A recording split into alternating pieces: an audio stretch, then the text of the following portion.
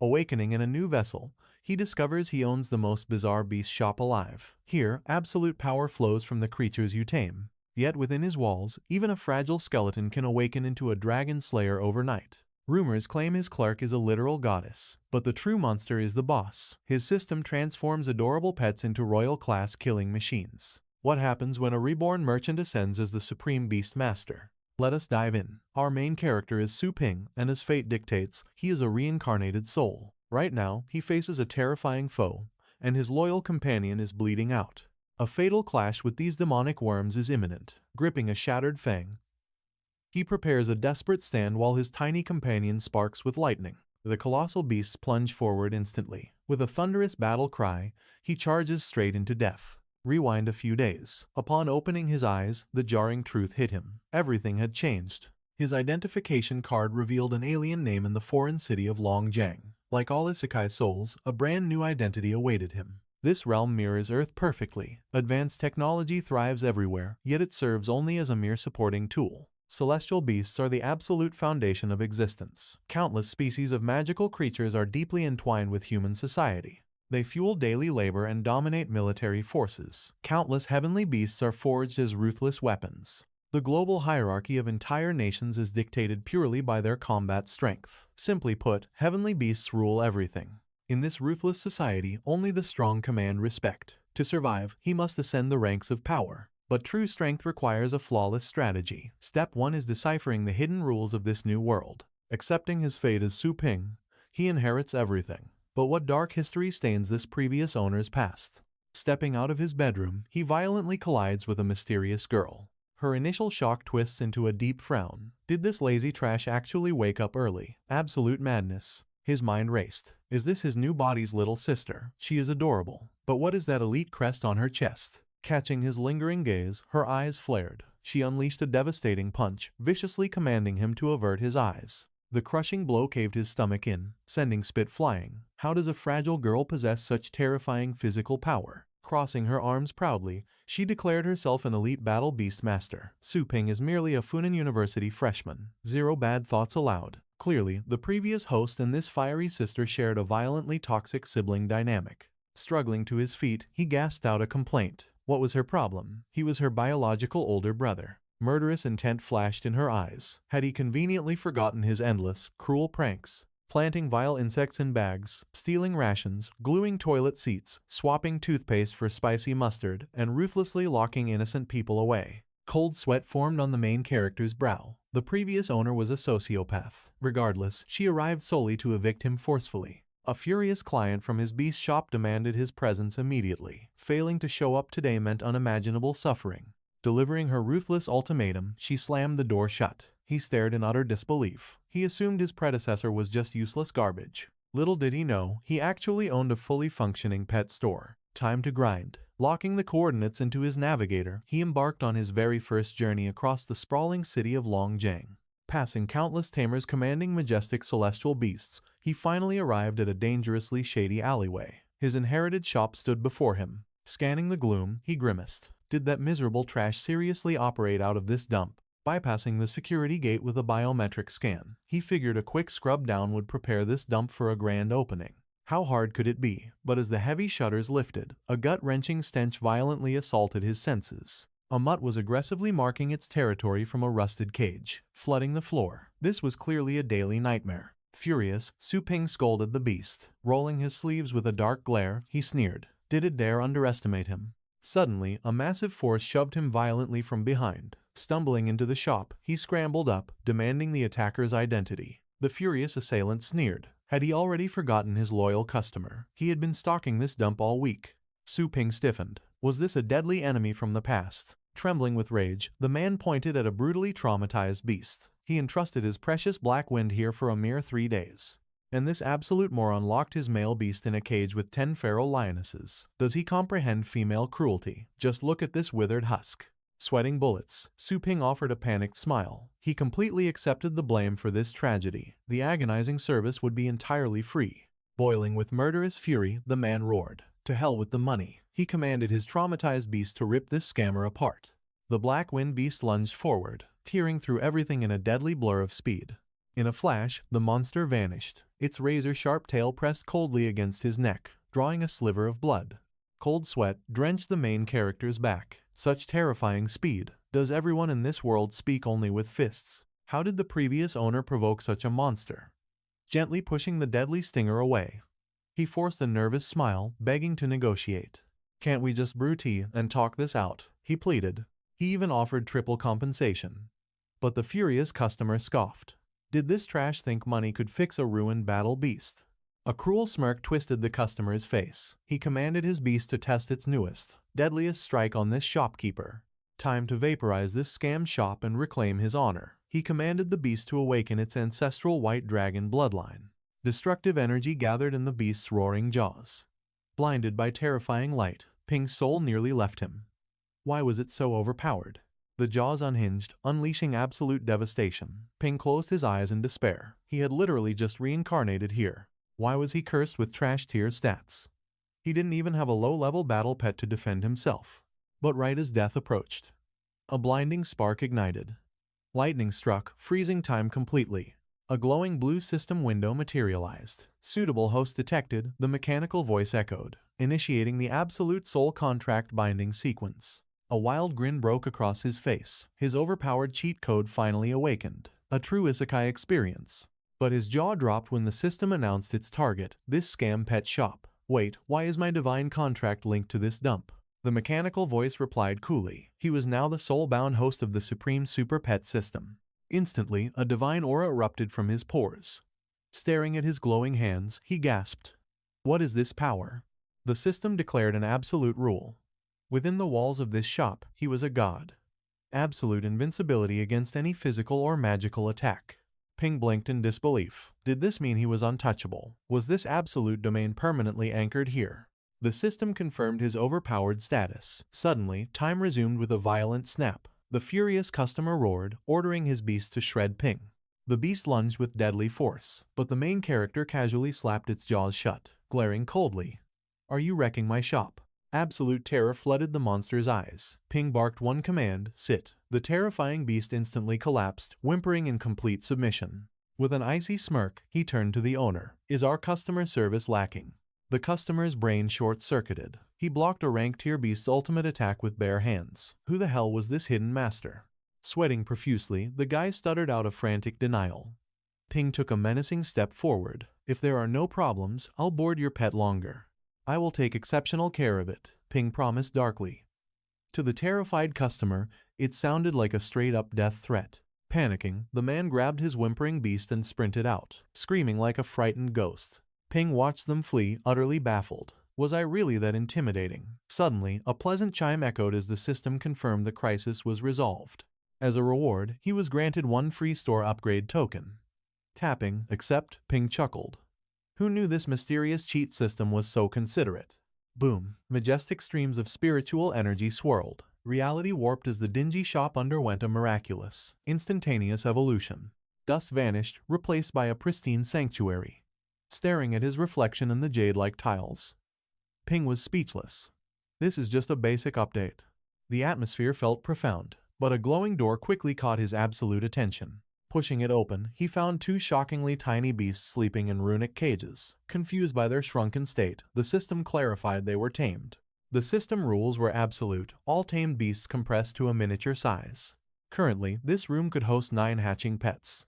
He had full authority to nurture and heal them. Ping groaned. "This isn't badass at all. Are these little monsters going to ruin my pristine cages?" he complained. The system calmly reassured its anxious host. In a profound cultivation state, mortal needs like eating and excreting are halted. Stroking his chin, Ping muttered, "Wait, won't their original masters reclaim them?" To avoid triggering another annoying revenge arc, how should he handle this delicate situation? Ding. Congratulations on unlocking the main storyline. The true path to power had begun. First quest, evolve a battle beast to level 3 or higher. The options appeared, a low-tier lightning rat or a moon dog. Ping sighed heavily. The main quest was seriously just activating now. What an absolute garbage tier system, he grumbled. Tapping the screen, he selected the rat, simply because he despised dogs. Flash. A holographic status panel analyzed the lightning rat. Class, Thunder Element. Special innate ability, acting cute. It was famously the most useless, common household pet, lifting the squirming rat by its scruff. Ping squinted. Acting cute? Is this a joke? Where's the devastating thunder? Where's the apocalyptic lightning? He complained. The system chimed in. Through hellish training, even trash beasts could awaken god-tier skills. With his starter pet locked in, he needed to enter his first cultivation dimension. Destination: the legendary Cloud Thunder Realm. The system initialization triggered. A spatial rift tore open beneath his feet, swallowing him whole. He plummeted through the void, screaming his lungs out alongside the terrified rat. They finally crossed into another realm. The main character landed flawlessly. Unlike his clumsy companion, he scanned his surroundings, bewildered. Is this the fabled cultivation realm? Colossal ancient trees towered everywhere. Savage lightning hammered their branches, while glowing crystals sprouted from their roots. Staring up at the towering canopy, he muttered, could anything actually survive here? Meanwhile, the lightning rat scrambled up to his shoulder, shivering in absolute terror. The system chimed in. This was the Cloud Thunder Realm, a primal sanctuary crawling with countless ancient leviathans. The absolute perfect hunting ground to cultivate thunder beasts. Spawning odds: 100-meter beasts are common, 1,000-meter titans are rare, and 10,000-meter divine beasts are incredibly scarce. Grabbing the rat, he nervously chuckled. This place is a total nightmare. The spawn rate for giant monsters is crazy high, but we're perfectly safe for now, right? The rat suddenly shrieked, wildly flailing its tiny paws. Ping glanced up, his blood running cold. Towering 10 meters above him stood the supreme apex predator, the Thunderpool. Paralyzed by its overwhelming aura, he could only watch as the beast unleashed a devastating blast of scorching hellfire. Instantly, he was obliterated. Instantly teleported to a mysterious void, he gasped for air. What kind of monstrous entity was that? Wait. Am I still alive? The system cold-heartedly announced his brutal death by the Beast King. Welcome to the Resurrection Space. Revival protocol initiating shortly. System warning. Failing this mandatory quest slashes the host's overall rating. Abandoning this realm will also trigger immediate quest failure. Drop below 60 survival points, and the host will face absolute soul obliteration. Fury flared in his eyes. You completely skipped that part when I accepted the mission. Just how many points do I have left? The interface flashed a loading bar, smugly prompting him to scroll down to view the severe penalty and reward conditions. Access denied. His current score was too pathetically low to view. He cursed into the void, screaming that this trash system was totally mocking him. What if that monstrous Beast King slaughters him again? The system coldly replied, encountering the apex predator was a statistical anomaly. He should hunt weaker prey to level up his own strength first. Due to his garbage tier perception, forging a temporary soul contract with his summoned beast was highly recommended. Reading the prompt, he chuckled nervously. This ruthless system truly did not care if he lived or died. A flash of light. He resurrected back in the treacherous Cloud Thunder realm. Without hesitation, he bound the trembling rat with a temporary soul contract. System ping. His consciousness successfully synchronized with the lightning rat. The dizzying mental backlash would fade away very soon. Scanning the wilds, he spotted a horse-like creature. That does not look too deadly. We actually have a solid chance to solo this mob. Suddenly, his rat squeaked in absolute panic. A fatal threat was rapidly approaching. Through their soul link, he felt its sheer terror. Boom. A massive subterranean worm erupted from the earth, brutally crushing the horse in its razor-sharp jaws. A terrifying 10-meter giant sandworm. And insanely, this was merely a juvenile specimen. The rat hissed viciously. The main character saw a desperate opening against the young monster. He ordered his pet into battle, targeting its exposed neck. While the monstrous worm devoured its prey, the rat launched an ambush. Sadly, its tiny strike completely failed to pierce the beast's rock-hard armored shell. System alert. The lightning rat suffered a fatal head trauma. However, through combat experience, a brand new skill was unlocked. Initiate emergency pet resurrection protocol. Sweating bullets, he realized his rat's combat power was utter trash. Thank the heavens for the infinite resurrection glitch. No matter how massive its health bar was, they would slowly chip away its life. He revived his fallen comrade. With infinite lives confirmed by the system, the main character commanded the fearless rat to charge back at the giant worm. It must exploit its tiny frame to perfectly dodge the heavy attacks. The tiny beast bravely engaged. Ping immediately ordered it to activate dash, aiming straight for a vulnerable crack in the monster's thick armor. Horns lowered, the rat blitzed forward, slamming fiercely into the worm's shell. The main character cheered, but the damage was negligible. In a flash, the monster crushed the tiny rat. System notification. Lightning rat eliminated via severe internal bleeding. Would you like to resurrect? He smashed the revive button instantly. Just hang in there a bit longer, buddy. The tiny beast was brutally slaughtered again. He brought it back from the dead, ruthlessly hurling it back into the meat grinder. The agonizing cycle of death and rebirth dragged on, until suddenly, crackling arcs of wild electricity began surging from the rat's tiny body. System alert. Soaking in the environment's intense elemental aura, the lightning rat successfully awakened its latent thunder attribute powers. Elemental fusion complete. The basic skill evolved dynamically. Dash has now officially transformed into the devastating Thunder Dash. Ping's eyes lit up with wild excitement. An elemental strike would absolutely shred through this beast's defenses. "End this now," he commanded. The lightning rat exploded forward like a crackling thunderbolt, obliterating their target in its devastating wake. As the tiny creature panted heavily from the exertion, the system chimed in to declare absolute victory. 2% complete. The main character pumped his fist in pure triumph. "You utterly destroyed that wretched worm, buddy." It appeared this ultimate thunder art had a strict daily limit. He decided to let his companion recover its mana before hunting again. Suddenly, the earth roared in fury. Tremors violently knocked him flat, as the ground beneath his feet violently split open. A towering horde of 100-meter colossal sandworms abruptly erupted from the endless abyss. These were fully matured monstrosities, out for pure blood to avenge their fallen hatchling. They instantly unleashed hell. A massive tail slammed into Ping like a freight train, sending both him and the rat flying. Coughing up crimson blood, he stared at the leviathans, realizing his ribs were completely shattered. The adult forms possessed nightmarish strength. Was struggling even worth it? The gap in their combat power was absolute despair. He looked over at his lightning rat, realizing his companion was equally battered. Its mana reserves were still drained from earlier. Surrendering to absolute death seemed like the only logical escape.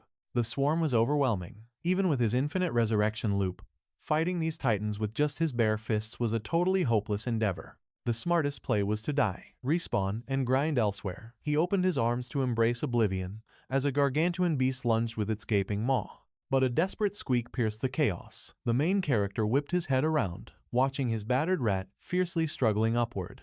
Defying death.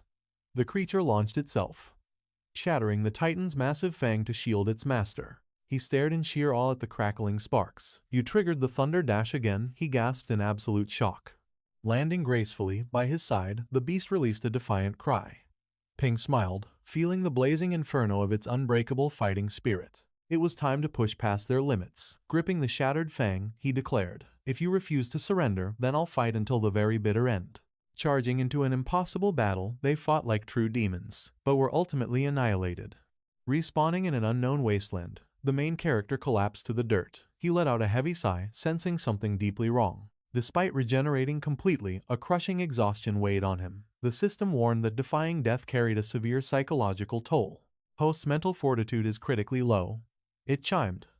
Extreme fatigue is inevitable after enduring multiple rapid resurrections in succession. He realized grinding physical stats wasn't enough. He desperately needed to forge an iron mind. A wry smirk crossed his face. A supercar is nothing but scrap metal without premium fuel. It was time to undergo some truly hellish physical conditioning. Hearing his companion's exhausted whimper, his survival instincts flared. He jumped to his feet, instantly scanning for lurking threats. This new environment was entirely different from the previous battlefield. The surface beneath them felt unnervingly solid, like jagged obsidian. Horror struck as they realized they had respawned atop a colossal demonic beetle. As the monstrosity shifted, they frantically leaped down. It was a horrific 10-meter stone cockroach. Its mandibles snapped open, unleashing a deadly torrent of melting acid right at them. Moving entirely on pure reflex, Ping barely dodged the attack. "Battle formation," he roared, commanding his rat to counterstrike. The tiny beast cloaked itself in crackling lightning and charged. Soon, dawn finally broke. After brutally slaughtering the armored roach and an endless wave of monsters, they collapsed exhausted upon a massive mountain of corpses. The system chimed, declaring the grueling quest victorious. He had died 68 agonizing times, while his loyal pet perished 47. Their brutal kill count reached 472. Thunder Dash evolved into the devastating Thunderstorm, awakening the elusive residual perception ability. His glorious reward was the basic Dragon Beast identification skill. He marveled at their absurd new lightning-based power-ups. Did his low-tier rat actually just comprehend one of the 10 legendary secret arts? Celestial beast abilities are rigidly ranked into 6 tiers of combat power. The higher the rank, the more godlike the devastating output. Yet among these countless arts, A rare few are inherited from the ancient era, the mythic secret skills. The method of awakening them has been lost to history. Only celestial beasts with peerless, heaven-defying talent can grasp their power. The system explained that constant death in a pure thunder environment forced the rat to shatter its limits and awaken this ancient technique. Bursting into ecstatic laughter at this revelation, he commanded the system to instantly warp them back home. Temporary master-pet contract severed, the mechanical voice echoed. Initiating sequence for immediate dimensional extraction. His form dissolved into glowing light, warping him back. Soon after, the highly anticipated annual university tournament violently kicked off. A towering holographic figure illuminated the entire skyline, booming to the massive crowd that this was the final day of the brutal qualifiers. Who will survive the arena to claim the ultimate championship? Which celestial beast will unleash its terrifying power? Who claims the ultimate victory? Yao? Zhang Shuhan? Or the ruthless Zhang Xiao? Lost in the roaring university crowd, third-year Su Yanying let out a heavy, defeated sigh. She thought district qualifiers would be a breeze. Instead, she faced absolute monsters, their eyes burning with undeniable confidence. 2 crushing defeats already scarred her record. Now, she must face the legendary Zhang Xiao. Her 100-toothed tiger was barely holding on. Left with 0 options, she had to retrieve her low-tier lightning rat. It wouldn't bridge the massive power gap, but tournament rules were absolute. Masters needed 2 fighting beasts. Soon, her tiger's true strength would be tested. With a heavy heart, she dragged herself to the pet shop. Stepping into the gloomy shop, she called out into the void. The silent room felt completely abandoned. Was the owner fleeing? Talk about terrible timing. She demanded her pet again. The main character finally emerged. Hearing she needed the lightning rat dropped off 2 weeks ago. Was it ready? Surprised by her sudden arrival, he bluntly shot back that her useless rat was perfectly fine. In fact, it thrived. He coldly reminded her to settle her tab. She tilted her head, utterly baffled by his frosty attitude. Was he seriously panicking over a late payment? Flashing a polite smile, she assured him not to stress. She would pay every single penny, early or not. He merely gave her a deadpan stare, before turning and vanishing into the back room. She scratched her head, completely confused. Meanwhile, he gently nudged the sleeping rat, whispering that its journey was over. The tiny beast squeaked with joy. Carrying it out, he murmured a bittersweet farewell. As the rat changed hands, the digital payment hit his shop's account, and instantly morphed into pure energy points. A mechanical voice echoed. New quest unlocked. Chaos conceals the spirit's wrath. He must bind his very own heavenly beast. 7 days on the clock. The grand prize. A priceless, randomized War Beast Master skill book. The failure penalty was pure nightmare fuel. A massive point deduction. Negative points meant instant obliteration. His only lifeline, buying a legendary awakening potion from the system shop to become a master. Panic spiked his veins. He frantically opened the digital storefront, finding mystical items floating directly within his consciousness. The robotic entity explained the rules. For future divine purchases, a simple thought would summon this ethereal marketplace. He desperately wanted the potion, but his balance flashed red. Mortal currency transformed into cosmic energy at 100 to 1. He stared in pure horror. 1 single energy point. His jaw dropped. How could he be this broke? The bitter truth struck him like lightning. That clueless girl only transferred a pathetic 18 yuan for the service. Blazing fury erupted. He awakened secret divine skills within that rat, and she only paid 108 yuan. Fast forward, the bloody tournament commenced. The announcer's voice shattered the stadium. Zhang Xiao's demonic dragon dog crushed Yanying's tiger with 1 devastating strike. The crowd roared. The chosen Terminator lived up to his terrifying reputation, radiating overwhelming, flawless dominance. The third-year prodigy smirked like a king. Glaring down at his broken opponent, he mockingly challenged her to continue. High up in the VIP boxes, Vice Principal Dong and the university elites watched the slaughter critically. He noted Yanying used to be a rising star, but cursed by fate, she drew monstrous opponents 2 years running. With her heavenly beast practically destroyed, her hopes turned to ashes. Huoqi murmured she was simply too inexperienced. Facing the abyss of absolute defeat, young masters either shatter or fight recklessly. A truly tragic arena reality. The man beside them, Frank, coldly stated that bystanders always saw the harsh truth clearer. This wasn't just a simple spar. This single brutal match dictated who claimed a ticket to the Grand Championships. Another elite chimed in. Even against mathematically impossible odds, a true master's pride demands fighting until the bitter end. The commentator hyped the agonizing suspense. Yanying's mind was a swirling hurricane. Surrender her honor, or face total annihilation. Her mighty tiger fell so easily, the ghost of previous brutal injuries lingered, never fully healing from the past. Echoing her deepest despair, the announcer broadcasted the tragic truth. Her ace was crippled. Victory was mathematically impossible. Biting her lip until it almost bled, she swallowed her bitter pride. Her 3-year academic legacy was burning to the ground. Across the arena, Zhang Xiao let out a villainous chuckle. He ordered his demonic hound to grant her a swift execution. The stadium erupted as the host screamed. Zhang Xiao lunged for the killing stroke, aiming to end it before the tiger recovered. A colossal hellfire sphere roared toward her, paralyzed by absolute terror. She shrieked her surrender just as a massive explosion hit. "It almost killed me," a terrified spectator shrieked, trembling in pure horror. His neighbor just laughed. "Relax, the elite judges have this barrier under absolute control. Shattering a star shield was impossible for mere students." Opening her eyes, the girl found a massive barrier shielding her. The host announced the referee's intervention, confirming Su Yanying's surrender. Victory goes to Zhang Xiao for round 1. Annoyed, he clicked his tongue. Furious he couldn't completely crush her. "Don't rely on blind luck next time," he sneered. Ignoring his taunts, she stared at her remaining beast in absolute despair. Her final trump card? A pathetic lightning rat that had been eating literal garbage from that shady pet shop. Had that scammer completely ruined it? How could she force this tiny creature into a death match? Gritting her teeth, she refused. If a saber-toothed tiger fell in one strike, sending a frail rat out was practically a death sentence. The booming voice of the host echoed. "By the rules, Su Yanying has only her lightning rat remaining. Should she actually summon it for the second round? Even utilizing a stage 3 power enhancement art, her rat's combat strength would barely scrape into the pathetic second stage." The host declared the brutal truth. A stage 1 lightning rat was mere fodder against the stage 3 demonic dragon dog. The crowd roared with mocking laughter. "Don't be scared.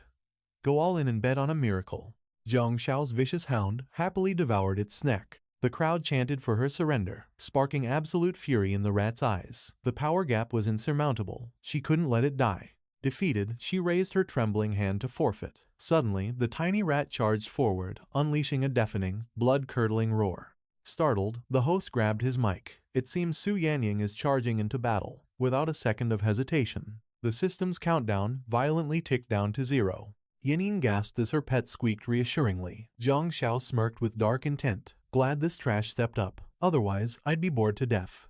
The moment the timer hit 0, he screamed his lethal command. "Incinerate that trash." The demonic beast unleashed a blistering barrage of fireballs.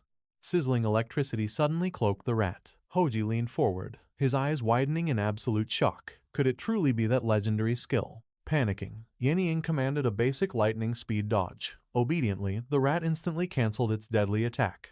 Blind to her own pet's awakened power, she foolishly barked out the most basic, trivial maneuvers. Bound by loyalty, the rat desperately dodged the blazing inferno, squealing in apparent terror.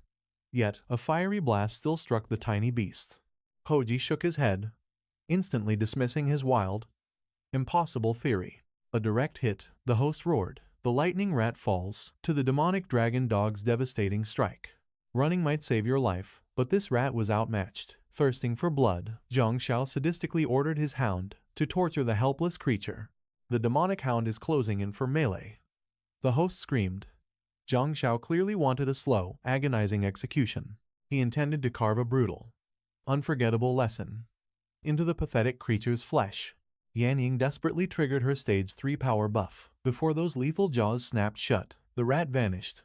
Dong gasped at the blinding speed. Frank simply chuckled. "Well now, this bloodbath just got thrilling." A flawless evasion, the host bellowed. Seizing the opening, the girl finally screamed the command to strike. Unleashed at last, apocalyptic lightning surged, electrifying the entire arena. Hoji's breath caught in his throat as the impossible unfolded.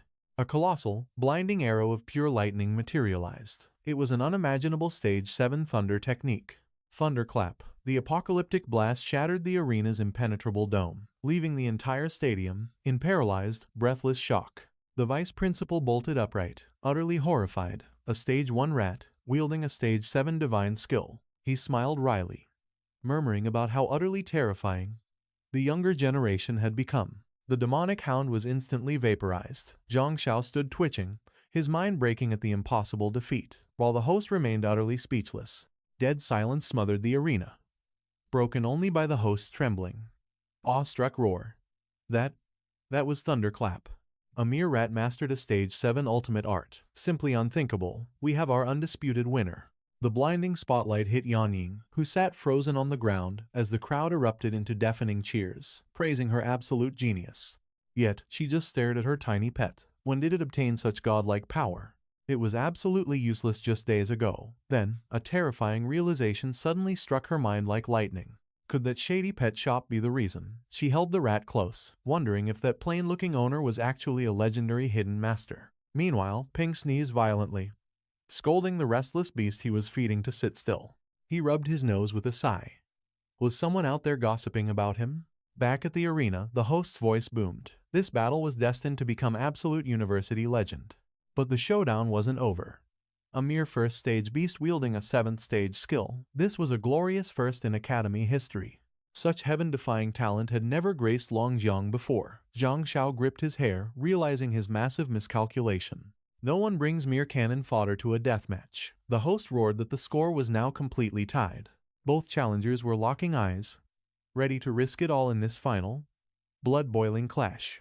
Desperate to crush the lightning rat, Zhang Xiao recalled his defeated demon dog. He smirked, praising the girl's terrifying strength. Bursting with fury, he slashed his hand through the air. A massive spatial rift tore open, unleashing a monstrous stone rhinoceros. This titan was their final nightmare. Zhang Xiao mocked that lightning was useless now. Yanying froze. A ground-type heavenly beast was her perfect counter. He had kept it totally concealed. This was his ultimate, ace in the hole trump card. The host screamed in sheer hype. A 4th stage stone rhinoceros had hit the field. Its towering presence radiated pure, crushing defense. Disaster loomed over the tiny lightning rat. Yet, the little beast boldly stepped forward with blazing eyes, oozing an unstoppable thirst for battle. It felt absolutely zero fear toward this towering behemoth. As the final round kicked off, Judge Frank noted Zhang Xiao's ruthless stance. The boy was finally unleashing his true, full power. There was no way that Tiny Rat could survive this. Frank dismissed the match as a boring slaughter. But Huoji shut him down. This little heavenly beast had utterly shattered its natural limits. A mere first stage creature would have collapsed from mana exhaustion after unleashing a 7th stage technique. Looking at that blazing, unyielding battle aura, she was dead certain. This rat was still hiding its true, terrifying power. At that exact moment, the deathmatch countdown hit 0. The host's arm slashed down. Zhang Xiao instantly exploded with mana, casting 2nd stage strength and momentum buffs, stacked with 3rd stage divine armor. The crowd went wild. Zhang Xiao had mercilessly stacked multiple powerful enhancements onto his titanic stone rhinoceros all at once. Its explosive combat power had instantly skyrocketed to the terrifying 5th stage. Suffocating pressure washed over Yan Ying. She tried to cast a buff, but the rat recklessly charged in. The distance was already too vast for her magic. Catching this fatal error, the host gasped.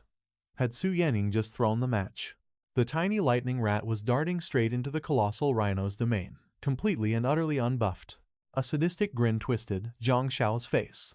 Tasting victory, he roared at his beast to obliterate that rat into bloody dust. A colossal, shadow-casting hoof slammed down, but right at the point of impact, the rat's form shattered into two, gracefully evading the fatal crush. Judge Frank leaped out of his seat. A residual shadow clone. It possessed yet another legendary 7th stage skill. Huaji burst into thrilled laughter. This was getting wildly entertaining. She absolutely had to recruit this genius girl. The host shrieked. The lightning rat had completely ignored the towering titan, launching itself like a bullet straight toward Zhang Xiao. Was it executing a Kingslayer tactic? It brilliantly ambushed the tamer, exploiting the absolute fatal flaw of every beastmaster. Channeling Ping's demonic training, the rat lunged for the kill. Zhang Xiao stumbled back in pure terror, desperately summoning a 3rd stage star shield. But the rat unleashed a devastating thunderclap. The shield shattered like glass, accompanied by a deafening, thunderous roar. The host went absolutely crazy. Both the rat and its clone had fired thunderclap in perfect sync. That star shield never even stood a chance. Was Zhang Xiao dead? A smoking, massive crater was left completely scorched into the arena floor. Just a fraction of a second before annihilation, the judge's divine phoenix snatched Zhang Xiao into the sky. He hung there, nearly fainting from sheer horror. The fiery bird gently dropped his trembling body. The judge's voice echoed with finality. Zhang Xiao had been utterly defeated in the 3rd round. The host crowned the girl as the ultimate victor. Having crushed the selection trials, the entire stadium erupted. endlessly chanting her legendary new title, Rat King. Her heart pounded wildly as she soaked in the intoxicating glory. Overwhelmed by her miraculous victory, she pinched herself. Was this impossible reality actually not a dream? Mastering Thunderclap was one thing, but the residual shadow clone too. There was absolutely no doubt that enigmatic shop owner was responsible. His abilities were simply heaven-defying. Behind that perfectly average face lurked an incomparable, peerless master of the highest order. As night draped over the city, our main character crawled into bed. His only profound thought, how to hustle more than 10,000 yuan this week. But the bare-bones shop wouldn't cut it. The system interface displayed a pathetic 3 available services: shelter, rental, and feed sales. His lack of purchased beast enclosures rendered the 2 complementary slots completely useless. Renting a single space drained 10 yuan every single hour. Meanwhile, beast rentals required a rigorous evaluation of rank, combat prowess, and innate qualifications. With 0 beasts in his inventory, that path was dead. Selling feed was his only play, but he had to harvest the ingredients himself. Feed prices scaled purely with quality. He grit his teeth. His empty wallet eliminated the first option entirely. Lacking the stats for rentals, he was forced down the only remaining path. Gathering. Can I harvest anywhere? He demanded. Or is it locked to hellish cultivation zones like the Cloud Thunder realm? The system chimed in. All zones possessed harvestable items. The terrifying Cloud Thunder realm was merely one drop in an ocean of high-tier dimensions. Naturally, braving deadlier, higher-level realms drastically boosted the drop rates for legendary ingredients. Regret crashed over him like a tidal wave. He had wasted 3 agonizing days playing tag with a miserable lightning rat. He completely missed the chance to loot premium resources. This pathetic streak ended today. His goal, awaken as a true war beast master within 3 days. Stepping into the shop, he commanded the system to reveal the dimensional zone list. Unlocking an elite tier cultivation realm demanded a staggering 1,000 points. High tiers cost 100, mid tiers 10. Staring at his pathetic balance of exactly 1 point, only the absolute lowest zones were unlocked. Boiling with frustration, he cursed his past ignorance. A little warning would have saved his sanity. The system coldly reminded him, a master shop owner must instinctively scavenge every single celestial resource in sight. A beginner-friendly zone materialized on the screen. Extraterrestrial Meteorite 102. Initiate transfer. He smashed the confirm button. There was 0 chance he would pass up a golden opportunity to power level his beasts. Spatial energy warped around him, dropping him onto alien grass. Towering, long-necked leviathans waded through an ancient crystal lake. A system notification rang out, awarding a temporary novice artifact. It was an ancient flora appraisal scroll, limited to 3 measly uses. Activation required mere mental focus. His survival window, 24 hours. His safety net, 30 glorious free resurrections. Gripping the glowing parchment gifted by the system, he focused his intent. Mental commands were all it took. The artifact dissolved into data. Instantly, glowing holographic tooltips materialized, revealing the hidden specks of every surrounding plant. Venturing deeper into the primordial woods, he scoffed. Any weed you could harvest without bleeding was pure garbage. Suddenly, a massive clearing opened up. A menacing earth attribute stone fiend guarded the center, its deadly stats flashing overhead. His eyes locked onto the monster's snack. It was a fiercely rare stone rose, a legendary amplifier for fire attribute skills. It was the absolute holy grail for any flame-type celestial companion. Throwing caution to the wind, he sprinted from the shadows. High-tier loot always required dancing with death. With inventory slots severely capped, only premium treasures made the cut. He snatched the flower right from under the monster's jaws. The price of arrogance was instant. The stone fiend devoured him whole. Thus began his gruesome loop, sacrificing his life for ultra-rare loot. Finally, as his 30th death counter hit 0, spatial magic violently ejected him back into his humble shop. Collapsing to the floor, he gasped for air. Having his soul ripped apart and rebuilt 30 times in a single day was absolute torture. But the suffering had paid off. He smirked at his overflowing dimensional inventory, ready to sort his hard-earned spoils. Meanwhile, miles away, a celestial fowl languished inside a grand estate, struck by a mysterious, starving illness. An elderly master knelt beside the fading creature, heavens above. It had not touched a single morsel in 7 days. Enter Feng Yujing, elite vanguard of the Black Wolf Squad. Popping a reinforced case, he revealed Shanqing's most exorbitantly priced avian delicacy. Feed this to Xiaohui, the young warrior boasted confidently. I guarantee this will instantly ignite its hunger. Sniffing the potent aura radiating from the food, the weakened beast stumbled out from the shadows. Hope sparked in the grandfather's eyes. He frantically urged his granddaughter, Xiao Yuyu, to administer the premium medicine. With trembling fingers, she fed a dark, writhing centipede to the bird. But disaster struck. Xiao Hui violently regurgitated it, coughing up pitch-black blood. Panic shattered Yujing's cocky demeanor. The girl cried out that her precious companion would never swallow even the realm's most legendary dark attribute bugs. Call the Grand Celestial Clinic. Now, he roared. This toxic blood, it is a terrifying parasitic heart invasion. Every passing second drained its life force. If they did not purge the parasite immediately, death was certain. Scooping up the dying bird, the old man prepared to sprint. Suddenly, his wife entered with a calm smile. Relax, she declared softly. Our Xiaohui is perfectly safe. Clutching the strange fruit, she rushed over. Her granddaughter cried that Xiao was dying, demanding a trip to the clinic. The bewildered grandmother gently asked what had happened. Suddenly, the bird snatched the fruit from her trembling hands. Upon swallowing it, its fading aura instantly stabilized. The old man rejoiced at its returning appetite. His wife smiled warmly, realizing the shop owner spoke the truth. The scarlet bird truly possesses the purest attribute.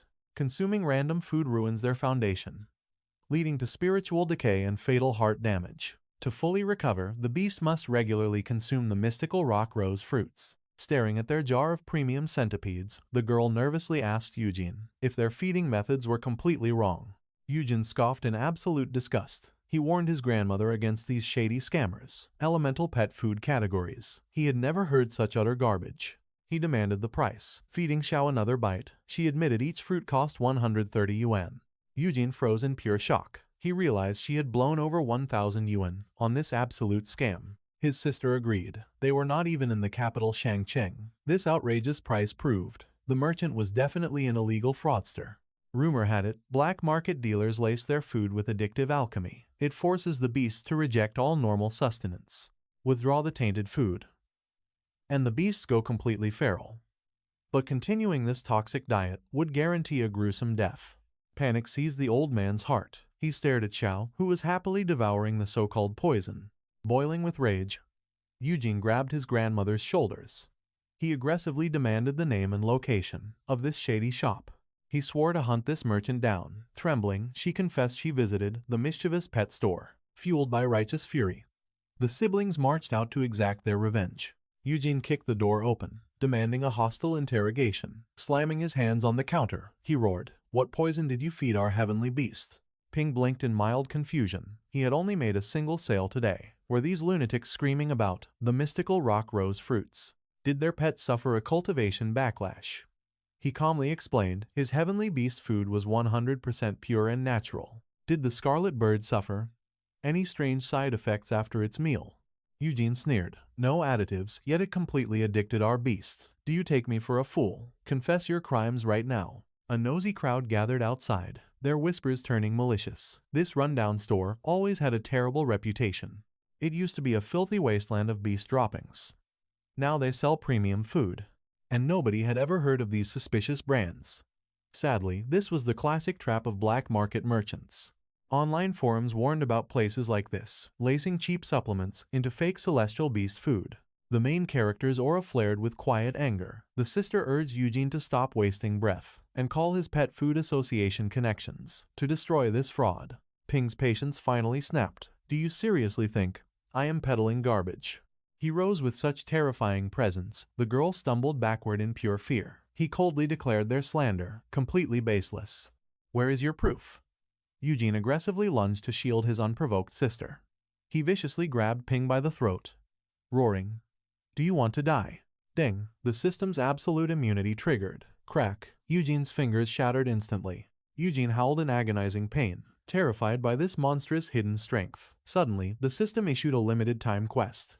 The shop's honor had been severely slandered. He must prove his food's divine efficacy, or face devastating business ruin. Quest reward: 1 ticket to any mystical cultivation zone, accompanied by absolutely infinite resurrections. Maximum survival time in the realm is 5 days. Quest penalty: a brutal deduction of 10 system points. The crowd gasped, accusing the owner of unprovoked violence. Ping realized if he failed to clear his name now, he would lose his points and his entire reputation. Exhaling a heavy sigh, he commanded the unruly mob to silence. He staked his absolute honor on the flawless quality of his food. Since these blind fools doubted his divine wares, he would forcefully demonstrate the truth. The mob refused to listen, chanting for the shop's immediate closure. But when his dominant aura suppressed the room, dead silence finally fell. He summoned a glowing blue yuan fruit, who here possesses a water-type celestial beast. The sister, Xiao, stepped forward in confusion. She chanted and summoned her aquatic beast. Oh no. This first-stage water beast possessed pitiful affinity and zero real skills. Eugene fiercely shielded the creature, barking, "What is your twisted plan?" "I will feed Ono this blue yuan fruit," he declared calmly. "Watch closely, and witness my product's absolute purity." Ono happily swallowed the glowing fruit. The awestruck crowd erupted into frantic whispers. Had anyone ever witnessed such a mystical fruit before? They scoffed in disbelief. Pet stores only sell mere laxatives. They expected absolutely nothing. Suddenly, the beasts violently expanded. A blinding radiance erupted. Eugene desperately shielded his little sister. She gasped in pure shock. What is this blinding aura? As the blinding light faded, her beast had ascended to stage 2. Its raw strength skyrocketed. The main character smirked. The blue yuan fruits easily forced low-tier beasts into the second stage. That cultivation zone fodder was utter trash. Yet, this water beast barely leveled up once. Its power output was pathetic, and these mediocre abilities severely disappointed him. When a heavenly beast ascends, its baseline power naturally scales up. Minimal combat power gains meant garbage-tier skills. The exact opposite was also true. Furthermore, every heavenly beast is bound by strict bloodline hierarchies. A superior bloodline dictates that a beast's combat prowess will naturally evolve through age and ranking. A Stage 3 bloodline water beast naturally breaches the third realm, without needing a single drop of cultivation help. But without grueling training, raw strength stagnates. The crowd watched in absolute awe at the sudden evolution. Eugene stared in utter disbelief. Its majestic new form proved one undeniable fact: a successful breakthrough. He had only heard rumors of such divine treasures used by Federation's celestial beasts. This shopkeeper's true identity was downright terrifying. She frantically inspected her pet. "Is this really mine? Did you secretly swap him?" Eugene violently shoved her into a deep bow. He profusely begged for mercy, realizing they had vastly crossed the line. Blinded by their own arrogance, they groveled for absolute forgiveness. Ping sneered coldly at them. Pointing at the mystical blue fruits, he demanded 8,700 yuan each. "I am an honorable merchant. I never scam." Eugene sweated profusely, promising his sister would pay. Such a divine breakthrough for this trash pet. This price is an absolute steal. Meanwhile, the main character silently cursed. The price was still dreadfully low. This heaven-defying beast feed was essentially free. He mentally screamed at the system to dramatically inflate the cost. This divine fodder is too cheap. The system coldly rejected him. Fixed prices are absolutely final. Sighing heavily, he mercilessly judged the beast's pitiful stats. To fix this trash, you need chromatic Buddha heart leaves. Furthermore, to completely restore that scarlet bird, it requires a long-term diet of stone rose fruits. Eugene comfortingly patted his sister. Of course, little Xiao will happily cover the astronomical bill. The surrounding crowd completely lost their minds. Such heaven-defying effects for pennies. Is this an elaborate trap? I need to secure those resources. A bystander gasped at the visible, terrifying mutations caused by such dirt-cheap fodder. Greed consumed the crowd. They aggressively swarmed Ping's counter. He flashed a predatory smile. "Form a neat line, mortals." A massive fortune flowed in. 31,500 yuan hit his account, instantly converting into 315 system energy points. Quest cleared. His divine reward: 5 full days inside any cultivation zone. He silently rejoiced over his overflowing point stash. Finally, the legendary awakening elixir was his. He tore open the system shop, secured the vial, and popped the cork with burning anticipation. As the divine liquid touched his lips, an ancient presence awakened. Blinding visions crashed into his mind. A radiant aura entirely consumed his mortal vessel, flooding his veins with infinite power. As the sacred light shattered, his eyes burned with unwavering resolve. He had finally ascended to a battle beast master. A faint buzz echoed behind him. Flash. He pinched a fly mid-air by its wings. His newly awakened reflexes were absolutely terrifying. The system coldly chimed in. 215 points remained. Does the host wish to evolve the Chaos Spirit Pool? Activating the Primordial Pool costs 10 points per draw. But the fail rate was dangerously high. Summoning a low-tier celestial beast was a gamble. Pulling a mid-tier beast An absolute, near impossible miracle. Evolving the pool to level 2 demanded 100 points. Post-upgrade, every single summon would drain a massive 100 energy. A level 2 pool significantly boosted the odds. Decent chances for low-tier beasts, slight hope for mid-tier, and a microscopic shot at high-tier legendary entities. He arrogantly believed he could pull a mid-tier pet as is. But these abysmal gacha rates were downright ruthless. A high-tier beast might drop post-upgrade. He absolutely had to gamble. Without hesitation, he upgraded the Chaos Pool. His balance instantly plummeted to 115 points. He braced his soul. Supreme victory or crushing defeat. Destiny awaited. He activated the Chaotic Depths. A world-shattering beam of cosmic light struck down, completely swallowing the room in thick fog. The main character stared eagerly into the swirling smoke, expecting a legendary beast, but instead, a tiny, pathetic skeleton clattered forward. First stage power rank. A demonic beast with absolutely trash stats and just one pathetic ability: reattaching its own severed limbs. It was the absolute lowest tier summon. Honestly, only the most desperate losers would ever use this garbage. Ping groaned in soul-crushing defeat. I wasted 100 energy points on this. The bony creature rattled happily, missing the insult. Suddenly, the system chimed, quest successfully cleared. His reward? A random Warbeast Master skill book. He instantly unlocked the deadly assassination technique. By burning mental power, the pet enters a bloodthirsty rage. In this frenzy, it relentlessly unleashes fatal strikes, even when on death's door. Ping stroked his chin thoughtfully. High-tier cultivation zones were absolutely crawling with terrifying, godlike monsters. Even with heavily boosted base stats, this frail skeleton would still get instantly vaporized. But this assassination skill, it was the ultimate cheat code for massive damage. A flawless synergy. Suddenly, the interface flashed. The host had met the hidden conditions to trigger a brand new main quest line. The objective? Evolve this pathetic skeleton's base stats into the mid or high tiers. The glorious reward: the legendary Chaos Star Universe map. The deadly catch: a strict 7-day time limit. Failure meant losing 10 precious points. Ping roared internally. What kind of impossible scam is this? His lightning rat barely scraped by with average stats, and this skeleton was sheer garbage. The difficulty spike was absolutely insane. That is literally like trying to turn a pebble into a diamond. He poked the bony creature, and it happily punched his finger. So optimistic. Suddenly, voices echoed from the storefront. Customers. He quickly shoved the undead menace into a cage. It was Yanning, returning with her friend Leela. Yanning called out for the boss, while Leela judged the rundown shop, wondering why they visited this slum. Ping emerged, visibly disappointed at his cheapskate customer. Oh, it is Miss 108 Yuan again. What brings you back? He sighed. Blushing with pure embarrassment, she angrily demanded he drop that humiliating nickname. She stated her real name, demanding answers. Her lightning rat was terrifyingly strong now. What did he do? Ping averted his gaze, internally sweating. I did not do anything. We just went for normal walks and played. He flashed a dark smile at the rat. Right, buddy. The traumatized beast let out a terrified squeak. As Ping casually pet it, Yanning realized his walks were actually hellish. Life or death cultivation training. Her rat fearlessly fought a 4th stage dragon dog, yet it cowered like a baby before this plain shopkeeper. Ping casually offered to walk the pet again, but to Yanning, he looked like a smiling demon lord. Was he hiding 5th stage power? No, this suffocating aura felt beyond the 6th stage. Leela whispered that he just looked ordinary. This tiny shop was completely pathetic. Was Yanning absolutely sure she was not mistaken? Yanning shushed her panicked friend. She could not explain, but she suspected this terrifying youth was actually a legendary 7th stage master. Offending him could mean instant, brutal death. Leela simply stared at her friend in sheer, utter bewilderment. Meanwhile, Ping realized no system quests were triggering. So why were they even here? He blankly asked their purpose.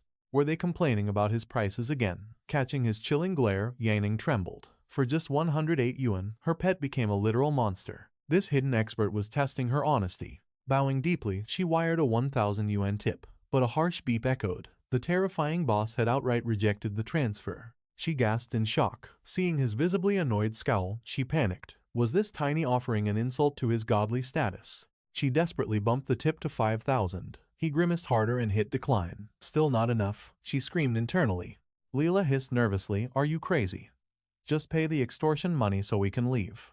Yanning, holding back terrified tears, desperately begged Leela for a loan. Sighing deeply, her friend surrendered her wallet to save their lives. Pooling their funds, Yanning met Ping's gaze, determined to pay a price truly worthy of a legendary master's divine guidance. A golden chance to befriend a supreme expert. She fired off 10,000 yuan. Rejected again. Her heart dropped in sheer, unadulterated panic. Why? His dark scowl practically radiated pure dissatisfaction. Swallowing her absolute fear, she went all in. 100,000 yuan sent. Ping's eyes gleamed, and his finger slammed accept at lightning speed. But suddenly, the merciless system flashed a warning. Error. Service prices are absolutely locked. Accepting unauthorized bribes is strictly prohibited. With a bleeding heart, he brutally rejected the massive fortune. Tears welling in her eyes, Yanning choked out. Is that still not enough? Completely blind to his true worth.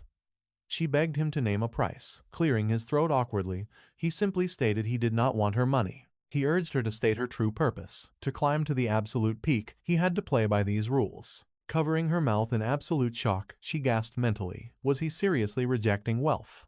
A legendary existence. A peerless youth completely indifferent to mortal riches, standing right before her very eyes. Pointing at her pet, she confessed a brutal truth. With a tournament looming and her other celestial beasts gravely wounded, this lightning rat was her final shred of hope. Her desperate plea? Awaken its true power in just 3 days. He inwardly smirked at the rat's return. With it back, leveling up his little skeleton would be an absolute breeze. Ding! The system detected a client's desire, instantly unlocking the entry-level celestial beast cultivation path. He could now take commissions for a set fee. Cultivating beasts below the 3rd stage netted him a massive 10,000 yuan. Such insane profit. Though, the system firmly restricted him to lower-level commissions for now. I just need to unleash its dormant power. Correct? He verified smoothly. The 3-day service fee was 10,000 yuan. She hesitated, but realizing it could match the previous heavenly upgrade, the hefty price felt entirely justified. An absolute steal, honestly. She eagerly agreed, praising it as an elite establishment. If only she had discovered this hidden gem much sooner. Letting a supreme cultivation chance slip away would be a devastating blow. The transferred funds instantly converted into 100 system points. His total balance surged to a neat 115 energy points. He calmly offered more services. Beyond mere cultivation, his domain also provided supreme recovery and beast maintenance. Stunned by his boundless talents, she realized an ordinary healing clinic would charge a terrifying fortune. Without hesitation, she accepted. He merely gestured, commanding her to summon the injured beasts into his domain. 3 battered beasts materialized. Their sheer size made him sweat slightly, as the system pinged an active taming request. To protect his legendary reputation, the system ruthlessly advised an immediate stall upgrade.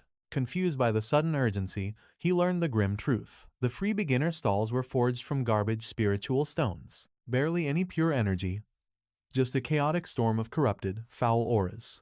Fine for low levels, but pushing further brought a catastrophic risk of fatal beast mutations. Cursing under his breath, he realized the trap. He desperately needed to level up and secure 3 premium cages immediately.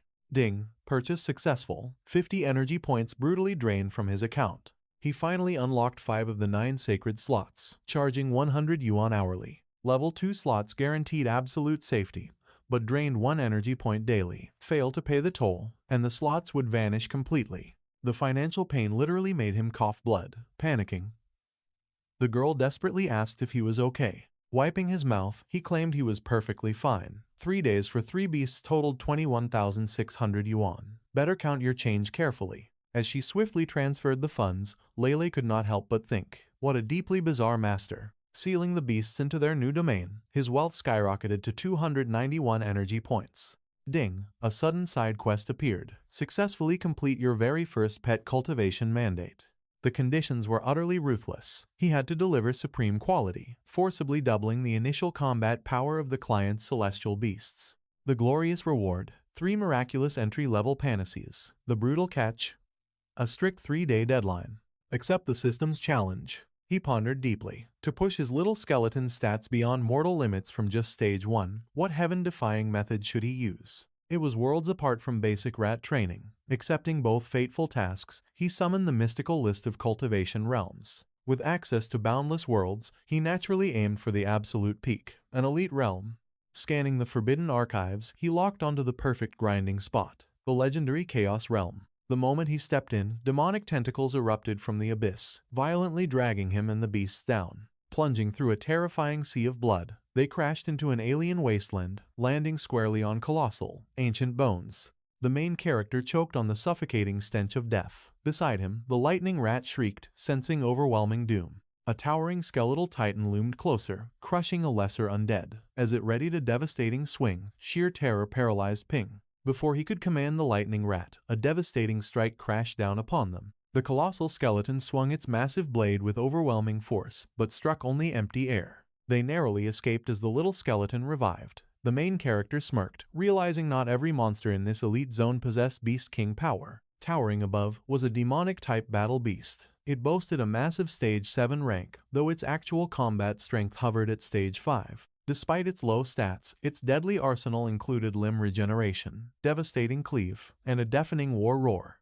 The colossal beast swung again. The rat dodged with blinding speed, but the tiny skeleton was instantly crushed to dust. Ping instantly revived it, roaring for the rat to unleash thunderclap. Crackling energy formed a brilliant lightning blade. The main character ordered a direct strike to the monster's arm, and the rat lunged. It struck with pure thunderous fury. In response, the skeletal titan unleashed an agonizing roar, sending the rat flying from the brutal shockwave. The sonic shockwave shattered its internal organs. Meanwhile, the colossal skeleton activated another dark skill. Drawing in scattered bone fragments from the battlefield, the monster perfectly reconstructed its severed limb. Ping stared at the glowing crimson gem on its skull. Did that rare stone amplify its regeneration? What an incredibly valuable drop.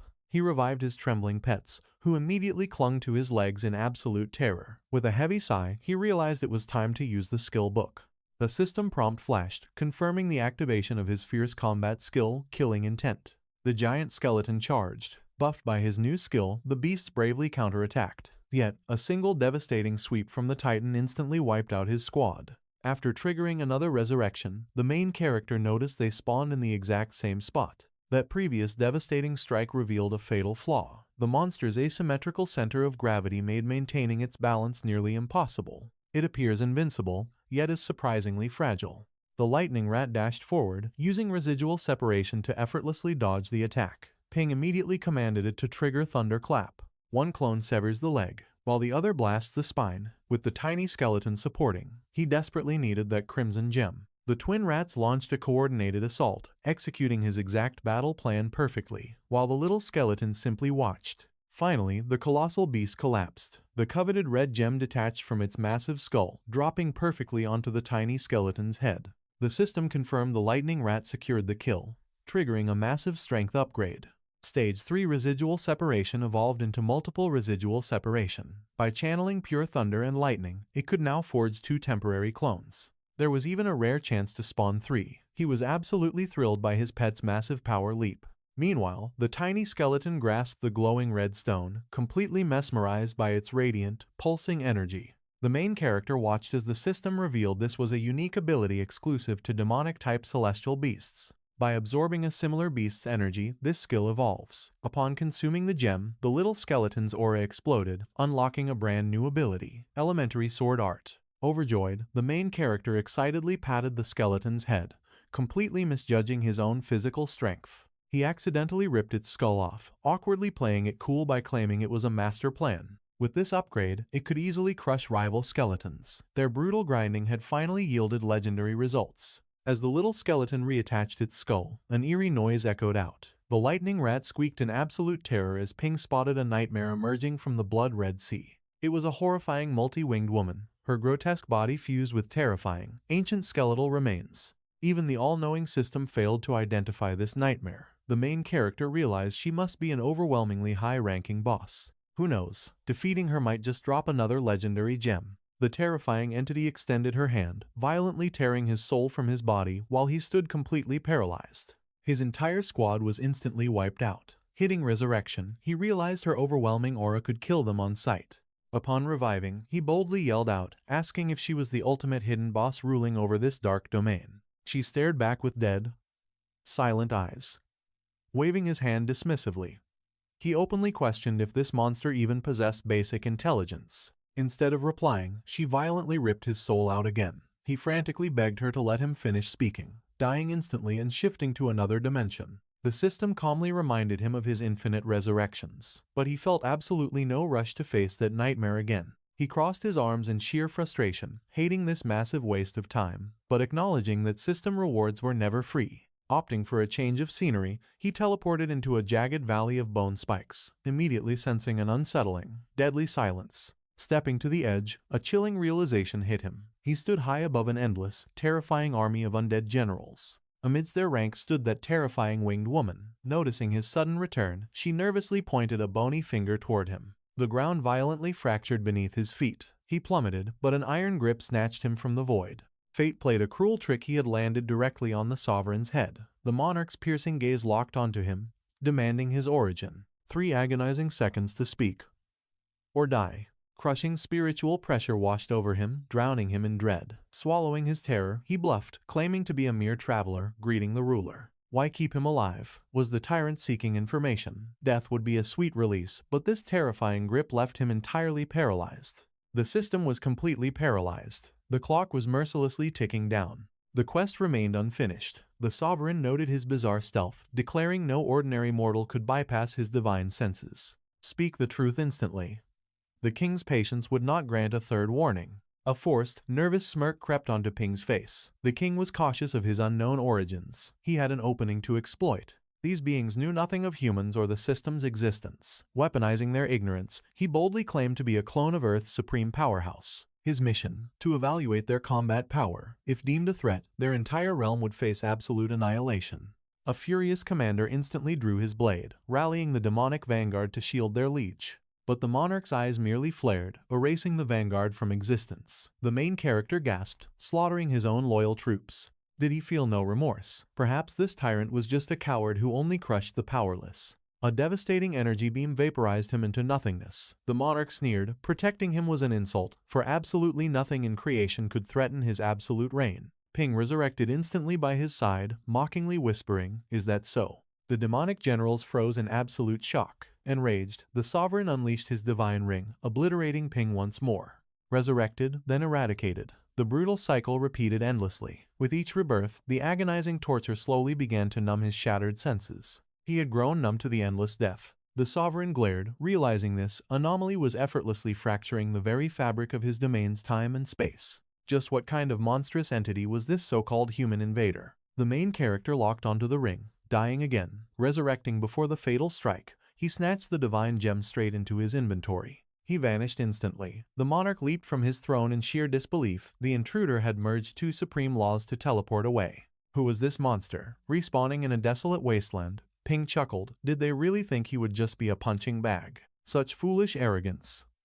His grand heist had been executed flawlessly. Summoning his little skeleton, he revealed the stolen celestial gem. The undead minion trembled in pure awe. Ping smirked, asking if the loot was satisfactory. His familiar deserves only the best. Devour the core, because now the real slaughter begins. A grotesque beast lunged at them. Without flinching, our hero unleashed a basic sword art. The holy system interface glowed. Target eliminated. Strength enhancement reached stage 4. Mission progress now at 46%. 1 day remaining. A colossal shadow crushed the corpse as a horde of demonic entities swarmed the battlefield. The main character smirked at the walking experience points. He trusted his undead companion completely. In a blur of motion, the system chimed. Skeleton secures a kill. Power surging to stage 6. The lightning rat executes a fatal strike. Stage 6 power achieved. Progress at 94%. With 14 minutes left, our hero rested upon a mountain of corpses, sighing at the pathetic fodder. An endless tide of weaklings. Suddenly, an earth-shattering roar pierced the heavens. A titanic monstrosity erupted from the sea of bones. The protagonist descended from the sky, smirking at the stubborn survivor. His smile sharpened into lethal killing intent. His familiars growled in unison. Slaughtering this behemoth would finally complete their legendary quest. The titan leveled its massive weapon. The hero commanded his skeleton to execute the beginner sword art. In a flash of steel, the undead minion cleaved cleanly through the monster's colossal blade. Howling in primal fury, the monstrosity slammed its fists forward, violently shattering the earth into a storm of jagged debris. Countless demonic hands erupted from the abyss, securely binding the hero and his summons. He gasped in pure shock. The system flashed an urgent warning. 94% complete. Only 7 minutes left on the clock. The countdown was merciless. He desperately needed to secure the final kills. Gritting his teeth, the hero cursed the system's annoying, unhelpful reminders. Trapped in a deadly bind, he frantically roared his command. The lightning rat had to blast the beast's core with thunder. The divine rodent squeaked furiously, channeling a catastrophic surge of lightning directly into the center of the giant's chest. He gasped in shock, utterly blocked. A glowing system window flashed. Enemy name, rank, and skills? All unknown. The main character frowned, completely clueless about this mysterious foe's identity. But I've already figured out 2 things, he declared. First, these monstrous arms don't feel any pain. Second, that core is its fatal weak point. The system warned, 3 minutes remaining. Our hero roared, "Lightning rat, use thunderclap. You must cloak your entire body in pure electrical energy." The tiny beast instantly channeled its aura, generating a devastating electrical surge. Ding. The system announced, "Lightning rat has awakened a brand new skill, Thundercloak." This point-blank technique inflicts continuous damage, shocking enemies with a devastating, long-lasting paralysis effect. It's extremely lethal against demonic foes. A new skill, our protagonist gasped, watching lightning utterly obliterate the horrifying ground hands. Finally, an opening, he roared, "Little skeleton, strike now." In a flash, the undead warrior charged, slashing its blade. The system chimed, "Little skeleton has secured the kill." Strength advanced to stage 7. Lightning rat also scored a kill, reaching stage 7. He smirked. Little skeleton absorbed just a fraction of that bloodstone's energy, yet its combat prowess skyrocketed. That divine absorption skill is an absolute game changer. A notification popped up, main quest cleared. He was rewarded with the legendary Chaos Star Universe map. Side quest also cleared. He instantly acquired 3 entry-level Great Panacea pills. Rewards sent to storage. He exited the cultivation space and commanded, "System, open my stats." The glowing interface revealed, "Little skeleton. Species, demonic beast. Rank, upper tier, stage 2. Strength, stage 7, average. Attributes, above average. Skills, undead puppeteer, enslavement, intermediate swordsmanship, and limb recombination." A trash tier demonic beast, typically used only by absolute losers. Our hero scoffed, stage 7 strength with above average properties, but only a measly stage 2 rank. "Hey system, are you seriously sure this isn't a glitch?" The system coldly replied, "Evaluations compare data from the dawn of infinite chaos to present. Do not question the ultimate system." He muttered, "The dawn of infinite chaos? Fascinating." Another window materialized, dark shadow lightning rat. Species, legendary thunder beast. Rank, medium tier 3. Strength, low tier 7. Attributes, above average. Skill, 10 thunderclaps. Skills, clone separation, thunderstorm, thundercloak, undead call, undead claw. Once a trash pet, now an absolute menace. He pondered deeply, shocked that a pure thunder beast could actually master dark undead arts. He couldn't wait to see the arena spectators' completely mind-blown reactions to this. Staring at his overpowered pets in their incubation pods, he grinned, "I really can't wait." Grabbing a mysterious floating cube, he pulled out an ancient scroll. "System, is this the Chaos Star map?" The system confirmed it was a lost, ancient cultivation technique to dramatically skyrocket the master's personal power level. This ultimate method merges the flesh with the cosmos. He must align his meridians, muscles, and bones with the constellations. This ancient path completely defies all modern Federation cultivation techniques. Smiling, he whispered, "Wow, I can finally cultivate." Settling into a meditative stance, he began channeling his inner aura. Chaos Star Universe. He needed to draw cosmic power into his core, infinitely expanding its spiritual mass. To unleash these stellar arts, he must fiercely spin his energy into a massive vortex. Only then could his internal cosmic power violently explode outward, shattering the laws of reality. First stage, the realm of the star vortex. Our hero watched the swirling energy. "Is it forming a whirlpool?" "Honestly speaking," he muttered, "I really should be absorbing all this pure cosmic energy." Flailing his arms wildly, he complained, "For a measly martial beast master, catching these things is basically impossible." Looking at his empty palms, a revelation struck. He couldn't grab it because the celestial energy was piercing directly into his soul. He realized, if that's the case, what if I sync my core's gravity with the energy's natural flow? A surge hit his core. It totally worked, he cheered. To absorb cosmic power, I must become the cosmic power. He grabbed the cube once again, suddenly remembering the 3 legendary panacea pills in his inventory. Totally clueless about their insane side effects, he tossed all 3 divine pills directly into his mouth. Overwhelming energy erupted around him. The star clusters within his body had expanded massively. A glowing system window materialized. "Congratulations, Master. You have successfully entered the legendary Star Vortex realm." The character panel finally unlocked. He gasped in shock. His strength was only at stage 3. He scanned the glowing system text. Name, Supeng. Species, human. Rank, Star Vortex. Strength, middle stage 3. Skill, killing intent. He smirked. Hey system, where is my beautiful photo? Of course, he was grateful, but he had questions. The system chimed, permission denied to view full stats. Please increase combat power immediately. He stared at his clenched fist, deep in thought. Devouring 3 divine pills had rocketed his strength straight to the middle 3rd stage. Normal cultivation would take 4 to 5 years. Hey system, any more quests with divine pill rewards? A warning flashed. The Great Divine Pill is only effective for stages 1 and 2. Master has successfully reached stage 3. From now on, you must explore and cultivate independently. Furthermore, this Chaos Star map is designed to perfectly simulate the vast real universe. While absorbing star power, the host must avoid larger celestial bodies to absolutely prevent getting violently sucked in. Sucked in, he frowned. Would that just interrupt my daily training session? A bloody red warning flashed. Your soul will be instantly annihilated. Damn you, system! He screamed. Warning. Profanity detected. Master must remember. Time in the Chaos Star realm flows exactly like the real world. You must tread carefully. Catching his breath, he realized this was a deadly game of high risk, high reward. A cosmic food chain? He closed his eyes. Fine, I will dodge the giant stars and devour everything smaller. He sighed heavily. What an absolute hassle, and so utterly boring. As he recalled, she was a stage 3 beast master. Could he even survive a single strike from her? Later, at the dining table, his mother sat closely, warmly urging him to eat more and regain his strength. Wiping his mouth, he flashed a genuine smile. Mom, your cooking is absolutely incredible. Completely full, he excused himself. Since when did my boy get so polite? She chuckled. All right, go rest. Clearing the plates, she warned, your sister is intensely cultivating. Her big competition is coming, so absolutely no disturbing her. Tomorrow morning, I will bake your absolute favorite corn cake. Make sure you eat before heading out. Pausing at the stairs, he smiled softly. Got it, Mom.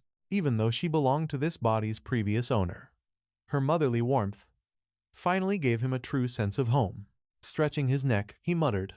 So Suling Yu is preparing. I should talk to her. Nah, back to grinding. Walking down the hall, a dense aura leaked from a cracked door. He stopped in surprise. Huh? Pure star power. He peeked inside. Just a big brother checking on his little sister's martial cultivation. Right? Totally not peeping. He spotted his sister casually reading a book in bed. Yet she manifested an undeniably massive star vortex. He stared in absolute shock, absorbing star power while lying around. Her gigantic vortex core effortlessly sucked energy straight into her. An elite academy technique, real-world star power, is vastly weaker than the mighty Chaos realm. Energy spreads completely evenly here. In the Chaos realm, star power fiercely splits into incredibly dense and dead zones. Giant stars must have greedily swallowed the ambient energy. Crouching on the floor, his mind raced with possibilities. If I steal this academy technique, my cultivation speed in the Chaos realm will absolutely skyrocket beyond belief. Concentrating deeply, he analyzed her aura. She is rotating her star energy. I will try it. Creating a massive gravitational pull. His eyes flew open. Exactly. Why had he never realized this absolutely brilliant trick before? With sufficient mass, the rotational gravity alone will forcefully suck in all the nearby ambient star power. Now this lord will not have to exhaust himself running. Time to test the gap between forward and reverse rotations. Suddenly, his sister sat bolt upright. She gasped in absolute confusion. Why is cultivating getting so impossibly hard? Maybe it was that dream. It worked. He smirked. Once again, unleashed the forward and reverse vortex.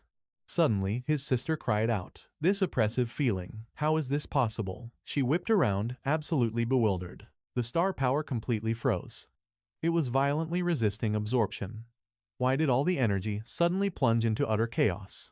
Is a supreme master hiding nearby? Her strength drained away once more. She sighed, collapsing heavily onto her bed. What happened? Her mother cried out. Nothing. Mom. Just training. She called back. This bizarre star power was completely unnatural. The aura radiated from her loser brother's room. Exhausted, the main character let out a heavy breath. Clenching his fist, he whispered, I am almost there. Moments later, he was back working the counter at his humble pet shop. Instantly, his consciousness plunged into the Chaos Star universe. Raising his glowing hands, a confident smirk crossed his face. Awesome. His body naturally devoured the astral silhouettes. The golden rule: keep a safe distance and never get too close. He could literally level up while sleeping. Suddenly, two familiar figures approached. "Boss, we are here for the pets," one announced. Startled, he blinked at them, blurting out that he could see some impressive assets. Realizing who they were, he froze. Face burning red, Yanning shielded her chest and screamed, "What are you looking at?" Coughing awkwardly, he quickly corrected himself. "I meant your star power. Your auras are way too weak. You need serious training to ever dream of commanding higher-tier celestial beasts." "Higher-tier beasts," she gasped. Could her lowly lightning rat really have evolved in just 3 days? Most Academy summons barely hit stage 3 or 4, while her pet boasted a terrifying stage 7 combat rating. The main character told them to hold on. He would fetch the beast immediately. He placed the crackling rat on the counter. "Here. Paid in full." Yanning gently set it on her shoulder. "Thank you so much." Her eyes widened in shock. Had its fur changed color? Scanning the other pets, she noticed a bizarre detail. Why did every single beast look so incredibly depressed? They did not even seem happy to reunite with their owners. Had these magical creatures actually become attached to this dingy shop? Waving his hand, the boss dismissed them. Yanning hugged her rat, wondering what kind of spell this shop had cast on them in mere days. Usually, a beast under a temporary contract feels absolutely zero loyalty toward its master. They merely follow basic commands, completely abandoning their master the second the contract shatters. Lily gently stroked the creature. Their battle scars are totally gone. Even their coats look incredibly vibrant and refreshed. Yanning smiled warmly. "What an amazing shop. Boss, thank you for everything. Do you recommend any special beast food?" He narrowed his eyes. Was she testing him? Fine, he thought. I will not completely rip her off. Approaching the display, he pointed casually. "Just buy this fallen phoenix chow. 1,200 yuan per piece." She froze in disbelief. 1,200, she shrieked. But with the ultimate tournament fast approaching, she desperately needed a warm-up battle. Her blood boiled with anticipation. Just how monstrous had her lightning rat actually become? Placing the rat down, she locked eyes with Lily. "Summon your strongest celestial beast. Do not hold anything back." Lily smirked dangerously. "Are you really that confident?" Suddenly, a spatial rift tore open behind her, radiating massive energy. "Come forth," she commanded. A hulking earth monk stepped out of the void. "Do not go crying when this hurts," Lily teased. Yanning braced herself. Her opponent had actually summoned an elite, stone attribute humanoid juggernaut. This was Lily's absolute trump card. Despite her young age, this beast commanded terrifying 5th stage power. Could her rat survive using Thunderclap and Phantom clones? With blazing determination, she ordered, "Attack." The rat's eyes sparked with lethal electricity. Lily laughed. "Earth Monk, show them no mercy." The Titan smashed its fists together. Using Earth Splitter, massive stone pillars violently shattered the arena floor. "Phantom clones," Yanning commanded. Launching into the air, the rat instantly multiplied into an army of identical sparks. Lily gasped in sheer disbelief. 3 perfect clones. Yanning smirked proudly. "This is multiple Phantom division." Surging with raw lightning, the ravenous pack charged directly toward Lily. Throwing up a desperate barrier, she panicked. "Yanning, target the Earth Monk. My star shield will not hold." "Do not panic," Yanning shouted back. She only commanded them to close the distance, not deliver a fatal blow. That Earth Monk is an elite celestial beast, she analyzed. Its combat instincts are absolutely legendary. This was the ultimate test for her Phantom clones. Suddenly, the Earth Monk detonated the ground, vanishing beneath the surface. Reappearing right next to Lily, the Earthen Giant erupted from the dirt, brutally snatching the lightning rat. It caught him, they shrieked. But in a flash, the rat leaped squarely onto the Titan's head, causing sheer panic. The little rat had completely outplayed the giant. Opening its sparking jaws, it sent the terrified juggernaut fleeing back to its master. Shock washed over her. Why was a mighty Earth Monk trembling? Because it hadn't captured the real body. The beast lunged toward Lily. It shielded her fragile frame, summoning an impenetrable earthen dome. Lily cried out that she was safe, demanding to be released. Watching this unfold, Yanning stood absolutely paralyzed. A prestigious high-tier rock beast, the legendary Earth Monk, was cowering before a lowly lightning rat. A fierce grin crossed her face. Clenching her fists, she whispered, "Its terrifying power has shattered all limits." The stadium roared to life. The announcer officially declared the next brutal round of the annual Fengshan University tournament. Stepping onto the left stage, the second year's unstoppable dark horse, the brilliant Su Yanning. Facing her on the right, Last year's top 10 elite, the absolute master of tactical insight, competitor Lee. The battle rules were absolute, 3 celestial beasts per master, annihilate the enemy's entire lineup to claim total victory. Lee thrust his hand forward, his commanding voice echoing across the stadium. A watery assassin materialized in the shadows. The stadium erupted in disbelief. Why summon such a pitiful creature? Was he practically begging for a humiliating defeat? A sharp-eyed spectator muttered, an elite veteran from last year's top 10 wouldn't make such a rookie mistake. They were completely underestimating Lee. Yanning analyzed the situation. That mid-tier aquatic phantom was incredibly dangerous. A master of deadly ambushes, she unleashed her aura, screaming her command. A majestic fallen phoenix ignited the arena.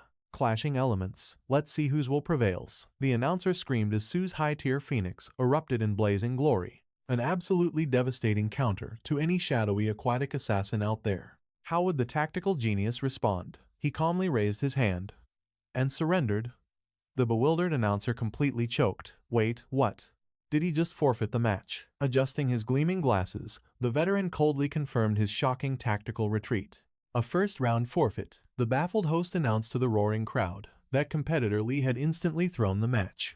Victory for Yanning, yet a sinister smirk played on his lips. What dark scheme was he brewing? His chilling voice cut through the noise. Sometimes, to trap the ultimate prey, you must sacrifice the bait. Spiritual pressure suddenly spiked. A magical chain whipped through the air as a terrifying earth spider erupted from the shadows. Her phoenix wasn't her most destructive weapon, but it was absolutely the most irritating threat on the battlefield. His glasses flashed dangerously. Her lightning rat, rock golem, and saber tiger were all bound to the earth. With overwhelming raw power, he could utterly crush those pathetic ground dwellers in seconds. But that aerial menace, the majestic sky ruler, could completely stall even a legendary stage 5 celestial beast. That miserable bird would be devoured, but before the slaughter, he had one chilling apology to make. Classmate Sue, I have perfectly analyzed your every weakness. This battle was over before it began. A blazing fireball suddenly struck him, conjuring a mystical barrier. He sneered with absolute arrogance. Futile struggle. His smugness shattered as real flames seared his flesh. Blowing smoke from her finger gun, she mocked his screams. Done monologuing, gritting his teeth in pure fury, he roared out a vile curse. Thrusting his hand, he commanded an eruption of deadly earth spikes. Evade, Yanning screamed to her blazing partner. Channeling violent energy, she crossed her arms defensively. So fast, she desperately chanted an instantaneous speed boost. The aerial threat had to be eliminated instantly. The majestic firebird sharply banked, narrowly evading the lethal barrage. Scarlet flamebird, incinerating fire slash, she ordered. Earth spider, summon the absolute defense wall, he countered. A massive monolithic shield erupted from the bedrock, effortlessly swallowing the devastating inferno. Yanying's eyes widened in horror. Despite a natural resistance to flames, the sheer durability of this barrier was absolutely monstrous. Pushing up his glasses, Lee mocked her despair. Her pathetic fiery pet was nothing compared to an apex subterranean predator. Total confinement, he roared, securing his victory. The announcer lost his mind. No way. The legendary sealing technique. An inescapable trap that devours all weaker beings. Its terrifying aura strikes absolute dread, even into elite-tier celestial companions. Despair gripped Yanying's heart, as the very space around them began to violently crush inward. We have to break out. Taking a desperate combat stance, she unleashed a massive 3-stage power amplification. The blazing creature clawed at the ethereal net, spewing hellfire in pure desperation. The commentator screamed in shock. The crushing web violently contracted, completely absorbing the bird's frantic onslaught. It was an airtight, inescapable nightmare of absolute despair. Even the master herself faced the absolute brink of annihilation. Surrender seemed like the only logical choice, yet competitor Sue refused to yield. Trapped within the crushing energy web, she desperately cried out to her fallen phoenix. Bloody gashes bloomed across her skin as the crushing pressure intensified. Fallen phoenix, cease your struggles, she screamed. Conserve your life force. Her rival smugly pushed up his glasses, declaring her utter defeat was all part of his flawless strategy. Just submit, and the agony ends, he mocked, waiting for her total surrender. Suddenly, blinding crimson flames gathered within the divine bird's beak, instantly annihilating the inescapable web. A devastating inferno blasted forward, completely shattering the enemy's defensive barrier and severely wounding their beast. The crowd erupted in absolute shock. Are those ultra-blazing rays an impossible tier 8 advanced technique from Sue's contracted spirit? A single, catastrophic strike instantly paralyzed the mighty earth spider. Observing closely, Frank muttered, "Despite its legendary bloodline, a fallen phoenix traditionally possesses incredibly weak base stats. They absolutely cannot awaken ultra-blazing rays naturally." Huoji pondered deeply. Yet, this miraculous creature had just defied common sense. Most terrifying of all, this divine beast was still a mere infant with limitless evolutionary potential. The vice principal chimed in, "Do not forget, she also commands that heaven-defying lightning rat with its thunderclap mastery." Frank's eyes gleamed with intense interest. Who exactly is this monstrous prodigy? What academy year? Huoji fiercely grabbed his collar. "Her name is Yunying. I claimed her first." Was he seriously plotting to poach his prized talent? Chuckling nervously, he feigned mere curiosity. Meanwhile, the vice principal marveled inwardly. To think such an unmatched genius surfaced this term. If she secures a vanguard spot and conquers legendary battlefields, earning supreme glory, she could become the ultimate foundation to elevate our entire academy to unprecedented heights. A spectator suddenly pointed at the stage, screaming, "That is the legendary Mouse King's master." Another rival gritted his teeth in bitter frustration. Meanwhile, his own familiar had yet to awaken any advanced combat arts. Yunying stared in absolute awe as her divine bird shrieked, exploding with brilliant crimson aura. "An evolution breakthrough," she gasped. Beyond unlocking the Tier 8 ultra-blazing rays, its core combat power surged directly into the fourth realm. Such monstrous talent defied reality. Did that mysterious pet shop actually bestow spiritual enlightenment alongside their basic healing therapies? Heavens!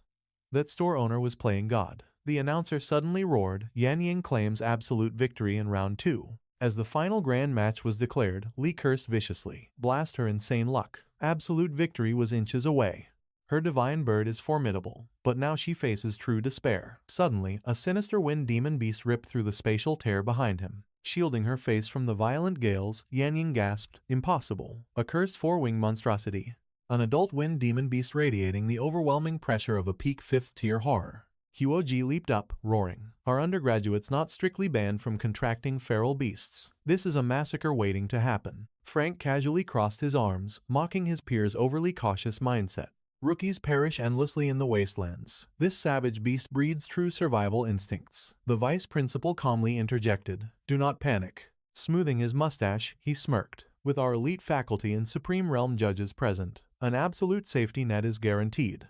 That feral wind monstrosity was undoubtedly acquired through some shady underground leasing pact. Disciplinary actions would wait. Meanwhile, Lee hugged the arena floor, desperately weathering his own beast's catastrophic hurricane aura. He commanded wildly, "Wind Demon Beast. Omnidirectional slash." Blind to his summons rebellion, he cursed the defiant monster. The sheer realm suppression was tearing his mental link apart. Summoning it nearly broke him. Across the arena, Yunying channeled immense aura, screaming, "Strength, momentum, perception, and armor augmentation.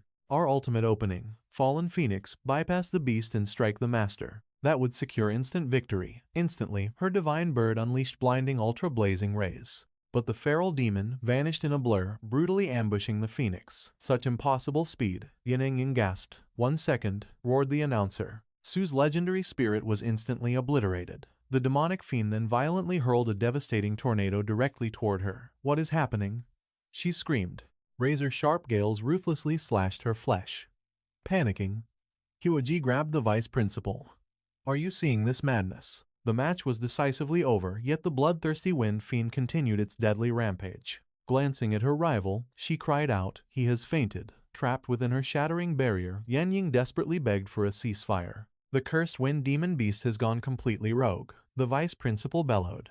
"Masters, terminate this bloodbath instantly." Instantly, a high realm judge deployed their divine wind god bird to intercept the chaos. The avian beast hurled itself toward Yunying's shield. The crowd gasped in pure disbelief. Was its velocity truly eclipsing the legendary wind god bird? Suddenly, the lightning rat materialized before the blazing phoenix. Spectators roared, "This godly speed is absolutely breathtaking." The stunned announcer screamed, "A mere lightning rat." Yunying actually summoned it to intercept the devastating omni-nature slash. It should have been obliterated instantly. Hoji narrowed his eyes. "Impossible." Yunying never cast a summoning art. That lightning rat had lurked in the arena all along. Its aura concealment is absolutely terrifying. The announcer roared, "Round 3 commences." Yunying watched the gale strikes hurtling toward her, realizing the barrage was multiplying endlessly. How could she possibly evade this? A glowing magic crest erupted beneath the lightning rat. Its tail summoned an undead skeleton swordsman. The crowd froze. Necromancy? A lightning rat wielding demonic arts. This breaks all logic. The coach fiercely coveted that rat. A heartbeat later, the skeletal warrior shielded a stunned Yanning. The host shrieked. Unbelievable. A rodent just executed a demonic technique. Against all odds, it perfectly deflected the supreme slash. The lightning rat unleashed a ferocious battle roar. Clashing against the wind, demons howl. Devastating shockwaves surged. The arena floor shattered instantly. Bracing behind her shield, Yanning screamed its name. The host bellowed. The lightning rat is charging the demonic beast head-on. Sue shivered, with absolute adrenaline, anticipating their final, violent clash. In a flash of thunder, the wind beast was cleaved cleanly in half. The announcer screamed in pure shock. A clean one-shot kill. The lightning rat utterly destroyed the rampaging demon. To think the beast suffered such a catastrophic fatal strike. Pure insanity. This rodent's combat power is chillingly monstrous. High above, a presiding judge broke into a cold sweat. Such suffocating killing intent. That rat struck to ruthlessly annihilate. The judge frowned sharply. Is the beast even obeying its master? Seeing Yanning's utterly bewildered expression, dread sank in. Was she stunned by triumph, or had her pet gone wildly rogue too? These reckless novices. He furiously thrust his palm forward, summoning his legendary wind god bird. Maliciously slaughtering a celestial beast in the arena warrants immediate disqualification. He determined severely. But I refuse to let a peerless genius be expelled. The Supreme Phoenix dive-bombed the rat, but the rodent flawlessly executed 10 thunder curves. The judge panicked. Wind god bird. Evade at once. The rat actually drew blood from a divine entity. The judge trembled. How is this profoundly impossible? Only elite tier 7 beasts match this velocity. Let alone a lowly rat.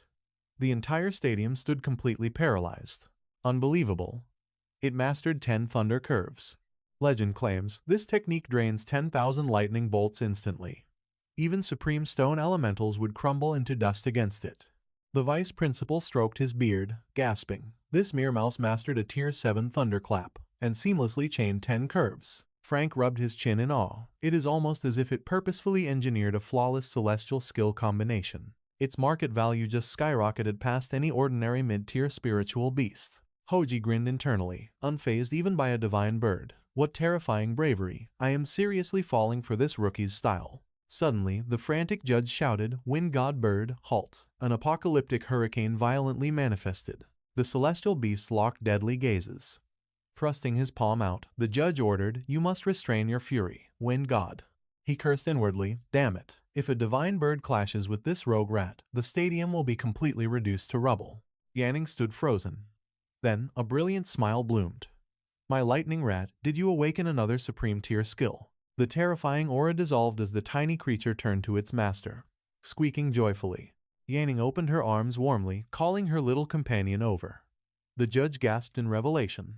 The beast was never rogue. The arena exploded. Yanning takes the absolute victory, the host roared, as cheers celebrated her glorious advancement. Meanwhile, the main character lazily stretched, sighing deeply.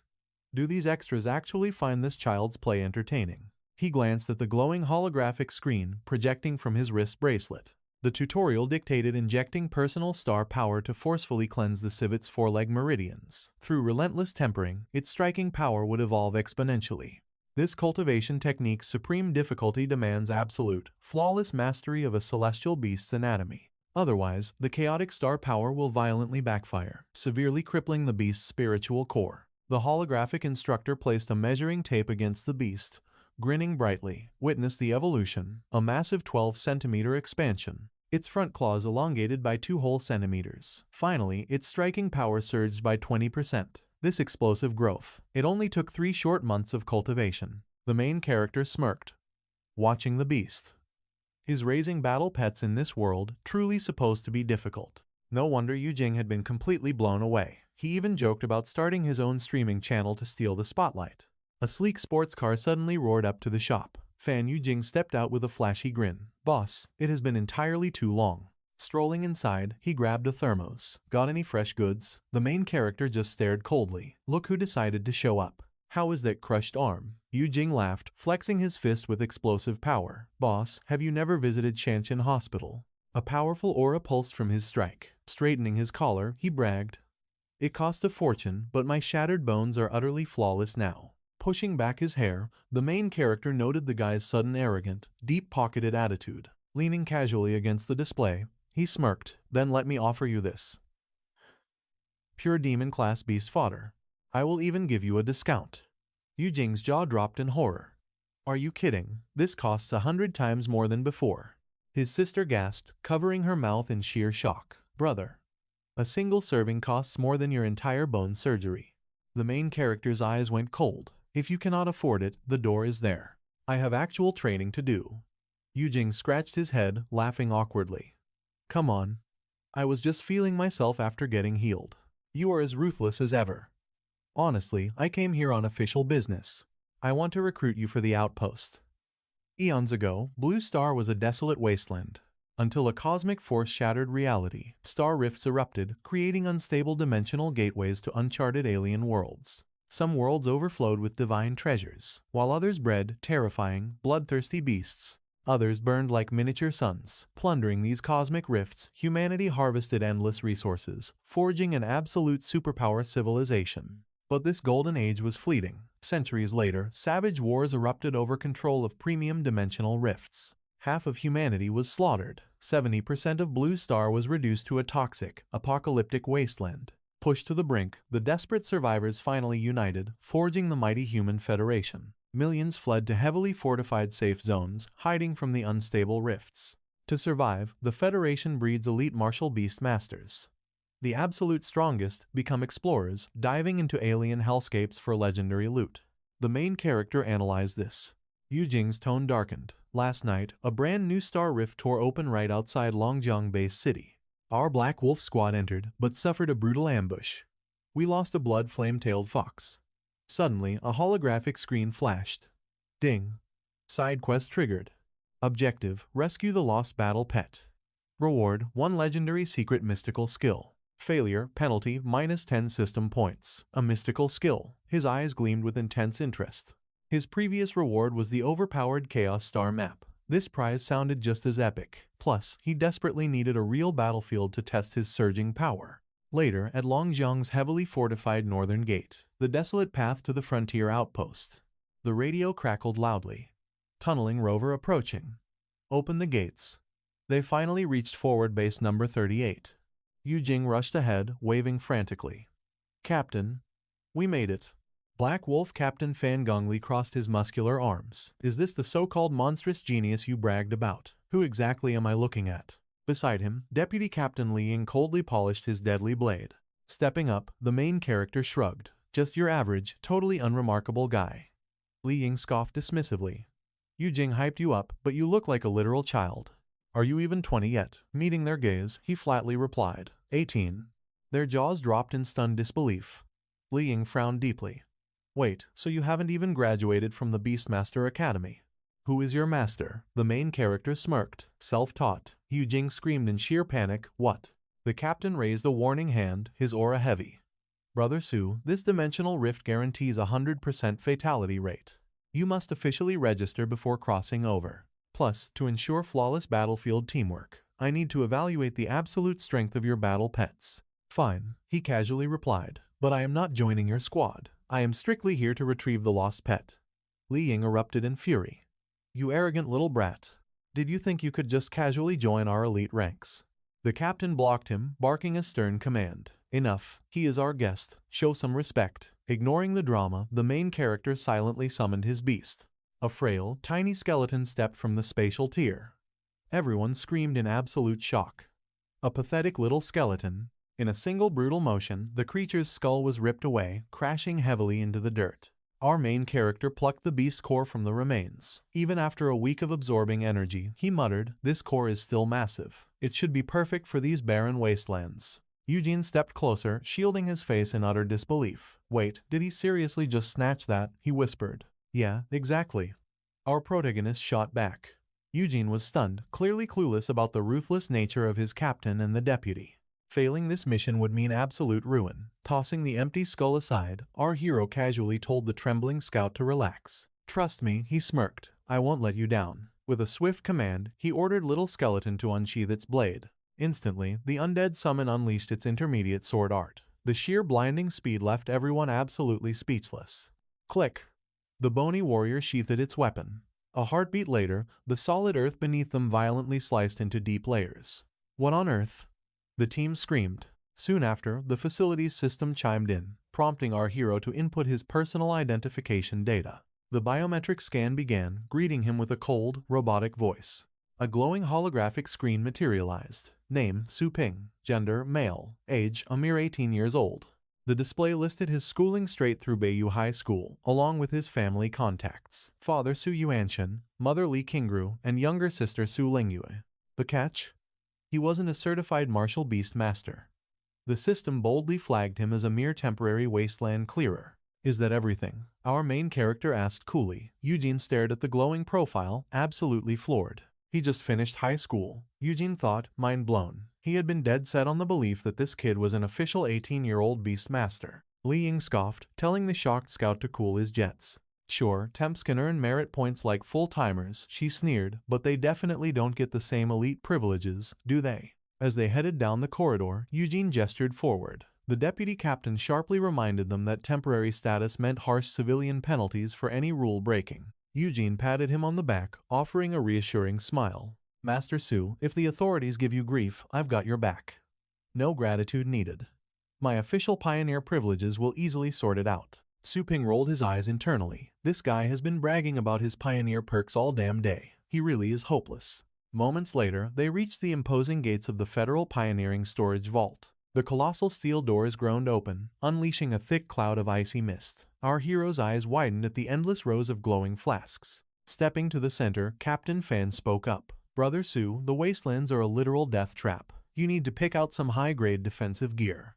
The captain generously offered to foot the bill. Su Ping scanned the room, realizing these rare artifacts transcended ordinary black markets. Fan Gangli chuckled, fully aware these elite items carried a massive price tag. Nodding in agreement, our hero played along. Meanwhile, Eugene gazed around in awe, admitting this treasure trove amazed him more every single time. Su Ping stepped toward a glowing display. Incredible, he thought. Some of these weapons easily rival legendary cultivation artifacts. These materials must have been harvested from alien worlds. Checking his watch, the captain suddenly announced time was running short. Did something catch his eye? Without hesitation, our hero pointed directly at a dusty flask. I'll take this. The captain blinked in utter confusion. He squinted at the label. It was just a basic skill manual for stages 1 through 6. Cost, a measly 10 merit points. Basic skills, the captain thought, utterly bewildered. Li Ying burst into mocking laughter, ridiculing their newest recruit. Eugene and the captain couldn't help but chuckle. Slapping Su Ping's shoulder, the scout reminded him they were heading into an absolute slaughter zone. The captain firmly urged him to grab heavy-duty armor. Not some useless beginner's training manual. But our protagonist casually brushed off the offer. I never take favors until the job is done. Don't sweat it. He was in complete control. The captain narrowed his eyes. Skill books take years to master. This kid is either hopelessly arrogant or terrifyingly confident. They would discover the truth soon enough. Later, noticing a high-tech combat suit, Su Ping asked about the gear. Eugene grinned proudly in his new outfit, boasting that Captain Fan had personally gifted it. This bad boy can tank a direct hit from a stage 5 monster. If their team failed again, they'd become the guild's ultimate laughingstock. Our hero nodded knowingly. Soon, they reached their destination, scaling a towering rock pillar to survey the danger zone. Any intel on this star rift? He asked sharply. Eugene's expression darkened as he confirmed it was a deadly rank B zone. It's infested with demonic-type beasts and completely stripped of valuable ores. Su Ping's eyes glinted. Demonic types? Huh. This was exactly the hunting ground he needed. He turned to Eugene. You mentioned 2 open spots. I'm filling one. Who's the other replacement? The scout leaned in closely. The deputy called in a veteran backup. Word is, this guy has a monstrous temper, so keep your distance. Suddenly, a colossal, shadow-drenched paw smashed into the earth right before them. What in the world is that? Our hero shouted, bracing for battle. A silver-ranked master, Lin Mokong, loomed proudly before them. Crushing the fallen beast beneath his boot, he mocked their pathetic pace, claiming he nearly died of boredom while waiting. After a moment, our main character offered to help the injured Yu Jing. Draping an arm over him, he scoffed, his unbreakable spirit burning. Are those below the 6th tier worthless? The protagonist sighed, completely tired of this arrogant slander. Gripping Ganglai's hand, Mokong smirked, asking if he heard rumors about his precious blood flame-tailed fox vanishing into thin air. Ganglai admitted his foolish mistake, confessing that losing his battle companion left him in absolute agony. He despised this mission. He had strictly ordered them to only bring elite veterans into the barren wasteland, yet now he was stuck with them. The captain chuckled, conceding the point. Suddenly, Mokong shifted his piercing gaze toward our protagonist, visibly surprised as he demanded his true identity. He wasn't registered in the system. Patting the protagonist's shoulder, the captain introduced him as Fan's trusted comrade, the young brother Su Ping. He mocked his scrawny build. Was this his first time in the deadly sands? Su Ping calmly asked for an explanation. Mokong blinked, completely taken aback by his sheer nerve. Thinking this newbie was courting death, Mokong coldly barked that if they couldn't survive this much, they had absolutely no business in the wasteland. Gang Lai intervened, defending Su Ping. While lacking field experience, his foundation as a battle pet warrior was rock solid. His power was undisputed. Stepping menacingly closer, Mokong challenged if raw strength was truly all it took to survive. If so, any fool could be an explorer. Internally, Mokong see that this absolute brat, daring to directly meet his gaze. He laid down the absolute law. Inside the rift, his word was God. Disobey and face his merciless wrath.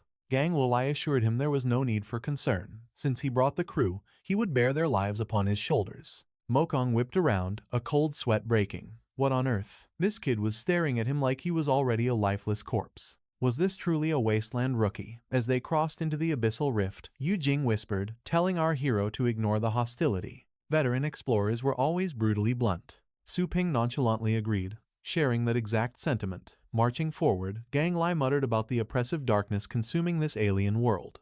Mokong confirmed his radar was clear of beasts, but warned them to stay highly vigilant as they pressed deeper. Pointing toward the ominous woods ahead, he ordered Li Ying to scout a safe path. The loyal scout immediately obeyed. His aerial familiar took flight. Meanwhile, Yu Jing spotted a mysterious shadow lurking near the lake, obscured by incredibly dense fog.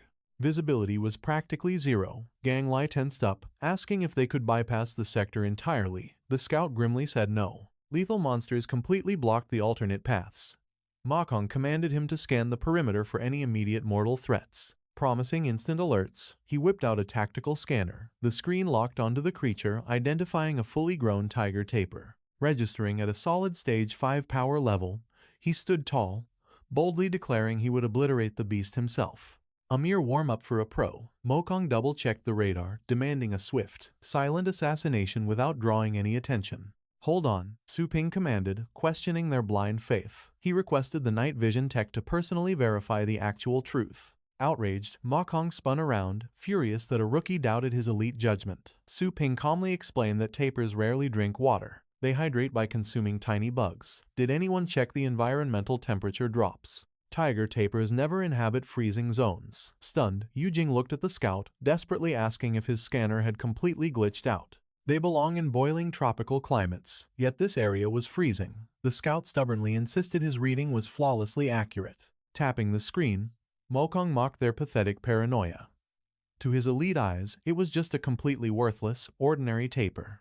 Enough wasting time, he roared, summoning his lethal Codson python. The massive serpent violently launched itself toward the helpless prey. Suddenly, the creature twisted, exposing rotting flesh, sliding off decayed bones. Gang Lai screamed in pure terror, realizing it was already dead.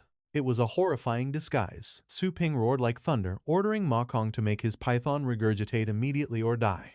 Mokong whipped his head back, barking that this foolish main character had completely lost his damn mind. Who gave him the right to give orders? But suddenly, the mighty python's eyes flooded with crimson blood. Letting out a blood-curdling shriek, the snake collapsed in agony. Panicking, Gang Lai begged Brother Su for an ancient survival method. They were completely inexperienced against demonic entities. Su Ping grimly revealed that an adult spirit beast possessed terrifying Tier 7 power. They masked themselves as pathetic prey, setting deadly traps for arrogant hunters. Once swallowed, they ruthlessly parasitized the host from within. Gang Lai rallied the team, yelling that together they could completely crush it. But our protagonist delivered a chilling reality check. The true nightmare wasn't the dead spirit, but its horrifying symbiotic master. A blood soul beast? Yu Jing froze in sheer disbelief. What on earth was the rookie babbling about? The main character dropped a grim revelation. Blood soul beasts hunt where spirit beasts gather. That was no water lake. It was a massive pool of pure blood. Panic set in. Mokong cried out in absolute terror, realizing his spiritual connection with his beast was completely severed. What kind of nightmare is this? Our hero spun around, commanding an immediate, desperate retreat. Feasting on 7th stage creatures meant this monstrosity possessed a 9th stage aura. It was an absolute beast king. The squad sprinted for their lives. Behind them, a colossal nightmare emerged, its massive single eye locking onto them. Fleshy tentacles lashed out. The team frantically summoned their familiars, a bloodthirsty wolf and a soaring Quetzalcoatlus. "Mount up. Quickly." Gangly roared over the chaos, barking at Liang for an escape route.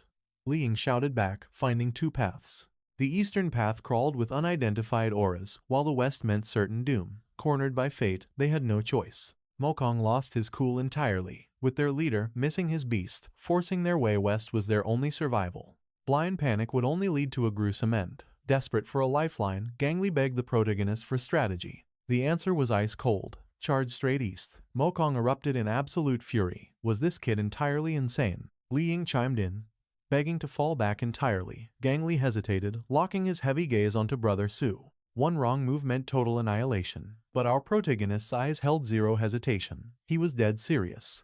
To capture the blood-flame-tailed fox, they had to trust his instincts. Gritting his teeth, Gangly prayed this would not be his final order. Throwing caution to the wind, the captain roared his command. Liang barked a rapid confirmation to head east. Make for the canyon. The squad banked sharply, executing a desperate maneuver while the apocalyptic behemoth crashed behind them. Tapping his radar interface frantically, Liang shouted in disbelief. Every monster in the canyon was fleeing in pure terror. His face went entirely pale. Those lesser beasts were fleeing from the supreme predator breathing down their necks.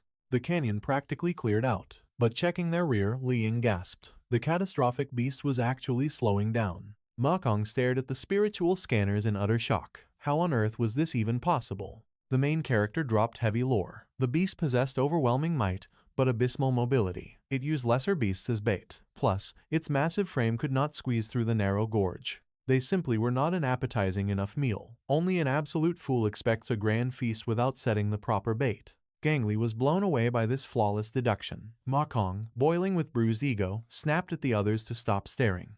The fool had zero clue about supreme beast traits. Suddenly, Liang warned they were rapidly reaching the canyon exit. But a terrifying heavenly beast blocked their escape. Our hero shot Mokong, a wicked smirk. Did the coward catch that? Mokong flinched in surprise as the rookie boldly extended his hand, demanding his tactical glasses. Seething with irritation, Mokong ripped the eyewear off his face. Do not get cocky, brat. Catch it. Snatching the gear, the main character flashed a confident smile. Snapping it onto his armor, the system confirmed the night vision optical module. Peering through the pitch-black gorge, he identified a matured dead spirit, radiating a sinister 5th stage aura. Gangly gripped his weapon tight. Another demonic attribute. Are we looking at a serious problem here? Relax, the young expert replied with chilling calmness.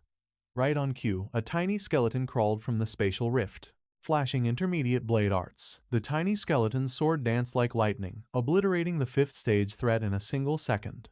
Yujing was paralyzed with shock. Was it really that effortless? Regret washed over him. He should have completely trusted Su Ping. Mokong gritted his teeth, loudly scoffing it was pure luck. Deep down, he seethed with absolute irritation at the epic flex. Pressing deeper into the abyss, Gangly scanned the treacherous peaks, his instincts screaming that this mountain was a death zone. A high-ranking horror had ambushed them here before, forcing them to lose the legendary blood-flame-tailed fox. Leaping down from his mount, the main character took charge. Scanned for spiritual traces. Abruptly, an unfamiliar beast started clapping. Yujing snapped his head toward his scout familiar. Multi-eared monkey, did your radar just pick up an anomaly? The spiritual monkey clutched golden gauntlets tightly with its tail. Mokong blinked in horrific realization. Was that a severed hand? His voice trembled, identifying the gear. The elite golden bracers of the Black Mist Guild. Only a powerhouse captain could afford this. A chill ran down their spines. If a veteran captain was butchered here, what apocalyptic nightmares lurked in the shadows? Unfazed by the terrifying implications, the protagonist casually stepped forward, demanding the mysterious loot for himself. Clutching the golden artifact possessively, Mokong aggressively barked at the rookie to back off. Clueless about elite relics, the protagonist stepped closer, coldly repeating his demand. Mokong scoffed, annoyed the kid felt arrogant just because the captain followed his advice twice. How dare a mere rookie act so arrogant? As a silver-ranked pioneer, he demanded absolute obedience. Eliminating some no-name battle pet master here would leave no trace. Did the boy grasp his fatal reality? Smirking, he tossed the bloodstained bracers down, mocking, "Oops, my hand slipped. Let the brat fetch it." But as Su Ping calmly crouched to inspect the gear, Yu Jing watched closely. sensing a heavy, unspoken tension. Grasping the armor, our protagonist's eyes narrowed. The dried blood meant a death days prior, yet a suffocating, pitch-black aura still pulsed violently from the jagged tear. Could a high-tier abyssal monster be lurking in these shadows? Catching his grim stare, Gang Li tensed. Is this the work of the blood-flame-tailed fox? Su Ping exhaled sharply. If these remains were days old, the beast had likely moved on. Breaking the silence, he plainly stated it was a dead end. Mo Kong burst out laughing. Why the dramatic scowl? He actually thought the kid possessed true combat instincts. What an absolute joke of a man. Bam! Without warning, our unfazed protagonist delivered a bone-crushing hook straight to his smug jaw, leaving the squad completely stunned. Boiling with murderous fury, Mo Kong roared, "You dead meat." Drawing his blade, he shrieked, "You absolute bastard. How dare you strike my face? Clearly, you are begging for the grave." Surging forward, he ruthlessly pressed his razor-sharp blade right against our hero's unblinking eyes. Clink! Suddenly, an icy bone blade kissed Ma Kong's own throat, wielded by the menacing little skeleton. A cold sweat dropped. When did this summon even move? Escalating the standoff, Li Ying locked his lethal weapon against Su Ping's spine, growling at him to command his demonic pet to stand down immediately. Unshaken, Su Ping challenged, "Why doesn't your friend drop his blade first?" Sweating, Yu Jing desperately pleaded for a peaceful negotiation. Why escalate to violence? Our main character slowly shifted his freezing gaze, casually stating the fool had literally begged for a beating. "Do not dare call me merciless now." Instantly, little skeleton erupted with an overwhelming, blood-chilling aura of absolute death. Li Ying gasped in pure terror. Such monstrous, suffocating killing intent. Did this madman actually believe he could slaughter their entire veteran squad alone? Pure bluff. Mo Kong roared furiously, warning the boy not to mistake him for a trembling coward. Stepping in, Captain Gang Li admitted Su Ping crossed a line, bowing his head in a tense apology. He solemnly promised full compensation for the damaged pride and beast. They had to swallow their pride to finish this vital mission. Nodding gravely, Yu Jing agreed that team survival outranked any petty personal vendettas. In these cursed wastelands, turning on comrades guaranteed mutual destruction. Hearing their cowardly logic, our hero simply tilted his head. Oh, really? Sparing trash felt like a complete waste of oxygen. One less burden wouldn't hurt. Seething with humiliated rage, Ma Kong lowered his trembling blade, vowing he would never forget this insult. He would obey out here. But once back at base, his vengeance would speak a completely different language. Smirking, our hero declared the mighty deputy should take the vanguard from here. How did that bitter pill taste? Trusting their fate to blind luck meant certain death in these ruins. Was this arrogant rookie actually planning to lead them out alive?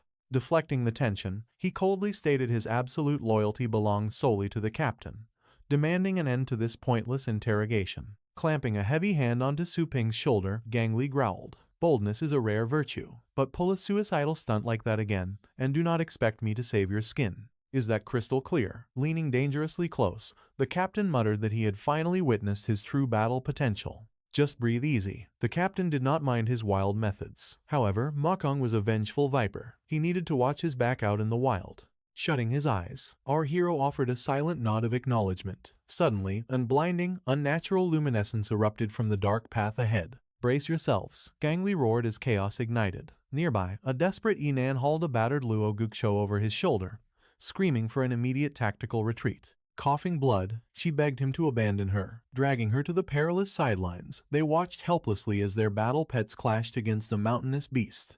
Clamping his bleeding ears, Chen Chen cursed. Damn it, this was a devastatingly lethal sonic blast. Suddenly, a deadly barrage of crystal spikes rained down, tearing into their loyal pets. Expecting to be violently impaled, he braced for impact, but blinding sword flashes instantly atomized the deadly projectiles. Collapsing into the dirt, he screamed for help. High above, Gang Li's veteran squad majestically descended upon their massive mount.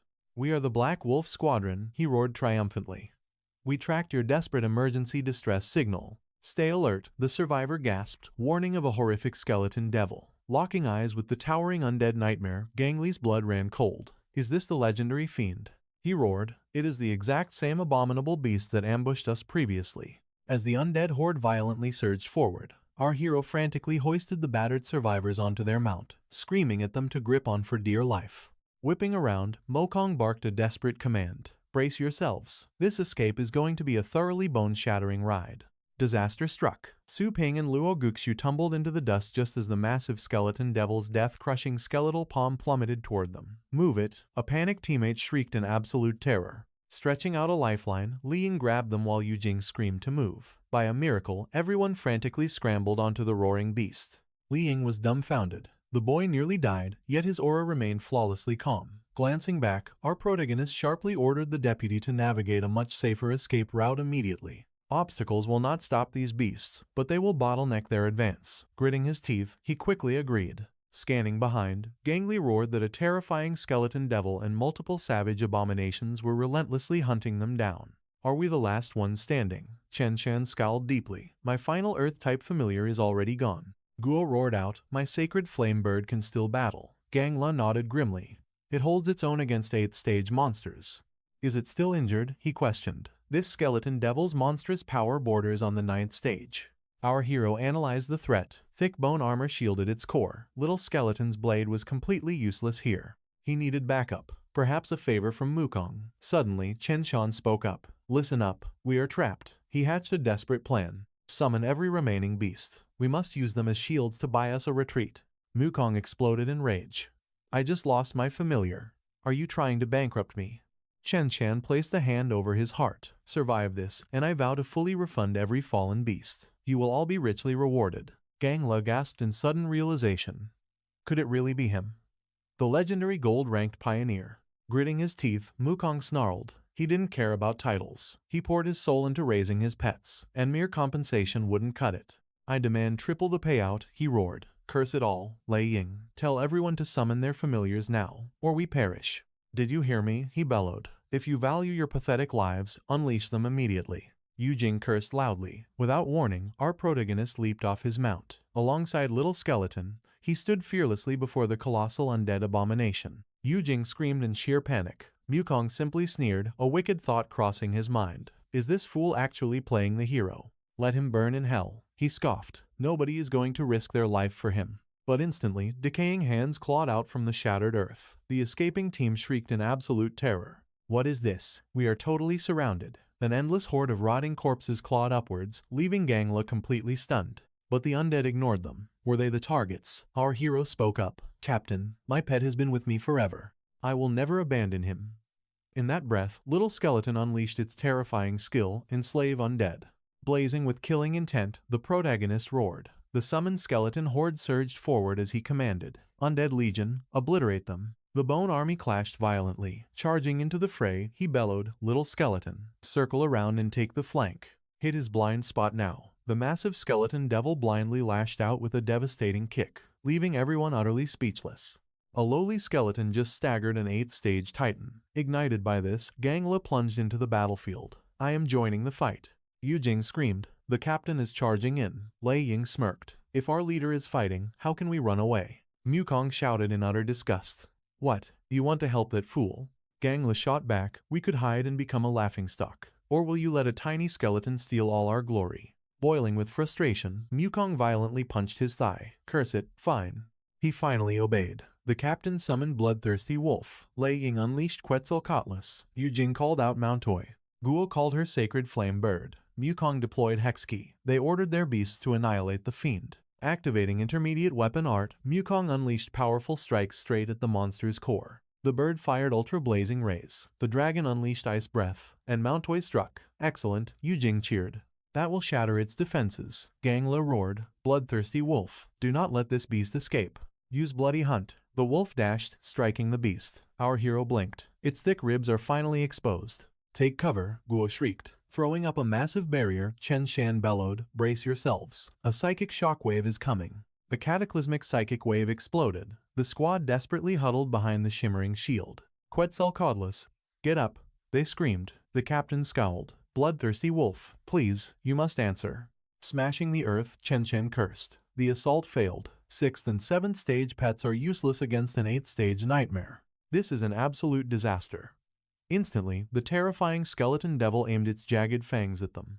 We are doomed. The team panicked. They are too far away to recall. Mukong spat. You sentimental idiots.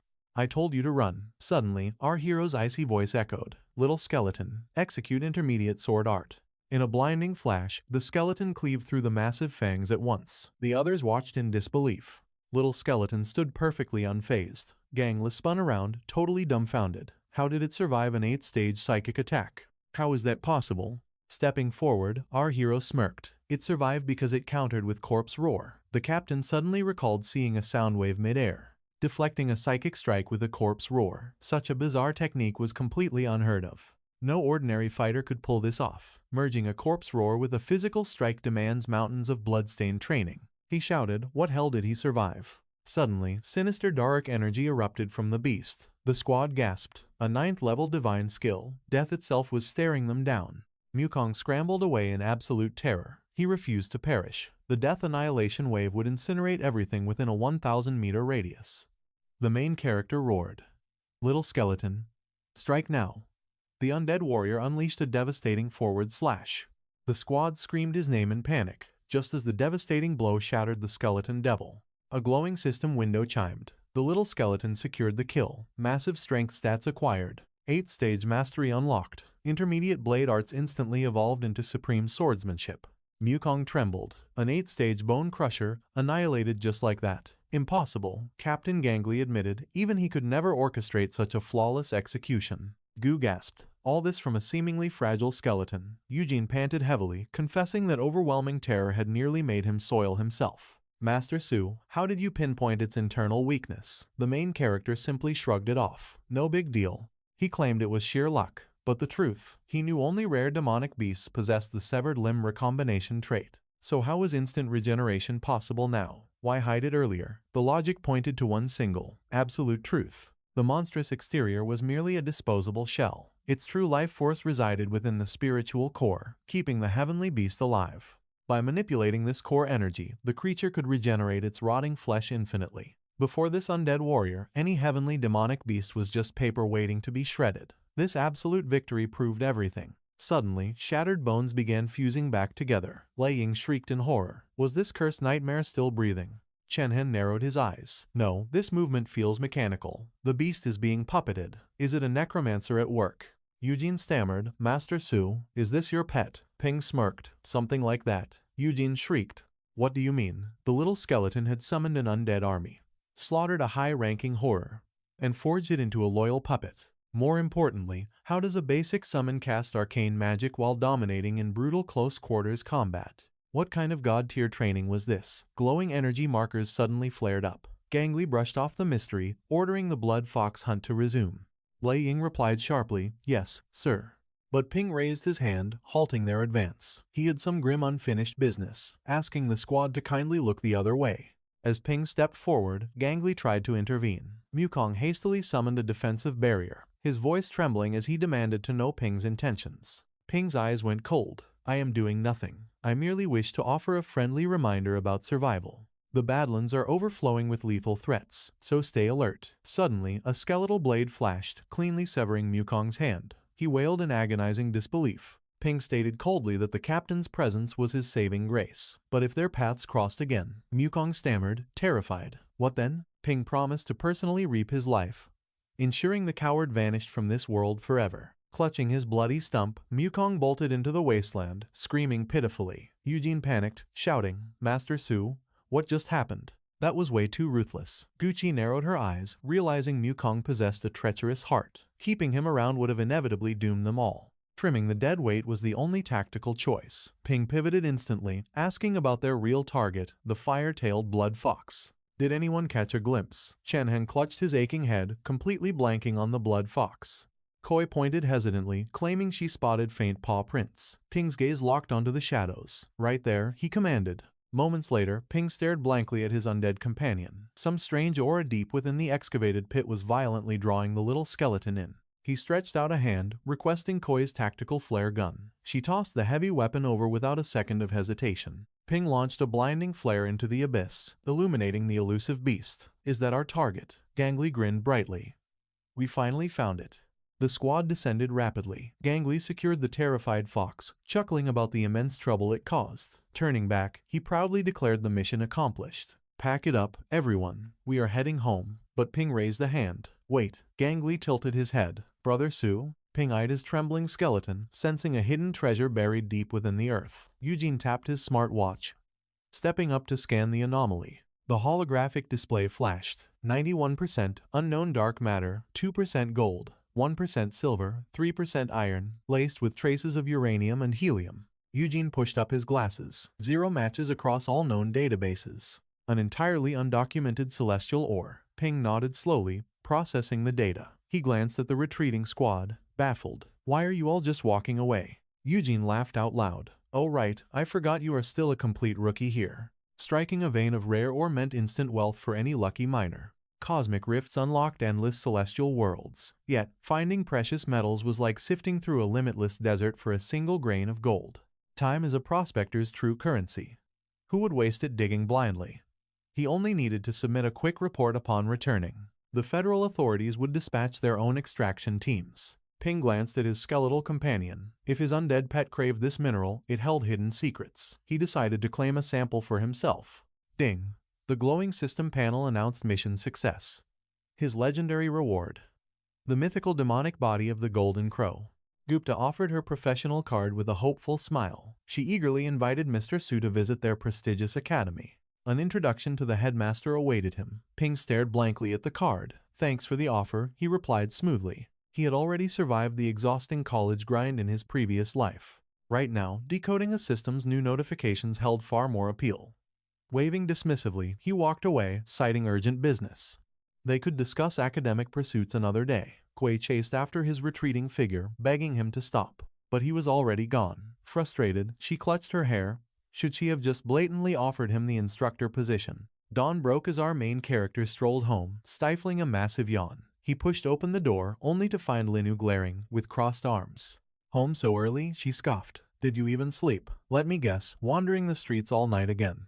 Ping flashed a cheeky grin. Are you an early bird too? Linu shrieked indignantly. She was nothing like her lazy, deadbeat older brother. She woke up to practice martial arts. Heading upstairs, he chuckled. Good job, I am proud of you. Furious embarrassment made Linu stomp her feet.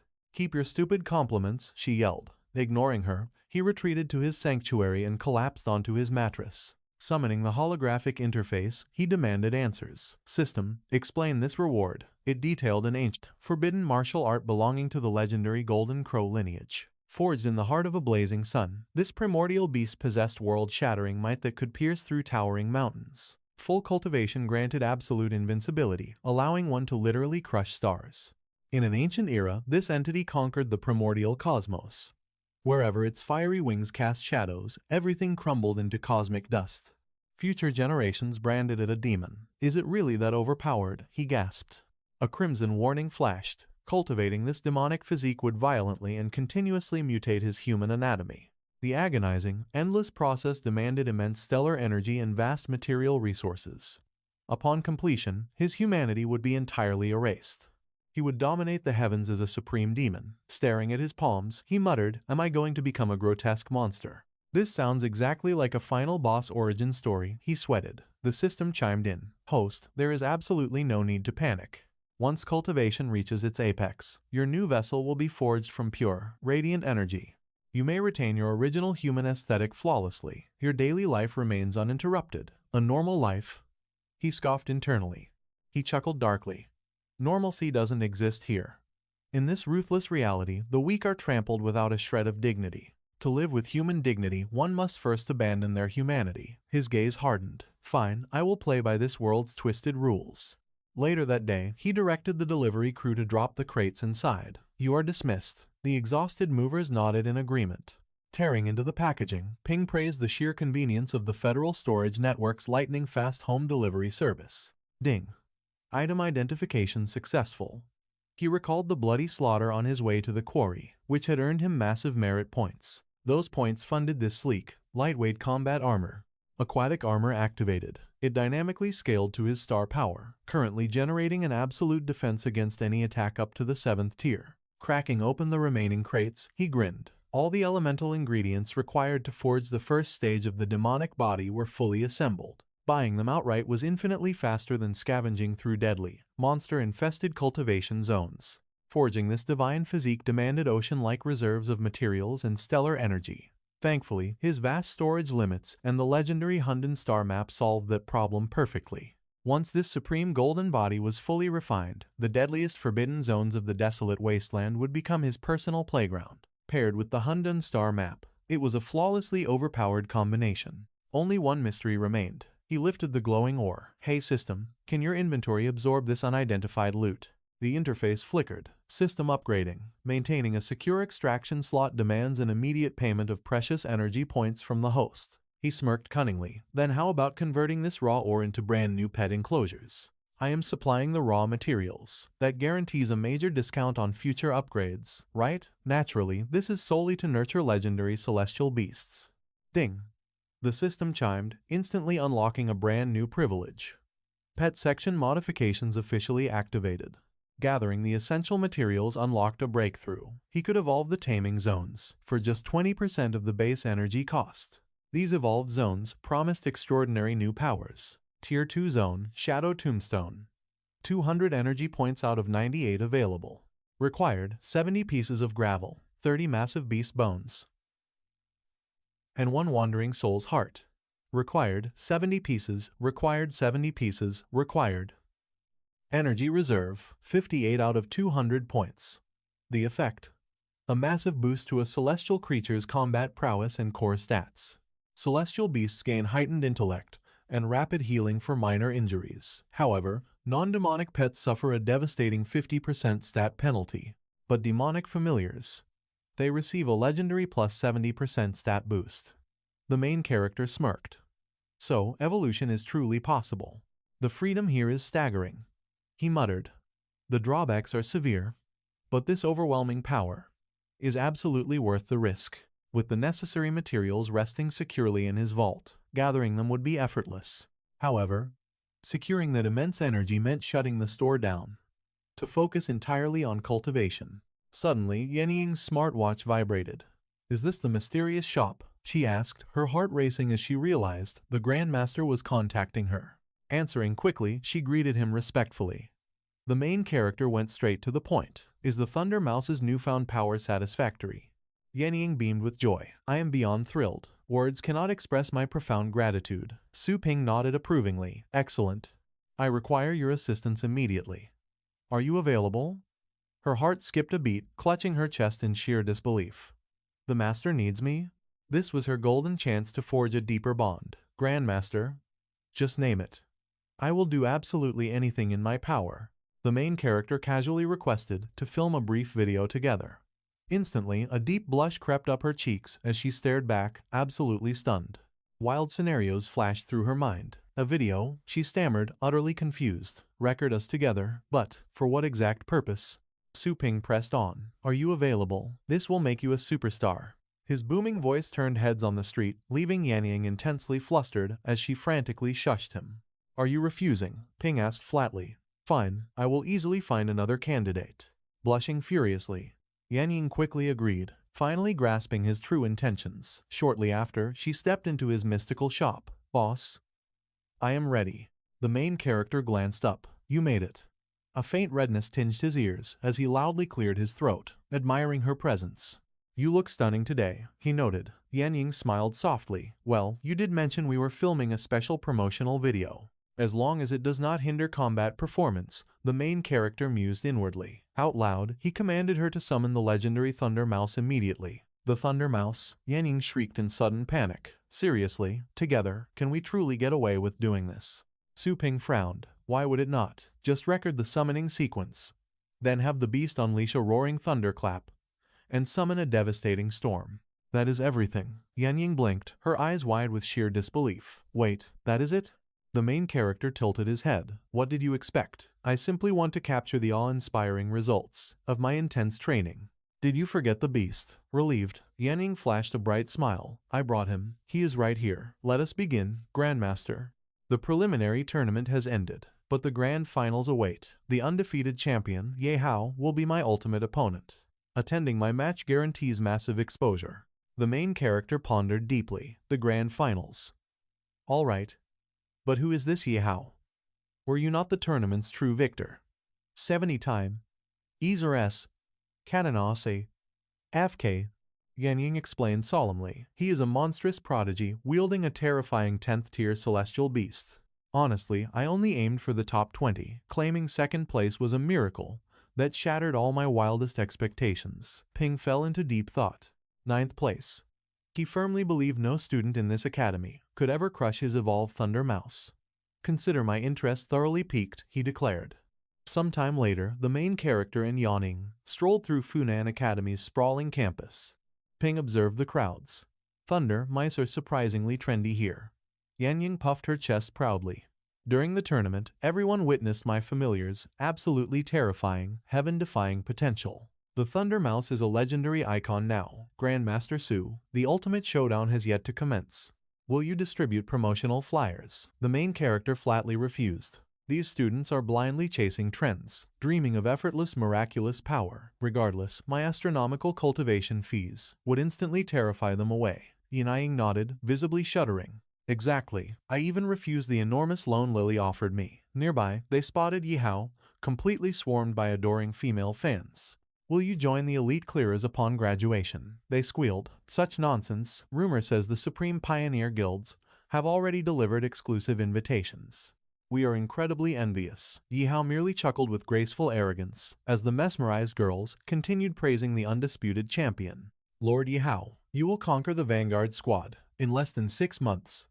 Honestly, another girl swooned. He could probably claim that elite position instantly. Suddenly, Yihao's piercing gaze shifted, silencing the crowd. Hold on, classmate Su. I have been searching everywhere for you. Startled, Yanying stepped back. You were seeking me out. Has something dire occurred? Yihao smiled smoothly. Not at all. I simply wish to prematurely thank you for our upcoming battle.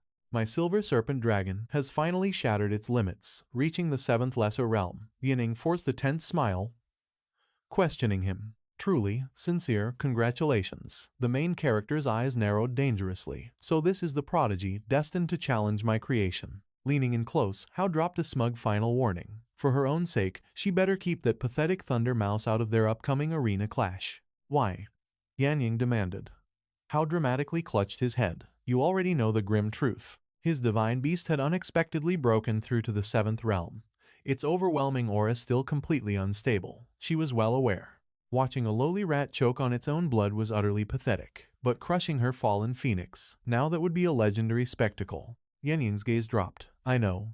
As the main character approached, Hao flashed a mocking 2-finger salute. I'll crush you in the finals then. The fangirls swooned happily over the undeniably handsome and arrogant genius. Hao claimed he would show mercy, but stepping forward, our main character fiercely warned against such foolish pity. Even a Supreme Beast King couldn't intimidate the mighty Thunder Mouse, let alone some pathetic, half-grown silver Yrem. Hao snapped his head around. Who dares speak? Yanying quickly intervened. Allow me to introduce Master Su. He personally awakened my terrifying Thunder Mouse. He practically owns half its true power. And this is Yihao, our academy's reigning champion. The young master who burns through massive fortunes for his pets. Cupping his fists, our main character feigned respect. Such a supreme honor. Hao narrowed his eyes. Could this nobody truly have cultivated that terrifying rat? Had a hidden supreme master suddenly emerged from the shadows? Masking his deep suspicion, Hao offered some carefully calculated praise. Wealth is completely meaningless, Hao boasted. Awakening, a divine beast's true potential is worth absolutely any fortune. Master Su, how about joining my absolute payroll? Crossing his arms, Ping scoffed. Cute offer, but my glorious shop is drowning in high-paying customers already. Since you're practically begging, I'll make an absolute exception. 500,000 coins. That is my divine consultation fee. Hao's jaw practically hit the floor. 500,000? What kind of heavenly extortion was this? Was this scammer completely insane? Spreading his hands, the main character mocked. Lost your nerve already. The legendary beast-loving Master Yi is crying over absolute pocket change. Lost your ambition. Fury blazed in Hao's eyes as he turned away in disgust. Wealth means absolutely nothing to me. I'll pay whatever it takes, provided you possess the sheer power to handle it. Our main character smirked. Bloody pact sealed. They would clash at the tournament. Ping chuckled inwardly. These arrogant elite academy brats truly tossed fortunes around like total trash. This was a literal goldmine. Suddenly, an explosive scream shattered the arena's silence. What a breathtaking, heaven-defying counterattack.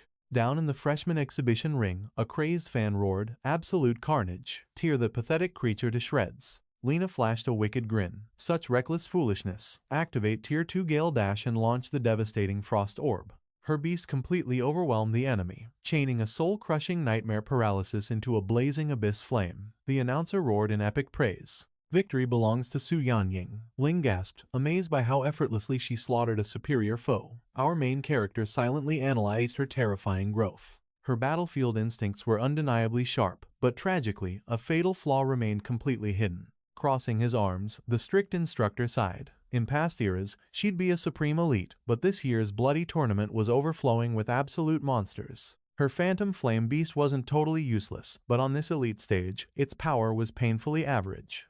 Exactly. Another spectator shouted. But who takes the crown? A legendary Tier 9 Supreme Dragon?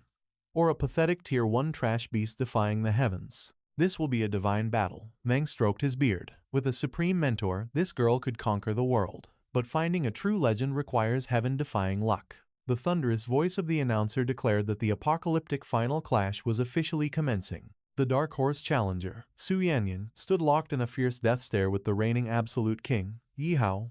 As the main character casually strolled out beside Yanying, an absolutely bewildered, Ling cried out, "What is that shameless fool doing down there?" Ping gently stroked the terrifying lightning rat. "Missed me, little buddy. It's been ages since our souls linked in battle." Yanying blinked in pure shock. "The Thunder Mouse?" The lightning beast squeaked happily, scrambling back toward Yanying. A spectator rubbed his chin in deep confusion. Why did that supreme beast suddenly retreat? Did the overwhelming draconic aura of the silver snake-tailed worm completely shatter its fighting spirit? Another gasped. Ling clutched her hair in pure agony. He wasn't even an awakened beastmaster. He was just pure deadweight. Meanwhile, Hao sneered, warning Yanying to surrender gracefully before facing total arena humiliation. Fallen Phoenix.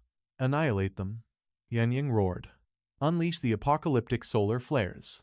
The announcer screamed as Yanying launched a vicious, explosive ambush to prove her absolute worth. Unfazed, Hao commanded his beast to toy with her pathetic life. Awaken, silver snake-tailed worm. An earth-shattering draconic roar tore through the arena. The host screamed, "Impossible, that's a legendary Tier 8 draconic art." The sheer might of a Tier 9 dragon bloodline was absolutely suffocating. Refusing to yield, Yanying shrieked, "Fallen Phoenix, ignite the heavens once more." How casually stretched out his palm, still breathing. How amusing. Now, witness the insurmountable abyss between our absolute power levels. Silver worm, absolute defense, he commanded. The host's mind was blown. Is that divine dragon seriously tanking those apocalyptic flares head-on? Was it pure arrogance or absolute supremacy? The Phoenix's ultimate blazing wrath crashed into the Supreme Beast King without leaving a single microscopic scratch. Such soul-crushing despair. Just as the ancient sages warned, the harder mortals struggle against absolute fate, the more utterly shattered they become. Behold, the crushing weight of a ninth-stage bloodline. The crowd gasped at the sheer pressure. Even its ultra-blazing rays hold terrifying 8th-stage destructive power. But to a dragon, that's merely a tickle. The youth scoffed. Despite using an 8th-stage technique, the fallen phoenix remains a mere 5th-stage beast. Against the silver snake-tailed dragon, the gap in power is absolute. Hao commanded his silver snake-tailed dragon to display true despair. Dragon Flame Jet, Silver Storm Wing, Frost Step. The announcer screamed in pure shock. The silver snake-tailed dragon is weaving fire, wind, and ice simultaneously. Such godlike mastery. Even without precise aiming, the area of effect is absolutely devastating. Yanying shrieked, "Fallen Phoenix, cast aside your fear." Speed boost. Summoning a desperate shield, her beast unleashed a defiant screech. The commentator roared as the brutal onslaught forced contestant Su into a totally desperate, cornered defense. A fatal misstep. The fallen phoenix took a direct hit, grounded by a stray shockwave. Is this the overwhelming might of our reigning champion? A king's true wrath. Total annihilation. Yanying cried out in despair. Fallen Phoenix. Rushing to her fallen beast, she trembled. The silver snake-tailed dragon has grown terrifyingly strong. Is this truly the end? Fear gripped her and the Thunder Mouse alike. How casually adjusted his sleeves, scoffing. How incredibly utterly boring. Rearing celestial beasts, this week, how dare she charge premium rates? Suddenly, the main character stepped forward, radiating cold-killing intent. Yanying gasped, realizing the Thunder Mouse's aura had completely mutated. Ping locked his eyes and commanded, "Advance, and tear that dragon apart." The tiny beast launched forward, shattering the arena floor as it charged. The arena erupted. The Mouse King joins the fray. Hao narrowed his eyes in shock. It's wildly faster than the semifinals. Unbelievable. The announcer shrieked. The tiny Thunder Mouse just shredded straight through the dragon's chest. Furthermore, the Undead Claw's necrotic aura is completely neutralizing the dragon's insane healing factor. Hao surged his mana, laughing maniacally. That's more like it. A victory worth tasting. Activate 4th stage elemental power amplification. Crush that vermin, he roared. The announcer screamed in terror. Contestant Yihao is instantly freezing the entire battlefield. Absolute zero means certain death for ground-bound beasts. The Thunder Mouse is trapped. Will this glacial tomb be its finale? The main character's gaze sharpened sharply. He signaled the Thunder Mouse to execute that lethal triple combination technique they practiced. Strike its mouth. A piercing shriek erupted, followed by 10 explosive thunderbolts. Impossible. The mouse shattered the absolute freeze. It carved an escape path using pure lightning. Hao scowled deeply. 3 after images. One of those rats must be the original body. Studying the beast, he deduced. The aura is faint, but that rodent is cloaked in impenetrable lightning armor. Nothing escapes my draconic vision. They are diving in. Hao snapped his gaze sideways. A mere shadow clone? Is that flanking strike the true killing blow? He roared to the heavens. Intercept it, silver snake-tailed dragon. Another fake. The main character smirked coldly. Fool. All 3 were mere decoys. Hao whipped around in sheer panic. What? A 4th shadow lurked in the blind spot. The rodent materialized above the dragon, swinging its razor-sharp phantom claws. The commentator shrieked. It is aiming for the jaws, the only vital point devoid of draconic armor. The tiny beast landed a devastating blow. The Thunder Mouse's combat prowess has evolved to an unimaginably terrifying level. A spectator muttered, bizarre. Yihao's dragon allegedly broke through to the 7th stage, yet it's being overpowered by a simple lightning rat. Hao recoiled in disbelief, his mind reeling. How did this weakling's combat style transform into something so monstrous? Is it truly that trainer's doing? Clenching his fists until his knuckles turned white, he panicked. If I fall here, my championship legacy becomes a joke. Hao furiously bellowed, silver snake-tailed dragon. Foul play. The dragon is targeting the trainer, but Su is trapped in ice. The main character sneered. How completely shameless. Intercepting with a blinding thunderclap, the mouse struck back. The announcer roared. A pathetic attempt at a cheap shot backfires instantly. The mighty dragon suffered another critical blow. The entire stadium gasped, eyes wide with absolute disbelief. With a deafening crash, the silver snake-tailed dragon collapsed. Utterly unbelievable. The Thunder Mouse stands victorious. The legendary dragon was completely defeated, suffering an absolutely humiliating, crushing loss today. Lin gasped in utter shock. How is this reality? Hao stared blankly, murmuring. The Thunder Mouse decimated us so effortlessly. He agonized. Was she concealing this monstrous power, or is it his godly guidance? The host stammered. Now, everything suddenly makes sense. The Lightning Mouse King absolutely devastated the reigning champion. Yan Ying blinked. Is it truly over? The main character smirked, satisfied with the results. Cash or wire transfer for the 500,000. Hao quietly replied, I will transfer the funds later. But answer me this first. Can my silver snake-tailed dragon ever achieve the terrifying might of your Thunder Mouse? The main character smirked. Of course, it could, but he alone dictated the battlefield's tempo. Panic-stricken, Yan Ying begged them to pause. A shadowy figure whispered, see the boy escorting her. His aura is unfathomably deep. OG nodded sharply. She had already sensed his hidden power. He had been puppeteering that Thunder Mouse from the shadows. Not even the legendary Frosty Step could shatter his absolute control. A tragedy, their elite vanguard was at capacity. The scout turned to Vice Rector Dong. Which year does this monstrous prodigy belong to? Mong chuckled. He hides his brilliance well. I shall personally interrogate him later. Stroking his chin, the Vice Rector sweated. He actually had zero clue who this kid was.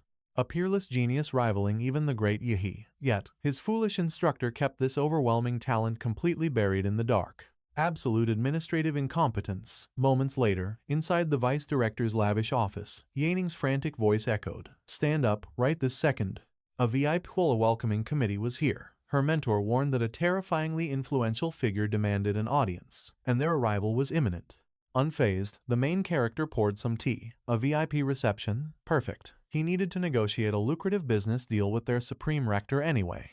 Yanning shrieked for him to stand. Suddenly, the grand doors swung open. Teacher Guo bowed deeply. Make way for his absolute holiness. The ancient master stroked his flowing beard, witnessing that breathtaking duel had ignited a fiery passion within his dormant old veins. Mong groveled, claiming ignorance that their humble academy housed a talent worthy of such divine attention. He quickly offered the finest brewed tea. This boy held heaven, defying potential. Beside him, a terrified Yanning fiercely pinched the main character's cheek, begging him to drop the casual act. One wrong move before the vice principal, and their academic lives were over. Ping narrowed his sharp gaze. Are those the targets? A veteran from the legendary White Crane Vanguard chuckled. Ah, the blazing fire of youth. Meanwhile, assassins from the Shadow and Iron Hand factions analyzed the boy like prey. Tears pricked Yaning's trembling eyes. The sheer spiritual pressure radiating from these titans was absolutely suffocating. Mong smoothed his mustache.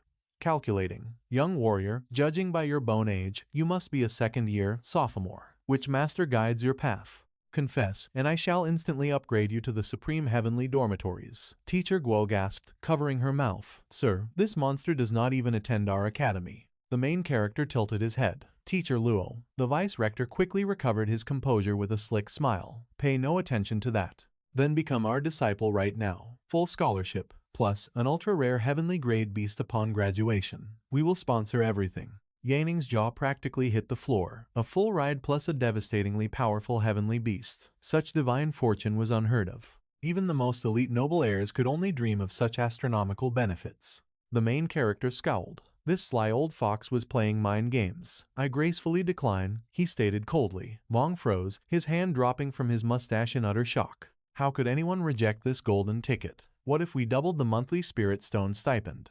Stepping forward, Teacher Guo gently intervened. Vice-Rector, do you recall my report regarding that catastrophic dungeon raid alongside the Tunnelers Guild? This is the very same young god who slaughtered the Bone Crusher, saving both myself and gold ranker Ya Chen Shan. Mong blinked. Truly, an unbelievable miracle for our region. The room plunged into absolute silence. Really, the main character sighed. Why is everyone staring at me like I am some rare monster? Are they just thirsty for tea? Suddenly, the silence shattered. He annihilated an 8th-tier Bone Crusher and rescued a legendary gold-tier prospector. What heaven-defying martial prowess. It seems a hidden dragon has finally emerged from the abyss to stretch his wings. Which ancient bloodline birthed this anomaly? Guang trembled, swearing that none of the 4 great aristocratic pillars possessed such a freak of nature. A complete ghost in the system. Could he be the secret heir to the formidable Yi clan? The main character scoffed. What kind of irrelevant Yi family is that? The name is Su. Do not disrespect my ancestors with your foolish assumptions. Horrified by his deadly arrogance, Yaning shrieked, Master Su, please watch your tone. One wrong word and these absolute powerhouses will obliterate us. Guang analyzed the boy's calm demeanor. So,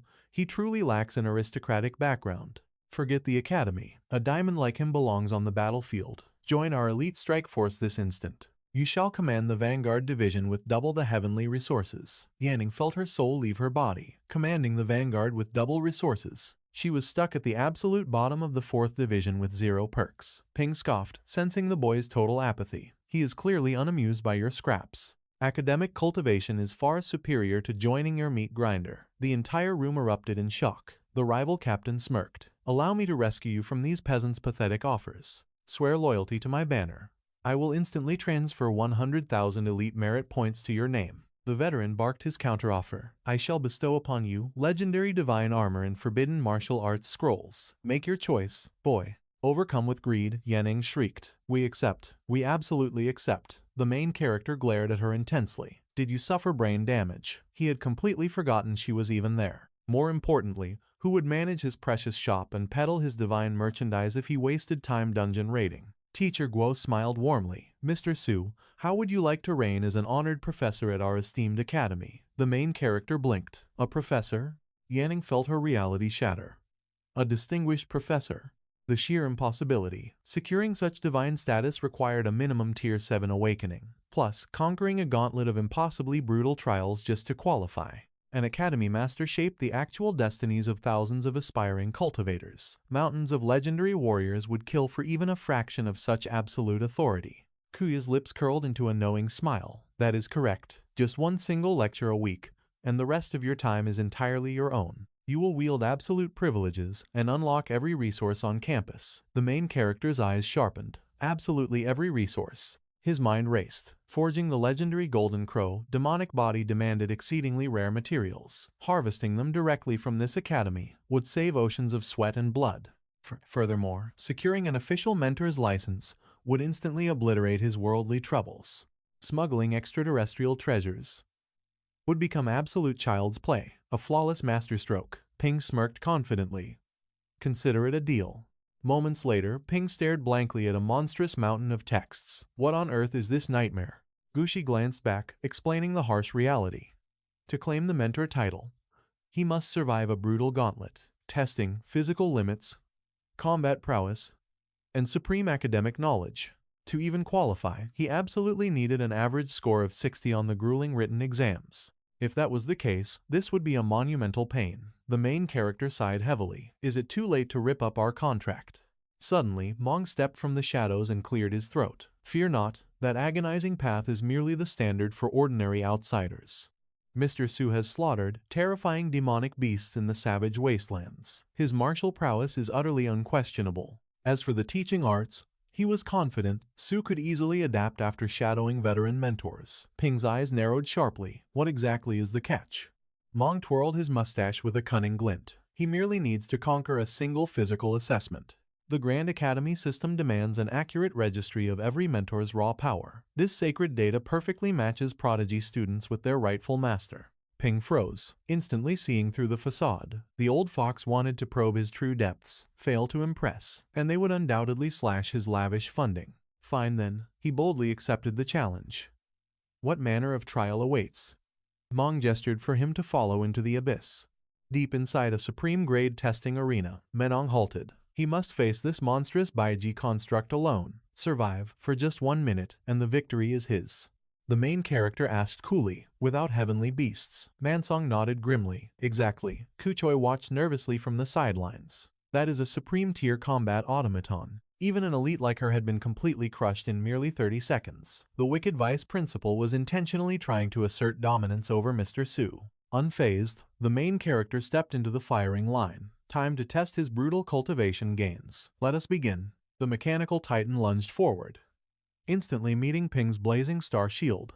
Crack. The devastating impact utterly shattered his starry defense, but he dodged with phantom speed. Mong observed the chaotic clash safely behind reinforced glass. Mong analyzed coldly. He survived the opening 20 seconds. Spectacular reflexes, but his absolute defense is pitifully fragile. The main character unleashed his hidden seal and launched into the sky, but a chilling realization struck. Suspended mid-air, his evasion paths were completely locked. Annihilating energy beams locked onto his helpless frame. Minong smirked cruelly, crushed in under 20 seconds. Expected, since he dared to face the mighty Baiji completely blind. Is this the bitter end? Suddenly, he narrowly evaded, but monstrous green vines violently erupted. They snared his limbs, threatening to tear him mercilessly, limb from limb. Goi screamed from the viewing deck, desperately warning him to watch his back. In a flash, terrifying infernal flames completely swallowed his trapped body. Goi shrieked in absolute panic.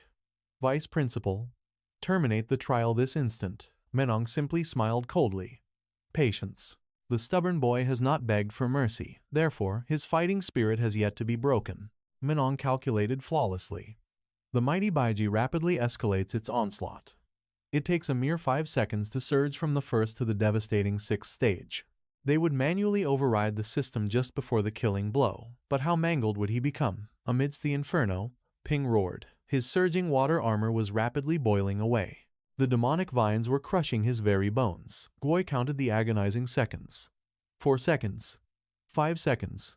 Why in heaven's name hasn't the machine halted its execution protocol? She spun around, her voice trembling with sheer terror. Vice Principal, 10 terrifying seconds have passed, yet the lethal barrage continues without end.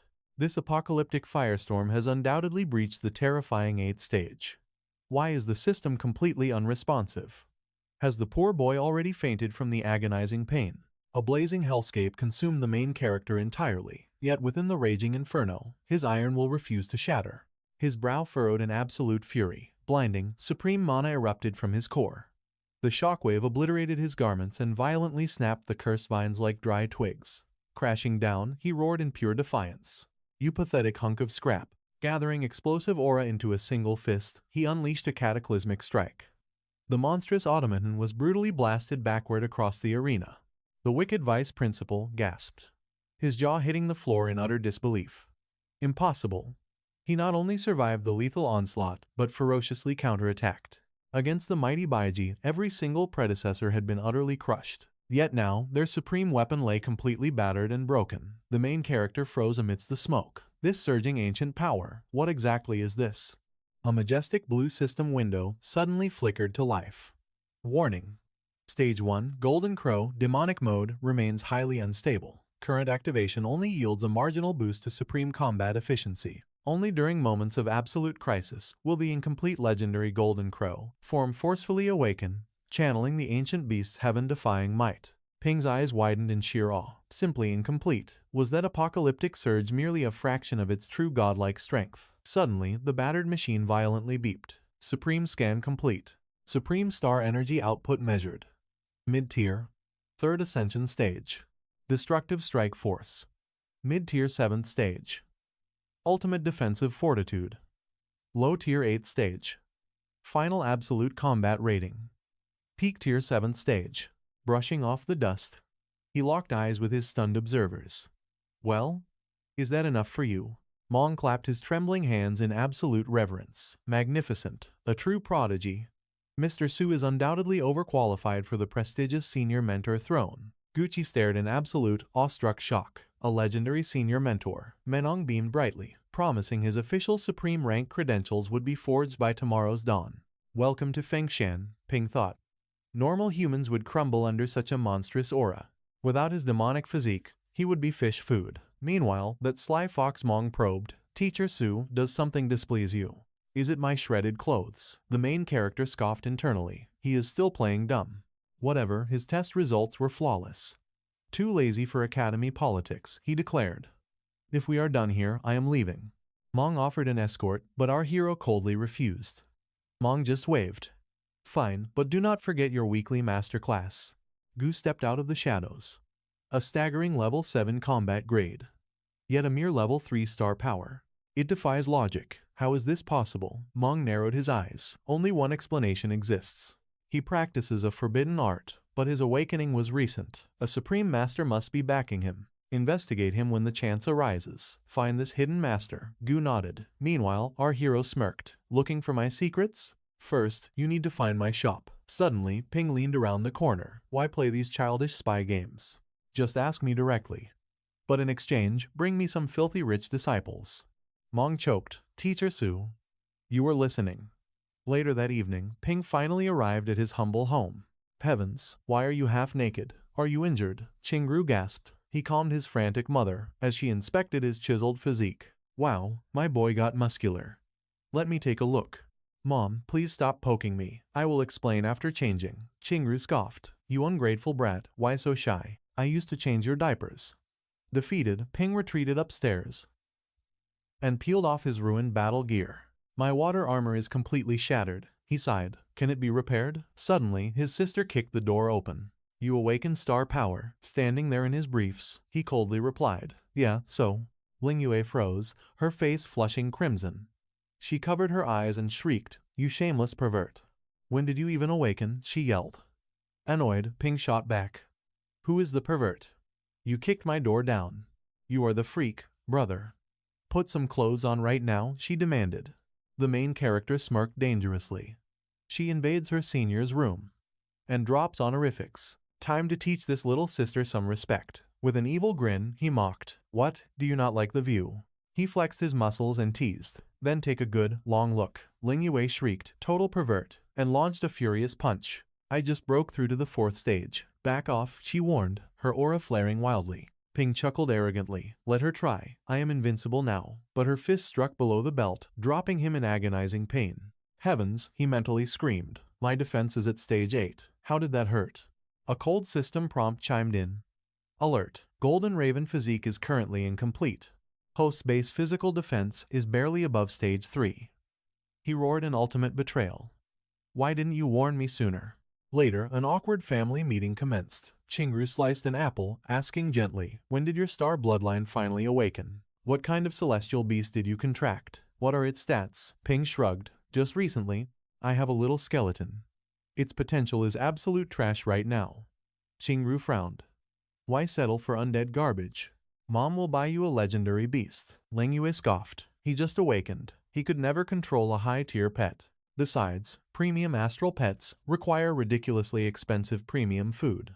On his pathetic salary, how would he even feed it? Qingru sighed. Speaking of money, can you even pay the electricity bill? If you are broke, just ask me.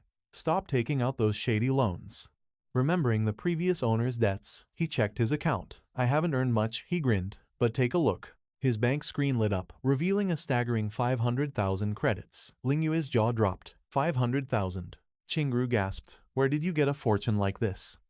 Ling Yue panicked.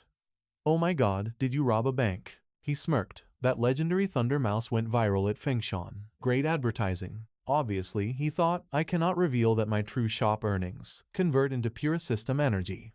I am a secret billionaire. Relieved. Kingru beamed. My boy is finally succeeding. Ling Yue, you should learn from your elder brother's greatness. Ling Yue pointed a trembling finger. Learn from this idiot?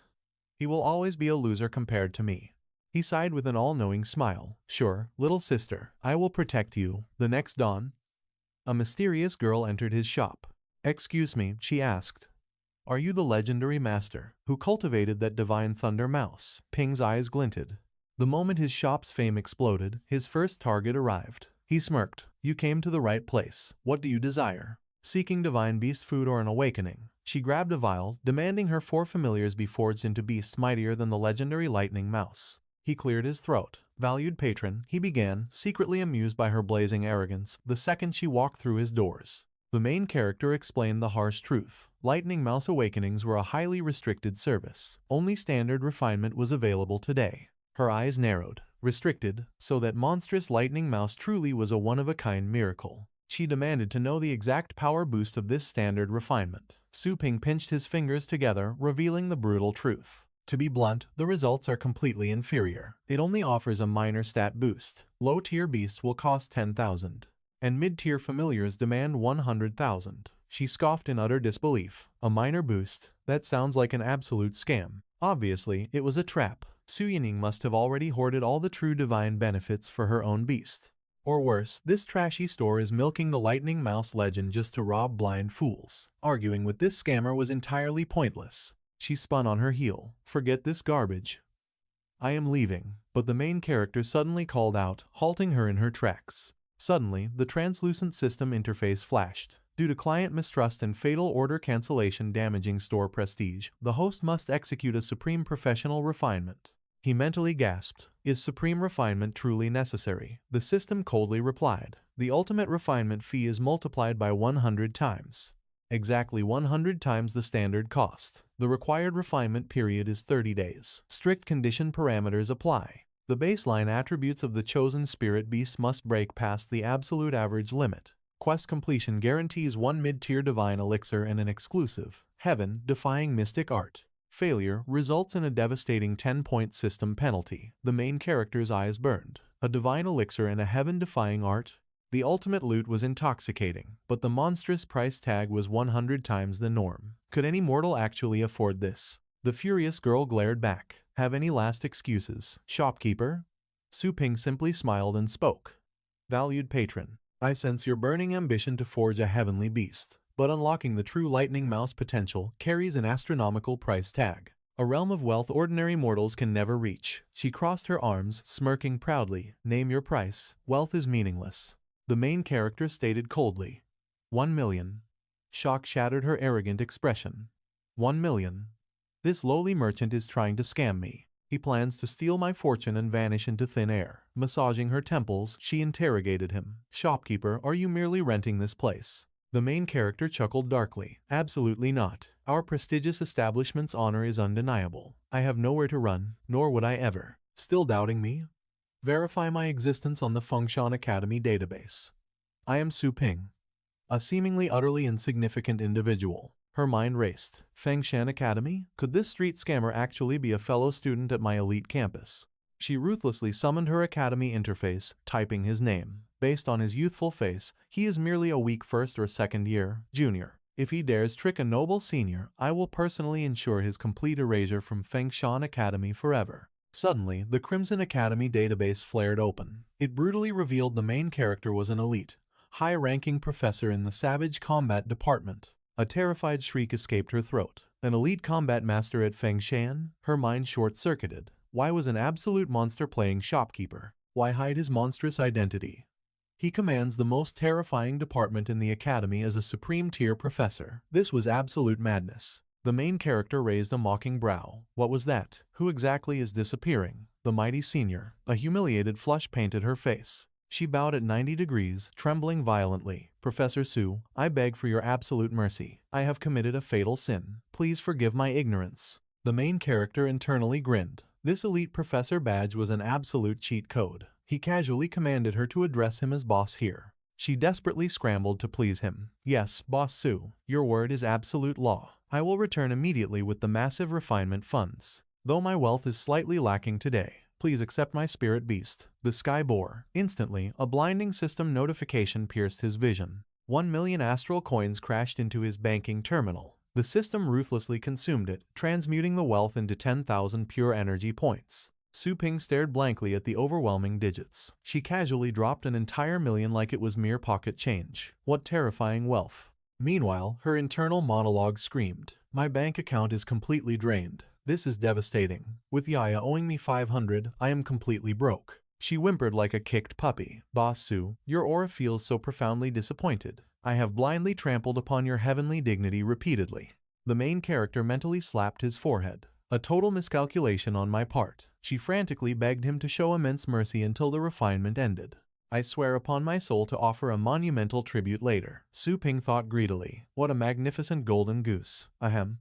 An esteemed client. Regaining his untouchable expert persona, he turned his back dramatically. Fear not, he proclaimed to the trembling girl. I, the great Su Ping, always treat all mortal customers with supreme equality. The ultimate forging begins now. Leave your beast and return in exactly 1 month to witness a miracle. Her eyes sparkled with sheer worship. He completely forgave my arrogant blasphemy, and he promises a terrifying 7th-tier ultimate awakening in merely 30 days. What overwhelming benevolence. What an absolute god-tier professor. Bowing deeply, she offered her eternal gratitude to Boss Su. The main character stared at the glowing system prompt, debating how to unleash his 10,000 energy points. Upgrade the shop, or awaken the spirit pool. Just entering a top-tier zone like the Cloud Thunder realm demanded a staggering 1,000 points. Matching a lightning mouse's legendary progress meant diving in twice, which would completely drain his upgrade funds. He desperately needed a professional cultivation strategy. The divine interface revealed that a level 2 shop unlocked a dedicated cultivation zone and the elusive basic shadow clone skill. Eager for answers, he demanded details, prompting the system to explain the space. This sacred sanctuary offered temporary rest for fully cultivated beasts without wasting precious store slots. The basic shadow clone. This phantom double perfectly mirrors the host, dragging celestial beasts into the zone for automated training. It demanded a 50% profit cut per use, but he practically roared, "Heavens, this clone ability is absolutely broken." Standard training only costs 50 points. With endless customer traffic, these beasts could evolve non-stop. Just 10 daily orders meant total cost recovery in a mere 20 days. Soon, a curious crowd swarmed the storefront, whispering, "Is this the legendary place?"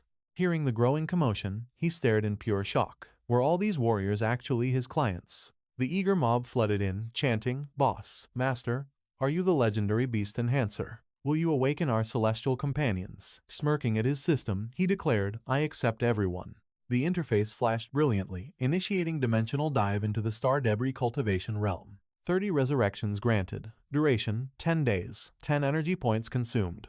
Plunging into the void, a prompt warned, unlocking the clone requires the master to personally complete 1 full cultivation cycle. 200 points vanished, forging his phantom doppelganger. Blazing with mana, his exact replica materialized. He frowned. Is this really a shadow clone? It feels entirely different.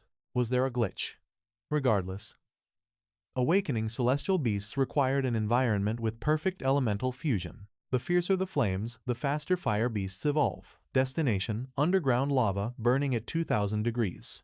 Scanning the inferno, he grinned. Not bad at all. He plummeted into the depths, commanding the pack to follow. He realized in shock, I feel no heat, just like that previous deadly beast battle. Instead of burning to ash, his divine golden crow bloodline awakened, while the pets wailed in terror. He marveled at the flames, realizing this mythical golden crow form dominated the fire element completely. With endless resurrections guaranteed, why hesitate? He thrust his palm forward, unleashing a blazing torrent. The power was real. The wild flames bowed to him like loyal servants. This was the ultimate golden crow racial talent. Glaring at his replica, he warned the idiot not to copy him. Stripping down, he dove into the magma. Time was money. He ordered his phantom to toss the beasts in. Let the brutal cultivation begin. The pets shrieked in absolute horror as he cheered. System alert, the red flame dog, purple flame cat, fire frog, and little lion were instantly incinerated.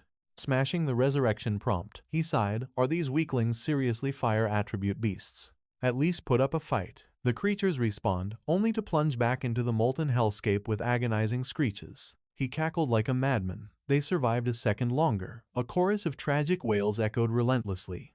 Scorching step, fire cloak, raging flame drift, flame roar. Back in reality, the clients were roaring in sheer ecstasy. A mid-rank skill mastered in 24 hours.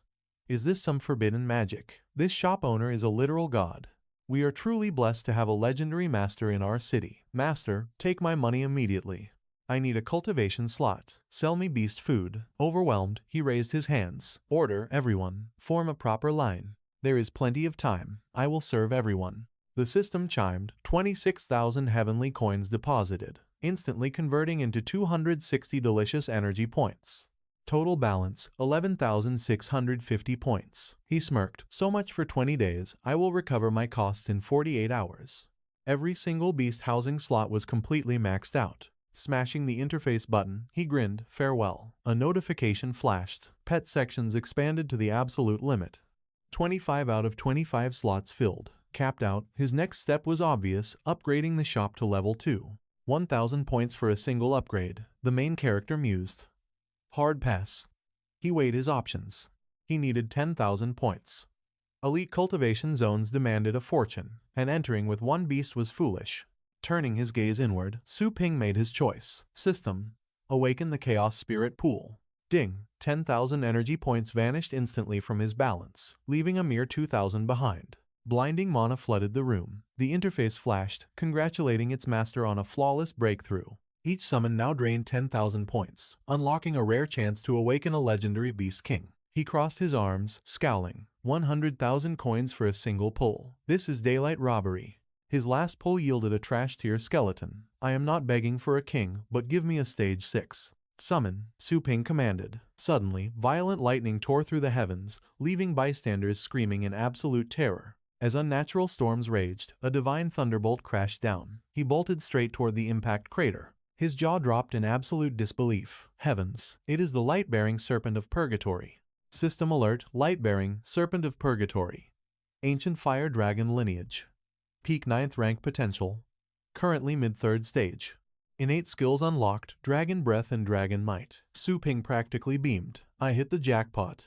9th rank bloodline, the undisputed king of beasts. He just won the ultimate pet lottery. True dragons bow to no one. They despise mortal touch, radiating absolute arrogance despite their tiny, newborn size. Su Ping casually pinched its snout. Too bad, little lizard. Inside this shop, I am an invincible god. He offered an honest soul contract. Sign this. Blink twice if you understand your new reality. The system confirmed the soul binding. Moments later, a harsh buzzing erupted from his smart watch. Professor Su, your masterclass for the elite 3rd year cohorts begins tomorrow at exactly 2 o'clock. Do not be late. Meanwhile, at Phoenix Peak Academy, the furious combat director barked. 2 minutes left. What disrespect. Absolute irresponsibility. Luo Guxue bowed apologetically. Director, Teacher Su is new. He likely got lost. Please, wait in the hall. I leave for one business trip, the director fumed, and my department spirals into total chaos. You vouched for this brat, bypassing my authority. Are you trying to steal my director seat? Never, sir. She panicked, praying Su Ping would teleport there. Please forgive this sudden transgression. If he fails to appear, punish me. Suddenly, a shadow dropped. Guxue gasped. Su Ping. The director squinted. This is the arrogant rookie. Meanwhile, Su Ping grinned, buzzing from his dragon ride. Phew, cut that close, he smirked. Inside the hall, a student gossiped. Heard some privileged master joined. Probably some useless relative of the director. His stats are blank. He must be the director's hidden son who bought his way in through connections. Su Lingyue shot them a deadly glare. Must you gossip like commoners? So what if he is young? It proves he is a prodigy. Focus on your own cultivation. A senior scoffed, dreaming of becoming an elite instructor. Lingyue, do not be so pathetically naive. Hard work alone will not earn a teaching badge. Suddenly, Guxue stormed in. Silence in here. Class is in session. Today, we cover wasteland resource gathering and practical combat survival skills. Meet Teacher Su Ping. He will assist. The room erupted into absolute shock. No way, he is our age. Top student Yihao narrowed his eyes, radiating intense skepticism. The gossiping student froze in panic. Yihao coughed sharply, silencing the murmurs with his aura. Su Lingyue shot out of her seat. Su Ping, why is he up there? This cannot be real. The mocker sneered. Look who is hypocritical now. Weren't you just preaching about focusing on training? Flustered, she stammered. A bold student suddenly stood up. Teacher Sue, rumor says you slaughtered a bone breaker. Is it true? Give us the combat details. The hall buzzed frantically. A bone breaker? What kind of monster is that? An ultra-rare, high-tier abomination, someone shuddered. Nobody survives an encounter. Seeing it means absolute death. Scoffing at the danger, the crowd doubted him. Su Ping smiled calmly. I did. But that is off topic today. If you survive today's lesson, perhaps I will share the battle choreography later. The principal chuckled darkly. Less than 24 hours on the job, and he is already acting like a master. The arrogant student clapped, demanding a demonstration of his power. If he cannot prove his absolute strength, how can he dare teach us? The crowd echoed with loud sneers. Yihao narrowed his eyes in deep thought. He failed to read the beast's power level previously, leaving him intensely curious. Besides, when would his own beast get a turn? Teacher Luo panicked. It is over. How could this absolute trash be connected to the legendary Bone Crusher? What an absolute disgrace. Gushu's brow furrowed sharply. We are in the middle of a formal lecture. Cease your interruptions. She desperately vouched for his overwhelming power. The director ruthlessly interrupted. Teacher Luo, your words hold zero weight. Furthermore, is there even a point in discussing his supposedly glorious achievements from the recent perilous expedition? The chaotic room settled down. Gushua begged the director for forgiveness. The sneering director demanded, Teacher Su, will you demonstrate? It would be an absolute tragedy if nasty rumors spread, claiming you used nepotism to infiltrate Funan. The main character sighed internally. Even within these academy walls, there is zero peace. Surging his mana, he warned, the price is high. A fragile skeleton emerged from the rift. The crowd mocked him. Is that a pathetic little skeleton? An arrogant student pointed at the pathetic creature, laughing. Heavens! Look at how adorable that useless thing is. My skeleton costume at age 10 was far scarier. The principal waved dismissively. Teacher Su, do not panic. Just ensure you do not injure the students, and I take full responsibility. Su Ping commanded his demonic skeleton. Restrain yourself. Do not create casualties. Ling cupped her cheeks in sheer disbelief. The weakest demon-type beast ever, she thought. What ridiculous joke was he playing? Suddenly, the frail skeleton blurred forward, ruthlessly unleashing a supreme sword art. A terrifying scorch mark slashed across the grand stairs, leaving everyone completely paralyzed. The crowd shrieked, What? The terrified students trembled in absolute horror. What kind of monstrous strike was that? What is that tiny beast? A skeleton king? Yihao broke into a cold sweat. Such overwhelming, terrifying power. Even his mighty silver snake-tailed dragon would instantly perish against that. Ling gasped in absolute utter disbelief. Can a pathetic first-grade skeleton possess such heaven-defying strength? Did it not just awaken? The main character casually crossed his arms. Well, how was that? Need a second demonstration. The pale director stammered, Are you insane? The student chuckled nervously. The trembling principal stammered, This elite classroom uses highly special materials. It costs 10 million, expertly designed to perfectly withstand a terrifying 8th-level strike. Yet that tiny skeleton shattered it with one swing. Su Ping sneered, Those who remain unconvinced can simply raise their hands. Step forward for a personal duel right now. Silence choked the room as they exchanged panicked glances. The main character frowned. Why is everyone suddenly so silent? If there are zero objections, the lecture begins. The terrified students instantly bowed their heads as Su Ping coldly demanded page 45. These legendary materials were excavated from a dangerous rank A-star rift. Afterwards, traumatized students swore it was their quietest class ever. The suffocating tension meant you could hear a single strand of hair hit the pristine floor. Yet absolutely no one actually took notes, because every terrified eye remained completely glued to that devastating, bottomless chasm. Later, he smoothly shut the luxury car door, the esteemed vice principal personally chauffeuring a humble teacher. What a rare honor. Vice Principal Meng chuckled warmly. Think nothing of it. Rumor has it you completely subjugated the rebellious third years. They dared not whisper. Teacher Su, you are undeniably a top prodigy in Funan. The main character narrowed his eyes. What is this old fox plotting? He clearly wants repayment for his unasked protection. Meanwhile, the elite security system loudly demanded his biometric fingerprint scan. Suddenly, a familiar figure blocked his path. Chen Shan smiled broadly. Brother Su, it has been an absolute eternity. Su Ping blinked in mild surprise. Oh, Chen Shan. Moments later, they settled at a table. The main character sighed. Such a dead afternoon. Not a single soul entered my shop today. Chen Shan leaned in completely seriously. I urgently needed to discuss classified secrets. Brother Su, I cleared the street and will generously compensate your losses. The main character raised an eyebrow. The vice principal is eavesdropping, right? Meng stepped forward. I have official business, too. The legendary Global Elite League tournament is rapidly approaching. This blood-boiling tournament happens triennially. Only Supreme Martial Beast Masters ranked at the 7th stage or lower can ever dare participate. Beyond unimaginable wealth, the ultimate champion earns the priceless, once-in-a-lifetime tutelage of a true, legendary martial beast master. Historically, almost every champion ascends to the absolute peak. Many evolve into godlike legendary masters, worshipped by millions. They fiercely shield our continent from terrifying dark threats. If you wish to compete, Teacher Su, I will authorize a fully paid, year-long absence. Naturally, all glorious tournament rewards remain fully yours. The main character simply crossed his arms. Hard pass. I am far too incredibly busy running my shop. Vice Principal Meng gasped in sheer disbelief. What? As a Supreme Martial Beast Master, not interested in the elite tournament? Ping wondered if the guy took him for an absolute fool. Global fame meant painting a massive target on his back. His current reputation printed enough money already. Why risk deadly unwanted attention? Relying on his unstoppable system upgrades was much safer. Clasping his hands respectfully, Chen Shan sighed. He had hoped Brother Su would explore the secret realm with them, though it paled before the Elite League. A secret realm? The main character asked curiously.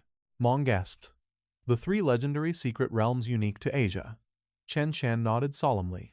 Only silver rank elites and above even knew they existed. So, how did he know? Mong chuckled, boasting that the old man was practically a gold rank explorer before retiring. Ping demanded they stop speaking in riddles. Ordinary star rifts merely led to barren, ordinary planets, yielding nothing but basic ores and weak, primitive beasts. But Dragon Ledge Mountain, Whalebone River, and Devil Tomb opened into ancient starfields harboring forgotten civilizations, far superior to Blue Star. Standing tall, Chen Shan revealed that while those ancient empires fell, their legendary artifacts remained utterly priceless. Finding them could rewrite world history and unlock the supreme, absolute laws of the entire universe. Is it truly that crucial? He pondered. Mong pressed on, emphasizing the vast scope of these ancient inheritances. However, those ruins swarmed with hordes of terrifying, unknown celestial beasts. Countless elite warriors tried breaching the Forbidden Zone, only to face absolute annihilation. Thus, the Federation sealed it completely. Only right before the Elite League does the safer outer perimeter open for top-tier explorers. Chen Shan leaned back with a proud smirk. He was actually fortunate enough to secure entry into Dragon Ledge's outer zone. He desperately needed strong teammates, making Brother Su's lack of interest a crushing disappointment. Despite his total apathy toward the Elite League, the desperate men practically begged him once more. But the main character smirked inwardly. His system possessed supreme, all-encompassing power. Surely, Dragon Ledge Mountain was already recorded within it. Could those celestial beasts really withstand his endless system revivals? Smiling mysteriously, he told them he would reconsider the secret realm. Later, as he finally closed the shop, a desperate girl cried out, "Mister, wait, it is finally my turn." Another customer pleaded for his beast's cultivation. Waving them off, the main character coolly apologized. The shop's business hours were strictly over. Anyone who missed out could try their luck tomorrow morning. The waiting crowd erupted in absolute devastation. If only they arrived earlier. One fanatic swore to camp at the door until dawn just to be first in line. The disappointed girl opted for the nearest inn, vowing they would all return together at daybreak. Stretching his exhausted muscles, Ping groaned. This sudden explosion in popularity was overwhelming. It left him zero time for daytime cultivation. He mentally commanded the system to scan the cultivation zones for Dragon Ledge. However, the cold interface flashed an error. Query completely unfound. Nothing? He frowned, immediately commanding a broader search for anything related to the word dragon. The system pinged. Illusion of Heritage, the land of the Dragon King legacy. The entry fee? A staggering 2,000 energy points. Ping blinked. Illusion of Heritage. He deduced those ancient bones were the key, quickly summoning the system. He demanded the full specs of this mysterious cultivation zone. The glowing screen detailed the illusion of heritage. True to its name, this realm was purely an intangible phantom. The host could extract zero physical loot, gaining only brutal combat experience. Why then? He demanded. Is this phantom realm twice as expensive as the legendary Cloud Thunder and Desolate Hunden realms? What justifies the absurd cost? The system calmly explained, firstly, Standard zones hold varied monsters, but this illusory realm breeds only the absolute apex predators. Their terrifying power levels are simply beyond comparison. Secondly, every heritage site houses the dormant king soul of a fallen god, awaiting a worthy champion to claim its absolute power. Duplicating such a priceless, divine gift was impossible. It was pure sacrilege.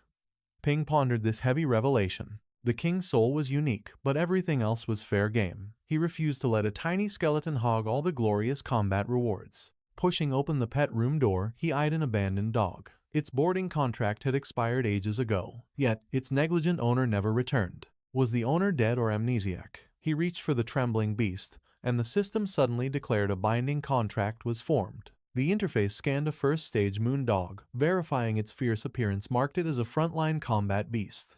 Though merely a first-stage creature with pitifully low attributes, it possessed vicious howling and tearing skills. Boasting ironclad resilience and absolute loyalty, it was perfect for a rookie beast master. He seriously wondered if its original master had perished.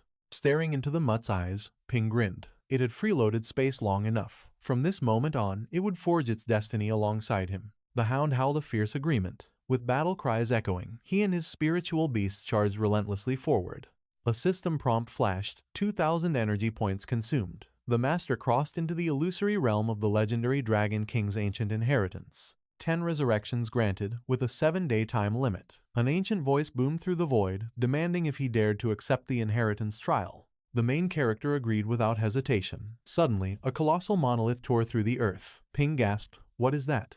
9 floors seal the dragon pillar, the voice announced. Reaching the absolute peak is merely the preliminary qualification to inherit this supreme, ancient power. Ping trembled in awe. Just the preliminary. How could anyone survive the real trials? The ancestral dragon explained. When the supreme being fell, its divine flesh scattered across the heavens. Its shattered scales transformed into 109 mortal continents, shaping the earth. But when dark demonic miasma corrupted these sacred lands, endless hordes of terrifying abominations were instantly birthed. To resurrect the sovereign's soul, every single demonic beast must be utterly exterminated. Only those who conquer the agonizing 9th floor shall face the ultimate, final judgment. The main character realized these brutal conditions prevented anyone from stealing the legacy by luck. This hellish difficulty was entirely justified for such absolute power. Pushing against the massive gate, he muttered, "But cleansing 109 continents is insane. Just how long will this torturous grind last?" Stepping into the pitch-black abyss,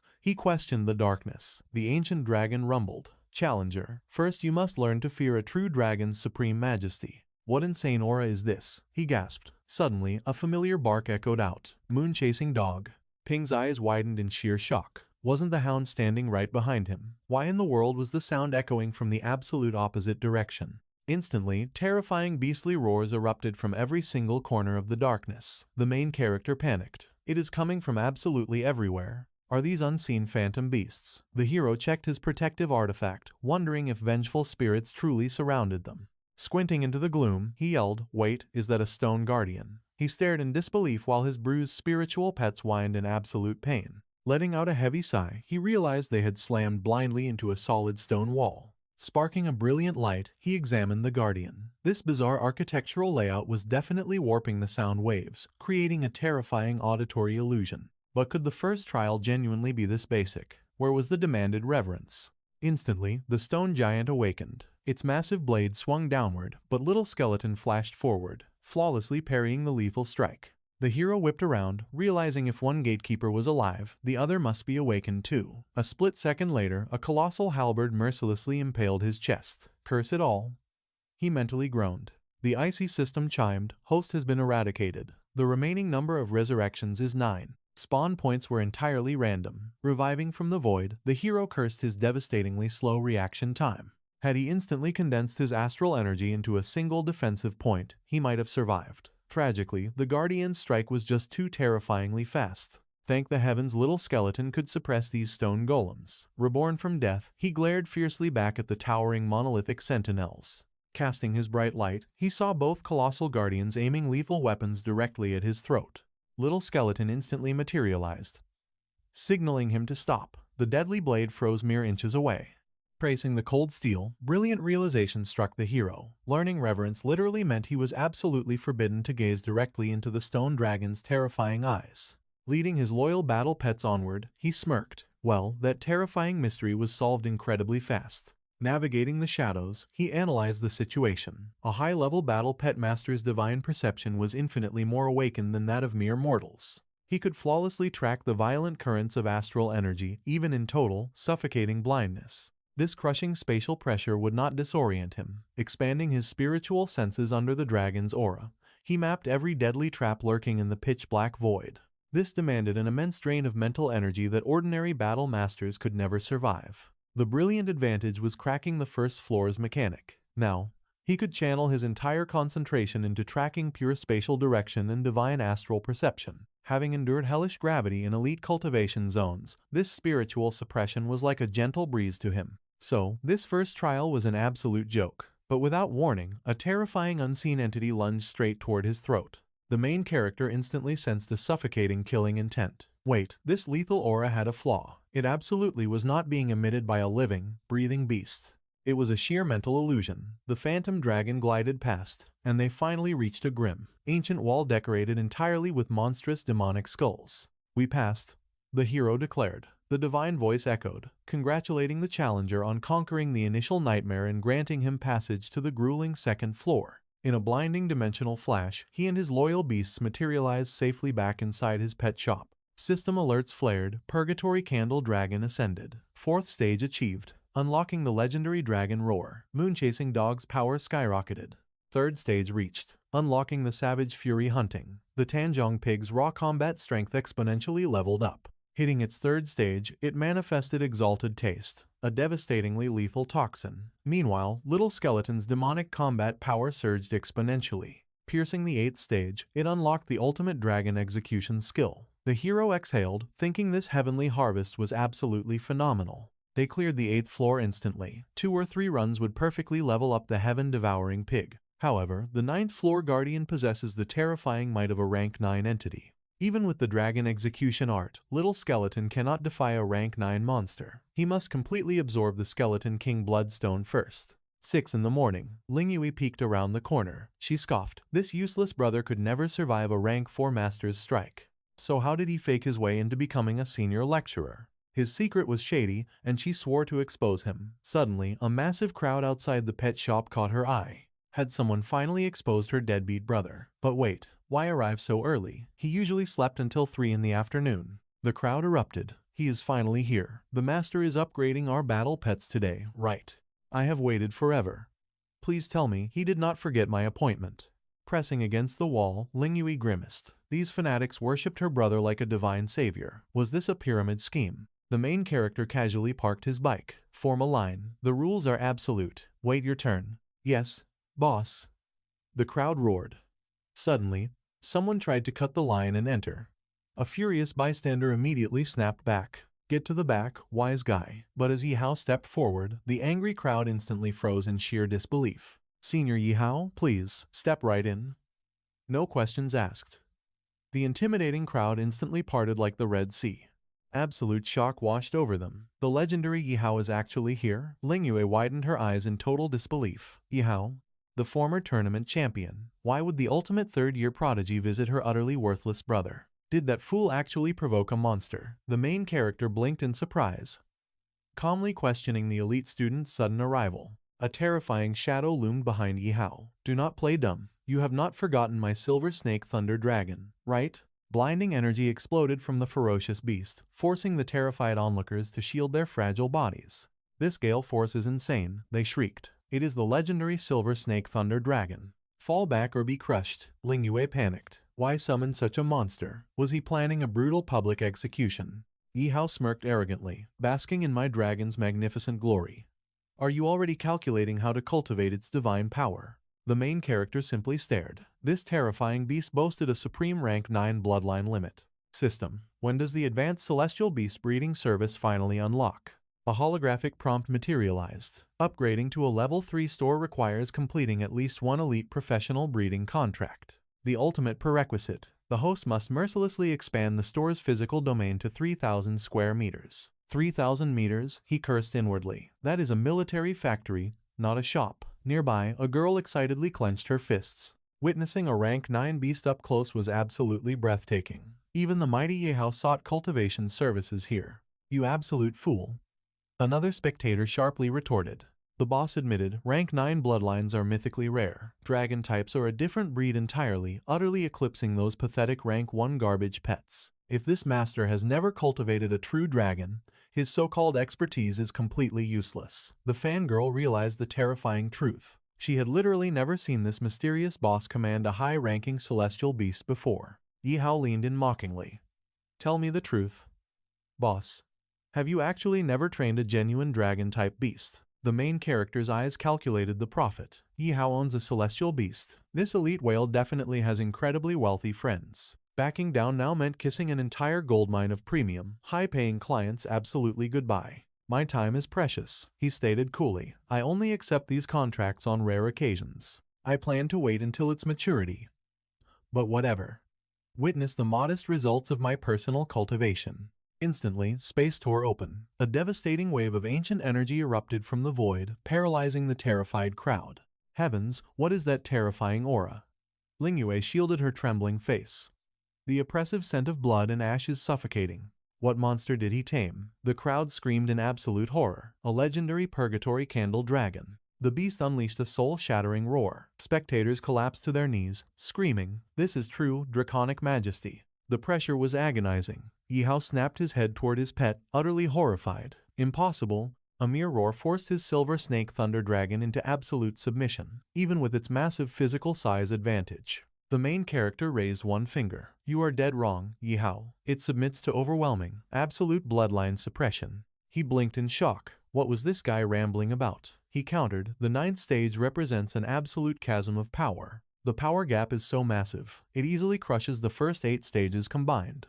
But remember, a primal bloodline suppression always exists between divine beasts. And the dragon race, they follow an absolute, unforgiving hierarchy. For instance, a silver snake thunder dragon trains endlessly for its aura, but a purgatory candle dragon is born a king.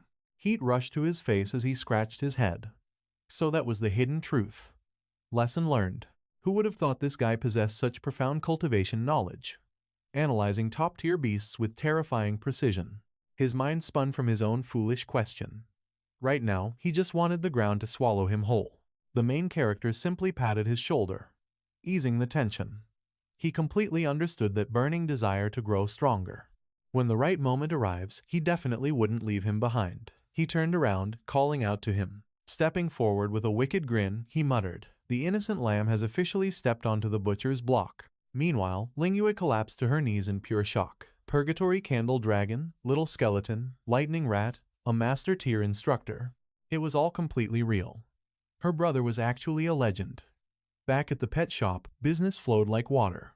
The desperate crowd begged, "Master, please guide our beasts just one more time. We are begging you, Master." He simply smirked. "No problem, just pay the fee." Then, glancing at the trembling beasts, he asked, "You 4 again? Did you guys miss my training?" The beasts immediately scattered in sheer terror. By nightfall, the main character checked his glowing system interface. Energy points logged, 4,336,392. Upgrading the shop demanded 10,000. He still needed to master his professional cultivation and expand his territory to a massive 3,000 square meters. A successful upgrade meant exploding profits.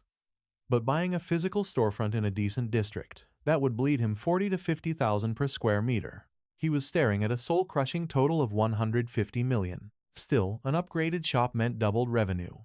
Plus, it was the perfect excuse to relocate his mother and sister here securely. That way, he could practically live inside the store, fully shielded by the system's absolute defense. But hold on, his martial path had barely begun. He wasn't about to hit the endgame this early. This wasn't just pricey, it was daylight robbery. He let out a heavy sigh. How on earth could he farm that much cash? Glancing sideways, an idea sparked. Become a dimensional explorer. No. The death rate was way too high. Unless he needed merit points for golden crow body materials. Venturing out was totally pointless. Why risk it? He could pawn the Purgatory Candle Dragon for a quick 10 million, but that would completely freeze its growth until he cleared the debt. Way too slow. Scratch that idea. The only viable path left was exploiting his newfound status as a master tier instructor. Sometime later, inside Longjiang Base City's elite upper district, a student glared at his glowing monitor, scrolling through various instructor profiles. 7th stage, elemental class, 12,000 per hour. 7th stage, poison class, 13,000 per hour. 8th stage, combat specialist, 40,000 an hour. 9th stage, dragon master, a staggering 100,000 per session. Kwang kicked his feet onto the desk, groaning. Why is the official network completely empty of demonic-type experts? Damn it, these sketchy forums are crawling with scammers. He let out a frustrated breath. Was it seriously this impossible to find a mentor for a rare demonic beast? This was Kwang, a proud third-year martial beastmaster from the legendary God of War Academy. Currently at the 5th level. Suddenly, a notification popped up. An instructor named Long Jiang's #1 handsome had messaged him. Should he open this suspicious link or delete it? A while later, the main character stepped out of his cab, transferring a hefty 1,800 2-star coins for the ride. Scanning his luxurious surroundings, he muttered, "So this is the legendary Upper District. Wealth practically drips from the walls here. No wonder prices are sky high." He confidently strode forward, but a stern hand immediately blocked his path. A heavily armed guard tapped his baton. "You don't look like you belong in this zip code, kid. Strictly, no outsiders permitted." The main character stared in deadpan silence. He was a dedicated, elite instructor working a midnight shift, and he was getting locked out. Pulling up his device, he messaged his client for help. The student instantly replied, "Senior, did you find the address?" "Senior, once you arrive at the gate, just drop my name to the security team. I will be waiting inside the combat hall." He grimaced at the screen. Good grief, what are these cringeworthy emojis? Looking back up, he informed the guard he was here for queuing. With a calm expression, he requested entry. The guard's attitude instantly flipped, offering a polite smile. "Are you young Master Kwang's esteemed guest? Right this way, please enter." Meanwhile, deep inside the estate, Kwang was sweating through intense training. A mechanical voice echoed, "Defense protocols upgraded to maximum level 3. Panting heavily, he muttered, "Still not enough." The system chimed, elevating defense to the maximum 4th tier, igniting wolf fist martial arts. Kwang violently thrust his hand, launching a fierce assault. A blaring system warning revealed over 80% of functions were destroyed, forcing a critical shutdown. Just then, a guard stepped inside, raising a hand respectfully. "Mr. Kwang, your guest has arrived." Kwang smirked. "Senior, you finally made it." The main character advanced, musing. "So this is a training ground for the wealthy, practically the size of Funan." The guard smiled politely, bowing out. Kwang waved him off, but internally panicked. What on earth? How is he this young? Resting hands on his hips, Kwang probed. "You are Long Jiang's top handsome assistant, right?" The main character nodded calmly. Kwang was completely stunned. This kid was the legendary handsome senior. Nodding slightly, the main character confirmed it. "Are you Kwang? My intel says you possess a demonic-type beast. I know about that dark species, so I can offer profound guidance." Kwang scoffed mockingly. "Guidance?" Kwang scanned his painfully ordinary aura. A flicker of star power existed, but it absolutely did not surpass his own. Winning a duel was one thing, but acting like some elite grandmaster to lecture him. Damn it, how did he ever lower himself to call this arrogant brat senior? He had even sent respectful emojis. The majestic Kwang family heir had completely humiliated himself, bowing to a nobody. An absolute disgrace. Suddenly, the main character spoke up. "What is wrong? Did you just probe my star power?" Kwang flinched in absolute shock. How did he know? This ordinary guy flawlessly read his silent, hidden assessment. The main character read it off his face. He scoffed inwardly. "If I missed a basic probe, my hellish star chaos training was a joke." Extending his hand with absolute confidence, he provoked. "You are still heavily doubting my strength, are you not? Bring it on. Channel star power into your right fist and strike me." Kwang narrowed his eyes. Is this fool begging for hospital bills? Violent energy surged as Kwang viciously coiled power, vowing to crush this arrogant punk so brutally he could not even beg for help. "Do not instantly regret this," he roared. Suddenly, he stared at his trembling fist in pure horror. What happened? His star power felt like sluggish mud. Overtraining? The main character chuckled, gathering unseen pressure behind him. Drenched in sweat, Kwang panicked. What monstrous sorcery is this? The ambient star power literally froze solid, present, yet completely locked away from his grasp. In a blinding flash, the main character unleashed deadly energy, commanding him to brace. Terrified, Kwang leaped backward, raising a desperate guard. What the hell? He screamed internally. Only those with supreme star power could violently manipulate the surrounding energy flow. Only mythical 9th rank masters could command star power to such terrifying extremes, granting godly telekinesis or sheer flight. but did not his raw strength feel vastly inferior? Yet, this crippling energy stagnation completely freezing his body was undeniably caused by the smiling youth before him. Was he intentionally suppressing a monstrous aura? Does an impossibly young, high-ranking master actually exist in this world? Only the Almighty Federation could bestow such supreme ranks, each representing absolute unquestionable dominance in a specific domain. Swallowing his pride, Kwang stammered, "Dare I ask your supreme rank, senior?" mentally applauding the kid's sharp instincts. The main character smoothly deflected to maintain his mystique. "Your miserable level is too low to comprehend my true rank," he replied coldly. "If you still harbor foolish doubts, launch 2 more strikes." Spreading his arms wide, Kwang surrendered to the challenge. Very well. With a fierce battle cry, Kwang summoned his power. Spatial rifts violently tore open, unleashing monstrous beasts into the arena. Swamp crawlers and spirit beasts, solid 6-stage bloodlines. The main character analyzed coldly. Suddenly, thick, toxic smoke erupted, a dark poisonous miasma blinding my sight. Just then, a hidden beast lunged. Effortlessly dodging its razor-sharp claws, his eyes narrowed. More swamp crawlers. Their grotesque name perfectly suited their muddy ambush tactics.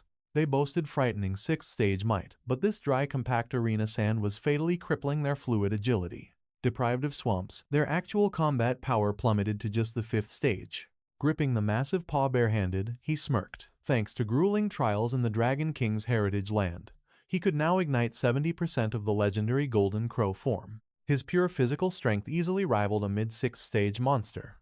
With a brutal flex, he hurled the huge beast backward, leaving Kuang dumbfounded. His swamp crawlers were knocked away effortlessly. Clenching his fists in frustration, Kwang roared, "Damn it." He had masterfully tried using the beast's soft paws to totally mask his own deadly approach. The main character smiled knowingly.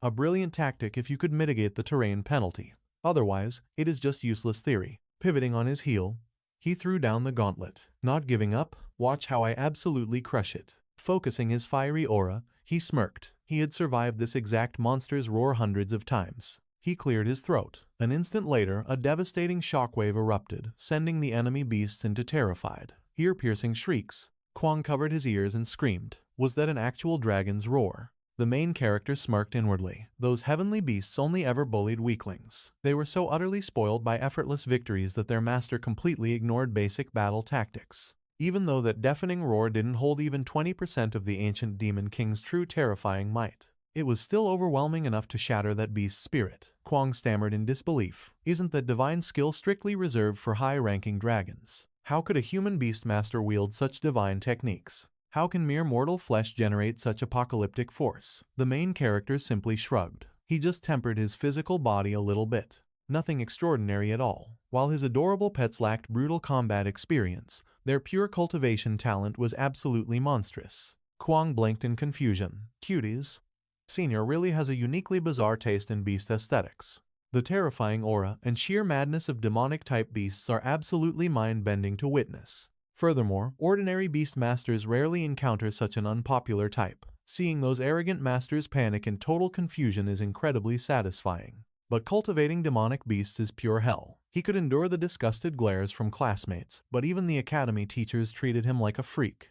The absolute worst part, searching for proper guidance on demonic pets was like hopelessly hunting for a needle in an endless wasteland. He was utterly stuck. Senior, the main character, simply facepalmed, letting out a deep sigh as he told the frantic junior to breathe. Kwang finally realized the harsh truth. His past victories relied entirely on his overwhelming level suppression and the sheer unpredictability of his demonic beasts. That cheap trick only worked flawlessly against pathetic weaklings or painfully average opponents. But against true martial experts, his glaring tactical flaws would be brutally exposed.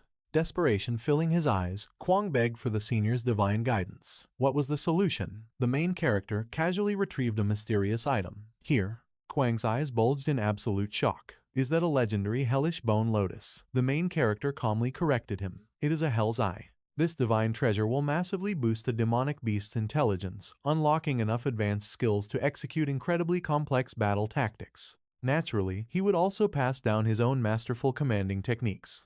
Kwang bowed deeply, overwhelmed with emotion. Market traders once demanded 5 million yuan for high-grade demonic fodder. Was Senior truly gifting this priceless treasure? He was endlessly grateful. The main character instantly interrupted. Save the emotional speeches. Damn it, you owe me exactly 1 million for the manual. This treasure costs 1.2 million. Oh, and I almost forgot, the taxi fare is 364. Cash first, then you get the goods. Just so you know, I can supply you with even more premium beast food later. Kwang's brain completely short-circuited. Wait, what?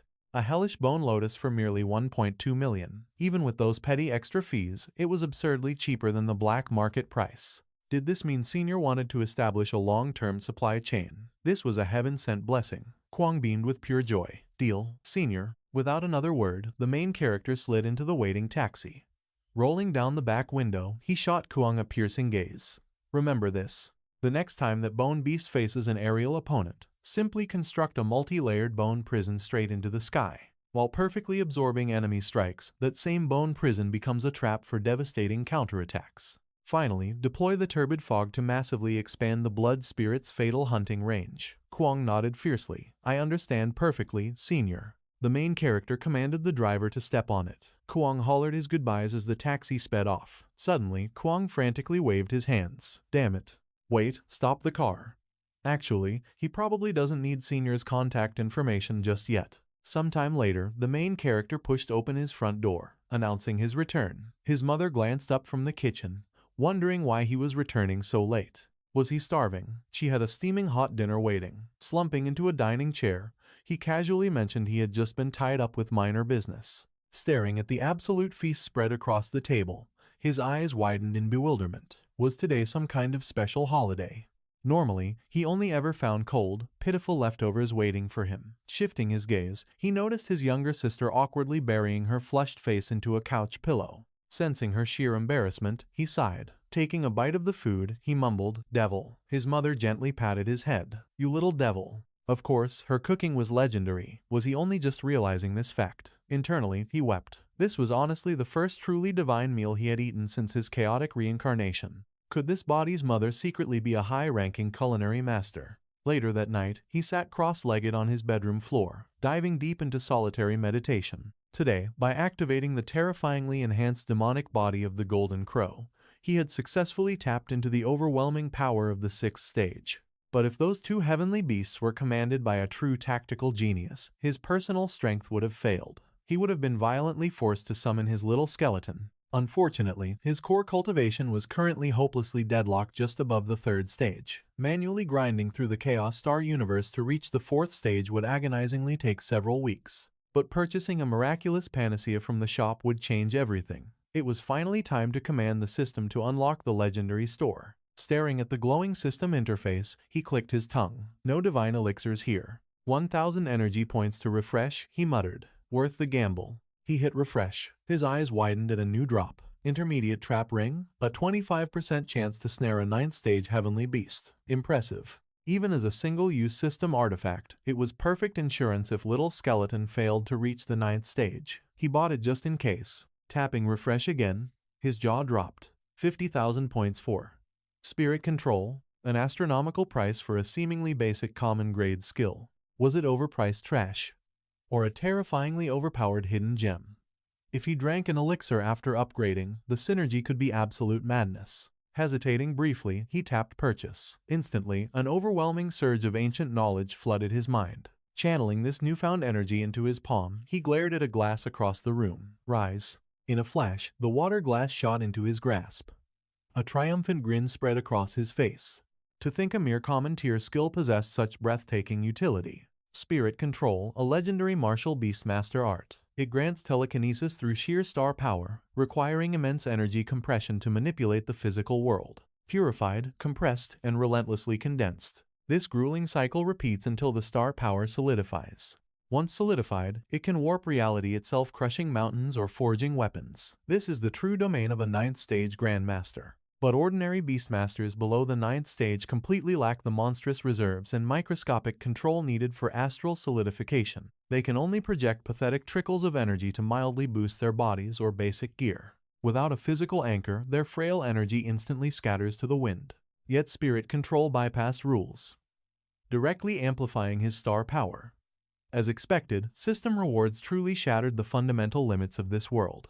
Locking his aura onto his heavy bed, he gritted his teeth and commanded it to float. Nothing happened. With my current strength, I can only lift 2.5 kilos, he sighed. Useless for actual combat, He craved a panacea to force an explosive breakthrough, but his spiritual foundation still felt frustratingly shallow. Days later, while cycling, his communicator buzzed. "Your lecture begins at 2 p.m. Don't be late." Nearby, a shocked driver rubbed his eyes. How was a mere bicycle leaving his sports car in the dust? The protagonist smirked. Applying spirit control's kinetic push to his pedals made daily life ridiculously fast and fun. Meanwhile, at Funan Academy, the arrogant Diane cornered some underclassmen. "Hey, where's this cocky freshman named Hao? You trash know him?" A trembling student nodded. "Why, yes, we do." Diane smacked the boy's head viciously. "Then fetch him immediately. Tell him his superiors demand an audience. Show some respect to the elites of Jianlan Academy." Diane's crew howled with malicious laughter. Suddenly, a brave Funan student shoved Diane back. "Leave us alone. If you're so tough, find Hao yourselves. He'll effortlessly wipe the floor with you, Jianlan snobs." A Jianlan thug viciously twisted the brave student's arm, sneering. "Need me to snap these twigs?" The boy screamed in agonizing pain. Applying more crushing pressure to the dislocated joint, the thug grinned. "So? Going to call your precious Hao now?" The broken student sobbed in defeat. "I will." But Diane coldly extended his foot, blocking their escape. "Not so fast." The trembling freshman froze in terror. "Did we say you could leave?" Crossing his arms, Diane sneered. "Think it's that easy? You dare shove your seniors and just walk away? We need to have a little chat." His cronies snickered. "Mercy, Diane. Bullying weakling freshmen again?" Diane chuckled darkly. "I just didn't expect Funan's new blood to be such pathetic, spineless garbage." His lackeys enthusiastically nodded in dark agreement. Choking in Diane's grip, the student croaked, "Beat me. But don't insult our academy. We aren't trash." Raising a glowing fist, the thug laughed sadistically. "A bold request. Let me oblige your death wish." Snap. A vice-like grip caught the thug's wrist mid-air. The main character's eyes were icy. "Release him, now." "Who the hell are you?" the thug barked. Compressing his grip with terrifying aura, the main character growled. "I said, let go." Diane scowled. "You dare lay hands on Jianlin elites." His crew cracked their knuckles menacingly. "You have a death wish, punk." "How amusing," another muttered. Suddenly, the battered freshman gasped in awe. "Senior Sue." The main character pressed a finger to his lips, his chilling smile freezing the air. "This is not your fight," he warned. "Scram." Dian blinked in sheer disbelief. "Is this trash from Fengxian Academy too?" His lackeys sneered, pointing mockingly at the newcomer. "Look at this clown riding a rusted relic from the last century. What an absolute joke." They roared with arrogant laughter. "A pathetic student like you should run home." The main character merely sighed, gripping his rusted handlebars. Stepping heavily onto the fragile wheel, Dian snarled, "If I ever catch you riding again, you are dead." Crawling fits your status perfectly. The main character's eyes darkened. "You think so? Honestly, groveling seems like your natural posture." Dian froze, completely caught off guard. Bam! An invisible, crushing force slammed Dian face first into the dirt. He gasped, choking on dust. What in the world was that? His clueless lackey cackled. Did our mighty Dian trip over his own 2 feet? Furious, Dian roared, "Shut your mouth, you idiot." The crony suddenly broke into a cold sweat. He completely missed the stranger's movement. The panicked bully pointed a trembling finger. "What dark art did you use?" The main character shrugged. "Nothing much, just a gentle tap." "You dare mock us? Brothers, let us crush him." But Dian spat blood and roared, "Back off. This arrogant prey belongs to me." Gripping his weapon with killing intent, Dian snarled, "You dared to strike me. I will shatter both your legs with my bare hands." An earth-shattering roar echoed as a massive beast materialized. "You forced me to summon my golden bear. Now, prepare to meet your doom." While Dian erupted into maniacal laughter, the main character simply found it incredibly bothersome. Honestly, without that sweet university paycheck, he would never bother with this trash. Checking his smart device, he muttered about his upcoming lecture. Everyone else should summon their beasts right now. Meanwhile, inside the vice principal's grand office, Yunchen smirked at Mengzong, mentioning rumors of a peerless genius named Hao enrolled at their academy. A third year who already shattered the 5th stage bottleneck. Plus, his silver snake thunder dragon has evolved into an utterly invincible divine beast. Please show our students mercy during the upcoming exchange tournament. Beside him, High Professor Yanbo sat in stone-cold silence, his arms strictly crossed. Vice Principal Mengzong clasped his hands and chuckled warmly. "Your intelligence network is truly sharp. Since you uncovered our ultimate trump card, I will not play humble. After all, we have crushed the previous exchange tournaments flawlessly. Now it is our era to shine." Yunchen chuckled darkly, reminding him they had not won flawlessly. They once scraped by with a draw. Meng Zong brushed it off. Words are cheap. We will settle this in the arena. Suddenly, Gui interrupted, asking if their visiting students had arrived. We must register them now. Yanbo confidently replied, no problem. They went to check in earlier. I will summon them now. Moments later, the arrogantly expected students limped in, looking absolutely battered and bruised. Diane weakly greeted the elders. Yanbo exploded furiously. What in the heavens happened to you? The tournament is in 2 days. Who dared to cripple you? Seeing Meng Zong and his assistant trying to stifle their laughter, Yanbo fumed internally. Glaring daggers at his humiliated disciples, the professor roared. Have you cowards swallowed your tongues? Speak up right now. Are you too terrified to name your attacker? Confess immediately, or face the Academy's strict disciplinary punishment. Trembling, Dian raised his injured hand to report. We were viciously ambushed by a completely ruthless Fengxian student. Meng Zong blinked in shock. One of our disciples did this. He silently wondered when their academy gained another hidden monster. Yunchen demanded furiously. Explain everything clearly. Who dared to strike you down? Do not dare slander Fengxian Academy's precious reputation without solid proof. Dian shamelessly lied. We were peacefully touring the grounds when a maniac discovered our identities. He launched a despicable sneak attack while we were defenseless. Yunchen released a terrifying pressure. If you dare speak a single lie, expect zero mercy. Are his claims absolute truth? He bellowed. Dian glanced back, and his battered lackeys furiously nodded, backing up the entire fabricated sob story. Yunchen fiercely shattered his armrest and roared with blazing anger. I understand perfectly. So this is Fengxian's cowardly hospitality, the utter audacity. Glaring daggers at Meng Zong, he demanded, who is this despicable attacker? Give me a name. Describe his appearance immediately. Dian hobbled forward, bitterly claiming their brutal assailant was a short-haired student around their own age. His surname sounded like Su. Meng Zong froze in pure shock, thinking, Teacher Su? Later, the main character blinked at his ringing communication device. Answering the hologram, he asked, Vice Principal, what do you need? I am busy training. He asked in panic. Teacher Su, did you recently crush some Jianlong students? The main character casually nodded. Yeah, is there a problem? Meng Zong screamed. A massive problem. Those kids were the elite geniuses sent for the upcoming exchange tournament. Their furious professors are currently hunting for you everywhere across the academy. The main character lazily scratched his ear. I was just educating them on basic manners. Besides, I mercifully only snapped a single arm and leg. They still dare to complain. He scoffed coldly. Those arrogant brats were the ones ruthlessly tormenting 2 of our own innocent academy disciples first. With his vast connections, tracking them down should be a breeze, right? Meng confirmed he found the students, but they couldn't testify. The main character demanded answers. Standing grimly by their hospital beds, Meng revealed the chilling truth. Someone was burying the evidence.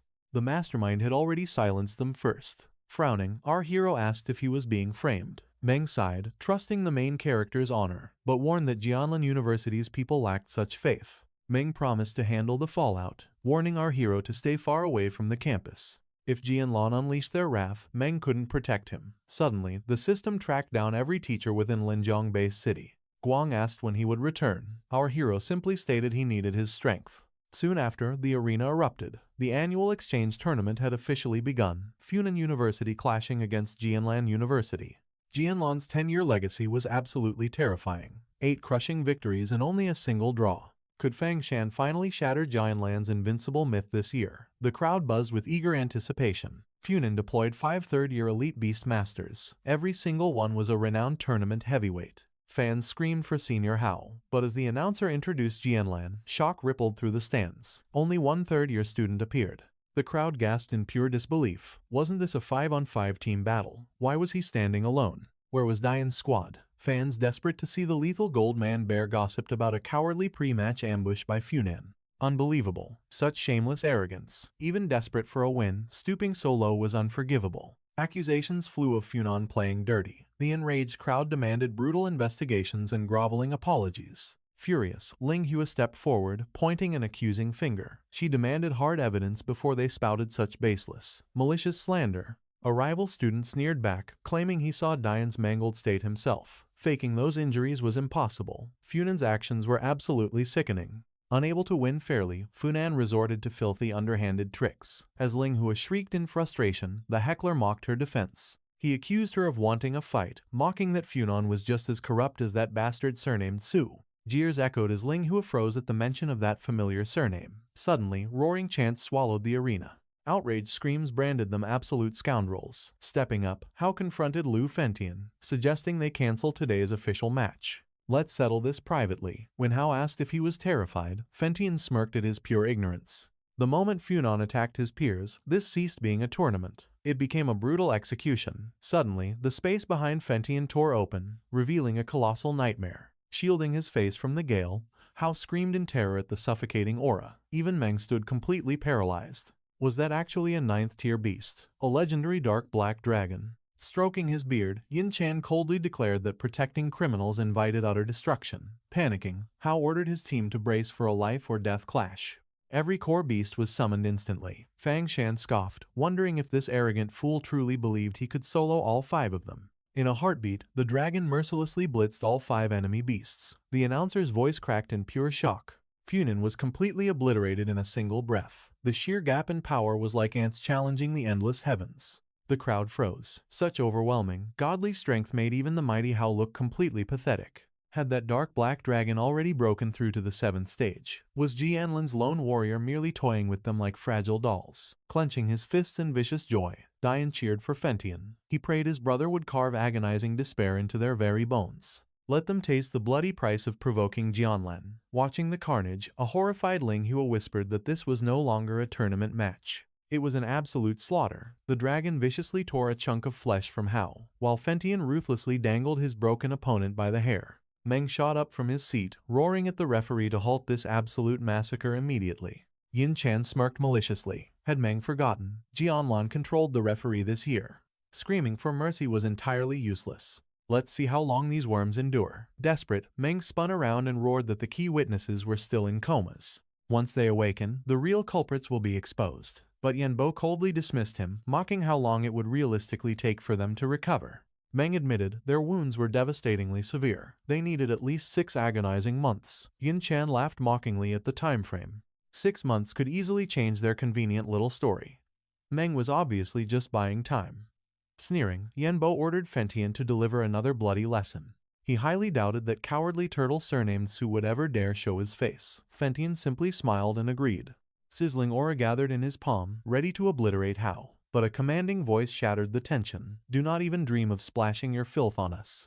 Ling Yu stared at her screen, her eyes wide with disbelief. They are still rejecting the call. Where are you? She screamed into the receiver. The main character simply chuckled. Relax, I already predicted this pathetic outcome. He had already arrived. Glancing at Principal Mingsong, he sighed. I just did not expect things to look this miserable. Mingsong spun around, his jaw dropping in absolute shock. Su Ping, what in the world are you doing here? Yun Chang sneered, sizing him up. So you are the infamous Su. Delivering yourself to our doorstep just saved us a hunt. Just taking a stroll. The main character shrugged effortlessly. Looking for me? Mingsong trembled with pure frustration. Damn it, did I not warn you to stay away? Su Ping smirked, his gaze drifting lazily. My hands were tied. My precious sister begged me to come. Yanbo thrust a furious finger forward. You crippled our disciples, yet you dare act this arrogant. You are courting death. Surrender immediately and accept your punishment. But in a flash, Mingsong intercepted the strike. Yanbo gasped in outrage. Why are you shielding this absolute trash? This is my domain. Mingsong roared fiercely. Nobody touches him without ironclad proof. Veins popped on Yanbo's fists. Listen here, old ghost. Hand him over now, or prepare to face devastating consequences. Su Ping just laughed. Yeah, I trashed them. And? Your disciples are pathetic garbage. Got a problem with that? Murderous intent erupted from Yanbo. Mingsong frantically whispered, have you lost your mind? He is an 8th-level martial beast master. Do not provoke him. Su Ping merely scoffed softly. Relax. I am actually trying to be diplomatic here. Yun Chang narrowed his eyes. Dayan's group represents our elite. Even ambushing them requires genuine, raw power. What grade is this brat? He is no student, Mingsong declared proudly. He is an advanced-level instructor. Yanbo froze, utterly baffled. An advanced instructor. This infant is qualified to teach. Yun Chang stroked his chin suspiciously. With just 4th-level star power, how amusing. It seems this crumbling, pathetic Feng Shan has finally birthed an interesting anomaly. Su Ping stood completely unfazed. He did not even feel a probe on his spiritual energy. Yet that smug expression meant they already analyzed his core. My identity is irrelevant, he announced coldly. I am here to deliver your so-called explanation. Yanbo scoffed. An explanation. I do not need excuses from a garbage tier mentor who ambushes children in the dark. To think I actually took you seriously for a second. What a total waste of aura. Su Ping stepped forward, a dangerous glint in his eye. Let us bet. Forget about me apologizing. I will have you all kneeling in the dirt, begging for mercy. Absolute fury erupted from Yanbo. You arrogant little insect. How dare you spout such insolence? Trashing our disciples was bad enough, but humiliating the vice principal and myself. You have crossed the line. Step into the deathmatch arena right now. Let us see if your fists are as razor sharp as your tongue. Mingsong desperately grabbed his shoulder. Do not throw your life away. But Su Ping just smirked. Piece of cake. Are you insane? Mingsong screamed in terror. A public cross-academy mentor duel. If you fall before these crowds, the consequences will be catastrophic. I am fully aware. A defeat to Jianlin means Fengshan officially brands itself as absolute trash. The loser will be stripped of their title and exiled in disgrace. Mingsong pleaded desperately. If you know the stakes, refuse the challenge immediately. The Academy's entire legacy rests on this. You cannot shoulder this burden alone. Yet, Su Ping boldly stepped into the light. Honor, he laughed mockingly. What phantom honor are you desperately clinging to? Fengshan's reputation was dragged through the mud years ago. This place lost its glory a lifetime ago. Hearing this, Yanbo burst into maniacal laughter, pointing mockingly. I thought you had a brain, but you are just another reckless fool. I will grant you one final shred of mercy. We can settle this in private, saving you from absolute public humiliation. Su Ping's eyes flashed cold. Save it, challenge accepted. Suddenly, the announcer gasped at his system panel. Heavens, ladies and gentlemen, an unprecedented twist in the tournament. This has escalated into an official mentor death match. Yun Cheng smirked devilishly. Seems some brainless fool wants to be executed before his own pupils. He is about to learn the fatal gap in our realms. Diane grinned wickedly. Challenging the fell demon? He is practically digging his own grave. The disciple beside him roared with bloodlust. Master, please, crush every bone in that arrogant brat's body. Whispers swept through the stands like wildfire. Who is this kid? He looks like a freshman. This massacre will not even be worth watching. Against a veteran elder's decades of brutal combat experience, this clueless youth will be slaughtered instantly. Get your cameras ready for the ultimate humiliation. Meanwhile, Ling Yue clutched her head in sheer panic. Brother, have you gone mad? Why provoke Jianlan's deadliest master? The announcer's voice echoed across the arena once more. Clear the battlefield. Remove the defeated from the previous round immediately. The announcer thrust his hand high, his voice booming through the arena. Next up, the elite master from Jianlin University, Yan Bo. Standing against him is Fengshan's premier instructor, Su Ping. He commanded both warriors to step into the battleground. Boom! Yanbo crashed into the ring, shattering the stone floor beneath his boots. He roared that he would claim the first strike. The announcer screamed in awe. What terrifying might! Truly worthy of an 8th-stage martial beast master. Such devastating force from a mere leap. But wait, where in the world is instructor Su Ping? Suddenly, all eyes darted upward. The main character was hovering above. The announcer shrieked, Heavens, he is walking on the void. Unbelievable mastery. Su Ping is literally treading upon the wind. Could he possibly have achieved the legendary 9th stage titled rank? Mingsong gasped in total shock. A titled rank. The main character gracefully landed before his enemy. His mind raced with disbelief. How could this mere youth reach the titled realm with only 4th stage star power? Fan finally connected the dots. No wonder Diane was completely crushed out of thin air earlier. His star power control was so absolute, it required zero physical movement. Meanwhile, Lingyue pinched her own cheek hard.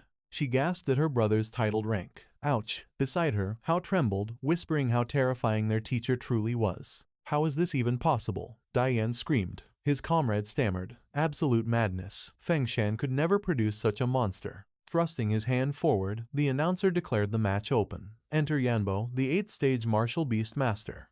Clenching his fist, the announcer's voice echoed. Instructors, unleash your battle beasts immediately. Yanbo narrowed his eyes. A 20-year-old brat could only train a celestial beast for 10 years tops. He must have wasted all his cultivation time strictly on star power just to show off that flying trick. His actual combat skills must be garbage.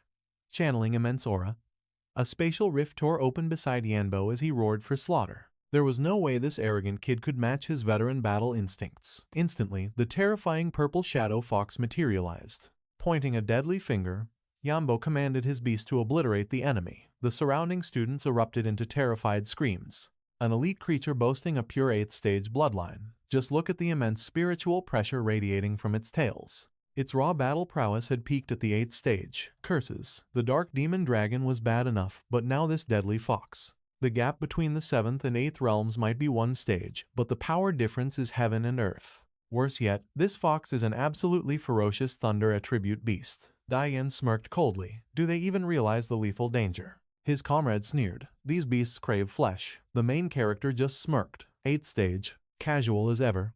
He reached toward a rippling spatial tier beside him. Well, what a fascinating little coincidence. A colossal silhouette breached the void. Yanbo stepped back in horror, gasping. Is his battle pet actually an 8th stage too? The challenger screamed in pure terror. Purgatory Candle Dragon. An overwhelming draconic aura erupted immediately. The crowd froze in absolute awe. Even behind the heavy energy shields, that suffocating draconic pressure was bone-chilling. Mingsong stroked his mustache, his eyes gleaming with profound realization. So, this legendary Purgatory Candle Dragon is his primary beast. This kid is monstrous. That is literally one of the most supreme dragon species alive. All of his previous worries vanished completely. Throwing his hand out, he ordered the arena's defensive barriers cranked to maximum. Activate every single secondary energy shield immediately. Seeing this, the announcer grinned fiercely, declaring the gloves were fully coming off. Yanbo frantically gathered his aura, barking at Su Ping not to celebrate his victory too soon. Despite its legendary lineage, he realized the dragon was currently capped at the lower 8th stage in raw combat power. A lower tier, challenging the absolute peak. Life and death were still undecided. Activate 8th stage divine power amplification. Blinding violent energy engulfed the beast. The announcer roared, the purple shadow fox is forcefully shattering the dragon's majestic suppression. Empowered by this explosive buff, the terrifying fox had practically breached the domain of a 9th stage lord. But why is Instructor Su refusing to empower his own dragon? He is practically fighting a hopeless 1 versus 2. The main character just smirked. Is that all you have? 1 against 2 is boring. Yanbo seethed, feeling completely humiliated. Purple Shadow Fox. Unleash the 8 thunderclaps. The monstrous creature shrieked, gathering apocalyptic lightning in its tails. Hao clutched his chest in pure dread. A mere lightning rat causes fatal wounds with 1 strike. This monster is firing 8 simultaneously. Is this the devastating reality of an 8th stage peak beast? The apocalyptic lightning strike blasted straight toward the dragon. The announcer screamed. Those 8 thunderclaps obliterated every escape route. How will Instructor Su survive this onslaught? Instantly, the mighty dragon unleashed a world-shaking roar, shattering the lightning to dust. Yanbo scowled, furious at this arrogant defiance. The fox unleashed multiple residual separation. The announcer screamed, heavens, that is a legendary 7th stage cloning technique. The fox triggered Thunderbite. The announcer roared as blinding electricity surged through every single phantom clone. The true body was perfectly hidden, and the purple shadow fox locked its deadly gaze straight on the rival master. Master Yanbo showed absolutely zero mercy. Suddenly, a devastating shockwave erupted in the arena's core, making him gasp in pure shock. Did Master Su Ping survive? He vanished right through the chaotic blast. A triple phantom strike. He was certain even dragon scales would shatter. Slowly, the thick smoke began to fade away. The main character smirked. Cloning magic? How nostalgic. Too bad your phantoms are nothing but fragile illusions. In a flash, the mighty dragon snatched a fox by its throat. The announcer screamed, impossible. He grabbed the true body instantly. Yanbo desperately waved his hand, roaring. How? Break free, Purple Shadow Fox. Unleash your Thunder Blast. Our hero snapped around. The announcer yelled, it is finished. At point-blank range, ruthless lightning strikes bombarded his head. The devastation was absolute. Diane smirked viciously. Game over. That strike will burn his dragon to ashes. His ally sneered. Facing Master Yanbo, he was simply far too naive. Meng violently slammed his fist down, letting out a heavy sigh. The difference in pure battle experience is just too overwhelming. He never should have stepped into that arena. Yun Chan muttered, that noise. Every thunderbolt detonated simultaneously. No need to watch. His fate is sealed. Suddenly, the protagonist coldly asked, who decided that? Yanbo froze. What? The announcer bellowed. Unreal. The Purgatory Candle Dragon took every blast, yet its jaw barely has a single crack. Meanwhile, the exhausted Purple Shadow Fox was teetering on the absolute brink of death. Staring at the dragon's cracked scales, Yanbo gasped, are those earth and nature defensive arts? The legendary stone and vine armor. The announcer screamed, the mighty Purgatory Candle Dragon stands completely unscathed. It tanked a devastating barrage. Yet, through elemental armor, it did not take a single scratch. Yanbo clenched his fists, roaring, utterly shameless. forcing a supreme dragon to cower behind shields. What an absolute disgrace. Where is its noble dragon pride? The main character coldly chuckled. Did he really just mention dragon pride? He knew the truth. After being repeatedly crushed by dragons with overwhelming combat power, even the proudest beast must bow its head and master survival. Because in the end, no one wants to die, right? Then, the announcer roared. Round 1 goes to Souping. The crowd erupted into wild cheers. Flawless victory. Our master is unstoppable. Absolute perfection. Dian furiously ground his teeth, cursing under his breath. Mang exhaled deeply. I guess our fears were completely baseless. Yanbo sneered, warning him not to celebrate yet. That was merely my secondary beast. My main beast is a terrifying 9th stage monster. From this moment on, I will show absolutely zero mercy. Suddenly, a dark rift tore open. Tremble before the world. A monstrous hell snake slithered out, leaving the students completely paralyzed by fear. A catastrophic 9th stage beast. The hell snake, Dian gasped. Yanbo's ancient demon possesses the apocalyptic strength of a tier 9 overlord. He stands zero chance against that monstrous serpent. His comrade nervously agreed. The gap in power is just too massive. That purgatory candle dragon burned through its aura in the last clash. His ultimate defeat is absolutely set in stone. The crowd violently roared. Obliterate him, Master Yanbo. Show that arrogant punk the true, terrifying might of our elite academy. Then, the main character calmly raised his hand toward the void. Whoever said the purgatory candle dragon was my main beast? Instantly, a shadowy rift shattered the air. The announcer gasped in horror. What kind of demonic eyes are those? Such a tiny portal. Is he summoning some kind of lightning-fast celestial creature? A fragile little skeleton stepped out of the abyss. A bone-chilling frost swept the arena as students shivered. A tiny skeleton? Why summon such pathetic trash? Did his spell fail? They murmured. Wait, why is the temperature dropping so rapidly? The skeleton's aura felt chillingly twisted. Lin Gu trembled, whispering that she had never witnessed such an ominous undead variant in her life. Yanbo scoffed, claiming he had crushed countless mutants from the wastelands. That pathetic bone bag is your main beast. I give you 60 seconds to summon something worthy. But then, he saw his serpent's terrified reaction. Impossible, he thought. For decades, the hell snake has only ever known pure bloodlust. So why? Why is it paralyzed by pure terror?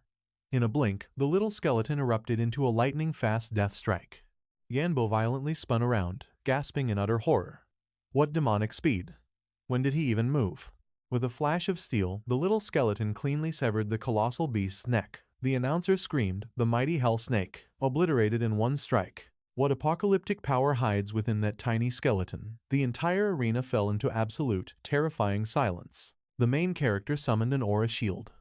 It effortlessly deflected the fallen beast's toxic blood. He coldly glanced at the rival instructor. Hurry up and drag your dying beast to a healer. Yanbo's hands trembled with pure rage. Impossible. How could a pathetic, low-tier creature utterly crush the familiar he spent years cultivating? This had to be an illusion. You want to know my secret? The main character smirked over his shoulder. But why would I ever tell you? The crowd erupted. Absolute domination. Our first monumental win in a decade. What an absolute heartthrob. He crushed them. But Dian's furious voice cut through the cheers. Block his escape.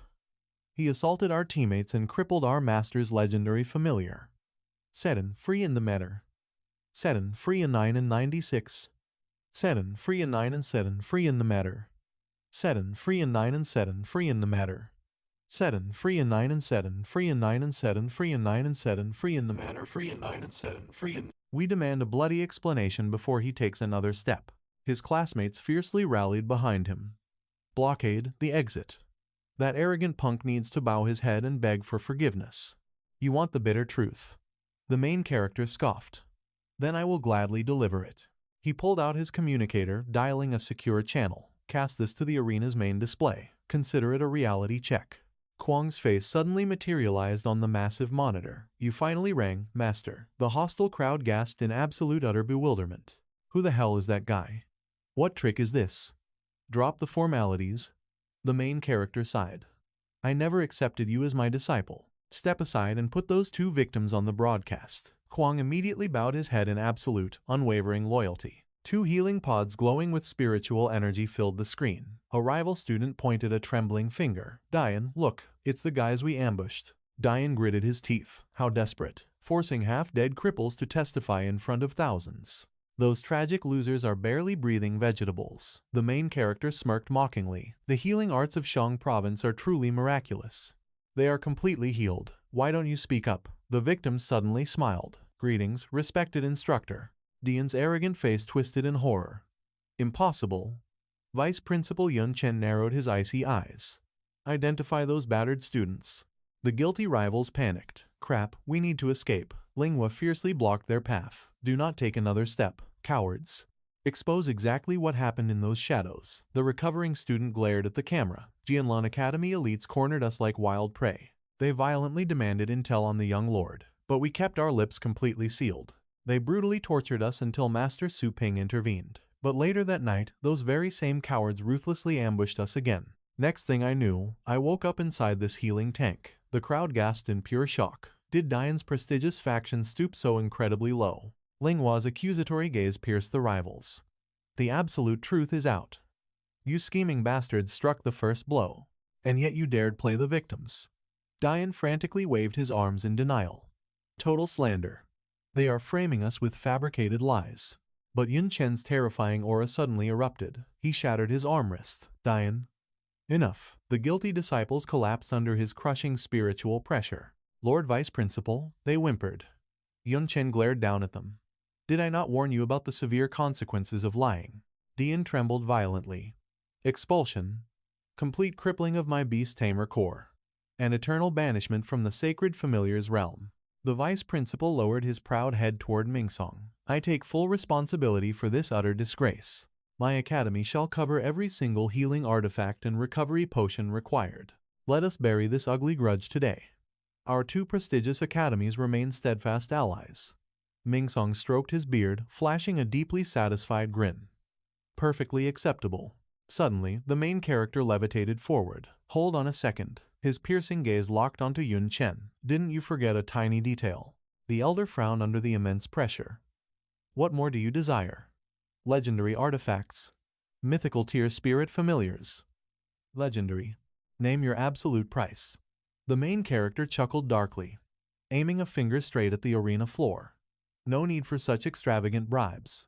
Just kneel and apologize. Yanbo erupted in absolute fury. What? Don't push your damn luck, you arrogant brat. I already shattered your familiar. The main character sneered.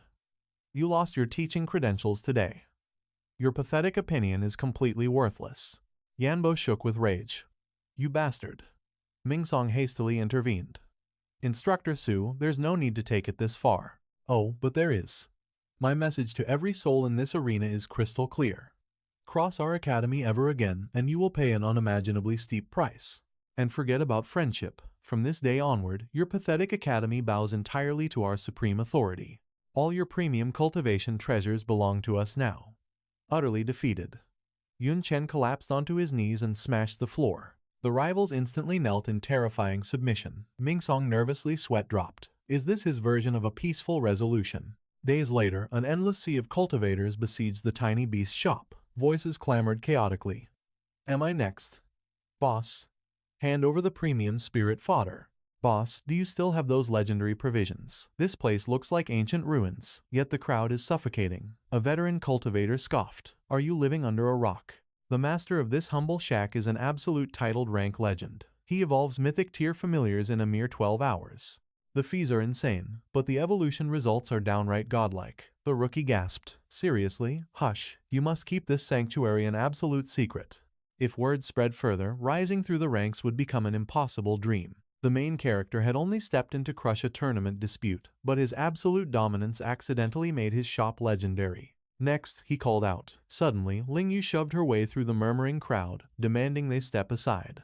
Shocked, he asked what she was doing here. Smirking, she declared her right to awaken her own battle pet. He sighed, calling it serious business. She had not even greeted him. So why was Her Majesty waiting with commoners? She fiercely rejected any sibling privilege. She craved this golden opportunity to shatter her own limits and grow stronger. Conceding, the main character nodded. Fine, what rank is your spirit beast? Spiritual energy flared as she summoned her companion, proudly announcing its recent breakthrough to the 4th stage. Checking his system, he noted a mid-tier celestial beast cost 100,000 per session. What? She shrieked indignantly. 100,000. She had barely scraped together 30,000 all year. Unfazed, He grabbed her beast and yelled, "Next." Ling Yu frantically waved her hands, begging him to halt. She was totally broke, but promised to pay later. Tossing her pet into the dimensional rift, he agreed. But a mechanical voice echoed, "Warning, shop prices are absolute. Unauthorized discounts are strictly forbidden. Please return the phantom fire beast to the customer immediately."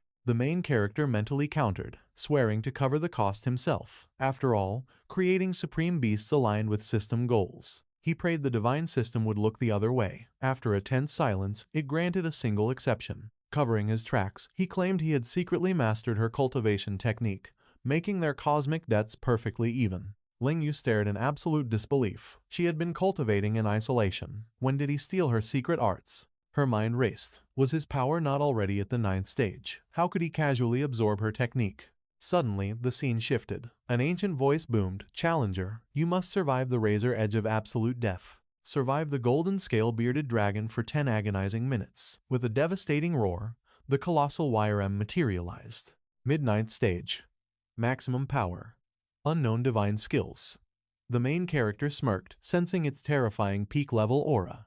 Finally, a worthy opponent. A true chance to unlock the combat secrets of supreme celestial dragons. Little Skeleton exploded into motion, its spectral blade flashing in a flurry of devastating, bone-shattering strikes. Aura flaring, he commanded his beast legion, "Support Little Skeleton. Strike the blind spots with pure, unyielding killing intent." In a heartbeat, his pet army swarmed the Titan. The main character roared, "Little Skeleton, unleash it now." The YRM unleashed a heaven-shattering roar, its massive body violently splitting to reveal a horrific two-headed monstrosity. System alert. Unknown Beast King detected. Skills unreadable. Only 7 agonizing minutes remained on the deadly clock. A second phase. A true Beast King. The main character smiled, realizing this was the perfect test for his undead warrior. Channeling the Skeleton King bloodline, the beasts launched a catastrophic assault, their combined power literally obliterating the surrounding mountains. Time expired. Stepping from the place of death, the divine system declared the brutal Dragon King trial officially conquered.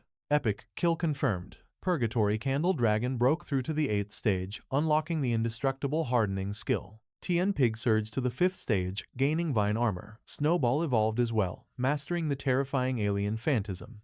Moonchasing Dog hit the 6th stage, triggering a miraculous evolution directly into the fearsome Dark Dragon Dog. Its mortal bloodline skyrocketed from the 1st straight to the 7th stage, awakening the impenetrable dragon armor ability. His jaw dropped. A complete bloodline mutation. The demonic hound howled in triumph, confirming its legendary new power. Later, plunging into an ocean of ravenous monsters, he commanded the battlefield. Tian Pig unleashed the paralyzing toxic mist.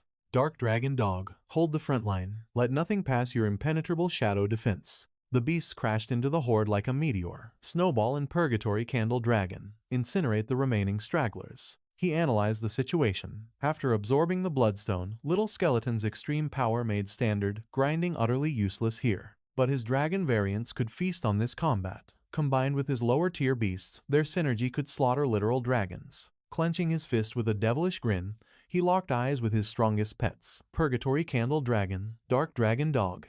Eradicate them all. Suddenly, a golden light flashed. The system announced a sudden power surge within his Hellhound. Reaching the 7th level, it awakened 100-mile soul pursuit, a divine technique granting godlike tracking and absolute sensory dominance. Petting the massive beast's terrifying muzzle, he grinned. Perfect timing. We desperately needed a high-tier reconnaissance ability. From now on, this legendary radar could simply sniff out premium treasures and top-tier beast food in an instant. System notification. Purgatory Candle Dragon's power surged. Breaking through to level 8, it awakened the divine skill, Dragon Patron. This ability doubles defense temporarily, converting that impenetrable armor straight into devastating counterattack damage. The main character rubbed his chin. Another survival-based technique. Did it die so much it forgot its own draconic pride? Suddenly, another chime. Snowball's aura exploded. Reaching level 7, it learned Fire Whirlwind. This summons a massive inferno vortex, unleashing explosive blast damage and relentless burning. Even the Jang Pig evolved. At the 6th stage, it manifested the terrifying Nightmare Dungeon skill. This plunges targets into deep slumber, trapping them in nightmarish illusions until their sanity completely crumbles away. The main character pondered. One boasts the ultimate 8th stage ranged fire strike, while the other wields the most sinister single-target psychological warfare. System alert. The expedition timer for the Dragon King's Legacy Realm has finally expired. Initiating forced teleportation. By morning dawn, a massive mob swarmed the shop's entrance. Chatter erupted. Boss, am I next? Master, any pet food left? Suddenly, Lingua gasped, clutching her beast. Already done? The pig's master blinked in pure shock. Master, didn't you need a whole month? The main character smirked inwardly. Of course. I burned 2,000 energy points accessing that dragon sanctuary. With the secret realm opening soon, I desperately needed rapid growth. Suddenly, the girl shrieked. Heavens, look at those muscles. Is that actually my Tian pig? Lingua stared at her own pet. How did it become a muscle mountain? The main character crossed his arms. Next, test its new power yourself if you're doubting me. A frantic student shoved the girls outward, screaming, no testing needed. The master finished his work. Stop blocking the queue. The boss's divine methods are absolute. Never doubt his work. Hurry up and leave. Test them at home. Don't waste the master's golden time. Lingua shivered. What a fanatic. The main character smiled faintly. Well, my legendary reputation speaks for itself now. A glowing orb materialized before his eyes. System notification. Pro cultivation complete. Rewards. 1 mid-tier grand panacea and a legendary mystic manual. His eyes gleamed with anticipation. What supreme technique will this sphere reveal? An ancient tome floated into his hands. The demon god's overwhelming fist. Instantly, his consciousness warped into a primordial void. Damn it, what realm is this? Those beasts are colossal. Every single monster radiated an aura, rivaling an apex beast king. Suddenly, the heavens split open. A blinding light birthed a golden fist, wielded by a titan, crashing into the earth. What devastating apocalyptic power, he gasped. The cosmic titan crossed its arms, booming. This fist possesses 5 supreme styles. Mastering just the first stance unlocks true 4th stage destructive might. However, this technique is fatally dangerous. The mastery required to harness such chaotic force is entirely unprecedented. Mortal cultivators barely survive the first stance. Attempting the second would instantly vaporize their weak vessels. The crushing cosmic pressure alone would violently obliterate their entire arm into bloody mist. Only a pure golden crow bloodline, wielding absolute tyrannical vitality, can survive the heaven-defying backlash of all 5 forms. Answer me now, do you dare inherit this legacy? He chuckled fearlessly. Seems this demon god's fist was practically forged for my golden crow physique. He smashed the system button, roaring. Learn. The titan threw back its head, laughing. Excellent choice. Such fearless arrogance is rare. The titan shattered into glowing runes, echoing. The first stance is Tao. The second is Fumo, third is Genmo, fourth is Jumo, and the ultimate 5th stance is Wumo. Master, the first to unlock the rest. The voice faded. He frowned. This secret realm vastly exceeds normal wastelands. Elite experts will swarm that place. Relying purely on little skeleton won't guarantee survival. I must ascend my own combat power. Or I'll just become my pet's useless burden. Alright, the shop stays closed. I'm pouring every ounce of my soul into conquering this Dragon King's legacy. 2 days later. A time-dilated 45 days of hellish training. He gasped for breath. Entirely soaked in sweat. Standing amidst the ruined legacy lands, he clenched his fist. The first demonic stance was finally within his grasp. System warning. Energy points depleted. Initiating emergency extraction back to reality. The speed of his progress was staggering. The final breakthrough was finally within his grasp. His golden crow's demonic physique had evolved dramatically. The second stage was just a breath away, and the surrounding beasts had already been wiped clean. Surely, this newfound power would be more than enough. Later, at Pioneering Base Number 7, Malo, a supreme 8th-stage martial beast master, smirked at the captain. Your vanguard is already legendary. So why beg for our assistance? Fellow 8th-stage master Chen Long narrowed his eyes. Aren't you terrified we might leak your little secrets? The Polar Star captain, Cheng Kong, chuckled darkly. Do you truly believe my squad is invincible? Lu Gushi, a 7th-stage master and the squad's elite beast tamer, simply watched the exchange with a knowing, silent smile. The captain lowered his voice. Honestly, we're targeting a treasure of unimaginable value this time. My scouts confirmed it.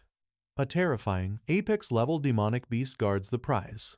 Our fame in the wasteland means nothing compared to your veteran survival instincts. As fellow pioneers, you are perfectly qualified for this secret realm. With only myself, Chen Shan, and Xiao, our numbers are too thin. Surviving this raid requires at least 6 true masters. Long muttered under his breath. So, you're biting off more than you can chew. Lao scoffed. Then our asking price just went up significantly. He warned the captain. We'll fight tooth and nail since you hired us. But inside the secret realm, watch your back for vultures looking to slaughter us for our loot. Greed drives men to madness. but we operate with professional honor. If you claim the main artifact, we get the right to pick our share. Cheng Kong nodded in complete agreement. Lao claims the second pick, and I'll take third. The rest of the spoils can be divided by battle merit. Agreed. After all, secret realm treasures belong not to the swift, but to the strong, who can drag them out alive. If the wolves in this pack aren't fed properly, they'll eventually turn on each other. Lao pointed out the obvious. As the captain, it's only natural you take the absolute first pick. You are dead wrong, Cheng Kong countered. I don't possess the qualifications for first pick. The veterans stared in utter disbelief. If not the captain, then who commands such respect? Just then, Chen Shan stepped forward, announcing that Ping had finally arrived. Lao frowned. Who's the brat standing next to Chen Shan? Long sneered. His star power is pathetic. He hasn't even breached the 6th stage. Is this some pampered young master relying on family connections? Cheng Kong rushed over with burning enthusiasm. I've been waiting for this moment. The main character gripped his hand firmly, confirming his identity as Captain Cheng Kong. Let me introduce the squad. But Long immediately interrupted, glaring at the captain over the loot distribution rules. Wait. Are you saying this nobody gets the first pick? Cheng Kong's gaze turned absolute. Yes.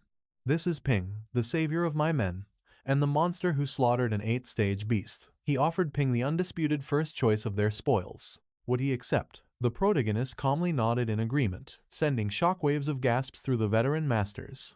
He slayed an 8th stage horror, but he looks like a mere kid. Are there any other objections? The captain challenged. Lao swallowed his pride. With battle merits like that, he is more than worthy to share our vanguard. Long crossed his arms. If he has the strength to back it up, my lips are sealed. Time flowed on. The squad finally stood before the towering gateway of the Dragon Ledge Mountain secret realm. Cheng Kong warned Ping. The summit's altitude makes the air incredibly suffocating. Pace yourself if the spiritual pressure is too much. But the protagonist didn't break a sweat. I'm not tired, just bored by the long trek.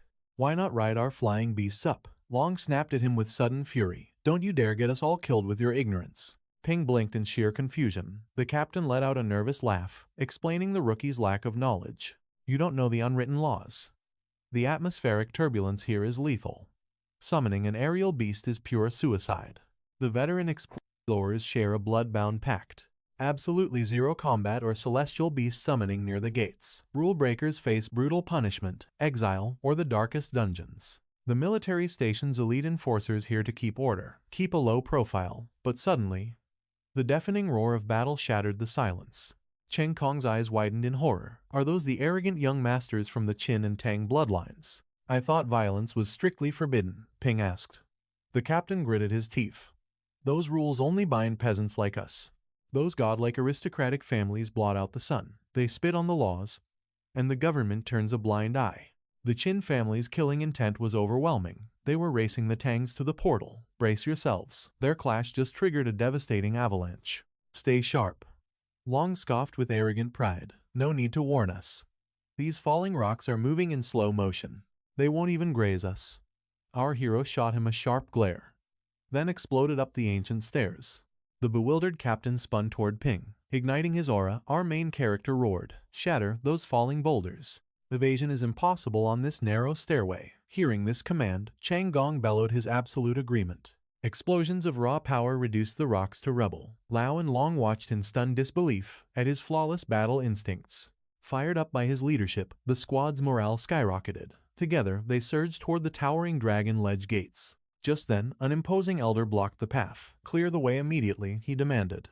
My esteemed lady has arrived. She will conquer the Dragon Ledge for the 6th time. Gasps rippled through the terrified crowd. The legendary Tang family. It's their monstrous vanguard duo. The twin hurricanes Zhaoan and Shen Mo. Heavens above. Is that Ruin? The peerless young miss of the Tang bloodline, standing right there. The Windensetas of the process, bloodline, standing right there. The Windensetas of the Tanglesses of the Tangless. The bloodline Stang, and the process of the Tang. The peerless young miss of the Tang bloodline. A 6th attempt at the ledge. This divine realm has barely opened its doors. Her ambition is absolute madness. With regal disdain, Ruan made her decree.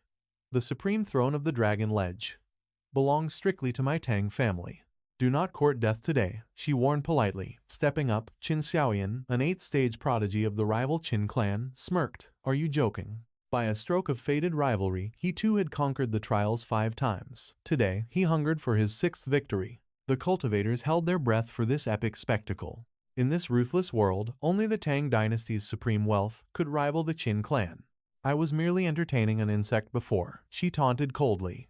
Do you truly wish to continue? His killing intent flared. Are you serious? Auras detonated as they lunged for a lethal clash. Ruin's voice cut through the wind. All bark and no bite.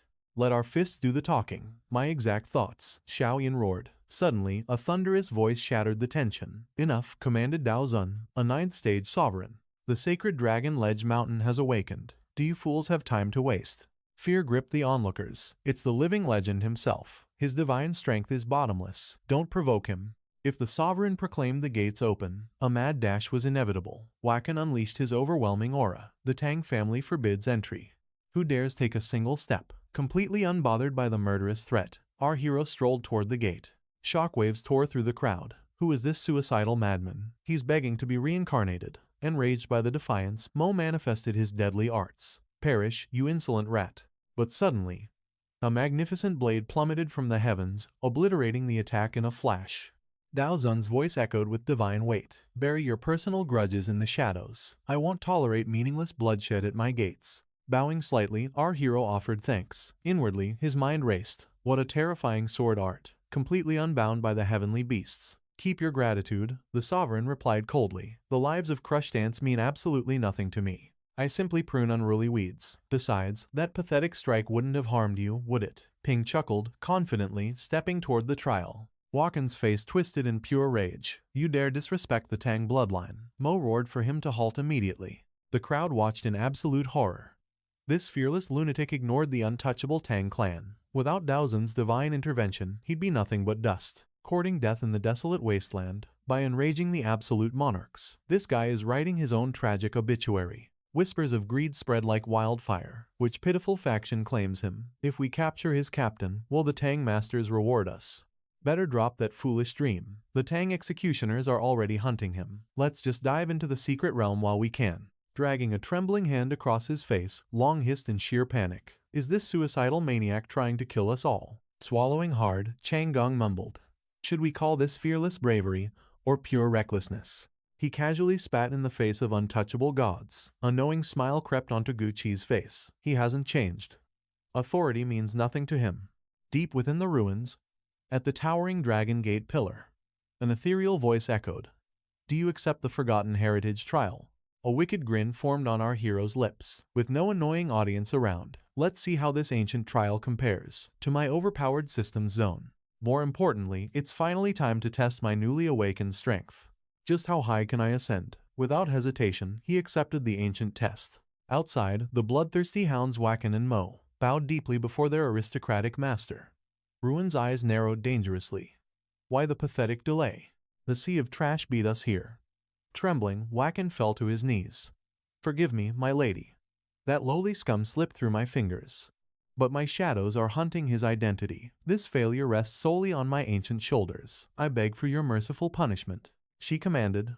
Resting her hand on the elder's shoulder, she declared their absolute dominance. For 4 years, only their Tang family and the Qin family had conquered the Dragon Ledge's 5th floor. They alone held the absolute peak of the heavenly rankings. The second-place Lu and Yi families. They merely scraped by the 3rd floor last year. The heavenly ranking itself is the ultimate proof of the Tang family's terrifying might. That weakling would struggle just to survive the 2nd floor. Their absolute priority. Reach the 6th floor first and claim the ultimate throne. Nothing else matters to them. The subordinates bowed in perfect understanding. They would risk their very lives to push the mistress past the 6th floor. Suddenly, gasps echoed through the crowd. The 6th floor's light just flared. Did someone actually conquer the 6th trial? A second flash blinded them. The 7th floor was completely crushed. Only 2 levels remained. The crowd erupted into absolute chaos. The 8th floor was breached. What monster possessed such earth-shattering power? A total unknown had humiliated the Tang family. Wu Jian roared in blistering fury, demanding to know who dared surpass them. Not only did this anomaly enter the secret realm first, they completely stole the heavenly rankings crown from the Tang family. His fury exploded. An ancient voice echoed from the tower. The first to crush 4 floors had claimed the ultimate inheritance. The remaining challengers could now proceed. Chen Kong stared in total disbelief. The impossible tower had fallen. A single fist had completely obliterated the Grand Hall. How? The legendary Tang and Qin families hadn't even stepped foot inside yet. Ryan gasped in pure shock. What just happened to the pillar's peak? Shaolin asked, trembling. Which mighty family held such terrifying strength? The roaring crowd demanded to see this godlike conqueror. The main character smirked coldly. So, this is the demon god's overwhelming fist. One single strike completely obliterated the boss, the same monster that once brutally crushed him and forced him to skip the second stage. His newfound power was absolutely terrifying. A perfect result, he thought. His testing was complete. The system's divine cultivation zone perfectly mirrored this mortal realm. The massive crowd swarmed the Dragon Ledge column. It was finally time to rejoin his squad and reap the supreme treasures. Chen Kong muttered grimly. They came purely for loot, entirely avoiding the deadly Dragon Ledge column. Yet, witnessing a mysterious genius crush the 9th floor, Chen Kong felt absolutely bitter and defeated. The main character casually asked the captain for orders. Long spun around, staring at him in utter shock. He grinned sharply. Perfect timing.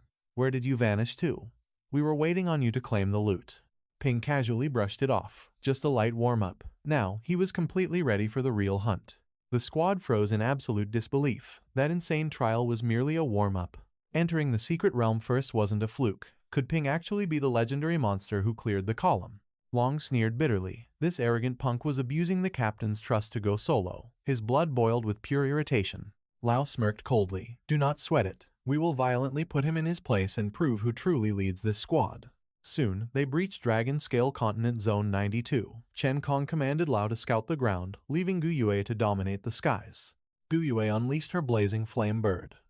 It shrieked, fully understanding its scouting mission. Lao summoned his massive earth cradle beast. A piece of cake, he bragged, completely trusting its raw power. The main character unleashed his terrifying dark dragon dog to test its lethal instincts. Why summon a level 7 heavenly beast? Wasn't the Earth Cradle already handling ground scouting? Or did he dare doubt them? He commanded his beast to hunt for enemy scents. Long crossed his arms, arrogantly demanding he recall the mud instantly. The dark dragon dog was massively conspicuous. This was a deadly secret realm, not some pathetic barren wasteland. What could a level 6 pet possibly track? The shadow beast snarled viciously as the main character calmly warned the captain of lurking enemies. Lao mocked.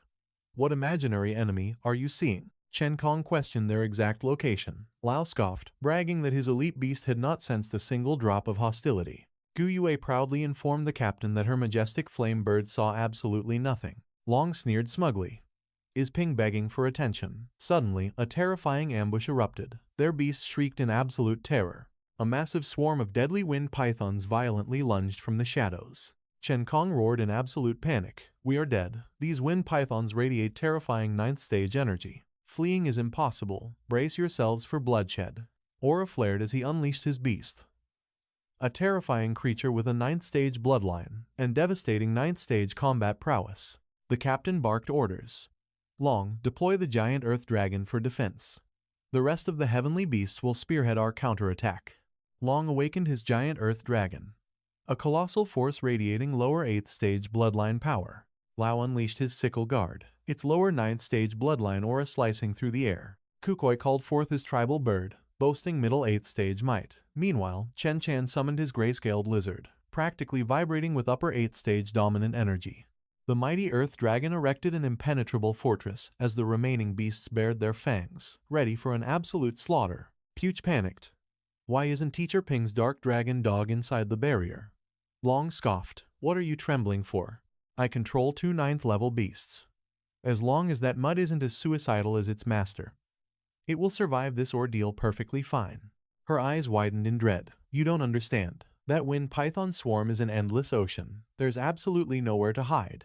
We must bring it inside the barrier immediately. He sneered. Opening the shield is easy. But what if those demonic pythons breach our defenses? Why risk our lives for a pathetic 7th level mutt? Hearing this, Chenon furiously interjected. That beast earned our absolute protection. That dog detected this ambush first. Furthermore, Master Ping is our savior. We owe him our lives. Abandoning his heavenly beast is unforgivable. My grayscale lizard will become its personal shield. He demanded the barrier be opened, but the main character simply waved his hand. There is absolutely no need. I appreciate your concern, but relax. My companion isn't merely a scout. He actually dabbles a little bit in combat. Once we obliterate the Wind Python King, this crisis ends. These mindless beasts are utterly useless without their commander. Lao muttered curses under his breath. What a pathetic bluff. His dark dragon dog possesses a trash 7th level bloodline. Even at the absolute peak of the 7th level, it would instantly be slaughtered by 9th level pythons. This massacre will finally crush his arrogance, he sneered. He immediately activated Earth Cradle Concealment. Kree gasped. Is that the legendary invisibility pet skill? Lao smirked proudly. Exactly. He commanded his beast to vanish into the shadows. Hidden away, they watched the carnage unfold. A brutal war erupted between beasts and monsters. Kree panicked. Where is the dark dragon dog? Was it completely devoured? Cheng Kong roared in disbelief. No, you're utterly blind. Look over there. A blinding streak of light pierced the chaos. Her jaw dropped in pure shock as the dark dragon dog mercilessly obliterated the beasts. Goi gasped in sheer terror. Is that terrifying radiance? Countless defensive shields stacked perfectly together. A mere 7th level heavenly beast, effortlessly slaughtering its way through a 9th level horde. Long trembled violently. He called this a bit of a combatant. Suddenly, an 8th level Wind Python King descended, launching a lethal strike at the dog. The squad watched, paralyzed with fear for Ping. But the dark dragon dog stood unbothered, perfectly deflecting the onslaught with its absolute barrier. Lao screamed in absolute disbelief. Its defense is legendary. Long stared in existential dread. Is my earth dragon actually weaker than a dog? The canine launched a lightning-fast counterattack, leaving only a microscopic scratch on the monster. He sneered, seeing the superficial scratch. I knew it. That mutt poured all its stats into defense. It possesses absolutely zero offensive power. No wonder breaking its shield is impossible. My earth dragon has vastly superior skills. Suddenly, the Wind Python King unleashed an agonizing shriek, collapsing lifelessly to the earth. Lao shrieked in absolute horror. Was that demon beast poisoned? Impossible. Long bellowed. The king's scales are practically impenetrable armor. How could that mutt possibly inject venom? They screamed in utter disbelief. This beast is horrifyingly overpowered. Moments later, the dark dragon dog delivered the fatal execution. Ping smiled nostalgically. Back in the Dragon King's realm, they had survived countless brutal massacres. His pet had died and resurrected hundreds of times. Playtime was officially over. It was time to end this. The hound unleashed a devastating dragon roar. The terrifying shockwave instantly scattered the surviving pythons. The squad erupted into deafening cheers. A flawless victory without a single scratch. That dark dragon dog is an absolute monster. Long bowed his head respectfully. Your beast is truly a supreme existence. The main character chuckled humbly. He merely has average stats. Lao praised him. Such legendary modesty is truly admirable. If that monstrous dog was average, were their elite pets utter garbage? The main character scanned Lao's beast, triggering the system identification window. Species, Earth Fire. 9th level bloodline. Level 7. Skills, Concealment, Wind, and Fire. Step, Burrowing, 10-mile Soul Pursuit. Overall combat properties, completely inferior. Ping averted his gaze, sighing inwardly. This guy really overestimates his own trash. Their beasts were all equally pathetic. Suddenly, Chen Shan gasped, staring past the dog. Heavens! Are these actually wind python eggs? Long inspected them closely. The embryos inside haven't developed yet. This means the pure, nourishing essence from the mother remains completely unabsorbed. Feeding these rare eggs to his divine beasts would be the ultimate power-up. Lao insisted. The spoils belonged entirely to Ping. His monstrous pet had spotted the ambush and slaughtered the Python King. The protagonist observed that their shimmering scales were prime material for crafting stealth elixirs. They fetched an absolute fortune in the underworld markets. You can take them if you do not mind, he murmured, locking eyes with the elder. Was he surrendering such loot? Why willingly share such immense wealth? The elder whispered in awe, realizing the youth's true power was beyond comprehension. Making an enemy of this monster would be suicide. Forging a solid alliance was their only logical path forward. Long muttered his absolute agreement. They bowed with deep reverence, vowing to answer his call, should he ever need them. A knowing smirk crossed the protagonist's face. He would definitely hold them to that sacred promise. Time passed before Chen Kong tapped the weathered map. A mystical cave hidden in the northeast was their ultimate destination. Long stroked his chin. They would not breach the dangerous territory until tomorrow morning.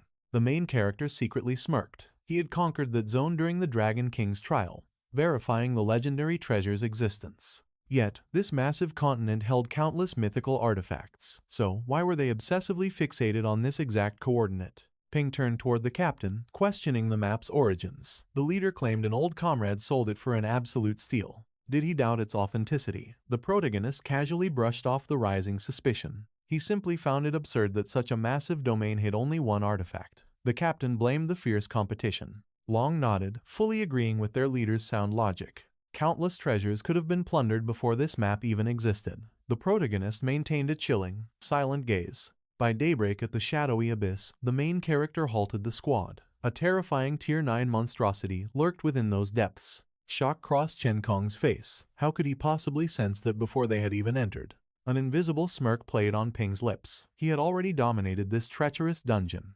While his memory lacked the clarity of the Dragon Ledge Tower, he knew the layout. Did they dare question his dark dragon dog's divine senses? The captain pondered, realizing the hound had flawlessly detected the wind-wing python swarm earlier, completely saving their lives. Long cursed under his breath. Facing another Tier 9 apex predator was an absolute nightmare. Gree trembled in terror. The python swarm possessed a combined Tier 9 threat, built from countless Tier 7 and 8 beasts. Now, they faced a blind environment hiding a single, overwhelming Tier 9 abomination in the shadows. Cold sweat drenched Lao's face. Even backed by Ping's monstrous strength, subjugating a genuine dungeon boss felt like a suicide mission. Yet, a fearless grin crossed the captain's face. If it is a boss, why not drag it into the light? Long manifested his battle beast, eyes gleaming. Setting a deadly trap at the cavern's mouth was a brilliant strategy. Surging with star power, Chen Kong roared that the second the beast breached the surface, they would obliterate it. Piece of cake, he bellowed, summoning a colossal earth dragon. Instantly, his titanic beast triggered a catastrophic seismic tremor. Gu unleashed her blazing phoenix to prepare a fiery barrage, while Lao commanded his familiars to cloak their auras. Long turned to their commander, signaling the death trap was set. But Chen Kong boldly crossed his arms, refusing to wait. He was going to act as bait. The squad stared in sheer disbelief. Was their leader completely out of his mind?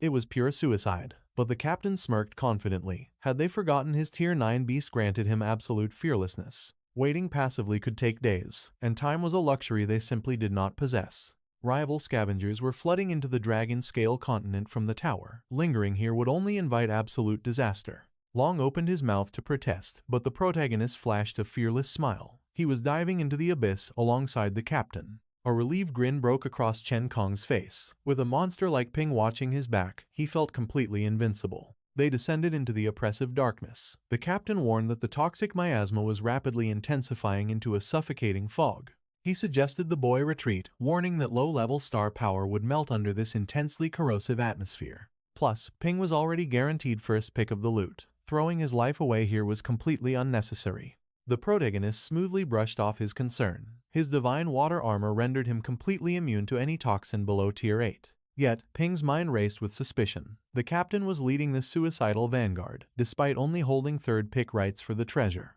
No veteran explorer was ever this self-sacrificing. With no one else around, Ping chuckled darkly, demanding the captain finally reveal his true motives. Your perception is terrifyingly sharp. Deep within this shadowy cavern, the legendary star cloud spirit tree blooms. One bite of its fruit purifies the bloodline. Any beast master below stage 8 can trigger a miraculous rebirth. It guarantees an absolute breakthrough.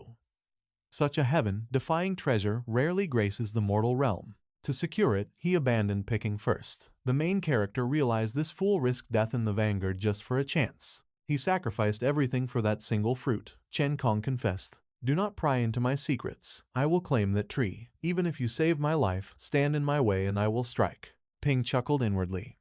So this proud warrior only lusted after a simple spirit fruit. To his system-bound eyes, this miraculous panacea was nothing more than ordinary trash. Still, it held immense value for Chen Kong. Since this martial artist possessed an honorable heart, lending a hand would not hurt. Our hero smirked, declaring the fruit held absolutely zero appeal. But listen closely. The Stage 9 apex predator guards this realm. The Blood Flame Dragon, a malicious beast commanding devastating psychic warfare. Charging in blind is equal to courting absolute death. A Stage 9 demon? He gasped. Who are you exactly? How do you possess such secrets? Smiling cryptically, Ping replied that curiosity kills. If you truly desire that tree, just stay in my shadow. Boom. Ping obliterated the cavern wall, exposing a hidden path. The stunned captain gasped. Is that an ancient spirit lamp? Powered by pure star energy, this relic neutralizes any mental intrusion. Ping explained. How did you find it? Chen Kong demanded. Ping smiled inwardly, knowing he had conquered this dungeon in a past life. He knew this divine artifact was bound to the Dragon King's legacy. It could never leave these walls. Suppressing his greedy appetite, our hero chuckled. Consider this my little trump card. Let us move. With the lamp secured, they advanced. Suddenly, a tremendous roar fractured the air, shaking the very earth. Ambush! Someone screamed. Wrong. Ping countered sharply. That bloodlust is coming from outside. The vanguard was facing slaughter. Back at the cavern entrance, panicked screams tore through the darkness. Long roared, commanding his azure dragon to rain devastating boulders upon their unseen foes. Lao deployed his scythe guard to execute them. The furious beasts collided, unleashing overwhelming skills that brutally crushed the enemy line. Halt! Ping barked, grabbing the captain's shoulder with an iron grip. Bloodshot eyes gleaming. Long turned. We crushed them, Captain. Gupcho cheered wildly, his pupils completely crimson. Look at our glorious victory. We slaughtered them all. We are too late. Ping gritted his teeth. Chen Kong panicked, asking what horrific mistake they had made. Did we not annihilate the Stage 9 demon? Suddenly, the scythe guard turned its blades against its own masters. Mind control. The captain roared in despair. My brothers are tearing each other apart. I need to unleash the demonic ray immediately. Ping cursed.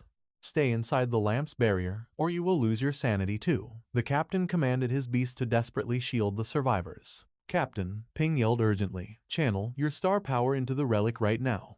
My head is splitting. Long groaned. Chen Chan trembled, realizing their own heavenly beasts had almost executed them. The dragon manipulated our minds. Lao spat. Chen Kong urgently checked his surviving men. The barrier is our only sanctuary. Ping commanded them to merge their auras into the lamp to shatter the demon's illusion. Roaring together, the warriors ignited their profound cultivation techniques. Incoming threat. Long spun around wildly, flaring his aura to warn Ping of an approaching shadow. Long threw himself forward, manifesting a brilliant star shield to block the fatal strike. Ping stared, utterly stunned. Formation around the lamp, the captain roared. Ping glared into the darkness. Show yourselves, cowardly rats.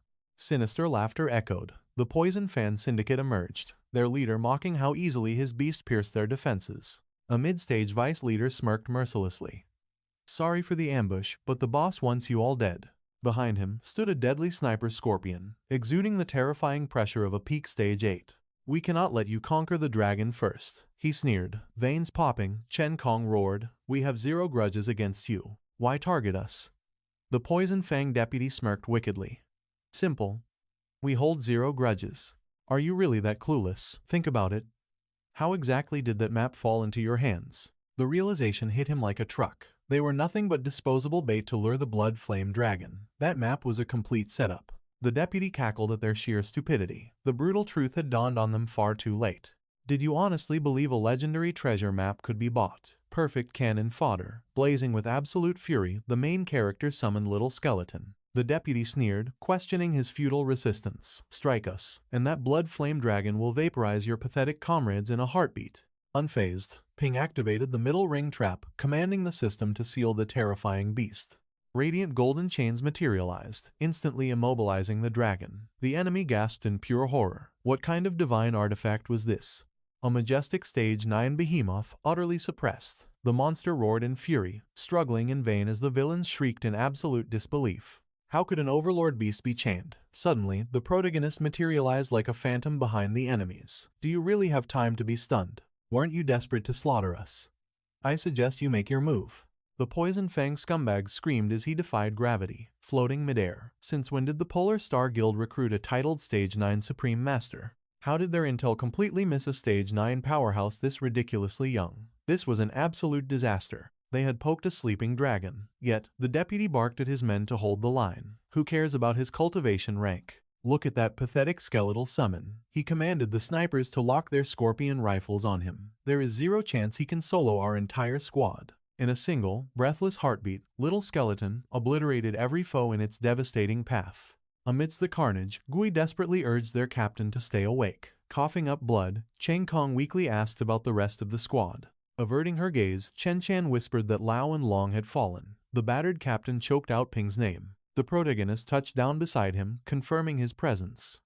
The dying leader met his eyes, pleading for a favor.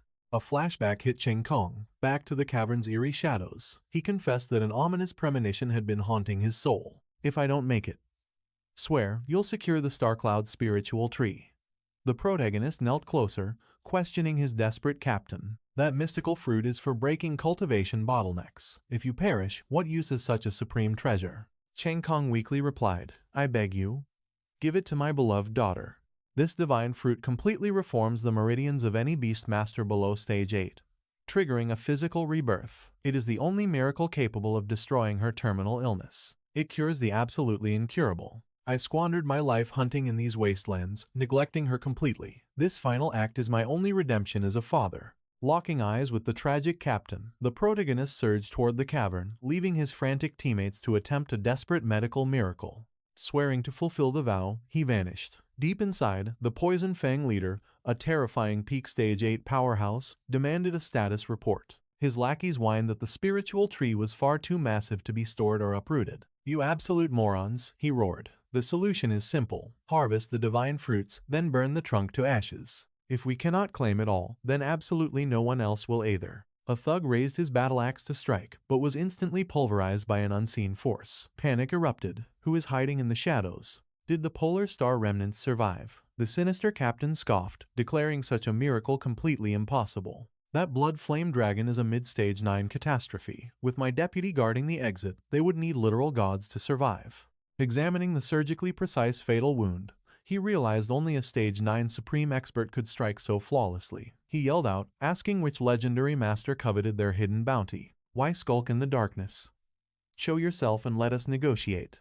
We will gladly offer you 50%. In response, a terrifying invisible wave instantly decapitated several more of his elite soldiers. Terrified, the survivors formed a desperate defensive perimeter. Coward, reveal your face. Are you only capable of pathetic sneak attacks from the void? Hidden away, the protagonist flawlessly manipulated a spirit control artifact, the Star Power Needle, silently piercing through multiple enemy skulls. Erupting with explosive aura, the Poison Fang leader locked onto his presence. Found you. Since you refuse my mercy, prepare for absolute annihilation. Out of nowhere, Little Skeleton manifested, slaughtering his summoned beasts with one apocalyptic slash. The arrogant captain collapsed, paralyzed by sheer terror. How could 2 lower stage 9 celestial beasts be annihilated so effortlessly? Trembling violently, he immediately kowtowed, begging for his miserable life. Take every single treasure, please. Just spare my life. The protagonist stepped from the shadows, his eyes burning with a predator's lethal intent. Shivering uncontrollably, the villain gasped. You do not care about the loot. Did you descend into this dungeon solely to massacre us? Who on earth are you? Allow me to at least know the name of the Grim Reaper sending me to hell. Gripping the Star Power Needle, the main character made a chilling vow. His marked targets wouldn't get a single breath to fight back. They would perish in absolute terror. Soon after, Ping summoned the beast's blazing flames, to reduce the enemy corpses to mere ashes. Leave absolutely nothing behind, he commanded. With a surge of his aura, he uprooted the mystical spiritual tree for himself. Ambushed by a vicious faction out of nowhere, they had barely escaped death, all thanks to Long's heroic sacrifice. Survival in these desolate wastelands was a brutal game. Adapt instantly, or be swallowed by the merciless void. Eventually, they arrived at the 7th tunnel base. Ping broke the heavy silence, wondering about their next move. Goi suggested burying the captain and honoring Lao and Long's memory. Chen Shan offered a bitter smile, realizing the captain had saved his life yet again. His own weakness felt like a cruel joke. The devastating toll of this expedition was entirely beyond his darkest nightmares. Their secret realm expedition was effectively over. With heavy hearts, they asked if he would retreat alongside them. Gesturing toward the glowing spiritual tree, the main character shook his head. His path lay elsewhere, their journey together ending here. His mission was far from over. He handed over the precious tree to secure the captain's daughter's future. Shock washed over them, the legendary Star Cloud spiritual tree, yet he simply cast it aside. Dumbfounded, she questioned how he knew about the girl. Brushing off the details, he insisted they simply honor their fallen captain's dying wish. Could they shoulder this burden? They swore a blood oath to protect it. Sensing their resolve, he nodded in approval. Furthermore, the massive hoard of rare treasures, retrieved from the cavern's depths, must be distributed among the fallen heroes' families. Guo's voice trembled with overwhelming emotion. Was he truly surrendering such boundless wealth? His answer was absolute.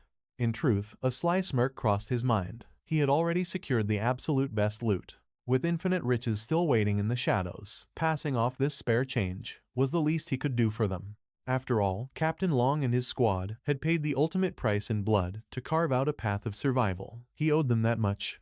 Suddenly, a mechanical system voice echoed, "Attention, everyone.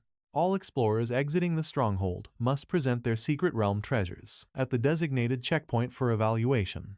Evading inspection guarantees severe punishment." Chen Shan's shoulders slumped under the crushing pressure. As Gui checked on him, the main character offered to escort them. Moments later, they stood before the imposing Federal Security Service checkpoint. As the scanning device buzzed over their artifacts, the system continuously chimed. Logging entry: a level 6 wild beast crystal, a level 8 heavenly fist scroll, a level 7 dark steel sword, a level 6 secret fire enchanting stone, a level 7 wind python scale, a level 5 poisonous blood stone, a level 6 dark night beast tooth, and a level 6 rainbow stone. Noticing the intimidating figures lounging nearby, he questioned their true purpose. Chen Shan's voice dropped to a terrified whisper. "Tread carefully. Those are government-appointed security inspectors. They hold absolute authority over this checkpoint. They are the law here." The man in the center is a terrifying level 9 master. His 2 lapdogs are at the absolute peak of level 8. Suddenly, the system blared its most shocking announcement yet. Logging entry: a level 9 Starcloud spiritual tree. Greed flashed in the inspector's eyes. "A real spiritual tree. Today is our lucky day." The head of security smirked, telling his hounds to play it cool. Feigning nonchalance, they stepped forward with sinister intent. "So, how much for a piece of that legendary spiritual fruit?" They demanded a price tag. Trembling, Chen Shan bowed apologetically, stammering that it was strictly not for sale.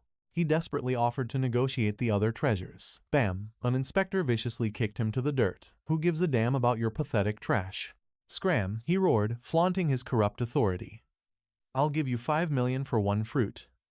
Take it or leave it." Their greedy hands reached out, drooling over the fact that a single bite would catapult them straight to the legendary title rank.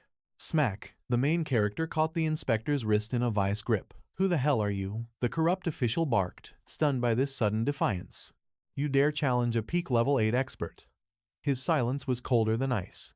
Turning their backs, the group attempted to leave.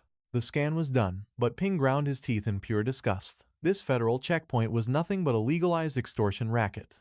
It was an absolute betrayal to think even the highest government officials were swimming in this filthy corruption. Had he known they were just government thugs, he would have tossed everything into a spatial ring and walked right through their miserable checkpoint. A wicked cackle echoed behind them. "Did you really think you could just walk away? Who the hell do you think you are?" Surges of oppressive aura exploded from the inspectors. "The inspection only ends when we say it does."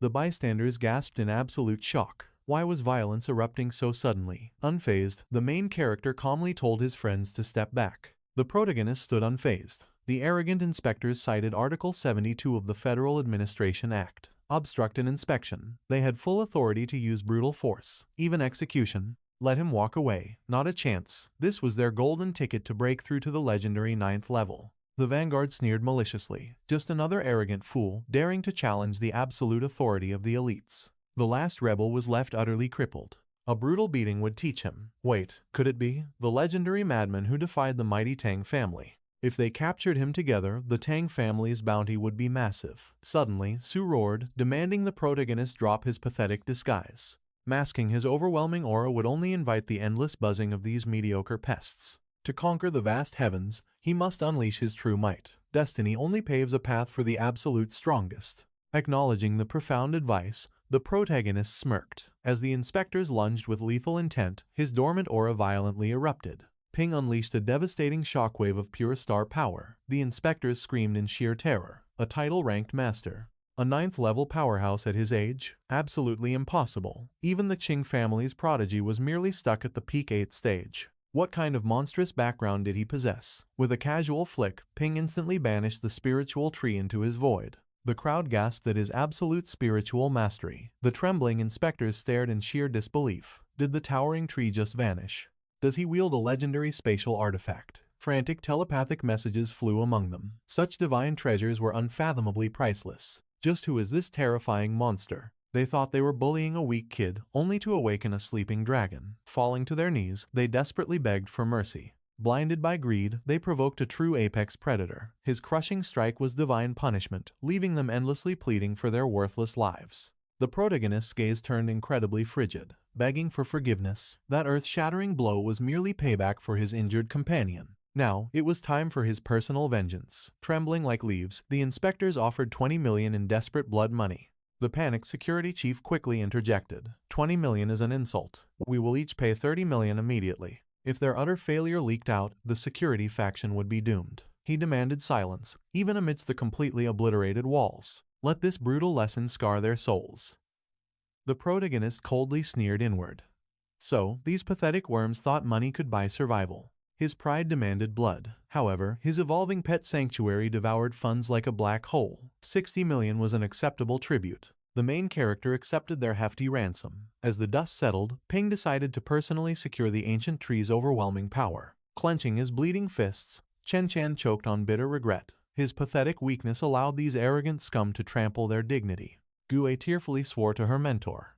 If she possessed true strength, she would never be a burdensome deadweight to him again. The protagonist warmly reassured them. The fault wasn't theirs. He had completely underestimated the spiritual tree's dangerous allure. With a confident grin, the protagonist announced his plan to cultivate the divine tree immediately upon their return. Its mystical aura would perfectly cure the captain's daughter, while simultaneously elevating his shop's premium beast food inventory to legendary status. Once they hit the absolute peak of the 8th stage, he promised them priceless star-cloud spiritual fruits to violently smash through to the 9th. Their eyes widened with absolute reverence. Such divine generosity. His heaven-defying abilities could nurture humans just as easily as celestial beasts. Later, deep within Dragon Scale Continent number 98, the main character ordered his shadowy dark dragon dog to stealthily hold position. Ping instructed his beast to submerge. Should any deadly threat approach, a simple telepathic pulse would instantly summon his wrath. Plunging into the icy abyss, the protagonist's eyes gleamed. A heaven-shaking treasure was sealed here. A mythical artifact capable of obliterating mountains and boiling oceans. The concealment was absolute perfection. Without inheriting the legendary Dragon King's memories through rebirth, uncovering this hidden realm would be utterly impossible. Bingo, carefully extracting the ancient Qiankun scroll, he marveled at its essence. Infused with star power, this relic could forge an independent pocket dimension. Though, it lacked the terrifying, heaven-plundering dominance of his actual system storage. However, it could sustain living creatures. Even better, its internal world would expand infinitely alongside his soaring star power. Fueled by his current Tier 5 star power, the artifact instantly warped reality, forging a mystical domain 4 times larger than a basketball court. Soon, this void would be the perfect sanctuary to cultivate his divine spiritual tree. A sharp telepathic warning shattered the silence. The dark dragon dog signaled danger. Was a surface ambush unfolding? Reaching the surface, like a silent shadow, Ping synchronized his spiritual vision with his battle beast. Enemy explorers were prowling incredibly close.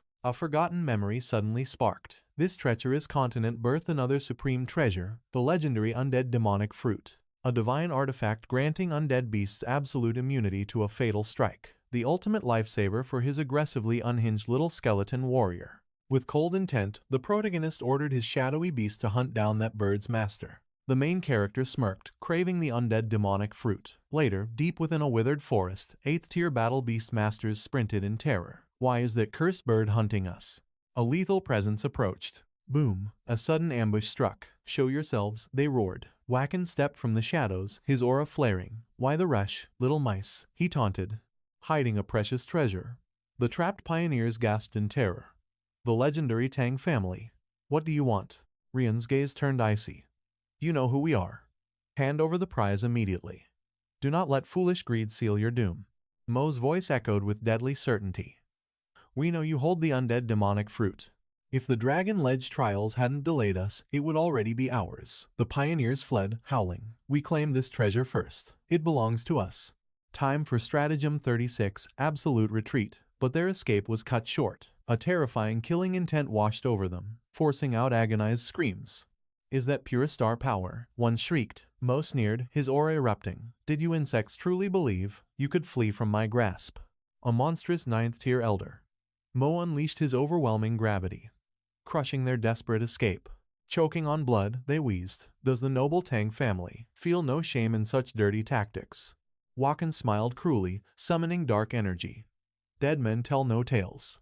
Your silence guarantees our honor." With a devastating strike, he obliterated them. Snatching the glowing prize from their ashes, he scoffed, "Refuse a polite request and face absolute destruction." Suddenly, a phantom blurred past. The hero smirked, snatching the treasure mid-air. Panic struck the nobles. "Impossible. Where is the chest?" Summoning circles erupted as celestial beasts roared into reality. They turned to Rion, trembling. Was that absolute star power? "Mistress, fall back. We face a legendary title-ranked master." Mo's sweat dropped. "Insolent rat. You dare steal from our bloodline." Wacken roared. "Shadow Asura, tear this thief to shreds." The monstrous beast lunged. The hero smirked, seeing his deadly pets finally arrive. He commanded the Dark Dragon Dog to cast Dragon Armor, Wind Guardian, and Earth Guardian. Meanwhile, the Purgatory Light Serpent layered on Stone Armor, Vine Armor, Hardening, Ice Shell, and Fire Cloak. Ping commanded his beasts to activate Dragon Patron. This supreme buff instantly doubled their defense, translating into devastating counter damage. This overwhelming setup would utterly blindside their foes. The smoke cleared, revealing pure slaughter. My Shadow Asura is dead." Wacken shrieked in absolute terror, desperately trying to counterattack. "Stand down, fool." Mo roared. He instantly slaughtered a 9th-tier Shadow Asura. This monster's true power is completely beyond our comprehension. Was it a trap that perfectly isolated his demonic pet? Wacken gritted his teeth, panicking. "Then what is our next move, Elder? Do we just surrender our prize?" Flaunting his spiritual energy, Wacken refused to retreat. "I will stay and witness this thief's bloody execution." A chilling laugh escaped the hero. He summoned Little Skeleton, who effortlessly shattered the enemy's desperate assault. "Hemph, found me already," he mused. "It seems my little distraction tactic failed completely." "This pest again," Wacken growled.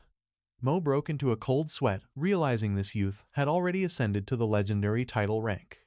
Such monstrous potential meant future ruin. He could not survive today. Roaring with fury, Wacken summoned his heavenly beasts. "You will pay in blood for my fallen pet." He missed his chance at the Dragon Gate, but here he would guarantee an absolute slaughter. The heavenly beasts charged like an avalanche. Suddenly, Little Skeleton flickered into existence, unleashing the devastating Supreme Sword Art. Mo blasted forward, shielding Rion from the apocalyptic shockwave. Trembling, the mistress gasped, "Is such godly power even real? Such world-shattering destruction from a skeletal pet?" Mo ignited his Star Sword's technique, roaring, "You dare threaten my lady's life? Only complete destruction awaits you, thief. Feel the true wrath of our bloodline." The main character grinned, cosmic energy spiraling. "I skipped testing my punch on the dragon pillar. Now you'll be my perfect punching bag." Mo's eyes widened in absolute horror. What demonic martial art is this? A divine, suffocating aura erupted. Ping instantly unleashed his ultimate technique, Demon God's Overwhelming Fist. First style. Mo desperately summoned 9-star shields, yet the godly impact shattered them, drawing his blood. Rion watched her protector with dread. Coughing blood, Mo realized this monster's raw power was untouchable. "Earth Dragon King," he commanded, "take the young mistress and abandon this battlefield immediately. Defend her with your life," he roared. The hero tilted his head, a dark grin spreading. Running away, how utterly disappointing. He ordered his Dark Dragon Dog and Light Serpent to completely block their pathetic retreat. Suddenly, Mo ignited his core, his flesh oozing pitch-black aura. "Do not claim victory just yet, arrogant brat," he bellowed. "This old man will drag you to hell." Mo triggered the forbidden Tang family art. Entanglement. His physical form dissolved into violently swirling shadows. Rion gasped in horror. Entanglement was a forbidden suicide technique. It hijacked the enemy's soul, completely sacrificing the caster's life.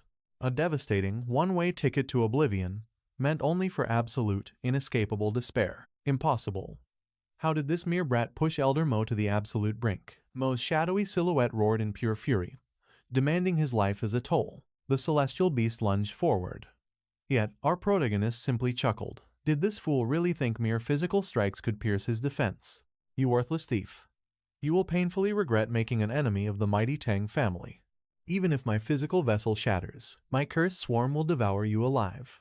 Ping summoned a soul-protecting lamp from his spatial ring. Mo shrieked, confident he could steal the boy's vessel. But suddenly he gasped in absolute terror. "Why can't I possess your body? Is that a legendary soul-guarding artifact? You damn thieving rat." He vowed bloody murder. Meanwhile, Rion emerged, completely bewildered. "What is going on? Is the Earth Dragon King trying to swallow me whole?" Desperate, she commanded her divine beast, the fallen winged king, to rescue her. Ping turned with a mocking grin. Finally, out of hiding, young Miss Rian stood upon the winged king's shoulder, radiating the overwhelming aura of the midnight stage. "Do not dare call me that," she snapped. "Trash like you has not earned the right." But internally, panic gripped her soul. Why was Elder Mo's aura completely extinguished? Had a midnight stage powerhouse actually fallen to this boy? Flaunting her killing intent, she demanded, "Who are you? Why slaughter my Tang family?" Unfazed, the main character coldly countered, "Why are you all doing this? Why did your family butcher those innocent people?" Rian scoffed with absolute disdain. "It is simply survival of the fittest. Did this arrogant brat view them like those pitiful 8th stage mortals? Just mere stepping stones to be crushed with a single, devastating strike." Ping unleashed his terrifying pressure. "Bingo," he smirked. Looking at her divine beast, Rian realized with absolute horror, they were now his prey. Even her 9th-tier bloodline beast trembled in pure fear. Trembling, she stammered, "What do you want? Spare me, and the mighty Tang family will grant you unimaginable, endless wealth." Ping clenched his fist with a dark, predatory smirk. "If you want to beg for your life, you need to show me true sincerity." Stunned, Rian asked what he meant. "Drop the innocent act," he replied coldly. "Sever your soul link with the fallen winged king." Her eyes widened in absolute shock. Did he truly want her to surrender her divine companion?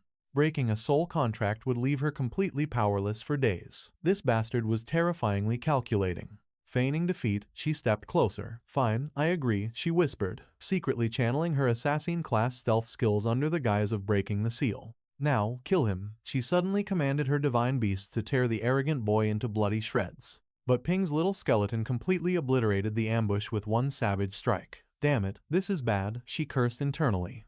Drawing from his spatial ring, he sneered.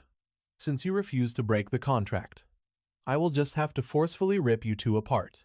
While his summon pinned her beasts down, Ping activated a mysterious artifact, instantly warping Ryan into an isolated, hidden spatial realm. Disoriented and completely trapped, Rian gasped, "Is this a legendary spatial pocket treasure?" Ping looked around in awe.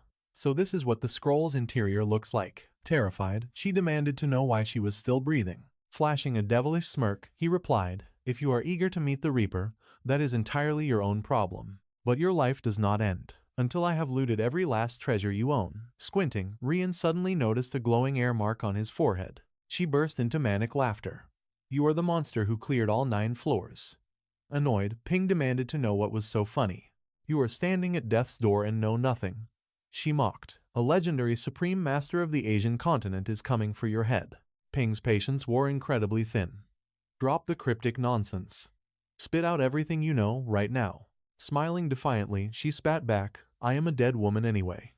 Why the hell would I give you anything?" Ping chuckled darkly. "Whoever said death was the absolute worst thing that could possibly happen to you? Stay silent, and I promise you a very creative demise." Followed by leaking your most humiliating, compromising photos to the entire world. "You can guess exactly whose name will be on those files, you absolute bastard," Rian shrieked. Ping shrugged wickedly. "You forced my hand. So, feeling talkative yet?" Gritting her teeth in bitter defeat, she confessed, "The man destined to slaughter you is Yuan Tianchen, the mythical beast martial ancestor. He already crowned his granddaughter as the true heir to the Dragon Ledge Pillar. Anyone who dares snatch that inheritance will be thoroughly erased from existence." The main character raised a skeptical eyebrow. "But surely the 4 great families fighting for the pillar are not scared of one old man." Rian gasped in sheer horror. "Do not dare joke about his absolute power. Did you honestly think we could survive the 9th floor? We all swore a blood oath to Master Tian Chen. Even if a miracle carried us past the 9th floor, we would forfeit the legacy or face clan-wide extinction." Ping simply smirked in realization. Understood. The absolute truth clicked into place.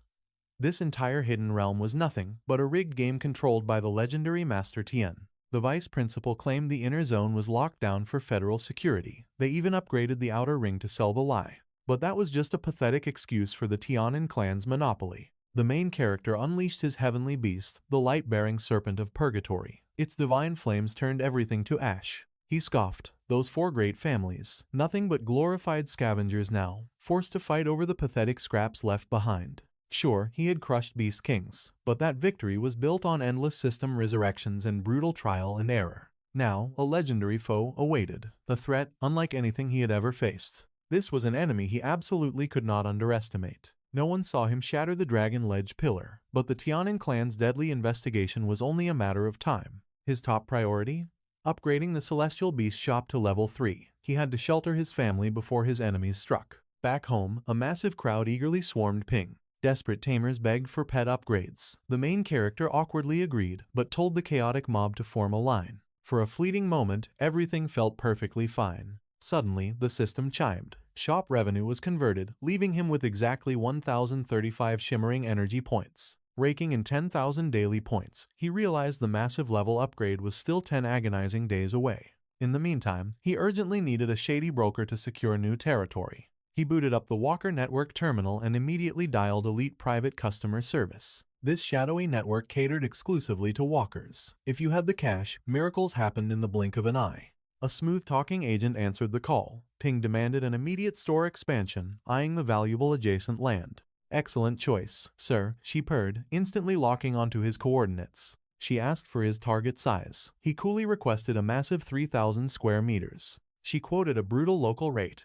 A 200 million star yuan deposit, plus another 100 million upon final handover.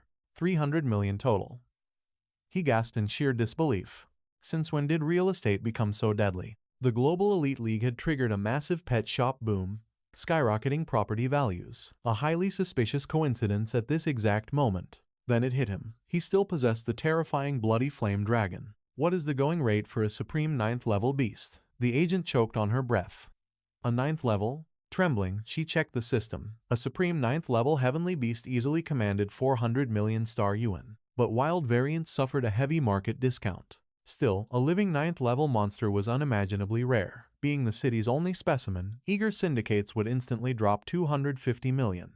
Was he absolutely certain? If he waited, that astronomical price would only climb higher. A confident smirk crossed his face. He was selling it right now. That monster's sale would completely cover his deposit. The stunned agent quickly agreed. As they fast-tracked the transfer, he did the math. 250 million, plus his 60 million reserve. Perfect timing. He would spend these crucial days pushing his power to absolute limits. He demanded the system reveal a realm deadlier than the Dragon King heritage land. A blinding alert flashed. Entering the divine cultivation zone demanded 10,000 energy points. Wait, 10,000 just for the demi-divine zone? A supreme realm actually existed.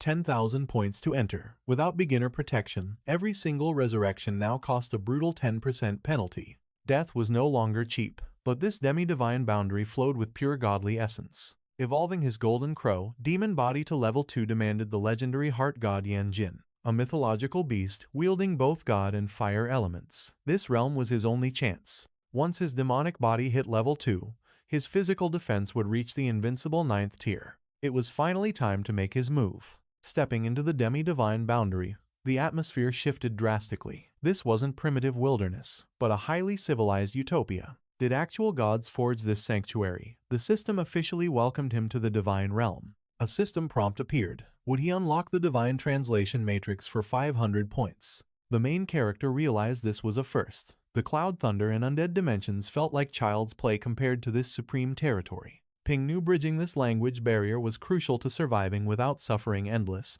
meaningless slaughters. He confirmed the transaction instantly. The holographic interface chimed, initiating the divine tongue matrix installation. Please wait patiently for integration. Suddenly, an ancient, alien voice echoed nearby, chanting celestial syllables. He frowned in confusion just as the system chimed completion. The matrix was fully active. He could finally understand the almighty divine race. Staring in shock at the chanting celestial maiden, he realized this was a catastrophic situation. Their eyes met. She paused, sensing a pathetic aura ripple. Was it merely a pest? Disgusted, the goddess unleashed a devastating strike. He summoned his astral beasts for absolute defense, but the barrier shattered instantly. Her overwhelming might terrified Ping, but his loyal little skeleton still harbored hidden, legendary strength. A brilliant system alert flashed, ultimate passive triggered. The undead fruit negated one absolute death. In a flash, little skeleton bravely absorbed the lethal impact meant for him. He fiercely commanded the light-bearing purgatory serpent to undergo immediate, on-site resurrection. Running low on revival energy, combat was suicidal. Desperate, Ping pleaded that he meant zero harm. Before he could explain, she scoffed. Translation was useless. His otherworldly aura gave him away instantly. His eyes widened in sheer disbelief. How did she instantly uncover his interdimensional origins? The goddess mocked his pathetic stature. Looking like a cheap copy of them, he was clearly just worthless human trash. This was the absolute god realm. Such an inferior being could only enter through an outsider's spatial tear. Wasn't she shocked by a human's presence? Sighing, she revealed that gods and mortals frequently crossbred, producing lesser descendants. What primitive cosmic backwater birthed him? A trash planet entirely erased from divine records. The truth clicked. He never imagined mankind had conquered the cosmos, actually forging ties with literal deities. Yet, why was the blue star completely blind to this cosmic reality? She analyzed him coldly. Despite his pathetic disciple-level power, he commanded an apex beast from the vast sea realm. Furthermore, that creature survived via resurrection. Most horrifyingly, an unknown, monstrous bloodline aura pulsed through his veins. Was he truly mortal? Her divine aura exploded violently. The time for polite chatter was over. Why invade the supreme central god domain? Who orchestrated this? Confess every single secret right now. Ping blurted out in shock. Central god domain? Wait, wasn't this merely a demi-divine realm? Outraged by his insolence, the goddess unleashed a blinding, apocalyptic beam of divine retribution directly at him. Lethal damage taken. System reported host fatality. Fading out, he noticed her previously arrogant face contort. Did the demi-divine insult shatter her pride? Whatever, the damage was already done. Power was his only priority. Brushing off the death, he fired up the matrix. He would conquer entirely different dimensions instead. Reality warped as Ping materialized in a scorching wasteland. Penalty: 500 energy points deducted for respawn. Remaining balance: 5,350 points. Stepping forward, the cursed ground felt incredibly sinister. Suddenly, the earth shattered. A nightmare beast erupted from the dunes with gaping jaws. He evaded with lightning reflexes. Did this monstrosity actually want to devour him? He retaliated with divine fist, shattering its fangs. Ping gasped. That ultimate strike only broke a few pathetic teeth. Activating his omniscient appraisal, a holographic screen identified this monstrosity as a mere Zerg vanguard. Target: Star Zerg. Bloodline: unrecorded. Threat level: Apex Tier 9. Hidden abilities completely shrouded in mystery. Summoning his astral companions, he sweated. A mere foot soldier wielded peak Tier 9 strength. This horrifying power, scaling truly defined the legendary divine realm. He roared commands. Dark Dragon Hound defended the serpent, catching little skeleton in its jaws while igniting his blade with purgatory flames. His mythical companions clashed violently with the Zerg invader, unleashing a furious barrage of pet skills. Target its weak points. He commanded Little Skeleton and the Hound to blind the abomination. The demon locked eyes, activating petrifying gaze. A brutal notification flashed. Dark Dragon Hound had been annihilated. The undead demon fruit activated. It completely blocked one fatal strike. He realized cultivation zones reset the fruit after Little Skeleton revived. Absolutely brilliant. Now this overpowered ability was his to command. Our main character instantly resurrected the Dark Dragon dog, ordering Little Skeleton to relentlessly assault their enemy. Ping roared. Finish that beast while it bleeds. He charged ahead, ordering the Purgatory Candle Dragon to cloak him in blazing inferno flames. His fist unleashed devastating force upon their foe. Suddenly, his canine companion found a glowing prize. What did you find? He wondered. The system flashed. It was a divine crystal. Forged when Star Zerg consumed incredibly powerful gods. This treasure evolved celestial pets into divine beasts. Ping immediately checked the interface for more legendary details. The prompt revealed that divine evolution massively skyrockets a beast's lifespan, raw power, and battle intuition. They gain supreme dominance over demons and the undead, plus a chance to awaken godly techniques. These godly arts deal 5 to 10 times more devastation than normal attacks. He gasped in awe. That much of a catastrophic power boost. Excellent.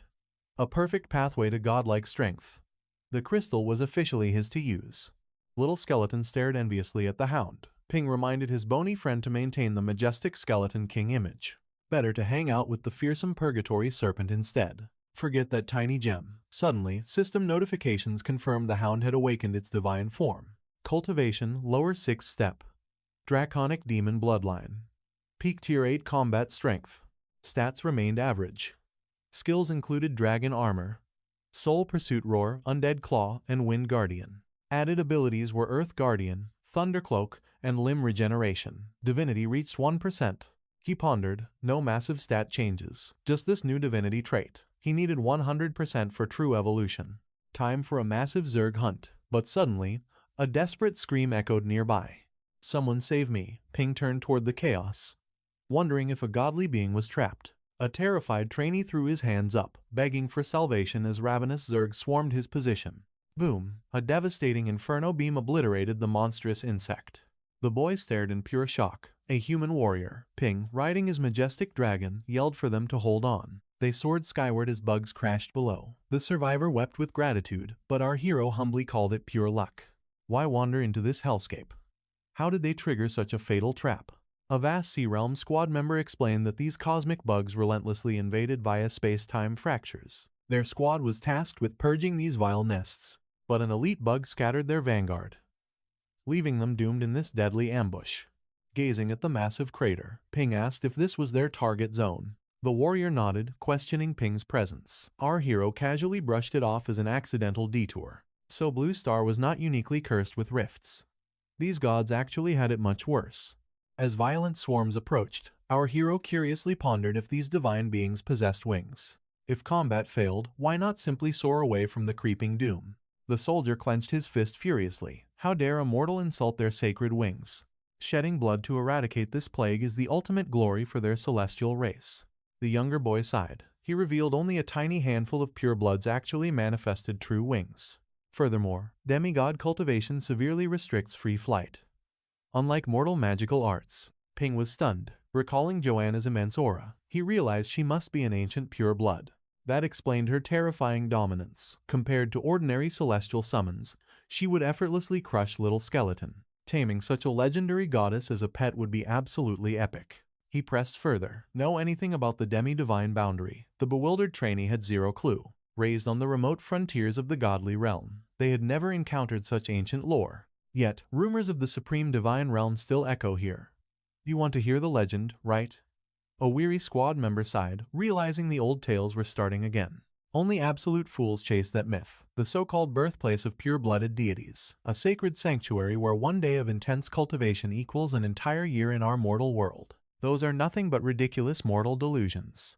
The main character pondered. Was that ultimate sanctuary truly just a forgotten myth? Why discuss it with such utter despair?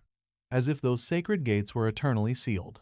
A solemn trainee explained the grim truth. For countless eras, pure-blooded deities of the Central Lands have waged a desperate war to wipe out the monstrous Zerg swarm. Finding any trace of that ultimate paradise was basically impossible, if only he could absorb its boundless energy for just a brief moment. An annoyed comrade completely agreed. Eons had slipped by, yet not a single divine fragment of that legendary realm had ever been discovered. Instead of chasing empty mirages, they desperately needed to forge their own martial prowess for survival. Suddenly, devastating mana beams shattered the heavens, severing the purgatory candle dragon's tail in one strike, sending the terrified squad plummeting. They crashed violently into the barren earth. The agonizing impact forced the young trainee to eat dirt. Is it actually that monster? A comrade shrieked in absolute terror. The panicked trainee wailed. Those nightmares are hunting us down again. Glaring at the horrifying monstrosity, they roared, "It is a Zerg centurion." Dropping to his knees, the despairing trainee cried out, "How can we possibly defeat this nightmare?" Their doom had finally arrived. Gripping his glowing spear, the brave soldier ordered his squad to flee. His final, glorious stand had begun. Our hero smirked at the noble warrior's sacrifice. But honestly, he was only eyeing those juicy divine crystals the bugs carried. Erupting with blazing aura, the main character stepped forward. "You guys claim to have never witnessed true divine power," he boldly challenged. Dying here would be a massive waste. The bewildered soldier froze completely, unable to process this sudden intervention. How could a mere apprentice-level human project such overwhelming, explosive battle aura? The main character commanded the awestruck squad to retreat immediately. Smashing his fist in awe, the soldier gasped, "I never knew humanity possessed such legendary, fearless warriors. We entrust our lives to you." The squad scrambled away, praying for his survival. Meanwhile, Su Ping smirked calmly. Facing a hideous insect swarm brought back such incredibly nostalgic memories. He craved that adrenaline-fueled bloodshed, that intoxicating rush of unlocking limitless potential right at death's door. This was his ultimate playground. The main character smirked and prepared for slaughter. Launching into the sky, he roared, "Let the massacre begin." Su Ping demanded his spectral summons to unleash their absolute limits. Reappearing in the pitch-black void, our hero exhaled heavily. Only 535 energy points remained. The main character realized this was just enough fuel for one final, desperate resurrection. That monstrous Zerg Centurion was terrifyingly overpowered. Even dying 9 brutal times was not enough to drag that beast down to hell. Higher realm enemies were ridiculously durable. Thank the heavens, Su Ping managed to snatch a massive haul of precious divine crystals. His scout timer was dangerously close to 0. Wasting time fighting was pointless now. Why not explore uncharted territories instead? Meanwhile, a divine goddess named Joanna affectionately scratched a fierce beast. Who is the absolute smartest kitty here? The giant tiger purred happily. Who is mommy's cute little monster? I am starving, she cooed. Suddenly, our hero teleported straight into her private sanctuary. Joanna stared at the intruder in complete disbelief. The main character gulped. What kind of cursed luck is this? You disgusting mortal pests, she hissed with lethal fury. Stalking me into my domain. State your foolish death wish. He froze in cold sweat. Out of everywhere, why here? He did not even have time to summon his little skeleton. Su Ping frantically raised his hands. Hold on, this is a huge misunderstanding. I am completely harmless. What could I possibly do to you? Joanna's aura turned dangerously murderous. Not an enemy, then explain yourself. She had impaled him with a soul-shattering divine spear previously. Yet, this impossible mortal had casually resurrected right in front of her. One false move, and you will rot in the dungeon of absolute sins. You will beg for death on your shattered knees. Su Ping realized his resurrections were totally drained. He needed a genius bluff. Wait. I know the hidden path to the supreme divine realm. Joanna's murderous intent faltered in sheer shock. Every deity desperately yearned to return there. With the supreme realm's infinite power, annihilating the Zerg swarm would be child's play. Yet, despite their entire divine kingdom's effort, 0 progress had ever been achieved. How could a lowly human hold such sacred secrets? Joanna aggressively demanded solid proof. Pushing away her deadly spear tip, he smirked confidently. My methods remain a secret, but you need to understand 2 undeniable facts right now. First, I can breach your central lands freely. Second, you are utterly incapable of killing me. That proves my absolute authority. The mighty goddess fell completely silent. Sensing her hesitation, the main character dropped his final, irresistible bait. Su Ping spun on his heel. If she was playing games, he would walk away. She could find her own path out. What did he crave? Power? Gold? Territory? The main character smirked, assuming his little provocation had finally hit its mark. Power? Obviously. Without absolute strength, all the wealth and territory in the world just made a man a fatter target. A mystical tome materialized in Joanna's grasp. Consider it done, she declared. Guided by swirling mana, the ancient text floated toward him. This was a supreme human cultivation manual, forged from absolute divine origins. The main character's eyes practically sparkled. An artifact to skyrocket his cultivation speed. Now that was a legendary reward. But as Su Ping reached for the cover, a harsh pulse of mana violently repelled him. A restriction seal, he yelled. Joanna wagged a finger with a sly grin. Escort her to the supreme divine realm first, and she would unlock it. He agreed, but laid a trap. To survive the chaotic space-time currents, he needed to brand a spatial talisman onto her forehead. Just a simple coordinate anchor. A grand goddess would not fear a little mark, right? Joanna closed the distance with an intimidating aura, accepting the terms. Su Ping awkwardly requested the towering deity to squat down a bit. Lowering her majestic stance, Joanna ordered him to proceed. Channeling mana to his fingertips, he internally cheered. He desperately pinged the system. Could a heavenly beast contract actually bind a deity? The system chimed with arrogant certainty. Before its absolute laws, all beings were mere beasts. Even a supreme goddess was no exception. A glowing crest burned onto Joanna's skin. Wait, was this mortal trash trying to enslave her as a pet? He had severely underestimated a deity's wrath. A dark smirk crossed her face. She subtly channeled her divine energy, preparing a reverse subjugation mark to enslave the main character instead. Su Ping forced the connection, but her divine aura shattered it instantly. He stood paralyzed. The absolute system contract had actually been broken. Joanna laughed mockingly. Once he became her loyal hound, he would obediently spill every single one of his miserable little secrets. Ethereal chains lunged at him. Then the universe froze. Joanna gasped in sheer terror. Had the very fabric of time completely stopped? Her divine chains shattered into dust. Trapped within a pitch-black void, the trembling goddess demanded to know what foul sorcery this was. Absolute horror paralyzed her entirely. Joanna collapsed to her knees, staring into the cosmic abyss. What was this overwhelming presence? Gigantic, cosmic eyes opened in the endless dark. Her divine soul almost crushed under a single gaze. Was this his true bloodline? No, this was a supreme entity from a profoundly higher dimension. Suddenly, the hands of time violently resumed their march. Suping blinked at the shivering goddess in total confusion. She just overpowered his ultimate binding. Why did she look so utterly defeated? Shaking off his shock, the main character quickly consulted the system interface. A prompt flared. The system merely stood idle. Her divine energy had blindly attacked its absolute protective barrier, triggering an automated counterstrike. The main character gritted his teeth. The beast pact was useless against her divine grade. Was there another path to complete subjugation? The interface flashed a golden solution. For entities of supreme intelligence, an official pet store employment contract could be aggressively enforced. A celestial parchment materialized in Suping's grasp. He had originally planned to forcibly enslave the goddess. But now, fate had hand-delivered him the ultimate opportunity to make a deity his store employee. Clearing his throat, he smoothly played it off. That first mark was merely a test. Congratulations on passing. Now, behold the official contract. He boldly shoved the scroll toward her. Stamped in golden runes, it read, Official Employment Contract of the Eternal Hundun Pet Store. Rule 1. Employees must protect the store manager with their lives and blindly obey every single command. Rule 2. Defend the absolute honor and glorious reputation of the establishment. Rule 3. Relentlessly upgrade all celestial beasts.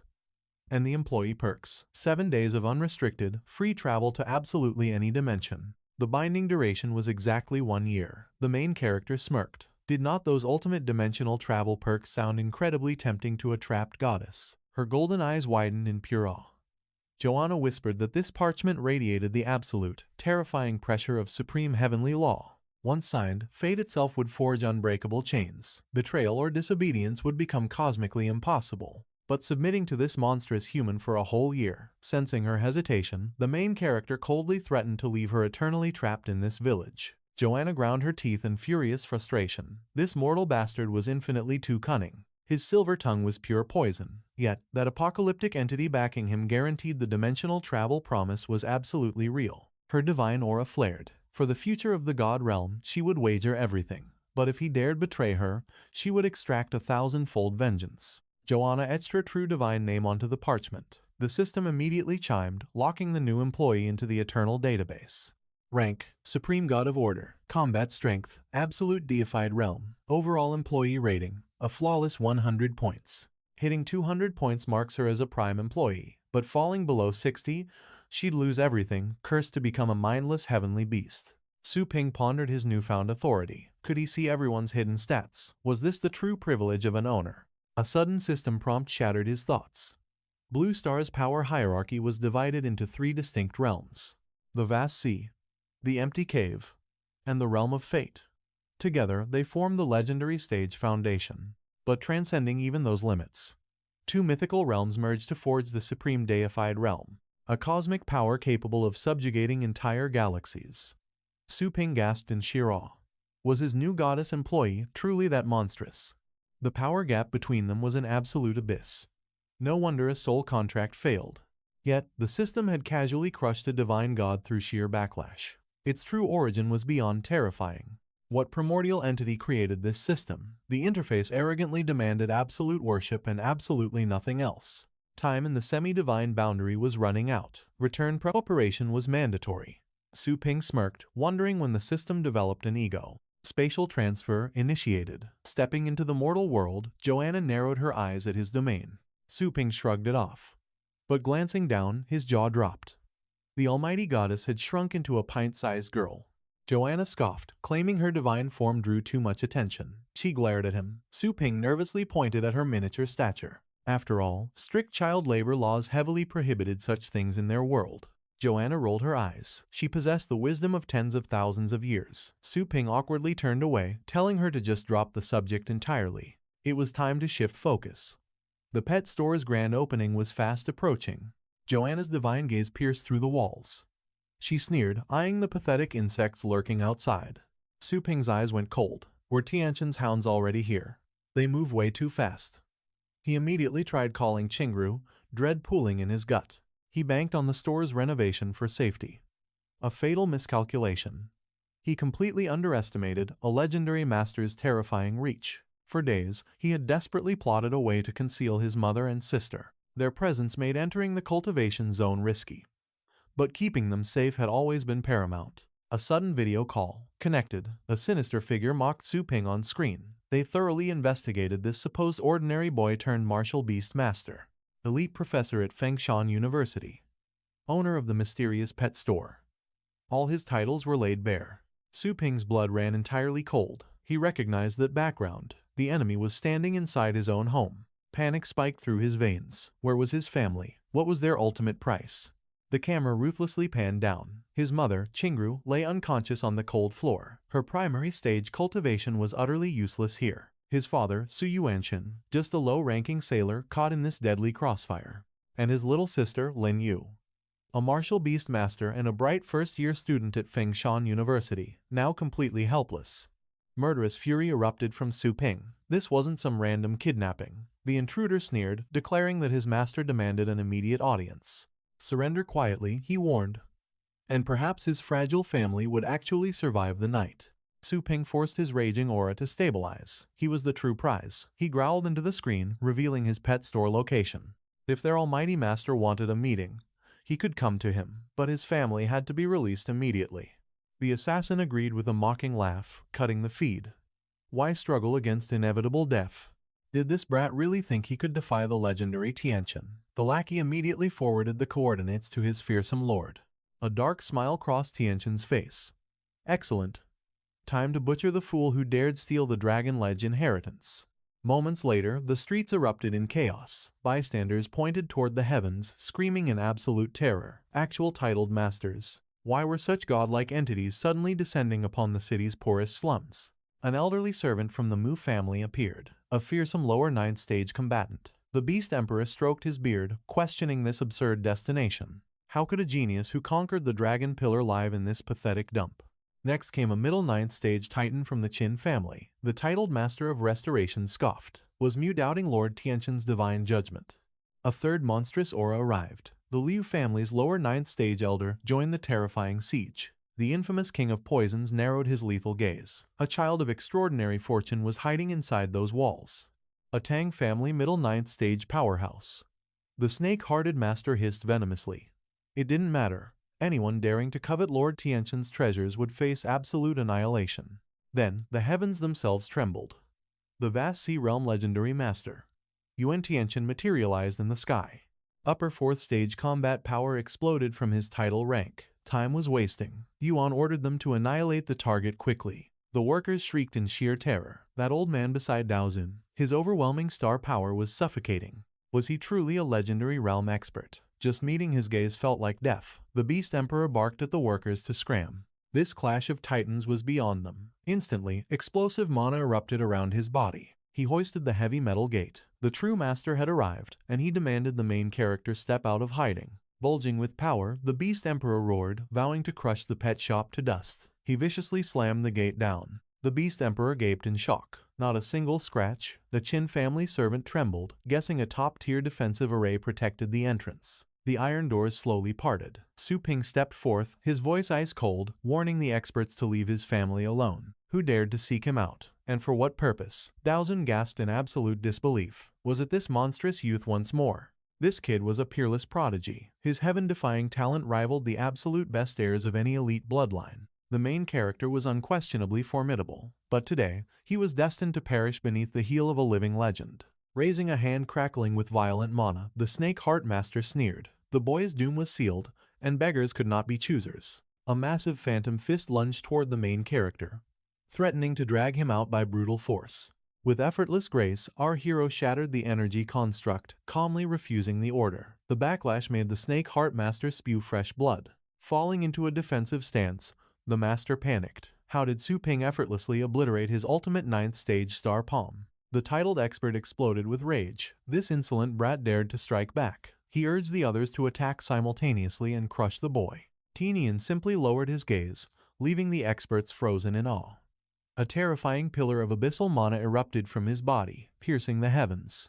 The prideful masters pleaded with their lord to hold back, swearing they could still win this battle. Tianqian scoffed at their empty promises. The monstrous might this youth just displayed proved he was leagues above these pathetic underlings. With a dismissive wave, Tianqian summoned his guards along with the captive family members, mockingly telling Su Ping to stay calm. He feigned admiration for the youth. In response, our hero raised the mana-drenched hand, violently clenching it as he ordered them to back off. Ethereal chains materialized, restraining the elite guards, while gentle phantasmal hands warmly embraced his unconscious mother and sister. Dropping to his knees, he held his family close, demanding to know what happened to them. What dark arts were used? Tinian smirked, claiming it was merely a sleeping draft. They would wake in half a day. But why this hostage tactic? It felt like a blatant, shameless daylight robbery. Su Ping's eyes narrowed, coldly declaring that their twisted logic was utterly flawed. Was the legendary dragon ledge inheritance truly claimed by Tinian? Or was this entire grand title nothing but a pathetic lie?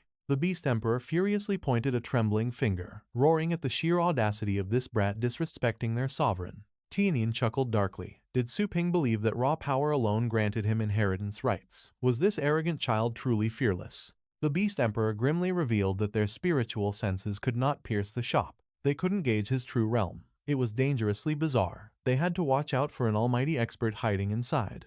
Tinian proudly declared his supremacy. He was a legendary realm battle pet master, an absolute, undisputed sovereign over the entire Asian continent. Teleporting right before Su Ping, he sneered. How could this tiny, insignificant shack possibly house two legendary beings at once? If the hero bowed to him like the four great families, Tinian promised mercy. He would even groom the boy for greatness. The shocked experts gasped in disbelief. Did their lord seriously intend to recruit this brat? The Poison King noted the bitter truth. Achieving the titled realm on Blue Star at such a young age invoked maddening jealousy. Dowson shivered, realizing Tinian's terrifying strategy. If honeyed words failed, absolute and brutal annihilation would surely follow. Su Ping observed the man's fake smile. Beneath that gentle facade, his suffocating star power made the very air tremble with dread. Even the four great families had submitted. Tinian scoffed, claiming that heaven-defying secret realm resources were utterly wasted on useless trash. Only by funneling every single treasure to the absolute elite could a true, world-shaking supreme master be born.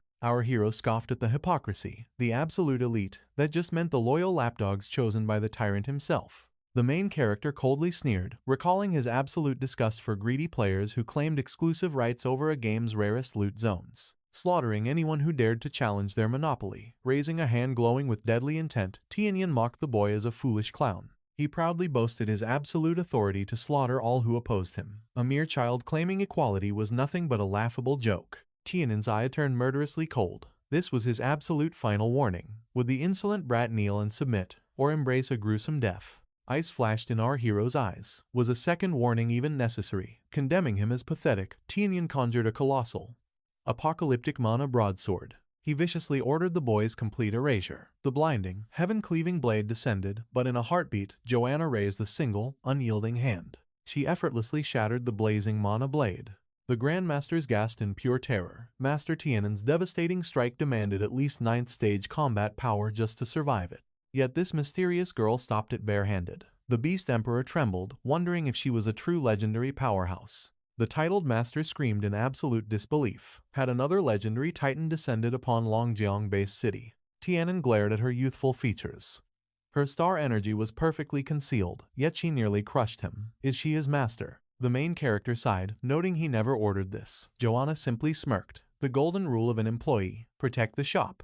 The goddess knew the system well. Following the sacred employee contract meant earning precious points for her flawless record. Breaking those absolute rules meant brutal point deductions and facing severe system punishments. Was Su Ping trying to ruin her perfect rating? He simply scoffed, muttering that she was way too clever. Furious at being completely ignored, Tianan summoned his blazing aura and roared with immense bloodlust. Boom! A blinding flash of mana slammed into the master. Tianan was violently launched across the room, crashing heavily through solid stone. Dowson froze in sheer shock. The elite grandmasters snapped their heads around, screaming their fallen leader's name. Annoyed by the pathetic, screaming, Joanna coldly glanced back. Should she just exterminate this trash? The main character quickly set the boundaries. No killing in the city limits. And that swordsman over there, he's an ally. Don't touch him. The rest must survive. Joanna's eyes gleamed with dark amusement. He wouldn't mind if they lost a few limbs, right? Suffocating divine pressure flooded the room. Holding back her godlike power to spare these mere insects was proving to be extremely exhausting. The Poison King shrieked in terror. This was truly a demon's den. A simple clerk wielded legendary power. Just how unfathomably monstrous was the true owner of this cursed place? The Grandmasters were utterly paralyzed. Such horrifying existence defied all common sense. Tian enchanted to the abyss, forging shadows into a world-crushing axe. Tearing open the void, he summoned his ultimate demonic servant to the battlefield. A terrifying beast king erupted from the rift. Radiating vast sea realm aura, Tianan roared that this battle had only just begun. He instantly commanded his shadow monarch to initiate a forbidden soul fusion. Demonic armor encased Tianan's flesh. The main character casually rubbed his chin. Was merging with a heavenly beast actually possible? What a magnificent transformation. Tianan mutated into a nightmare, his combat power exploding straight into the void cave realm. Brimming with overwhelming menace, he declared himself the absolute sovereign of Blue Star. He would personally crush this arrogant kid. The Beast Emperor stepped back in pure dread. This was Lord Tianan's ultimate hidden technique. He had never witnessed such catastrophic power. The Snake Heart Master could only tremble at this soul-crushing phenomenon. The forbidden fusion instantly shattered mortal limits. The titled masters desperately realized they were nothing but mere ants caught in this divine clash. Retreat immediately. Otherwise, the mere shockwaves would completely obliterate them. Thousand desperately begged Lord Tianan to stop. A deathmatch between two legendary titans would permanently reduce all of Longjiang to ashes. But Tianan vanished into thin air, coldly mocking their pathetic fears. He wasn't foolish enough to annihilate his own empire for two brats. Reappearing behind Joanna like a phantom, he ruthlessly swung his weapon down. One strike to end it. Yet Joanna stopped his apocalyptic spear with her bare palm. Crack. The peerless weapon crumbled to dust. Is that all your power? Tianan shrieked in mind-shattering disbelief. How was this even possible? Summoning a spear of pure starlight, Joanna mercilessly impaled his chest. Blood violently erupted from Tianan's lips. With chilling elegance, the goddess told her heavenly spear to savor the sacrifice. Blinding light shredded Tianan from the inside out as he howled. The main character finally intervened, ordering Joanna to keep him alive for now. She told the main character to relax. The divine flames had already completely incinerated the fool's arrogant origin spirit. It would take 3 to 5 years just to recover his crippled cultivation. The Grandmasters gasped in horror, utterly ruined by a single strike. Su Ping flashed a wicked grin, casually gesturing the terrified masters forward. Still wanna fight? Slowly, Ling Yue fluttered her eyes open. The main character gently checked on her. You're finally awake. You aren't hurt, right? Rubbing her aching temples, she worriedly asked about their mother. The main character softly smiled. Mom is just exhausted, let her rest a bit longer. The Beast Emperor forced a terrifyingly awkward smile at her. Ling Yue shrieked in absolute panic. Who are these creeps? Trembling, he nervously introduced himself as Xiaomu. Completely baffled, Ling Yue pointed at the kneeling titans. Why are these terrifying men in our house? Seriously, what's going on here? She stared at her brother, demanding an immediate explanation. Resting his chin on his hand, Su Ping casually dropped a bombshell. He had not just caught these legends, he had recruited them as her elite private tutors. Ling Yue's eyes narrowed with heavy suspicion. He literally just said he caught them. What kind of sketchy teachers were these? She ranked in the top 10 of her class. Did her brother think she was an absolute idiot? The protagonist quickly stepped in to clarify. Being top of your class is just child's play, he explained. Besides, the massive Elite League tournament is right around the corner. In the meantime, these masters can unlock forbidden knowledge that your standard university professors could not even dream of. Folding her arms defiantly, she demanded, and what exactly will they teach? Stepping forward, the Poison King proudly declared, I am no absolute genius, but I am the legendary titular Poison King. I shall pass down the legendary 9th stage arts of lethal toxins and supreme detoxification. Brilliant mana erupted around the next master. I am the supreme titular restoration master, he announced with absolute pride. I will bestow upon you 9th stage divine healing and unparalleled physical body strengthening techniques. The Snake Heart Master hissed with deadly confidence. With my title, I will teach you the lethal 9th stage arts of hidden weapons and deadly mechanisms. Summoning a majestic dragon, the Beast Emperor roared. I hold the title of Beast Emperor. I shall teach you to dominate 9th stage heavenly beasts. And as a humble gift, I have prepared a magnificent silver frost star moon dragon cub just for you. Ling Yue gasped, covering her mouth in pure shock. A terrifying frost dragon, the 8th rank beast in the world given completely for free. Was she trapped in a wild dream? Could she truly command such power? Whipping around, she begged her brother, are they actually being serious? Can I really trust these monsters? A confident smirk crossed the protagonist's face as he nodded. Flashback to 3 hours earlier, these so-called masters were groveling before the main character. Begging for mercy, they cried out, we had eyes but could not see. Mount Tai. Raising a single hand, the protagonist nonchalantly asked, hey, Joanna, do you know any brutal curses or binding spells? A delicate laugh escaped her lips. How amusing, she whispered. I am a divine, noble, and infinitely graceful goddess. Why would I stoop to such barbaric methods? Without hesitating, the main character silently raised 2 fingers, 2 glorious points toward her employee rating. Joanna's golden eyes gleamed. Ah, so you fear these mortals might betray you, and you require absolute control over their souls. Su Ping offered a thumbs up. Instantly, Joanna's hand flared with overwhelming divine mana. I am only doing this for the employee points, she stated coldly. This goddess shall bestow a dark miracle upon these pathetic insects. The terrified masters slammed their heads into the floor, screaming praises. What absolute divine majesty! Watching from the sidelines, Dowson trembled in disbelief. Were these legendary title-rank powerhouses truly being domesticated like obedient toddlers? Never in the entire history of the Blue Star had he witnessed such a deeply terrifying and soul-crushing technique. Was this terrifying woman an entity from another galaxy? If so, the true master backing this demonic pet store must be a literal god. Intrigued by the overwhelming aura, Su Ping asked what kind of spell she had cast. Locking eyes with him, Joanna explained, "This is a divine blessing seal, a supreme miracle reserved only for broken souls whose faith has entirely shattered. Those marked by this divine power will be forcefully bound by an unbreakable loyalty. Should they ever dare to rebel, heavenly fire will consume their bodies. They will burn in sheer agony for 10 days and 10 nights until nothing remains." Even the protagonist shivered at her utter ruthlessness. Channeling his mana toward the trembling masters, he commanded, "From this day forward, your only religion is the absolute supremacy of the Su family." Blazing seals branded themselves onto their foreheads as the broken masters eagerly swore their eternal obedience. Turning the focus, Su Ping looked at Dao Zun. Since the sword legend was already here, would he be willing to pass down his supreme blade arts? Sweating bullets, Dao Zun quickly raised his hands in surrender. "Master Su, you are far too modest. I would gladly teach you, but with your monstrous strength, what could you possibly learn from me?" Crossing his arms with fiery determination, the main character insisted on learning.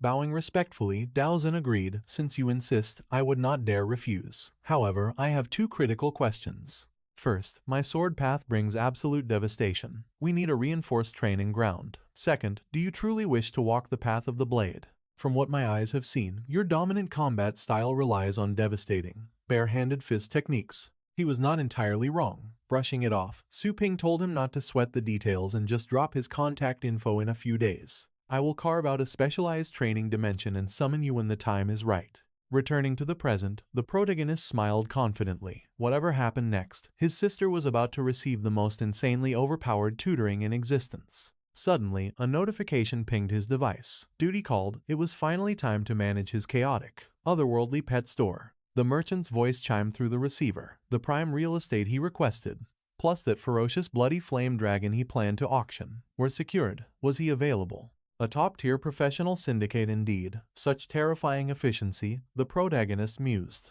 He swiftly replied that he was completely free. He commanded them to deliver everything straight to his shop. Fast forward exactly 10 days later, Su Ping aggressively threw open the store's massive gates. A glowing blue system window flashed. Funds automatically converted to absolute energy points. The staggering total balance now read 125,348 points. "System," our hero commanded inwardly.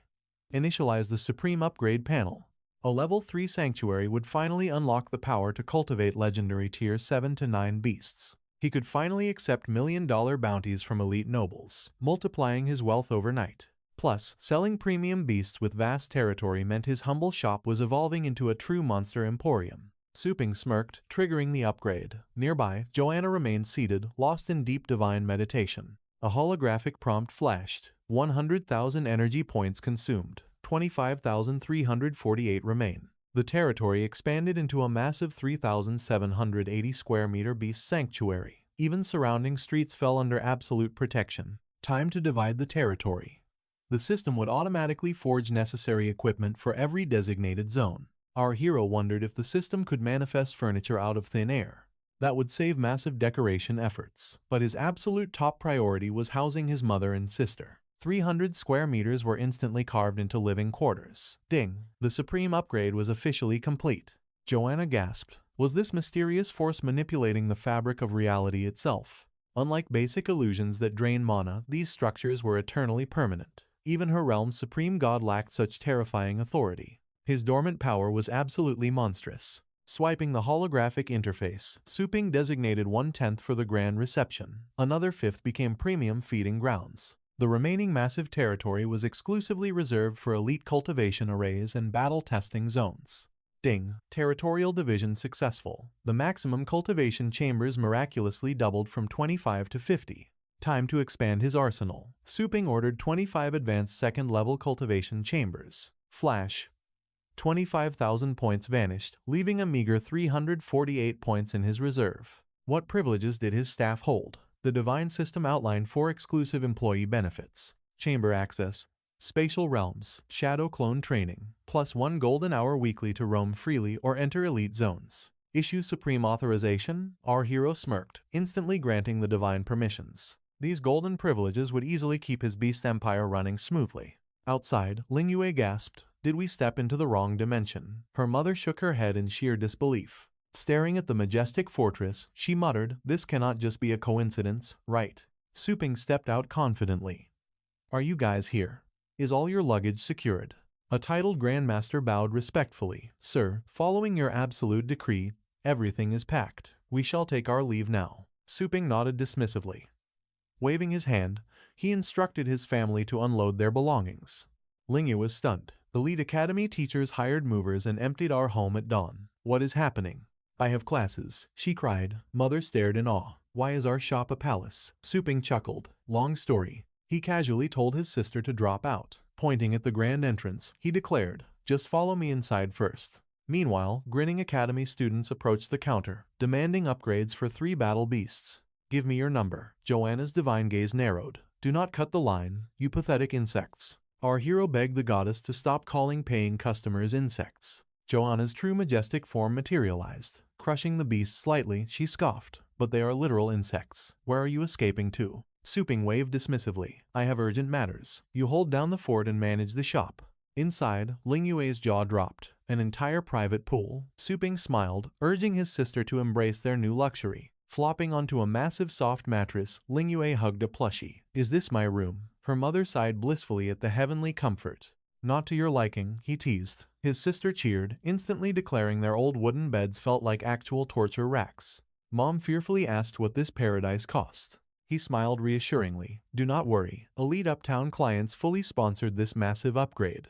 After his legendary cultivation of their celestial beasts, those wealthy nobles threw bottomless cash at him. Money meant nothing. Now, his family could live like royalty.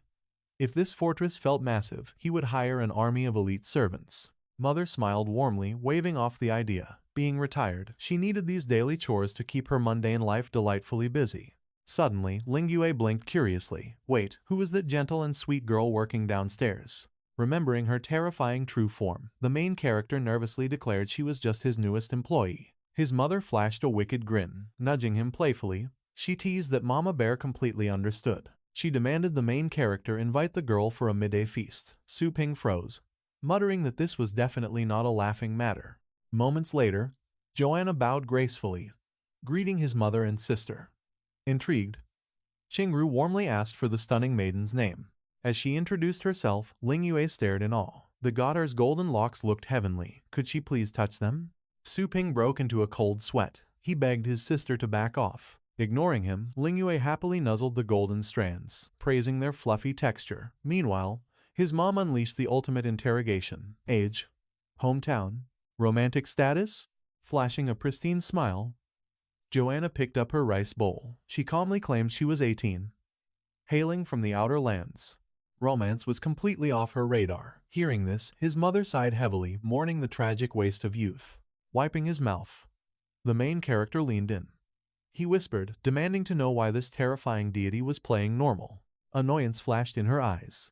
Hand over the system points, or she would unleash her true self. Coughing awkwardly, he instantly surrendered the points. He praised her flawless acting. Suddenly, his mother interjected. Were these two managing the entire pet shop alone? Could they actually handle the chaos? Joanna casually brushed it off, stating the current customer wave was child's play. Losing a worker would complicate things, though. Starstruck, Lingyue gazed in absolute awe at the almighty goddess. She swore there were at least 100 rowdy customers swarming the shop. Chewing thoughtfully, Su Ping hatched a lazy scheme. With Joanna's divine power, a second assistant meant he could completely slack off.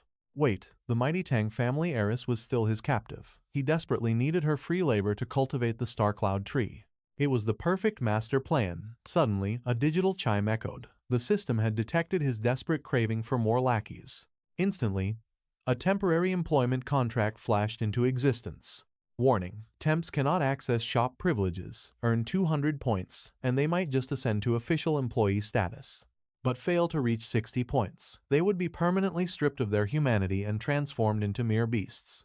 Gripping the mystical scroll, a sinister smirk crept across the main character's face. Perfect. The parchment snapped open. Ruyan tumbled out, instantly dropping into a lethal combat stance. What was this devil plotting now?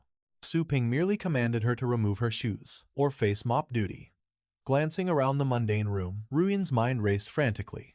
This had to be his private lair. Better yet, the arrogant fool was completely alone without his monstrous beasts. Wait, she sensed zero killing intent. Was this some kind of twisted trap? Her only chance was a daring window escape. Once free, she would unleash the absolute full fury of the Tang family elite. He would suffer immensely for daring to cage a noble heiress. Bam! Ruyan launched herself at the glass, only to bounce off with a pained shriek. What kind of divine barrier was this? The glass was completely indestructible. Clutching her hollow stomach, she cursed her starvation, days without a single crumb of food. Her strength had utterly vanished. This guy was an absolute monster.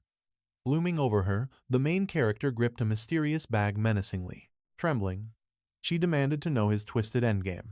Su Ping's lips curled upwards. He was just calculating her maximum exploitation value. Throwing her arms up in sheer terror, she braced for the absolute worst.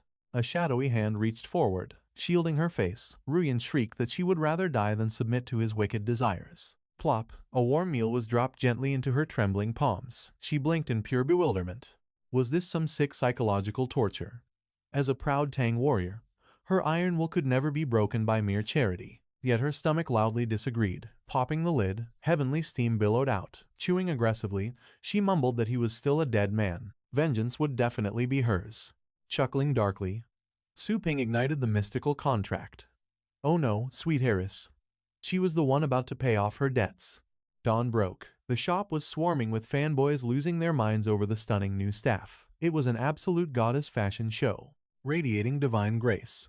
Joanna commanded the mortal crowd to split. Cultivation on the left, battle rentals on the right. Meanwhile, Ruyan was practically dying of shame. Why must a noble heiress endure the filthy stares of these absolute peasants?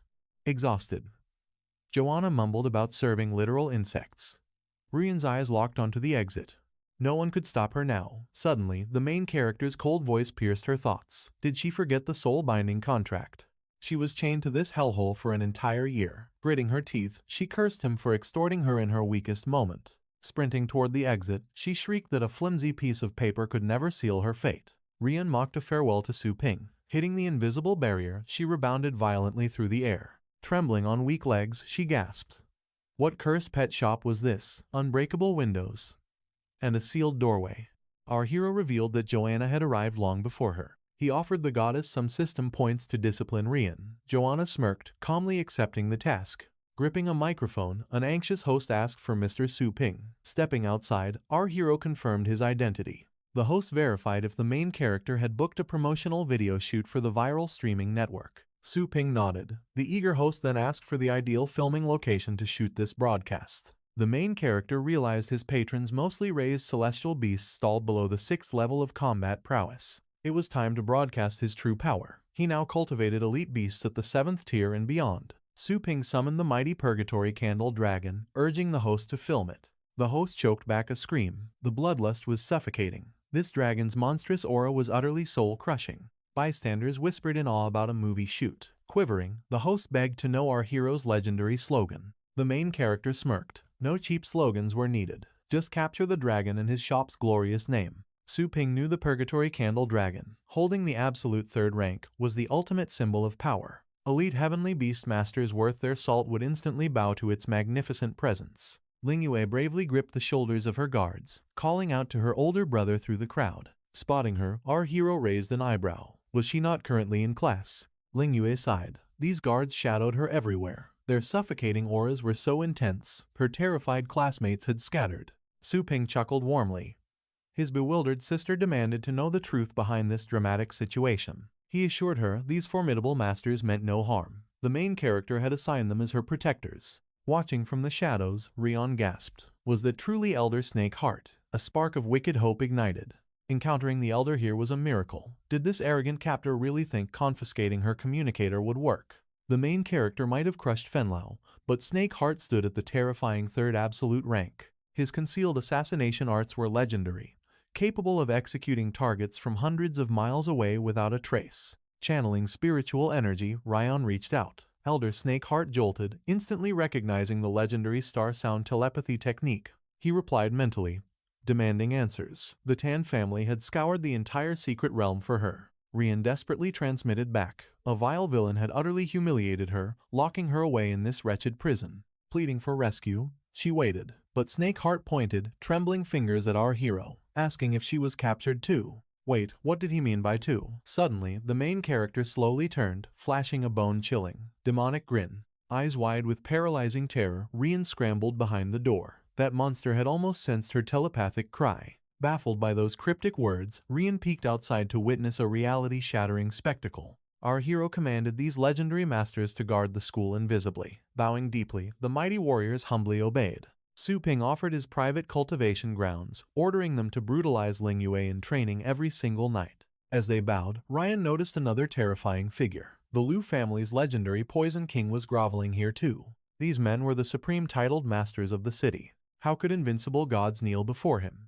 Suddenly, a mystical system prompt announced employee Joanna gained 1 point. Her score hit 104. Our hero unrolled the scroll, satisfied with the divine employee's progress. The omniscient system proved she was no slacker. While Su Ping was away, she honored her heavenly oath. She perfectly trained the newcomer. Trading 1 system point for a broken and temporary worker was an absolute steal. Our hero summoned a mystical sapling through the dimensional portal, planting it deep into the rich earth. He explained that this spiritual tree possessed profound life force, destined to grow naturally on its own. The glowing system revealed its primal feeding instinct, a deadly trait born from thousands of years of cultivation. Sadly, this star-cloud spiritual tree was pathetic. 10,000 years passed, yet it barely cultivated 20% of its dormant spirit. Still, for a mere plant to cross the sacred threshold of spirit cultivation made it a priceless celestial treasure. Su Ping realized the chilling truth. 10,000 years of grueling excavation, yet its cultivation had barely reached 20%.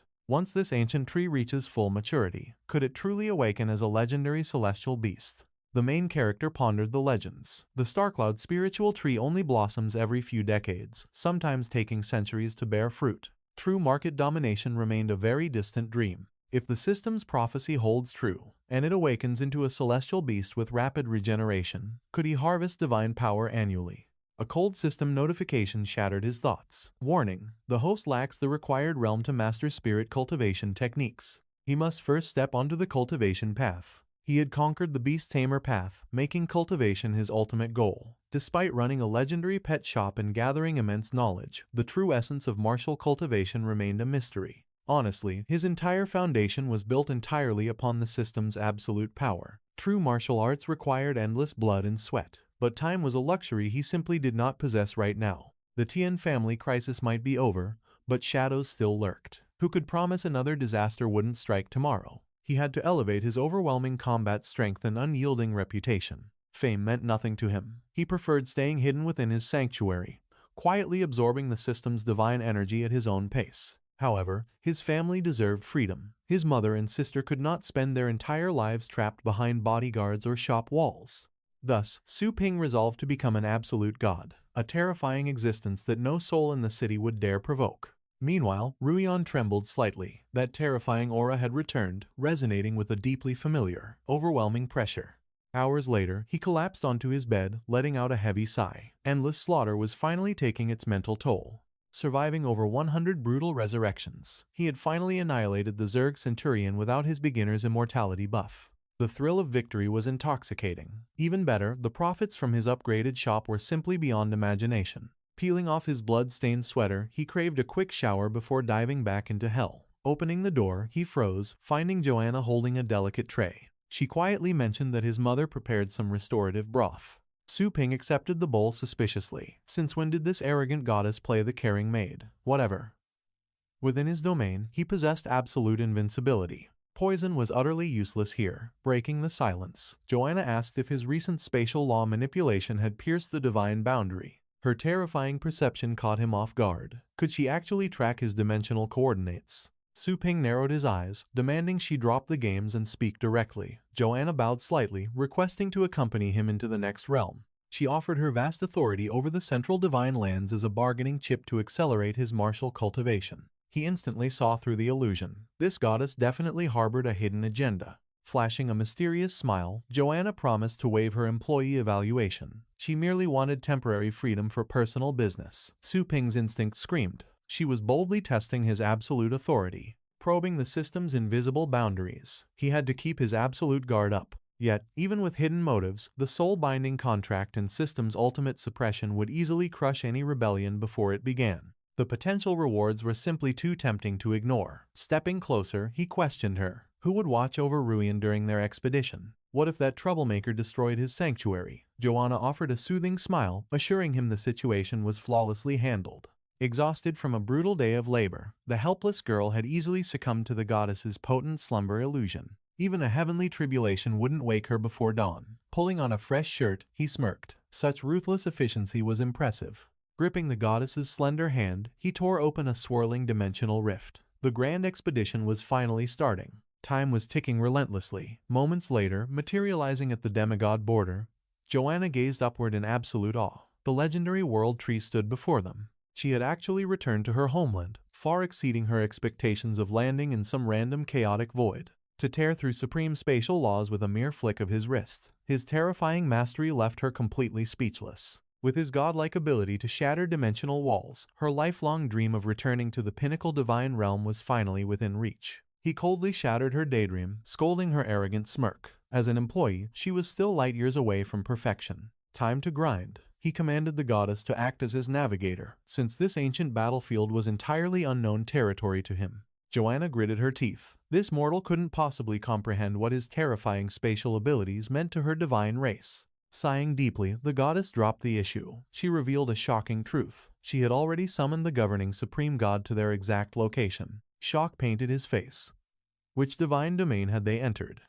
What were the power hierarchies in this celestial world? Folding her arms with a haughty aura, Joanna smirked. A predictable question for a mortal. Pure-blooded deities naturally mature into true gods, a realm roughly equivalent to those miserable insects she just crushed underfoot.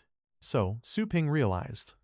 These so-called pure-blooded gods basically possess the exact same bloodline potential as their 10th stage heavenly beasts. Joanna explained further. Their divine cultivation system wasn't nearly as overly complex. It consisted of merely 6 absolute stages. The supreme god, the god of order, the spiritual realm, the universal realm, the heavenly realm, and the true realm. However, with the tragic fall of the supreme divine realm, countless eras have passed since anyone ascended to the ultimate peak. Therefore, only 5 absolute levels exist today. No wonder Joanna risked signing that employment contract. With her master gone and invaders constantly attacking, she desperately needed help. A subordinate elf descended from the sky. He bowed respectfully to Her Highness, before casting a deeply suspicious glare at the stranger. Joanna declared him as an honored guest of the goddess. She ordered her subordinate to transport the main character alongside them. The elf offered his hand. As soon as they made contact, spatial energy flared, instantly teleporting them straight into the divine citadel. Joanna dismissed her escort. Immediately, loyal servants fell to their knees, reverently bowing before Her Highness. The goddess commanded them to prepare the divine spring. Su Ping chuckled inwardly. She actually wanted to bathe before pushing for a breakthrough. Sometime later, towering statues loomed within a shadowed chamber. Mystical wounds opened on the stone, pouring forth a crystal-clear, sacred liquid. Su Ping stared in pure awe. He was absolutely mind-blown by the overwhelming abundance of divine resources in this realm. Joanna explained the magic. This divine spring could purge all mortal impurities from the bloodline, and drastically amplify a cultivator's comprehension. The breakthrough enhancement it provided was hundreds of times superior to any breeding section back at his pet shop. Only top-tier elites are granted 1 bath a year.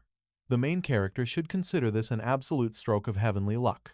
After his purification, an exclusive battle arena awaits his beasts to unleash their powers. This was literally a dream come true. Su Ping grinned. This was fantastic, but limitless access would be even better. Hearing this, Joanna offered a high-stakes trade.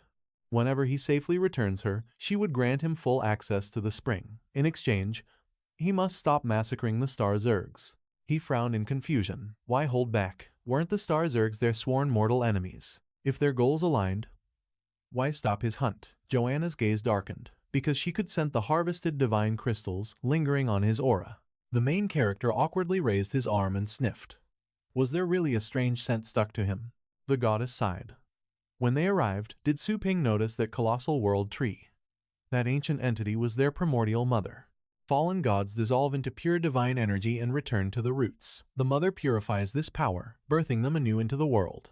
With his sharp intellect, he should already realize the horrifying truth of her words, right? Su Ping's eyes widened. When a Star Zerg devours a god, that stolen divine power crystallizes directly into their grotesque bodies. Thus, that sacred energy is forever severed from the tree. Joanna clenched her trembling fists. Exactly. The higher a fallen god's cultivation realm, the more massive the energy meant to return home. Through this infinite cycle, the total spiritual power of the entire divine realm was supposed to constantly evolve. But this Zerg invasion bled their divine power dry. Worse yet, without the supreme divine realm, ascending to the ultimate peak is utterly impossible. Their once glorious nation is now a tragically decaying wasteland. The main character gently grabbed her wrists. He pressed a massive, glowing crystal into her palms, admitting he had looted this today. Joanna stared at him in utter shock as he smiled warmly. Opening a swirling portal, he promised he finally understood her pain. Simply put, if he selfishly devoured these crystals, he was no better than those monstrous Star Zergs. From now on, he would spare the bugs. His true goal was simply evolving his strength, and this miraculous spring was more than enough. Standing proudly among his summoned beasts, he urged the goddess to quickly guide them toward the battle arena. He ordered Joanna to show absolutely zero mercy. She needed to crush his pets using the true, terrifying methods of the gods. Slipping into the sacred spring, Su Ping sighed in pure ecstasy as divine energy surged deep into his very bones. Joanna softly thanked him for his profound understanding. Leaving him to cultivate, she promised he could summon her whenever he desired. Wait, he suddenly stopped her, asking if she knew about the legendary fiery Sheena. His home, the Blue Star, completely lacked this rare material. The goddess nodded. She knew it well. It was the burning core of the Sheena divine flame beast. Though incredibly rare, she could dispatch her divine forces to hunt one down. Thrilled beyond belief, Su Ping demanded it as quickly as possible. This core is the final catalyst needed to shatter his level 2 bottleneck.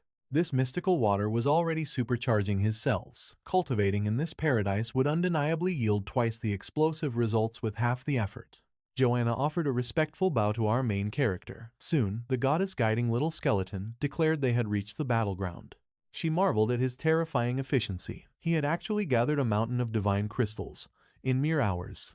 A true divine warrior would need 3 sleepless days to harvest such fortune. Yet, he handed it all over without a single second thought. Su Ping was the ultimate golden goose. To secure her people's grand revival, forging an ironclad bond with him was absolutely essential. Meanwhile, our hero commanded the system to unlock his dimensional inventory. The vast subspace overflowed with radiant divine crystals. He realized this godly wealth needed a much safer vault. Later on, the crew finally returned to his humble home. Clenching his fists with burning resolve, he felt absolute triumph. His golden crow demonic physique triumphantly broke through the second tier. His raw bodily power now rivaled the peak 9th stage. Plus, his demon god fist technique mastered its first phase during that brutal clash. Su Ping could now stand toe-to-toe with 9th stage elites, further amplified by his spirit-controlled flight. Despite his star power lingering at the lower 6th stage, his true combat prowess rivaled a titled Outer World legend. Tian suffered devastating wounds fighting Joanna. Our hero suspected the foe had already plummeted straight out of the ocean state realm. Thus, only another legendary existence could threaten him here, and his monstrous power should easily eclipse theirs. Smacking his fist into his palm with blazing resolve, he ordered Joanna to rouse Ruin for immediate action. Having dumped a massive fortune into yesterday's marketing, the pet shop would be swarming.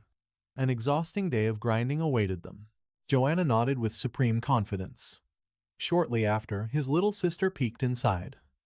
Noticing the eerie silence of the empty room, She cheerfully wondered if her brother was taking a break. Su Ping retorted he was clearly grinding, then asked why she was home early. Checking her watch, Ling Yue playfully called out his lazy posture. She explained her classes had been dismissed ahead of schedule. Tonight, she was scheduled for a private tutoring session with the terrifying Poison King. Suddenly, an alert popped up. The rival Primo Pet Shop was boldly guaranteeing a top 10 finish in the Elite League. Their wicked scheme, the top 3 highest spending whales across all their city branches, would secure a guaranteed golden ticket into the boiling with righteous fury. Ling Yue screamed that such dirty pay-to-win tactics were completely despicable. With a massive monopoly of city-wide branches, they could easily lure in an ocean of clients. They would rake in unimaginable wealth regardless. Su Ping merely chuckled into his fist, leaving his sister utterly baffled by his amusement. He smirked, teasingly admitting how adorable it was to watch her play the fierce little boss lady. Blushing deeply, Ling Yue snapped at his sudden teasing. She simply despised seeing such blatant injustice. Our hero sighed, agreeing the world was cruel. However, their rival's strategy relied on complex psychological warfare. She passionately declared she was fighting against corruption. He explained that parading the previous champion was the true magnet drawing the desperate masses. The blind masses always flocked together, eager to trust established authority. They were about to devour the city's entire market. Clenching her fists, the sister roared that this monopoly must be shattered. Perhaps they needed to forge their own top 10 prodigy. Stroking his chin with absolute swagger, Su Ping declared they needed a world-shaking splash. They would forge the ultimate tournament champion. Soon, explosive notifications bombarded the city's phones. The Pixie store was guaranteeing first place. The public went absolutely feral. A guaranteed championship from Pixie. With Primo suffocated by endless crowds fighting over 3 slots, this was an earth-shattering alternative. Why not gamble on Pixie? Their turn here would never arrive. Meanwhile, the rival manager violently slammed his desk. How dare this microscopic trash-tier shop promise a first-place victory? This meant war. He vowed to completely crush them, should they expand their guarantees to trap the desperate horde. The Primo Empire's mastermind, Liu Yuan, simply raised a commanding hand, forcing his panicked underlings back into their seats. He coldly stated they shouldn't panic like pathetic clowns. This arrogant upstart was merely begging for the spotlight. Release the PR hounds. The boss ordered a deep background check to completely expose this arrogant fool to the public. Both the shop and its master must be utterly annihilated. Cultivating a storm of massive public hatred was their ultimate weapon. They would drag his reputation through mud, let the city tear him apart with public outrage. The cronies sneered with wicked delight, praising their president's terrifying brilliance. They wouldn't need to spill a single drop of blood. The second that arrogant shopkeeper inevitably fails, his business will crumble into dust. The higher he climbs the ladder of fame, the more devastating his downfall. The president plotted to banish his rivals from Longjang forever. Meanwhile, deep within the Zhou family estate, an elder's eyes gleamed with wicked amusement. Guaranteeing the championship, the elder scoffed in pure disbelief. This nameless mischievous store is courting death. To steal our territory with such outrageous arrogance. It was utterly unforgivable. He completely ignored the 4 great families. Rumors claim this mysterious shopkeeper grew monstrously stronger each day, hoarding legendary titles. He could annihilate a legendary existence with a single finger. After years of bitter war with the Liu clan, this chaos was the perfect weapon to break them. Time to dethrone them from the 4 great families. Meanwhile, at the Liu clan's manor, the elders roared in fury. Who truly controls this arrogant mischievous store? A spy trembled, revealing his surname was Su, a prestigious Fengshan Academy professor, but otherwise completely unremarkable. The head elder narrowed his eyes. The Su name holds no power among the Tang, Mu, Qin, or Liu bloodlines, not even the lesser clans. But an aide dropped a bombshell. Lord Tianqian confronted the main character only to retreat in terror. The head elder's blood ran cold. You mean the legendary Master Tianqian? The aide nodded grimly. To protect a legend's pride, every single witness had been quietly wiped out. If the Poison King hadn't confessed to retrieving Tianqian, this horrifying truth would have remained buried in shadow. Panic struck. The leader demanded absolute silence. They couldn't dare provoke mischievous until they unearthed its terrifying depths. For now, they would lurk in the shadows. Days passed. A crowd stormed mischievous, demanding answers about the guaranteed victory. Xu Kuang swallowed hard. Master, is this a massive joke? Su Ping's eyes flashed fiercely. Do I look like I am joking? Nervous, Su Kuang pressed further. Then who gets the crown? His sister stepped forward, bewildered. Brother, are you seriously handing the throne to a random customer? Su Ping smirked. That was just ruthless bait to hook the gullible masses. Gambling with strangers was too risky. This tournament would dictate the ultimate destiny of Mischievous. Failure was simply not an option. He needed a pawn he could trust completely. Xu Kuang sweated, but won't scamming them unleash absolute chaos? Su Ping exhaled coolly. Why not? I simply need the absolute perfect disciple. As long as Xu Kuang poured fortunes into his beasts, absolute victory was already etched in stone. Xu Kuang rubbed his neck, grinning confidently. Money is no object. But suddenly, Ling Yue's eyes burned. No, I want the crown. She would endure any hellish torture. She pleaded for a legendary awakening. Su Ping's expression turned brutally cold. Do not make me laugh. Relying on the silver frost star moon dragon is a coward's path. If she simply crawled up the ranks naturally, reaching the top 10 was already guaranteed. But Ling Yue clenched her fists. Top 10 means absolutely nothing. She hungered for overwhelming, immediate power. She yearned to walk his legendary path. Behind her back, she knew he had survived absolute hell to forge his monstrous strength. If she wallowed in cozy mediocrity, she would never touch the hem of her brother's godlike shadow. His voice cracked like a whip. You awakened as a combat beastmaster in year 1. Crashing the elite top 10 is already a heaven-defying achievement. Why throw your life away? Chasing the crown makes you the entire city's enemy, let alone those terrifying monsters bred by the 4 great families. Rival syndicates will drown you in vile, bloodthirsty sabotage. Even your closest allies will stare at you with venom and bitter envy. Furthermore, in this arena, Ling Yu viciously cut him off. I do not care. I will risk my very soul. She had embraced death the day she awakened. That day, Mother and I blacked out. You fought something terrifying alone, right?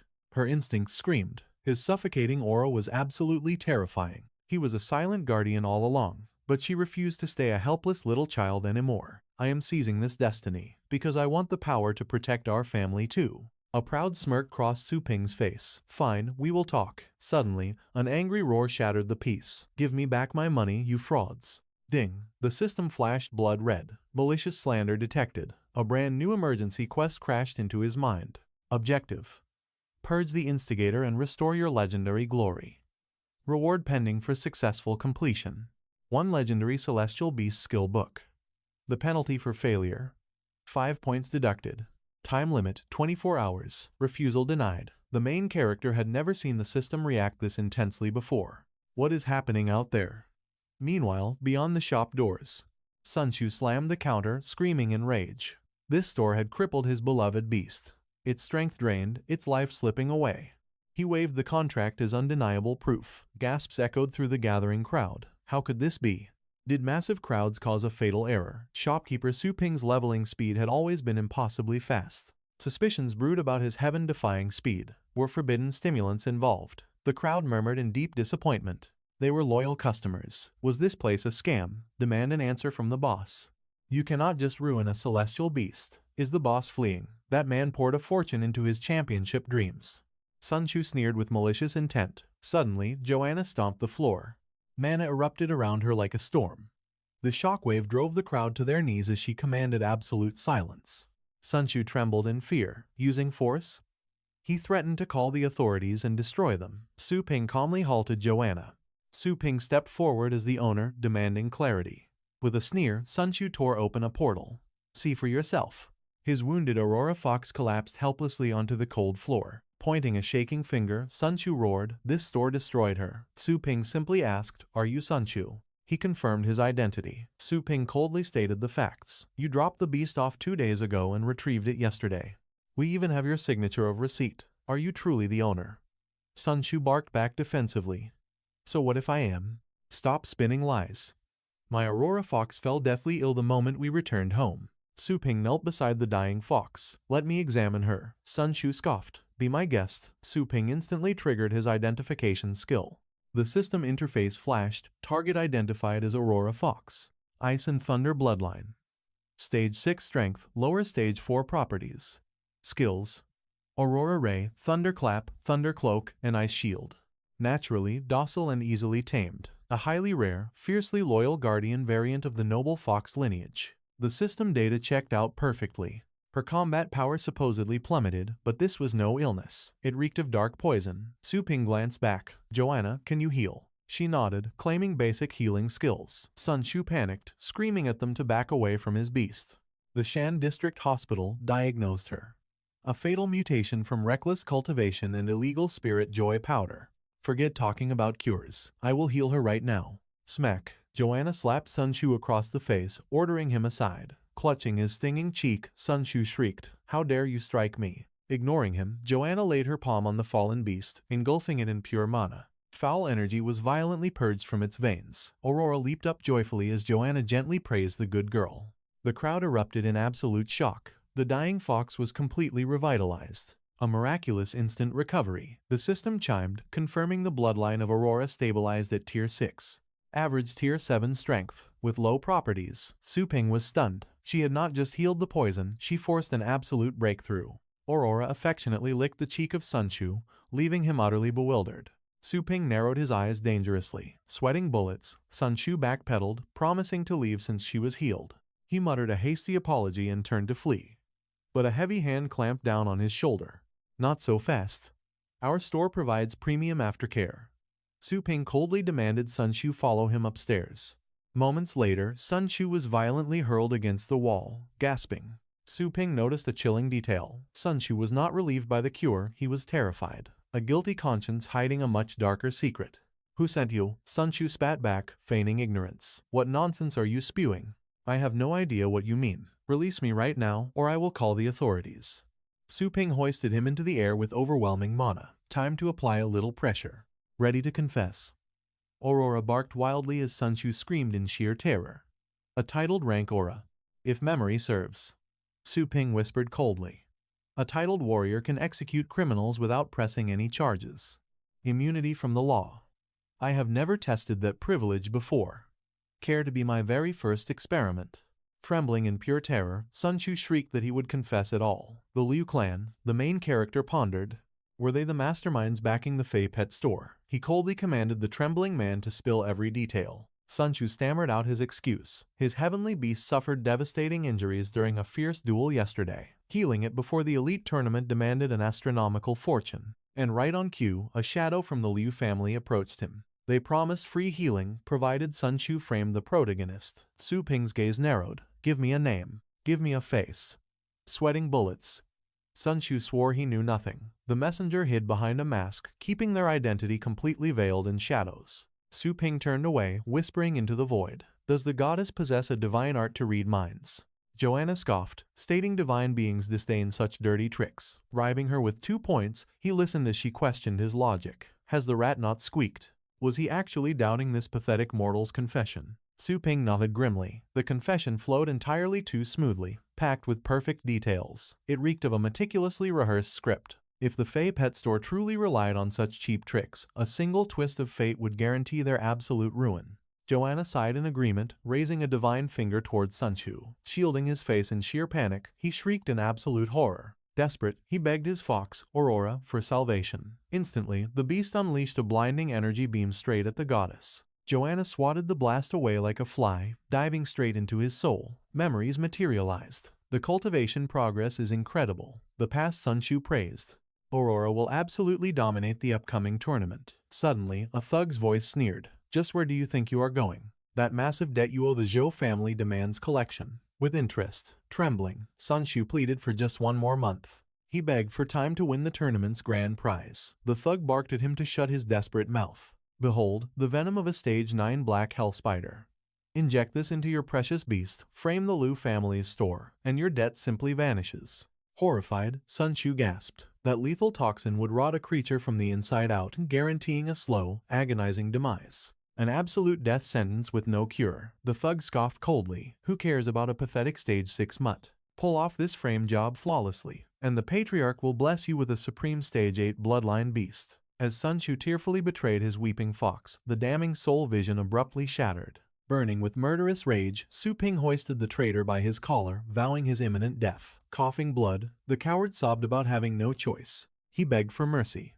Sensing her master's peril, Aurora lunged with feral fury, violently sinking her fangs into Su Ping's flesh. A malicious smirk twisted Sun Shu's face as he demanded his release for the fox's sake. He swore to treat her like absolute royalty forever. "Slay me, and the masterless beast perishes." Su Ping's icy gaze shifted to Joanna. She nodded serenely as he sacrificed 2 more system points. He commanded the goddess to violently shatter their soul contract. Joanna gracefully swept her divine staff through the air. The soul chains broke. Aurora instantly released her bite, eyes clearing. Panic-stricken, Sunshu shrieked for his beast to return. Claiming mastery, he demanded her absolute obedience. Su Ping coldly declared that trash like him forfeited the right to command. Paralyzed by dread, Sunshu begged for his pathetic life. Su Ping launched out the window, dragging the traitor by the neck, whispering a deadly promise. He truly detested, staining his own hands with garbage. Streaking across the sky like a meteor, he descended upon the Zhou family estate. Flabbergasted guards pointed up,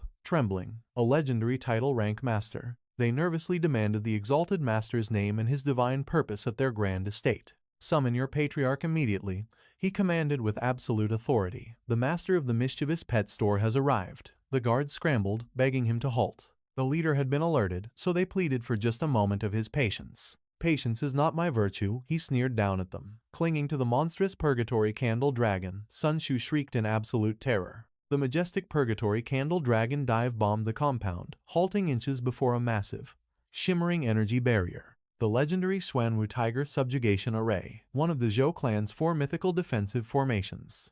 Guarded by elite warriors radiating Stage 8 aura, this absolute defense could effortlessly repel mid-Stage 9 strikes. The vanguard crossed their arms, roaring that trespassers would be annihilated. Su Ping's eyes flared. Bring me your leader, or are you deaf? The elite vanguard's commander, radiating an intense lower Stage 4 aura, stepped forward with utter arrogance, demanding an audience with the patriarch. Unscheduled entry is strictly forbidden, even for a revered title rank master. Blazing mana engulfed Su Ping's clenched fist. If your coward of a leader refuses to greet his guest, then I will simply knock down the door. Space itself warped as he unleashed the devastating might of the demon god's overwhelming fist. The second catastrophic force, Fumo, the legendary barrier groaned, webbing with massive, terrifying fractures. The elite warriors gasped in sheer terror. What demonic technique is this? This terrifying aura. It far surpasses a mere titled master. Taking a desperate battle stance, the commander roared. Unleash everything you have. Show this arrogant intruder the true meaning of death. He is only at the titled rank, they cried out. Shattering the legendary Xuanwu Tiger Suppression Array with one strike should be impossible. The vanguard violently coughed up blood. The trembling commander gasped. How is such monstrous strength even possible? His overwhelming aura isn't fading at all. Does this madman actually intend to annihilate our entire Zhou bloodline? Staring in absolute horror at the scorched fissures tearing through the sky, the commander desperately summoned the mighty Lord Protectors. Crossing their arms with unyielding resolve, they roared that true warriors die standing. Unleashing the ultimate Xuanwu detonation art, the defensive barrier violently shattered. The battered commander bowed, deeply grateful for their life-saving intervention. Zhou Chen, the imposing patriarch wielding peak 4th stage power, coldly declared that these were the absolute finest disciples of the legendary Zhou family's elite vanguard. Every single member possessed the terrifying strength of at least the 7th stage. Since when did my vanguard become so utterly useless against a single titled master? To think my personal guards had to step in. Dropping heavily to his knees, the shamed commander begged for a chance to wash away this utter humiliation and personally execute the arrogant trespasser. As the terrifying purgatory candle dragon crashed onto the earth, the main character coldly spoke. So, Tianlin is the one running this pathetic show. Let's cut the pleasantries.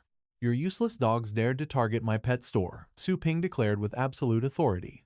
Hand those trashes over to me, right now. Radiating mid-9th stage aura, the left protector, Zhang Wang, furiously roared at his sheer audacity. You court death, arrogant brat. How dare you trespass into our sacred domain, spew absolute garbage, and command our glorious patriarch? Zhou Ji, the right protector, unleashed his own mid-9th stage pressure, scoffing mockingly. You actually barged into our absolute stronghold alone, demanding hostages? Erupting with devastating mid-9th stage power, he activated the terrifying Nightmare Chaos art, screaming for the main character's bloody demise. The vanguard roared, completely battle-ready, desperate to annihilate Su Ping. Unfazed, he merely smirked. What is the point of throwing mere ants at me? Summoning a monstrous beast, the commander sneered. Ignorant frog at the bottom of the well. Witness the true horror of our grand formation. The elites instantly unleashed their war beasts, activating the Zhou family's forbidden array, the catastrophic Azure Dragon Divine Punishment. The main character flashed a chilling smile. Oh, a dragon. Are you absolutely certain you want to die protecting that miserable criminal? Stroking his beard with a cold sneer, Tianlin mocked, still acting arrogant while standing at death's door. It is entirely too late to grovel for mercy now. Su Ping's power peaked at the highest 9th stage, but the Azure Dragon array reached the absolute limit, half a step into the legendary realm, rivaling Dao Zun. Without hesitating, Su Ping called forth the terrifying Purgatory Candle Dragon and Little Skeleton, commanding them to mercilessly crush the opposition. His majestic dragon and the skeletal warrior immediately launched a devastating assault. Holding Sun Chu brutally by the hair, he watched the chaos calmly. She screamed in disbelief. Was that peak 9th stage Azure Dragon strike actually blocked? What kind of freakishly monstrous defense is that? Su Ping scoffed, ignoring their shock. He hadn't come here to negotiate peacefully. Moving like a phantom, Little Skeleton lunged fiercely toward the enemy, blade raised. The terrified commander stared in absolute dread. What on earth is that tiny skeleton planning to achieve with a rusty, broken blade? Looming menacingly above the enemy, Su Ping issued a cold command, slaughter the dragon. Tianlin shrieked in terror. A true dragon execution art. Damn it, that's a forbidden anti-dragon technique. Crossing his arms, he conjured the blazing vermilion bird molten armor, cursing himself for underestimating this skeletal nightmare. The blazing armor instantly encased the dragon's body. Su Ping flashed a demonic grin. Remembering your defensive armor now, completely useless. With a savage swing, Little Skeleton's blade descended with merciless fury. A devastating shockwave of concentrated mana pierced the beast, and the impenetrable armor instantly shattered. Vomiting a fountain of blood, the leader clutched his crushed chest in agony. Impossible, obliterated with a single swing. A terrifying realization dawned. He only intended to use Mosa as bait, turning this monstrous protagonist into a knife against the Liu family. How could his brilliant scheme completely crumble? Using his vast astral power, he perfectly erased every memory, surveillance video, and digital link. How in the world did this demon track them down? Stepping forward, Su Ping coldly demanded, I will ask one final time. Are you going to die protecting this trash? Defeated, Tianlin weakly submitted. Waving a trembling hand, the patriarch ordered his men to retrieve the culprits. He had foolishly treated this terrifying enemy as a mere assassin's pawn. But this wasn't just a simple blade to be manipulated. This was an absolute god of death, and their fates were now entirely sealed. Half the elite vanguard was utterly wiped out. The legendary Zhou estate lay in ruins, and 4 mighty titled masters were left crippled.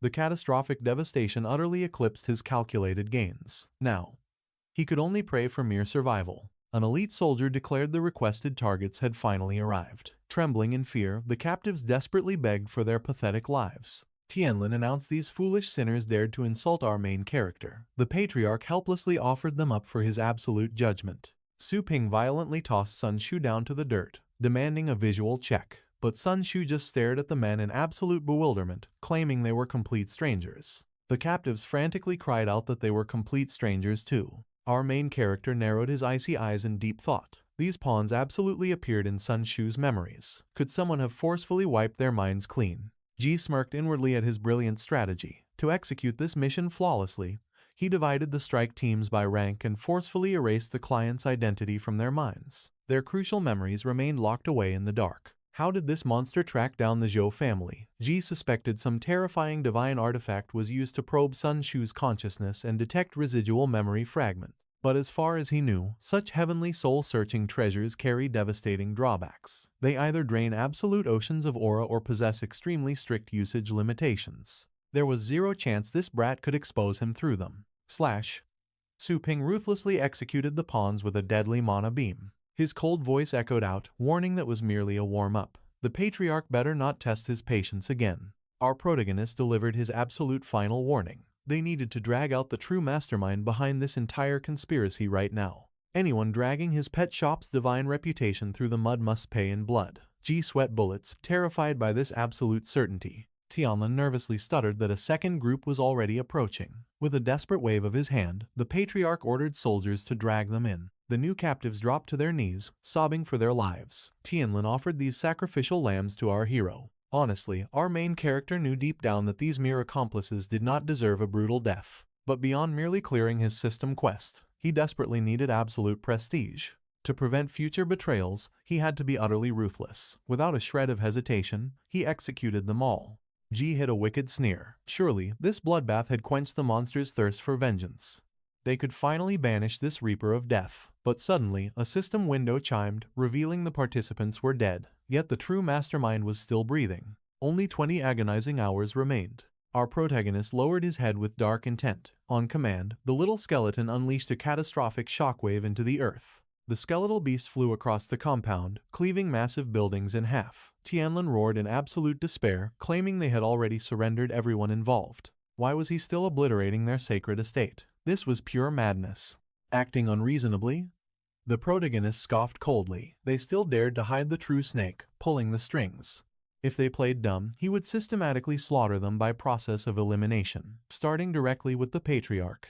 Tianlin threw up his trembling hands in absolute terror, frantically pleading against this cursed nightmare. Sacrificing their right protector meant losing a valuable arm, but protecting that arm meant paralyzing their entire clan into an early grave. The patriarch ruthlessly ordered Ji to step forward. The right protector froze in sheer dread. Su Ping tilted his head menacingly, asking if Ji was the hidden mastermind. Did he have any last words? Ji covered his face, bursting into maniacal laughter. He clarified the sheer absurdity. An ancient clan was pushed to total annihilation just for insulting a worthless pet shop. How was this nightmare possible? He had sacrificed his entire existence, working tirelessly for the Zhou family's supreme glory. If not for Sun Shu, his flawless scheme would never have been exposed. If he dies today, he will drag that traitor to hell. In a flash, Ji mercilessly impaled Sun Shu's chest. But instantly, the little skeleton obliterated Ji's spine as a violent mana stream erupted upward. Our protagonist commanded the purgatory candle dragon to purify the trash. Infernal flames ruthlessly devoured Ji, leaving him screaming in apocalyptic agony.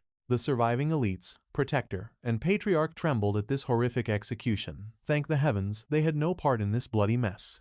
From this day forward, the entire street housing Mischievous became an absolute forbidden death zone for the Zhou clan. The patriarch swore to never cross paths with this demon again. Ding! The system window finally confirmed the mastermind's execution. With their forces reduced to ashes, the terrified patriarch bowed deeply to Su Ping. He swore every single soul who dirtied his pet shop's divine reputation was now punished. He frantically begged for the nightmare to end. But Su Ping coldly declared this was not over. Erasing the masterminds was only step one. The damage to his glorious reputation still tainted the city. The Zhou clan must broadcast a public apology across the city, confessing their sins and clearing his name. Furthermore, astronomical compensation must be paid for his entire morning's lost wages. Sweating bullets, the patriarch frantically agreed to every single demand. He promised to handle the shameful broadcast personally. Meanwhile, silent venomous fury consumed his very soul. The digital world blazed with wild rumors. A humble pet shop owner was shattering legendary ranks and crushing titled elites beneath his heel. But these were absolute facts, and whoever leaked this humiliating truth was going to pay dearly with their miserable life. Demanding compensation, the tension spiked. Did this arrogant youth believe their ancient family lacked star currency or worldly treasures? His demand was chillingly precise. He wanted a complete set of heavenly Beastmaster treasures, the exact legendary tier reserved for their young master. The ancient patriarch froze in utter disbelief. Their young master was the undisputed heir. These divine resources were meant to forge a supreme ruler, eclipsing every previous patriarch. These were the absolute pinnacle of their clan's sacred foundation. His face darkened with wrath. Was this brat demanding they surrender their clan's future? Without them, the Zhao family would stagnate, like livestock waiting for slaughter. But the main character smirked, noting one overlooked detail. With his supreme pet grooming skills, he could evolve a literal pig, to rival their mighty clan head. A furious elder roared. How dare he compare their patriarch to swine? Warriors prefer death over humiliation. Killing intent exploded. But the old patriarch stepped forward, commanding absolute silence instantly. The elders stared in absolute shock, sweeping his cold gaze over them. He warned, had they completely forgotten? Look at that bizarre skeletal creature. It started as a pathetic beast with the absolute lowest celestial bloodline. Yet now, it radiates a devastating beast king aura. Claiming he could evolve a pig to the 9th stage. That was no arrogant metaphor, but reality. Dead silence fell as cold sweat drenched them. The main character chuckled, praising the patriarch's wisdom. Peaceful cooperation would benefit everyone. He offered an unstoppable army of super beasts and legendary-grade feed at drastically slashed, unbeatable market prices. They hungered to dethrone the supreme 4 families, right? To win that war, they needed ultimate firepower. He was offering a literal nuclear weapon. The old man's eyes widened. Was this monstrous youth secretly plotting against the 4 major families? Su Ping simply patted his trembling shoulder, advising a broader perspective. Mounting his dragon, he soared away, turning this base city into his empire. The next dawn arrived. Explosive news sent shockwaves everywhere. The streets buzzed with endless, feverish gossip. The Zhao clan orchestrated the sabotage. In pure fury, Boss Su had stormed their gates, completely cleaving their massive estate into 4 ruined pieces. Now that ancient family served him. Citizens were floored, every insane internet rumor was actually real. Initially dismissed as paid smear campaigns, it was actually the desperate schemes of his powerful enemies. Meanwhile, a crisp system chime echoed. His shop's glorious reputation had been fully restored. Rewarded with a legendary celestial skill book, he activated it. A blinding sphere morphed into an ancient, mystic scroll. He acquired the legendary beast soul fusion skill. This godly technique granted celestial pets the ultimate ability to temporarily merge with their masters. Upon fusion, masters absorb the beast's raw stats. Even more broken, they manifest one pet skill at a massive 200% effectiveness. His jaw dropped. Soul fusion was exclusive to legendary beast masters, yet this supreme book let a pet learn it. This game-breaking reward left him absolutely intoxicated. Which battle companion deserved this absolute cheat code? Perhaps the terrifying Purgatory Lightbringer Serpent.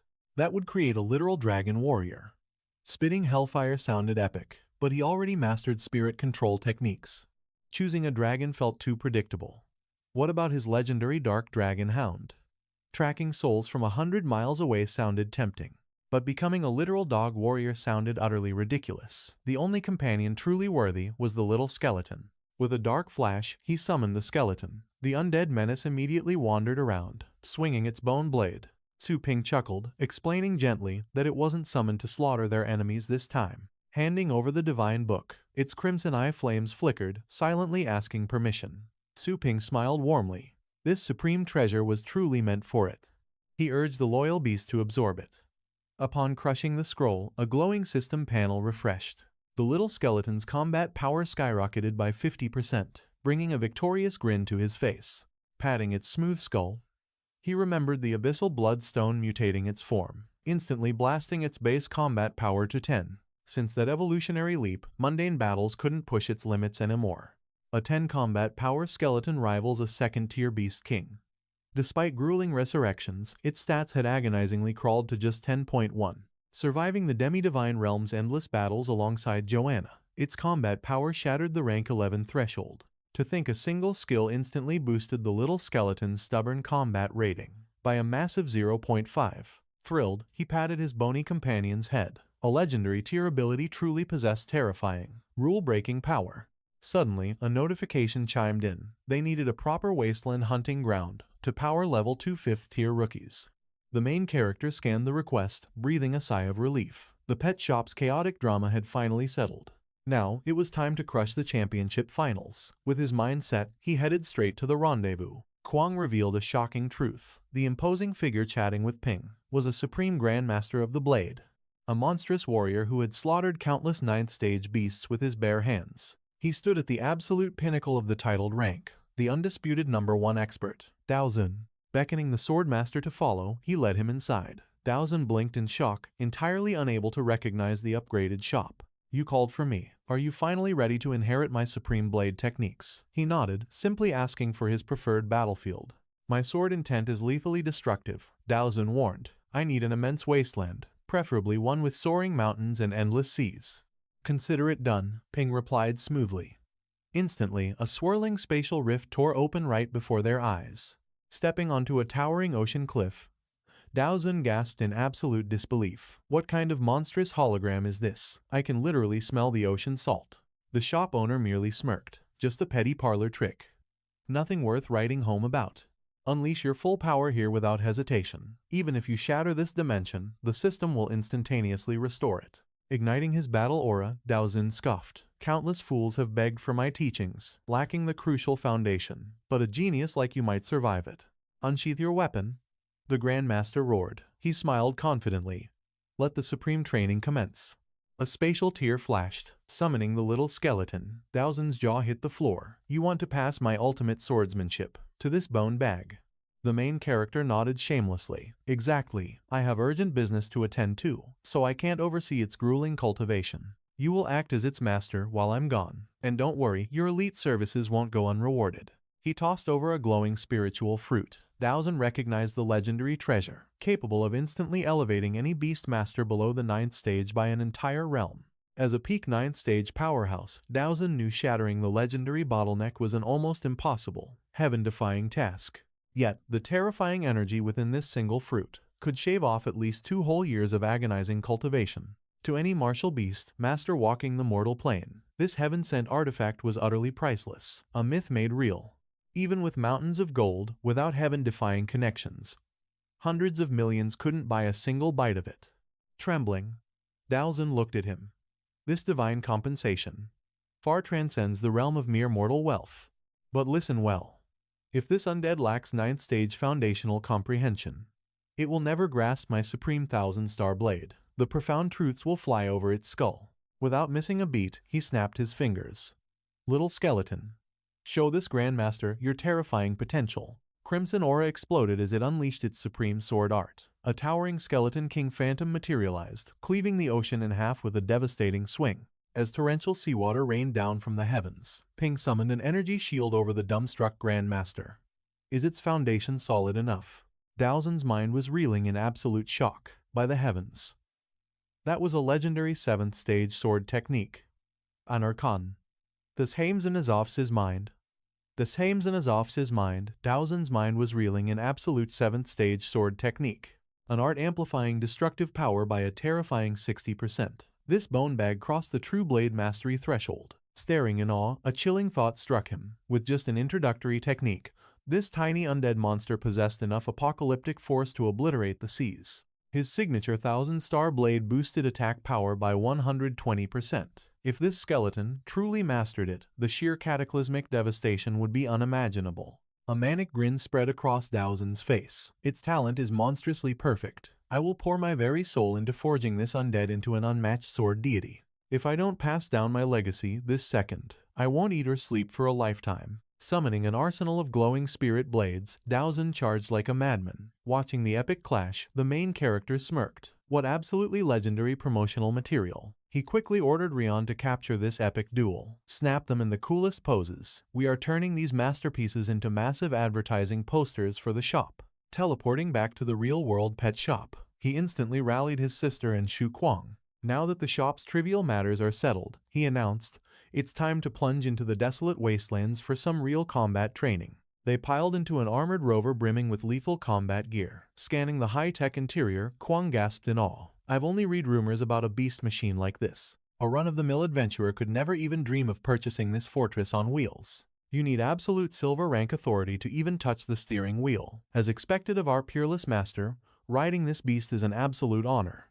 The main character chuckled. I merely asked a powerful ally for a desolate hunting ground, but providing this VIP transport was an unexpectedly brilliant touch. He supplied a slick ride and fake identities. Next stop, the tunneler's warehouse base to gear them up with combat armor. Kuang's eyes gleamed with pure excitement, but Ling Yue's voice trembled slightly as she asked about his whereabouts yesterday. Rumors of a fierce clash were online. Was he hurt? He brushed it off. The elite Zhao clan had plotted against him for greed, so he simply served them absolute justice. He slaughtered their greedy elders and erased their loyal followers. Their faces instantly paled. Kuang stammered that the Zhao clan held supreme prestige within the city walls. How did he crush them so effortlessly? Ling Yu panicked. Was her tournament victory the trigger? He tapped her head playfully. There is always a higher mountain, a stronger expert. Rising power always angers the old guard, so she shouldn't shoulder this heavy burden of guilt. He merely kept her out of it to protect her. Kuang then asked if he originally wanted the championship crown. Rubbing his temples, he sighed. A humble pet shop owner doesn't need a champion's glory, hence his choice. Besides, the crown's true prize is receiving personal guidance from a legendary battle beast master.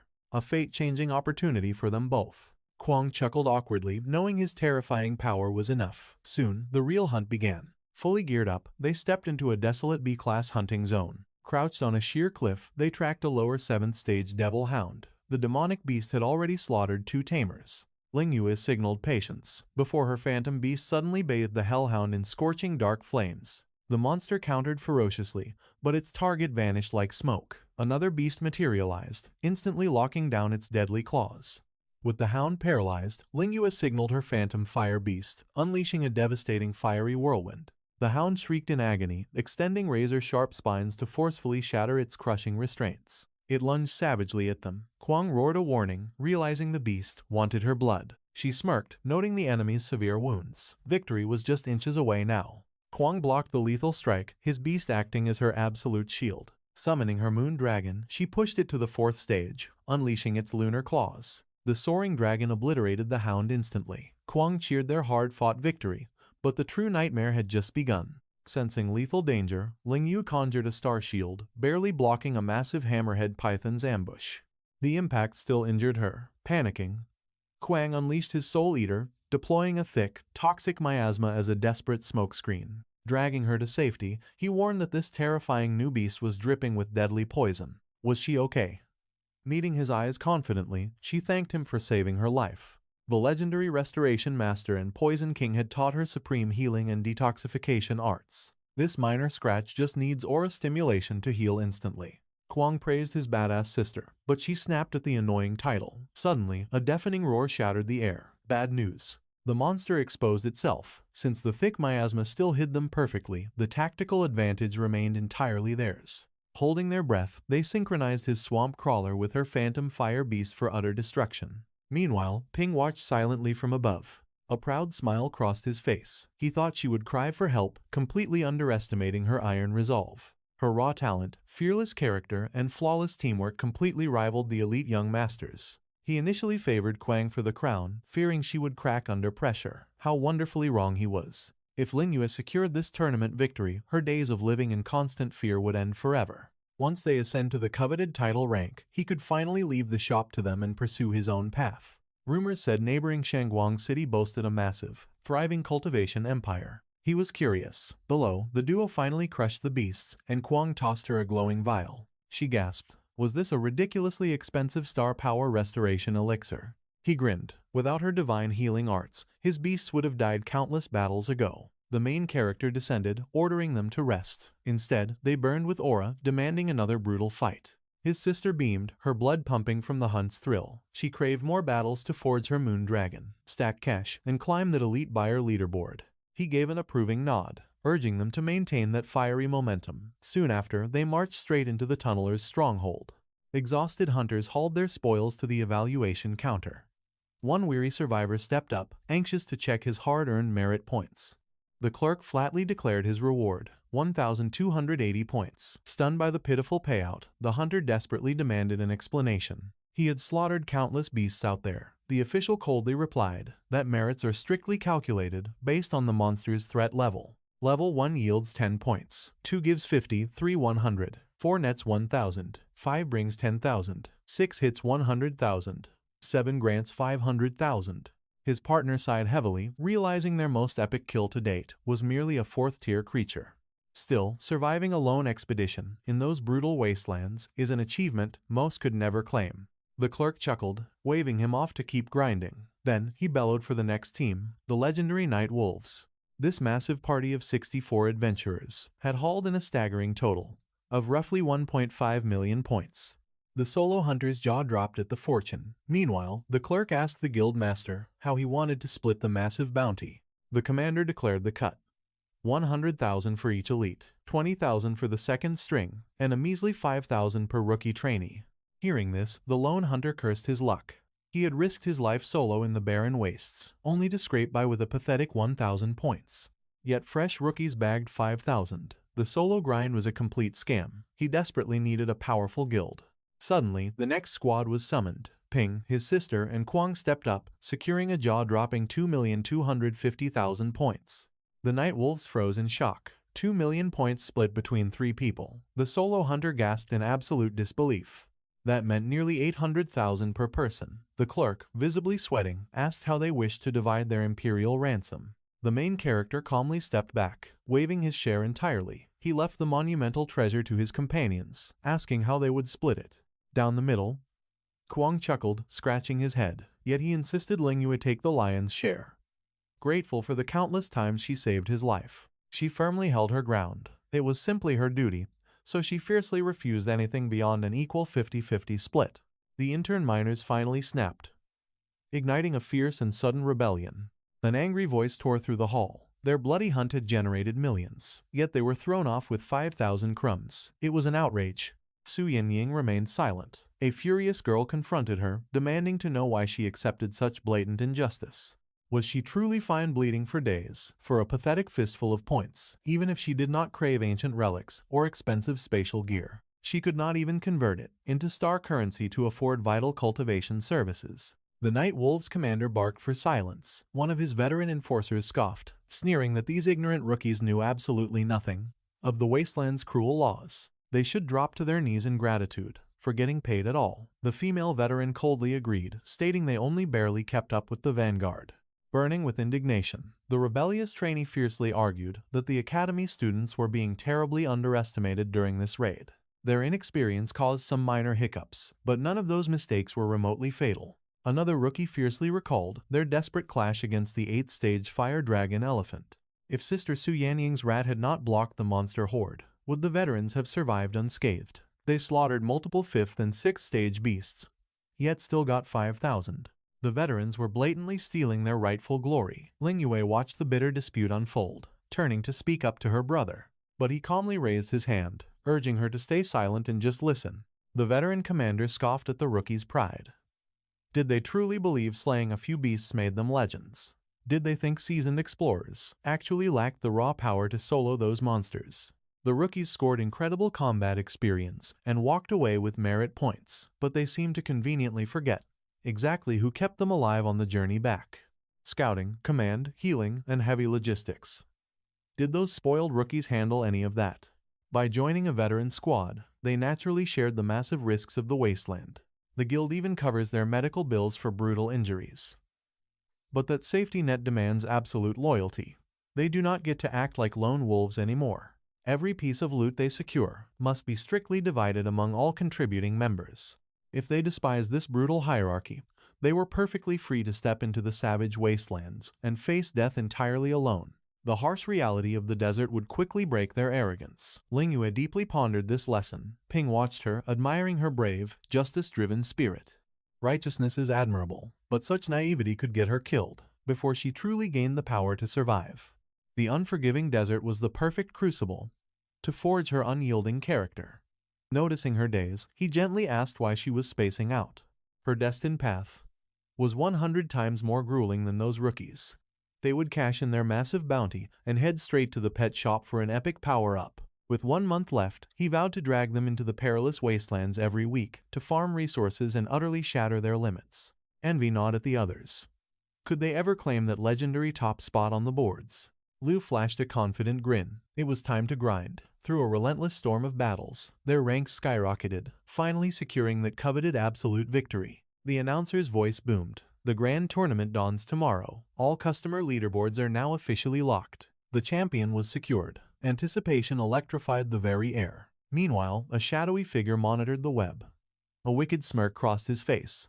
That mysterious pet shop was finally revealing its champion. He vowed to make this brat's name echo across all of Longjing by dawn. If the mighty Zhao clan fell to him, even the 4 great families might crumble. His lackeys scoffed. Was this mere child really challenging the throne? Crushing such a pathetic youngster would be absolute child's play.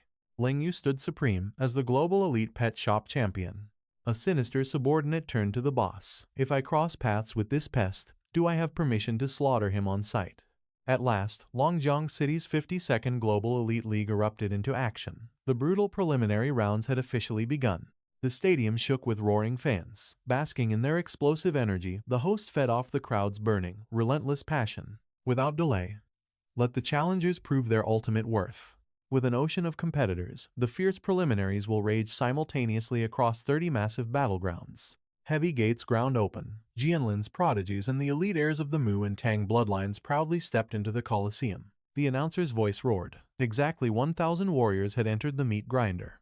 Slam, the exit sealed shut as an impenetrable energy barrier sparked to life. Welcome to the swarm elimination. An airship unleashed a massive black cloud of horrific insects, sending waves of pure terror through the combatants. Panic erupted. Were those wild stage 5 phantom bees? The host sadistically confirmed their worst nightmare.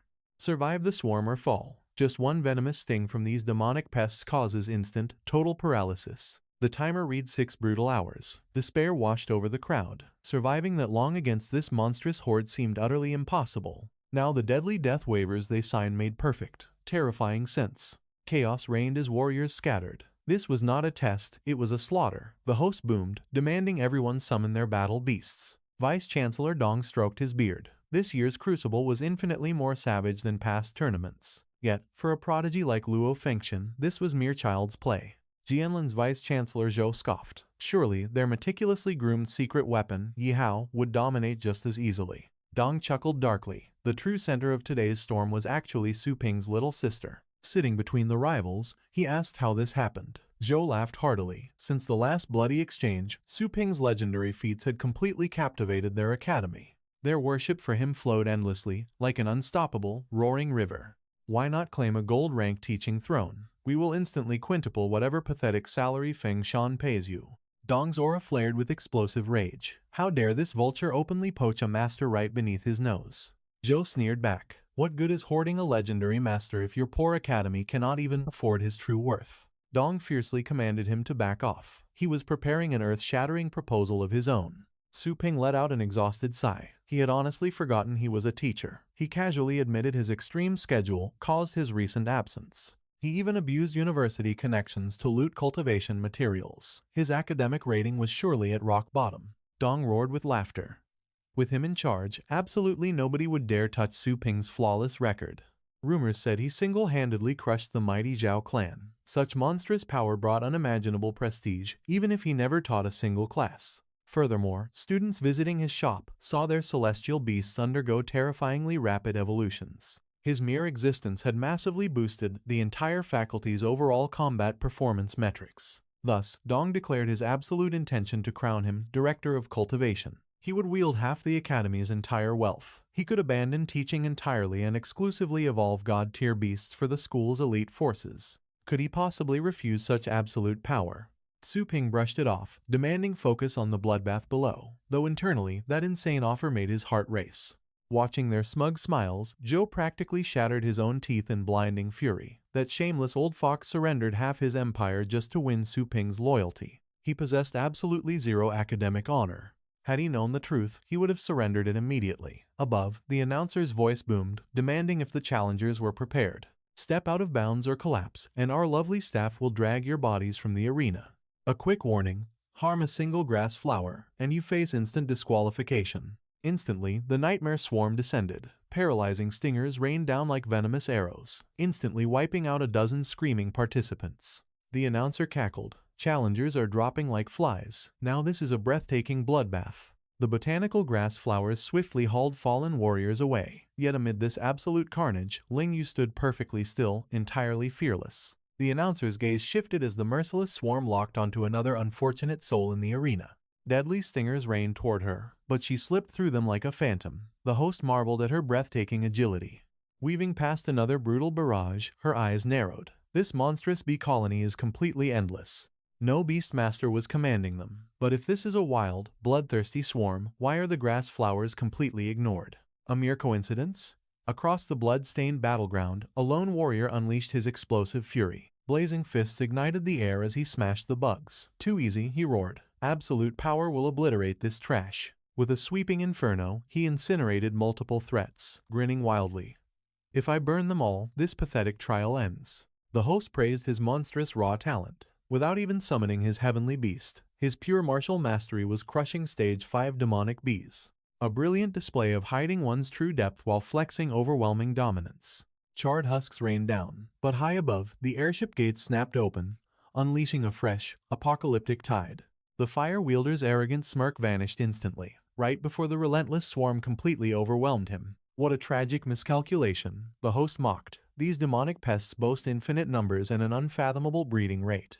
Raw strength alone cannot survive this onslaught. Overconfidence leads to absolute ruin. Ling Yu sprinted across the chaotic battlefield, analyzing her prey. Most were mere 4th stage cultivators. A handful hit the 5th, with barely any at the 6th stage. Yet even a legendary 7th stage master would be bled dry, trying to survive this endless siege for 6 brutal hours. Especially since brute force was entirely useless against an ever-multiplying ocean of death. This trial was never about raw power. It tested pure survival instinct. As she dashed past the arrogant Tang family elites, their killing intent locked onto her. A cruel voice sneered. Is this the pathetic trash daring to challenge us young masters for the glorious throne?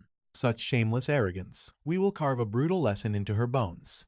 Ignoring them, Ling Yu approached a fallen fighter, testing a brilliant theory by luring the venomous horde toward the glowing grass flowers. As expected, the beasts completely ignored the flora. Such terrifyingly precise targeting left only two logical possibilities in her sharp mind. First, a supreme puppet master manipulating these celestial beasts from the shadows. Second, the very essence of the grass flower hides an ancient treasure that repels the demonic swarm. If someone was pulling the strings, her star power would have detected their aura. Yet, the battlefield remained chillingly empty. The hidden treasure theory perfectly explained the strict protection rules. Suddenly, a burst of deadly martial intent erupted behind her. Xiao Yanchen gasped in absolute terror. The Tang family's lethal hidden weapons. The blue stinger, silver scorpion eye, and the legendary heart-piercing dart. Vice Principal Dong trembled, horrifying legends of the attack flooding his mind. Those three cursed blades possess enough venom to instantly execute any cultivator below the formidable 6th stage. But taking down Ling Yu was an entirely different nightmare. She danced through the lethal barrage, delivering a devastating kick that deflected the poisoned blades right back at her attackers.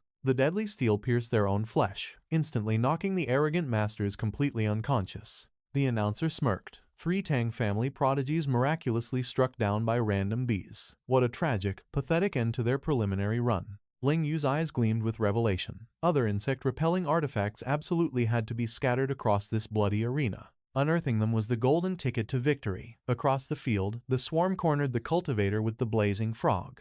Channeling his beast, an impenetrable dome of scorching hellfire violently erupted around him. Desperate rivals clawed at his barrier, pleading for sanctuary. He scoffed maliciously. "Do I look stupid? This is a brutal survival game. If I grant you mercy, who guarantees you won't throw my corpse straight into the swarm?" They swore blood oaths of loyalty, crying pathetically for a sliver of his fiery protection. Turning a deaf ear, he thanked the heavens for Boss Su's brutal training regime. Otherwise, he would be begging alongside those pathetic weaklings. Meanwhile, Ling Yu's sharp eyes caught a faint, mysterious glow emanating from a single insect. Pausing in her tracks, she realized she had scoured the entire arena without finding a single secret treasure. Could the legendary artifacts be hidden within the swarm? If so, her star power would easily sniff them out. Closing her eyes, she channeled her aura. As the swarm closed in, her spiritual senses locked onto the exact target. Exploding with stage 5 speed and power, she snatched the beast and ripped away its wings, revealing the concealed artifact. The arena host grinned widely, completely blown away by this unexpected turn of events. In a mere hour, a genius had cracked the code and discovered the true method to clear this brutal trial. The other challengers instantly thought of Ling Yu, as the host's voice boomed across the field, declaring her the first-round victor. Realization slammed into the remaining competitors. One cursed in blazing frustration, realizing he had just slaughtered the prize-bearing insects. Another cried out that he had completely shattered the hidden treasures. Up in the stands, Vice Principal Deng let out a massive sigh of relief. Thank the heavens, she was safe. He had truly feared that Funan Academy was about to lose yet another rising star. Yunan marveled at Ling Yu's flawless technique that easily deflected the assault. He turned to Ping, demanding to know who taught her such mastery. She casually replied, it was no big deal. The esteemed elder of the Tai family, a master just shy of the patriarch realm,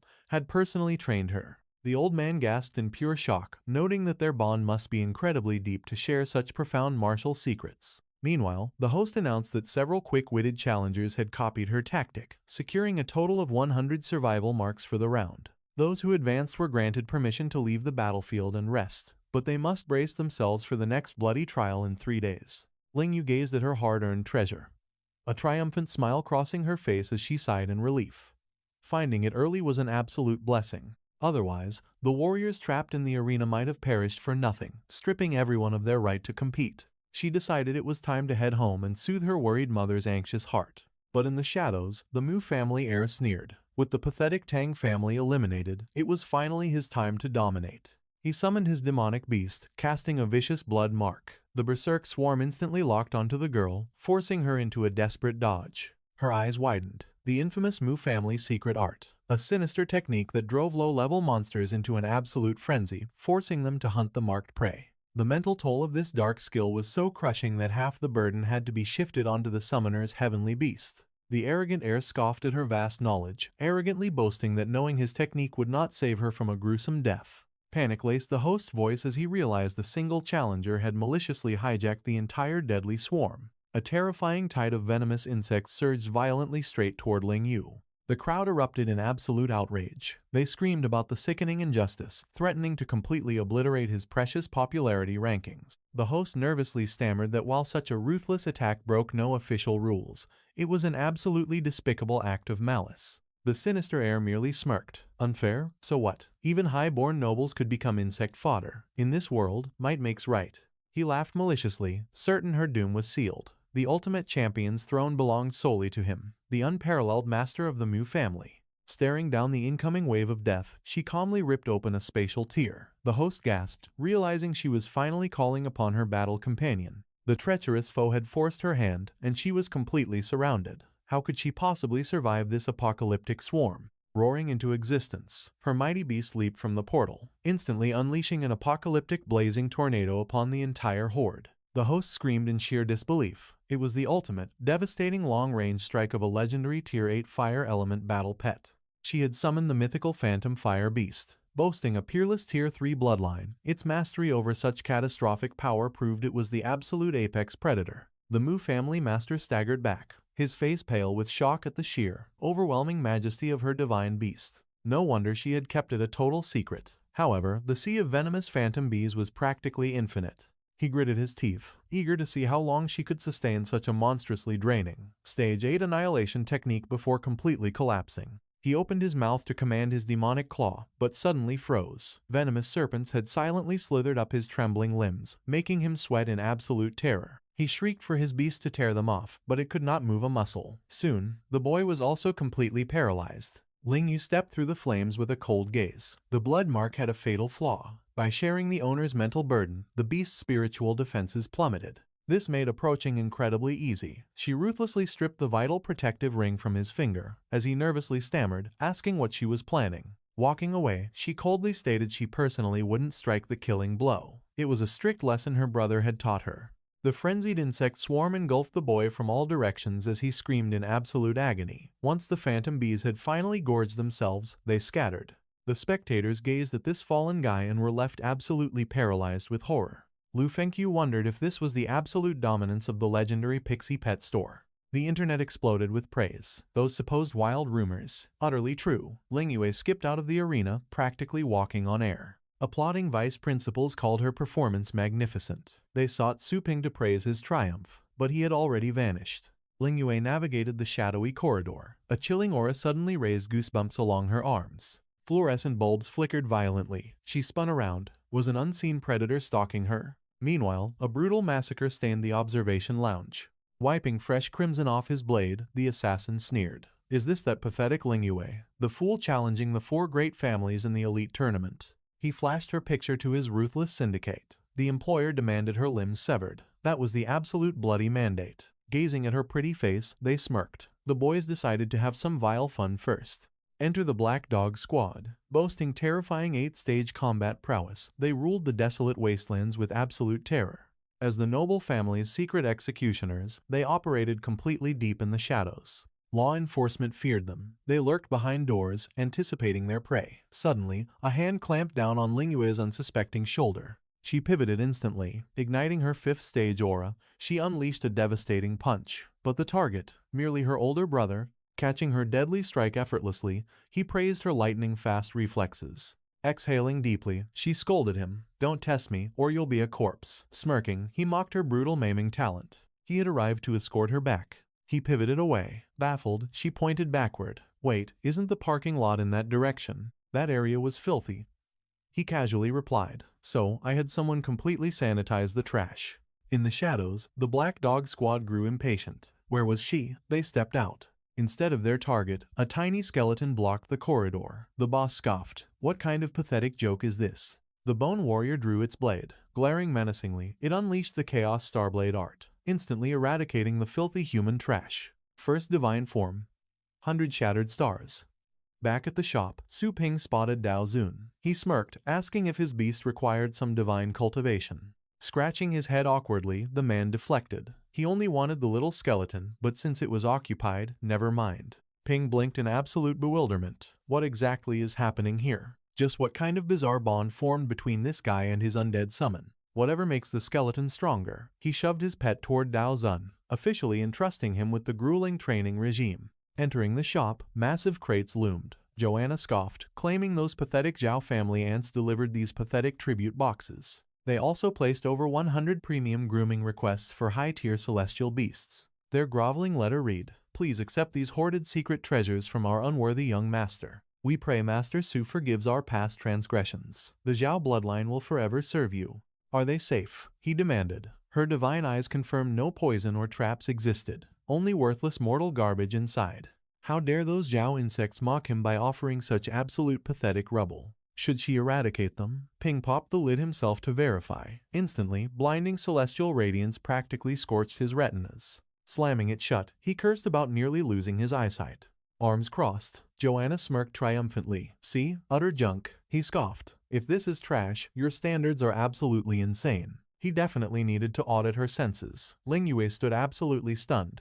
Staring at the legendary loot, she asked his plan. Calling her a fool, he declared it was entirely for her. "Spend your 3 rest days absorbing every drop of this potent secret treasure energy." Trembling with excitement, she gasped, "I've only read about these legendary artifacts. How do I even channel their power?" Ruyan interrupted sharply. "Those items are too profound. Forced absorption will violently detonate your mortal body into bloody mist. Utterly foolish siblings." However, her sudden interference sparked a brilliant idea. As a noble daughter of the 4 great families, her appraisal of these rare artifacts held massive strategic value. A devilish smirk stretched across his face. Reaching out, he purred that they desperately needed to have a little chat. That terrifying, predatory gleam left her absolutely paralyzed with fear. Time marched onward. Inside the sacred cultivation zone, Ruyan firmly bound Ling Yue's hands. She then relentlessly struck her back with a strange spiritual vine. "Wait," Ling Yue begged, squirming from the unbearable tickling sensation. Ruyan just smirked. To prevent a catastrophic chi deviation from her endless squirming,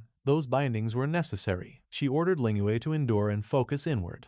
Sighing heavily, Ling Yue screamed, "What the hell is this madness?" Just 1 hour ago, Ping had ordered Ruyan to reveal the secret treasure's mysteries. Back then, Ruyan arrogantly lifted her chin. "What is in it for me?" she scoffed. "Will you grant my freedom?" Ping casually replied he could release her, but since he planned to conquer the entire Tang family anyway, her capture was destiny. He coldly demanded answers. Watching him, Ling Yue trembled with fear, realizing her brother was radiating pure villainous energy. Ruyan sneered in sheer disbelief.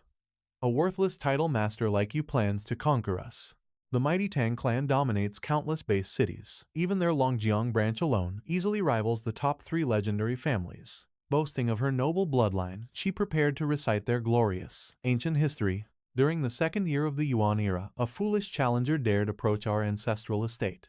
Ignoring her arrogant monologue, Ping consulted the system. "When I recruited Joanna, the contract only applied to divine beasts, right? If it works on literal deities, can it subjugate a mere mortal?" A glowing system interface materialized instantly. "All creatures are pets. Human temporary contracts retain the target's power and memories, but brutally warp their free will into unquestioning loyalty to the master. This absolute dominion lasts until the cultivation session concludes.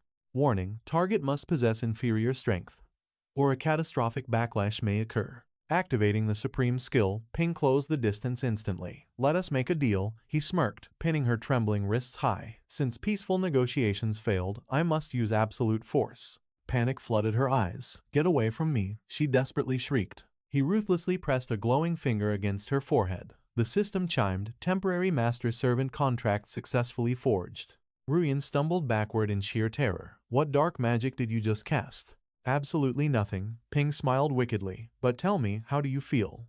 Suddenly, a terrifying realization washed over her. This man was her sworn enemy. Her soul screamed to tear him apart, limb from limb. Yet bizarrely, his mere breath and words now radiated a majestic, heaven-like authority that completely commanded her absolute obedience. Ping simply breathed her name, and her body instantly slammed to her knees. "I am here, master," she uttered, "awaiting your divine commands." Shocked by this sudden mind-bending personality swap, Ling Yu gasped in disbelief. Preferring her fiery arrogance, Ping ordered her up. She rose with a bitter scowl, aggressively demanding his actual orders. She had zero time for these games. Ping then commanded her to reveal the true usage of the secret treasures. Ling Yue desperately needed a massive power-up within 3 days. "Are you completely insane?" Ruyan gasped. Defeated, she cracked open the legendary chest. "These divine treasures are strictly classified into 3 distinct evolutionary paths," she explained. body tempering spiritual herbs, supreme martial combat arts, and astral stones for raw star power cultivation.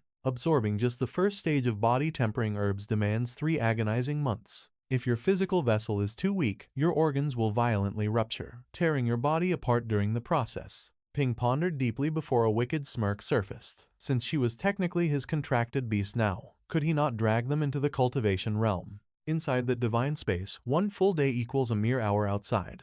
3 real-world days meant 72 days of brutal hellish training, more than enough to conquer the first stage. He approached his sister with a demonic grin. Trembling, she demanded to know his crazy scheme. He softly ordered her to blindly trust him. Tapping her forehead, he promised a miraculous journey. Just be a good little sister and keep those eyes tightly shut. She nervously squeezed her eyes shut. You better not be tricking me again. The soul mark flared, dragging her into this current hellish torture. Meanwhile, Ping calmly floated nearby, cultivating amidst the astral winds. Floating there, he calculated the tournament's pacing. There was always a brief resting phase between the brutal rounds. By stacking this time dilation cheat, Ling Yue would perfectly absorb every divine treasure before the grand finals. Brother, save me, Ling Yue shrieked in agony. Stop squirming, Ruin barked. I am forcibly clearing your blocked meridians and tempering your mortal flesh. But it tickles like crazy, she wailed. Ping coldly instructed her to maintain total focus. She must endure the boiling medicinal baths and cultivate fiercely. After all, was this not better than fighting in the deserted wastelands? Most would kill for her position, but weeping bitterly, she begged him for banishment to the wasteland. Anything beat this nightmare. Meanwhile, chilling news hit the Mu estate. The Black Dog Squad was ambushed. The Patriarch demanded results. Trembling, the scout reported their total annihilation. The target remained completely untouched. Shock paralyzed the room. An elder gasped in dread. Ling, you couldn't have slaughtered them, right? The scout bowed deeply. That detail remains unconfirmed, my lord. The assassins wiped all surveillance beforehand. The elder narrowed his eyes, demanding to inspect the corpses. Battle scars usually reveal an enemy's martial arts technique, but the trembling messenger lowered his head in pure shame. There were absolutely no bodies left behind. The elite killers were pulverized into meat paste. Nothing remained but a gruesome, blood-soaked wasteland. Pure shock paralyzed the room. An elder gasped, realizing someone wiped out an entire 8-stage elite cultivation squad, leaving nothing but pools of crimson behind. Pure terror choked him. Even titled grandmasters were entirely powerless here. The Patriarch stroked his beard, eyes narrowing maliciously. If shadows fail us, we will crush her in the arena's glaring light. She would never see the finals. Her existence was merely a stepping stone for their young master's glory. Soon, deadly silhouettes knelt before him, awaiting their Patriarch's absolute command. The Patriarch decreed he was gifting them the Flame Crystal Purgatory Serpent, plus 2 formidable 7th-stage divine artifacts. This arsenal would guarantee their absolute victory in round 2. Gasps erupted. A top 15 legendary beast. A murderous thrill instantly washed over the chosen assassins. In the shadows, the Qin and Tong clans also wove dark webs for Ling Yu. Finally, the tournament's fierce dawn broke. The roaring arena welcomed the survivors. The announcer's booming voice demanded to know if 3 days of rest had ignited their blood. As the stadium erupted into deafening cheers, the brutal 5-man melee phase was officially declared open. While the preliminaries pushed their visual limits and reflex speeds, this bloody crucible would strictly forge their raw battle might and tactical genius. Confined within a shrinking battleground, 5 warriors clash simultaneously, with only 2 divine artifacts permitted per soul. Yield, blackout, or plummet from the stage and you lose. Only the absolute strongest of 5 claims the ultimate victory. Shattering the arena means instant disqualification. Competitors must chain their explosive, mass annihilation martial arts. With battle brackets already blazoned across the sky, fighters marched grimly toward the staging grounds, destiny awaiting them. Ling Yu stepped into the tense formation. A thunderous gong finally signaled the melee's explosive commencement. Meanwhile, the main character sat meditating silently between the 2 imposing vice principals. Vice Principal Dongming smirked. This generation's aura is incredibly sharp. A truly thrilling spectacle awaits us. Yun Chen leaned in closely, whispering about dark rumors. Had the starry sky genuinely descended upon their city? Were the supreme overlords of the subcontinent truly here? Whispers claimed their ancient founder was a mythic beastmaster of divine proportions. Why would such arrogant titans bother with us? Yun Chen lowered his voice chillingly. No one knows. But where the starry sky treads, devastation inevitably follows. Just last moon, an entire metropolitan clan, was utterly erased from existence, all for a single divine artifact they coveted. They even shattered the city's defensive barrier. That gaping void nearly unleashed an apocalyptic beast horde upon innocent millions. Absolute lunatics. Meng gasped in horror. What is their ultimate endgame? The elder sighed deeply. We just pray our city lacks their prize. Suddenly, the stadium trembled. The fifth deathmatch group finally marched into the combat ring. The host's booming voice officially sparked the brutal massacre. Ling Yu faced a terrifying lineup. A tongue-flicking creep named Zhang Shuo, Ma Zun, draped in savage beast bones, and Ji Ye, blazing in crimson combat gear. Killing intent locked onto her from all sides. Taking a flawless defensive stance, she coldly dared them to strike first. Yet, a seemingly harmless little boy named Yuji shivered nearby. Big sister. He whimpered pitifully. These bad people look so terrifying. Her sharp gaze pierced right through him. What exactly is shaking your courage, kid? Their bloodlust is not aimed at you. We are all enemies here. Drop the sister act right now. Wiping faux tears, he sniffled. If they crush you together, I am definitely next. Please, let us forge an alliance to survive. A confident smirk graced her lips. Impressive tactical awareness for a brat. Fine. I will allow this temporary pact. Beaming innocently, he offered a handshake. Watch my back. But beneath that angelic facade, lurked a deeply sinister antagonist. A venomous smirk flickered across his mind. He had completely lost count of how many naive girls his harmless face had destroyed. There was nowhere left to run. Hidden behind his back lay the Mu Clan's Stage 7 secret treasure, the Devouring Star Lock. This relic instantly cripples the star power of anyone below Stage 6, and breaking it from the inside is impossible. It strictly requires direct physical contact. Thinking he had her completely trapped, he aimed the artifact, confident that without her star power, summoning a heavenly beast would be impossible. He believed this ordinary girl was entirely at his mercy, but fate had a brutal twist. A sudden, violent surge of electricity paralyzed his very core. He collapsed heavily, his precious artifact clattering uselessly away. The arena erupted in absolute shock. The host frantically screamed, "What just happened?" Contestant Yuchi Jang has suddenly collapsed. Trembling on the floor, he glared at the girl. Was this devastating paralyzing toxin her doing? Pocketing his stolen artifact, she flashed a gleaming needle hidden between her fingers. He insisted on a handshake, and she merely obliged. Mazin narrowed his eyes, demanding how she instantly recognized him as a deadly threat. What if she paralyzed a potential ally? Dragging the boy casually by his leg, she scoffed, pointing out their shared Mu Clan lineage. Sweeping her gaze across the room, she smirked. You two belong to the Qin and Tang clans, correct? The hidden enemies froze in absolute terror, utterly baffled by her perception. Tossing the paralyzed boy out of the arena like trash, she smirked. Their footwork and breathing patterns had completely exposed their true identities. Her brother's warning echoed in her mind, show absolutely zero mercy to the four great clans. As she manifested a spatial portal, her foes furiously summoned their beasts. Zhang Shuo roared in anger, insulted that she treated this like a game. Gui snapped at him to stop wasting breath. A coordinated 3-on-1 strike was their path to victory, believing she stood no chance. The deadly Sonic Bee and fierce Storm Wolf charged forward, while Ling Yu finally unleashed her phantom dog. Chu panicked, screaming at Ma Zun to summon his heavenly beast, but he coldly shot back, warning her never to bark orders at him. His Mu Clan had just lost a fighter in the blink of an eye. Ling Yu was clearly hiding a terrifying trump card. He absolutely refused to strike blindly. Infuriated, Chu demanded to know how he dared to use them as sacrificial pawns. He sneered, suggesting she focus her energy on commanding her struggling pets instead of whining, as the battle was already turning against them. Shocked, both of them snapped their attention back to their heavenly beasts. The phantom beast had completely backed them into a corner. Mazun watched in awe as mere moments of combat had utterly suppressed their summons. Cursing under her breath, Chu realized she had no choice but to unleash her family's secret treasure. She desperately yelled at the Tang clan heir to use his trump card. If they failed now, only the Mu clan would reap the benefits. She instantly revealed a Stage 6 enhancing elixir, the legendary Giant Strength Pill. This terrifying pill grants 10 minutes of explosive power, enough to stagger a Stage 6 Supreme Beast. Meanwhile, Tang nonchalantly pulled a snake from his mouth. It was his ultimate Stage 6 secret treasure, the horrifying puppet snake. Invisible to star power sensing, this lightning-fast predator strikes autonomously. Its lethal venom can easily slaughter a Stage 6 heavenly beast.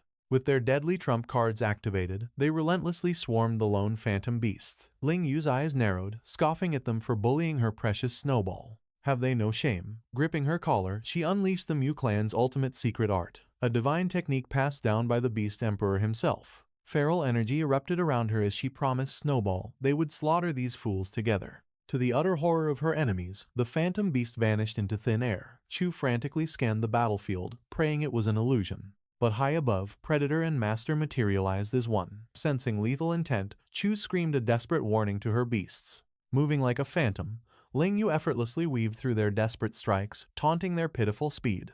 Lunging with feral precision, she struck down every summon in her path. Chu gasped in absolute horror, questioning this bizarre and terrifying combat style. She had literally become a wild beast. Her ferocious agility made her completely untouchable. Zhang Shuo trembled at her monstrous transformation. Her raw power rivaled even a peak stage 6 war beast. Roaring in defiance, he charged at her, confident his brute strength would crush her arrogance. Meanwhile, Mezun analyzed every clash from the shadows. He pondered deeply.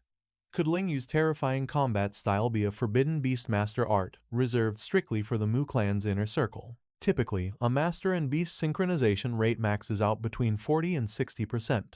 Only legendary masters with decades of profound connection can communicate through a mere glance or a single fleeting thought. Yet shockingly, her current synchronization rate approached 90%. Yunnan flashed Ping, a proud grin, watching his fierce sister and her beast effortlessly dominate 5 opponents simultaneously. Yet, exhaustion hadn't claimed her. He merely offered a wicked smirk. Muzan sneered, realizing a team was still a team. Theoretically, maximum spiritual synchronization capped at exactly 100%.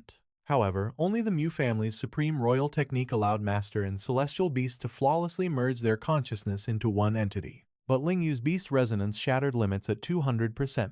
Furious at his cowardice, she lunged at Zhang Shuo, swearing to eliminate him first. She ruthlessly slammed him down, but a new challenger suddenly emerged.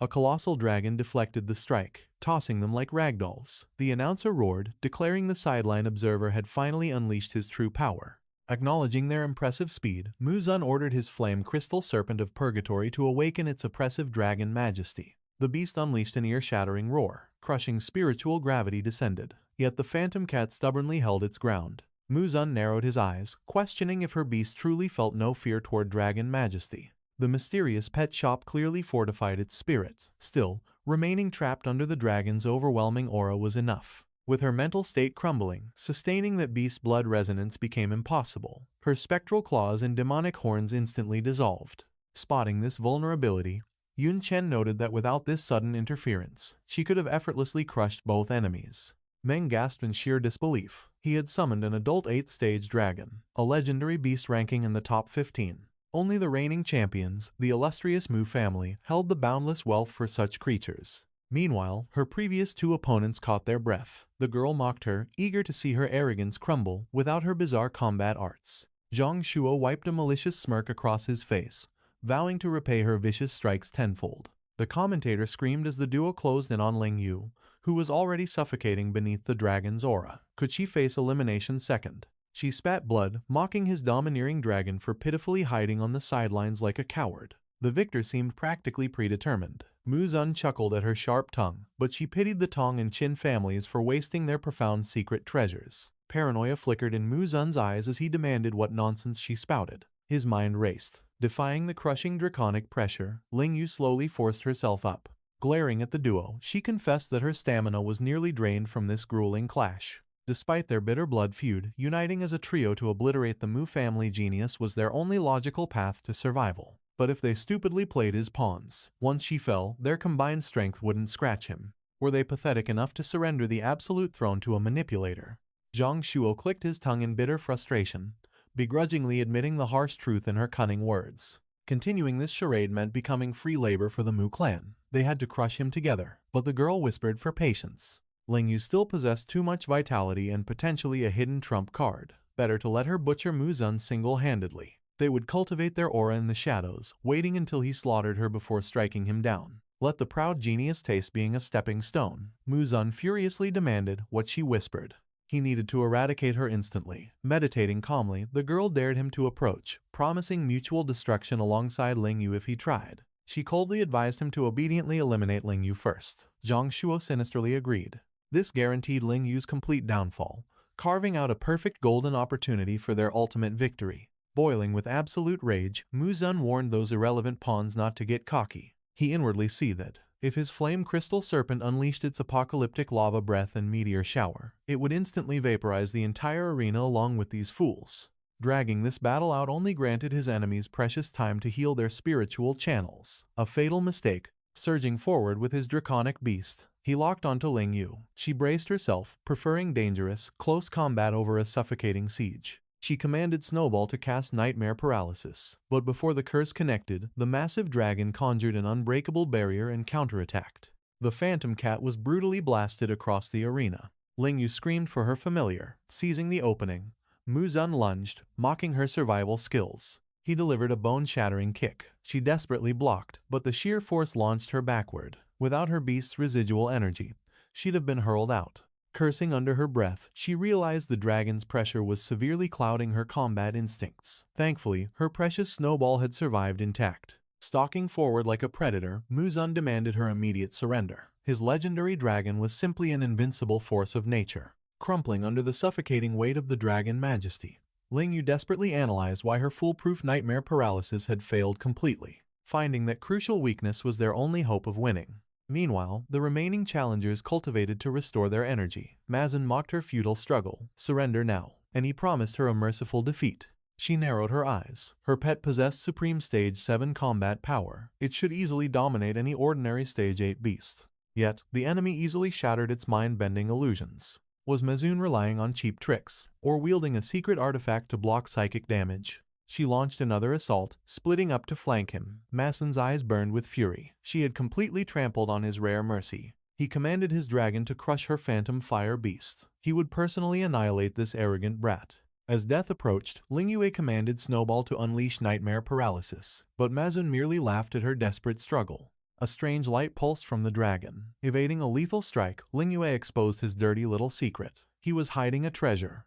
He sneered at her deduction. Behold the legendary sleeping dragon bone. Fueled by star energy, it granted his beast total immunity. Mazin smirked wickedly. How would she escape this absolute despair? In a flash, he vanished. Lethal claws swiped through the air, leaving her completely stunned by his blinding velocity. His afterimages multiplied, moving faster than her eyes could track. He mocked her absolute foolishness. Why abandon her beast's protective aura?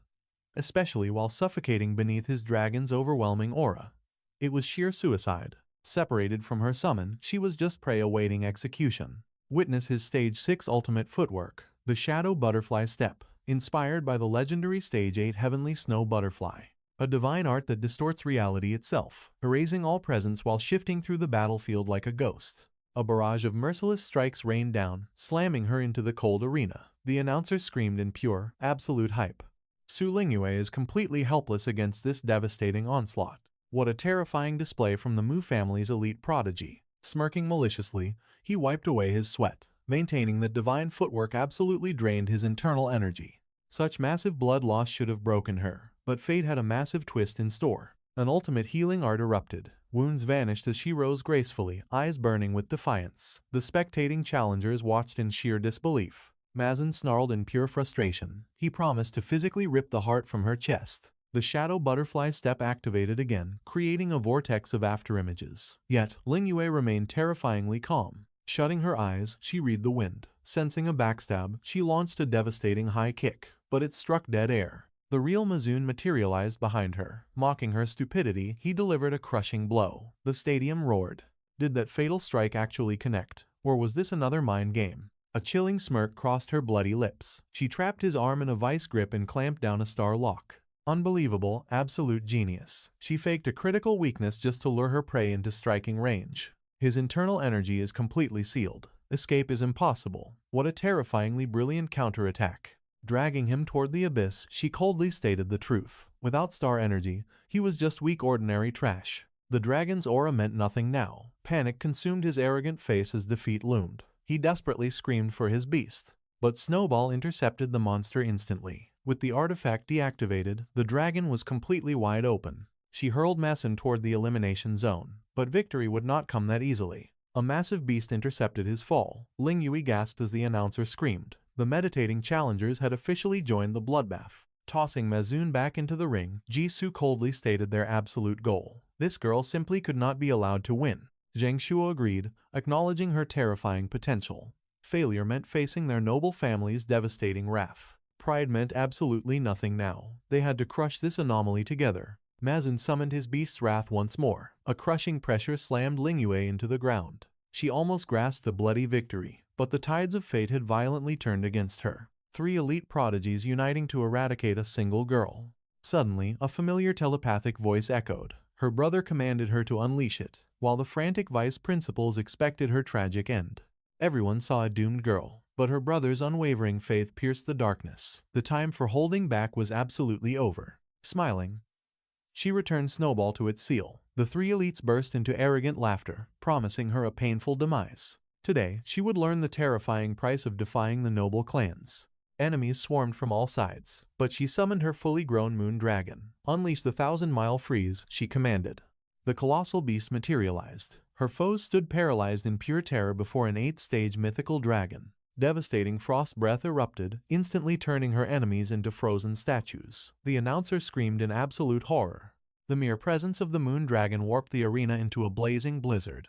Lingyu instantly crushed 3 foes with a 9th-stage ultimate art. Legends say this silver frost star beast once encased an entire realm in endless ice. Witnessing this devastating power firsthand, the announcer declared her legendary reputation was completely justified. With a single word, the aura dispersed. The ice shattered instantly, leaving all 3 challengers completely unconscious on the ground. An absolute, overwhelming victory. The crowd went absolutely wild. With a divine tier trump card in play, her championship ambitions were undeniably clear. A single, catastrophic strike ended the battle. Such terrifying, suffocating dominance.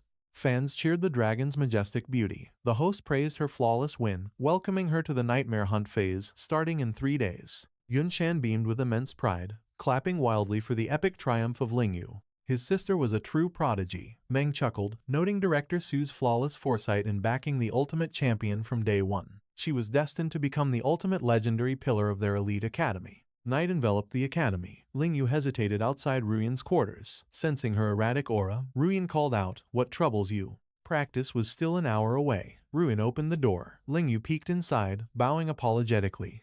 "Your lurking annoyed me," Ruyan scoffed. "Your star power is violently unstable, swirling like a chaotic tropical storm. It ruined my meditation focus. Speak your mind and get out." Lingyu offered premium cakes as a peace offering. "I wish to undergo your daily hellish training," she pleaded. "Please forgive my constant intrusions." A sharp smirk crossed the face of Ruyan. "Funny. Last time I trained you, you fought me tooth and nail. Why the sudden change of heart? Are you craving my secret battle arts?" Lingyu flushed deeply, waving her hands. "No, it is not like that at all." The tournament had shattered her ego. The champion's throne felt miles away. Ruyan bit into a cake. "Intimidated by your rival's raw power? When my brother commands the moon dragon," Lingyu confessed, "its aura reaches an unfathomable god tier. Compared to him, I am hopelessly overwhelmed in every single clash. If my core remains this weak, I will become a burden to my own beast. Championship dreams aside, I desperately need more power." Ruyan sensed her fear of losing control over the dragon. Savoring the sweetness, she probed, "Beyond physical combat, what power do you seek?" "In that arena," Lingyu murmured, "the 8th-stage dragon's sheer presence nearly crushed my soul. Snowball is too spiritually exposed. I must forge an unbreakable mental fortitude." "You demand the heavens," Ruyan replied. "For a beast master, spiritual resilience is the absolute hardest attribute to cultivate. Methods to boost it are incredibly rare, mostly requiring divine artifacts. Why do you think 8th-stage masters cap at 5 contracted beasts? However, the Tang bloodline possesses a forbidden art, a legacy passed exclusively to our maidens. Summon your dragon. I will show you true mastery." Lingyu gasped. "Inside this tiny room, will it not destroy everything?" Ruyan sighed with sheer disappointment. "Foolish girl. To channel a dragon's majesty, only the head needs to manifest. Is the academy teaching you nothing? When opening the dimensional rift, constrain your star power. Do not unleash it completely." Channeling her aura, Lingyu sparked the rift. A terrifying draconic snout slowly emerged from the void. Ruyan analyzed the beast. "So this is the legendary Silver Frost Star Moon Dragon." The beast exhaled a chilling gale. Rotting in that pet shop was dull." Ruyan grinned. "I hungered for the scent of battle. Even its deadly roar is music to my ears." Enraged, the dragon snapped its jaws. Instantly, Ruyan triggered her immobile glass body, deflecting the divine strike. Lingyu stood paralyzed by the sheer power display. Such godlike defense. She gasped. She flawlessly repelled a dragon's strike. "This supreme bloodline art," Ruyan explained, grants physical invincibility beyond our cultivation realm, whilst forming an absolute fortress around your mind. It might not solve all your weaknesses, but it guarantees you can stand beside clashing dragons without having your soul crushed. It completely eclipsed the pathetic, garbage-tier body refinement arts of the Zhao clan. The eyes of Lingyu blazed with burning determination. Please, Master, teach me, she begged. Ruyan tilted her head with a superior smirk. Well, I do have a craving for salty snacks. She finally understood her destined role. Right. Beaming with joy, she pledged daily tributes of food to show absolute loyalty. Ruyan merely smirked, mocking her foolishness. True mastery is rarely shared. The legendary immobile glass body belonged to her alone. Once this divine technique echoed through the arena, her bloodline would instantly know. Her ultimate survival was basically guaranteed. Plus, gaining a loyal minion to fetch gourmet meals was a sweet bonus. That fool Ping fed her trash, so real food was a blessing. Yet, hiding beyond the door, Ping caught every word. A dangerous smile crept across his face. How utterly fascinating. Channeling pure star aura to seal the room, he ordered the elders to resume their dark briefing. The mighty beast emperor revealed Patriarch Mo's absolute fury over the arena's chaotic outcome. Striking down his failing disciples, he branded Yuer the fourth greatest danger, trailing only the heirs of the three great clans. The Restoration Master noted Patriarch Qin's cold indifference, but warned that his heir hungered for a bloody clash with Yuer. Wielding a terrifying ninth-stage blood demon, engaging this master was essentially a death sentence. Master Snakeheart hissed that Patriarch Tang remained fiercely obsessed with his vanished heir. With Tang and missing, elite shadow hunters were already swarming the treacherous Dragon Ledge Mountains. The dreaded Poison King chuckled, declaring that Patriarch Liu cowardly chose the path of total neutrality. Fearing his wrath, they backed down. Surprised, Ping questioned this sudden display of utter submission. Dropping to his knees, the elder confessed to leaking Yuer's dark assassination plot to his master. Their clan's venomous nature was legendary, lethal to foes, but completely useless against Ping's overwhelming power. He blocked his own clan from touching the girl. Praising his profound wisdom, Ping ordered him to rise. What of the mysterious Starry Sky Syndicate? The scout revealed their deadly envoy was an assassin named Yan Bingyue. She was backed by elite title masters, their true numbers hidden in absolute shadows. The main character commanded absolute vigilance, demanding instant reports on their every movement. During this brief 3-day truce, they were ordered to handle the arrogant challenger named Xu Kuang. Anticipating chaos, he ordered them to drag the boy along. Dismissing the elders, Ping plunged into deep, strategic thought. What sinister plot was Starry Sky weaving? Overthinking their dark motives was simply a waste of time. Action was required. It was time for Joanna's weekly descent into the sacred cultivation zone. Summoned instantly, she materialized from the void, ordered to purify her soul within the divine spring. With a knowing smirk, she sensed his anxiety over a looming threat. Why not unlock the supreme divine realm? The spiritual awakening there dwarfed the spring's power. One taste of that heaven was completely unforgettable. Shocked by her sharp senses, he realized she desperately craved an early ascension to that divine realm. Yet, the demi-divine boundary remained unplundered. Rushing blindly into higher domains was pure foolishness. He calmly admitted her terrifying instincts were absolutely flawless. But ascending required her absolute servitude as a star employee. The soul contract was unbreakable magic.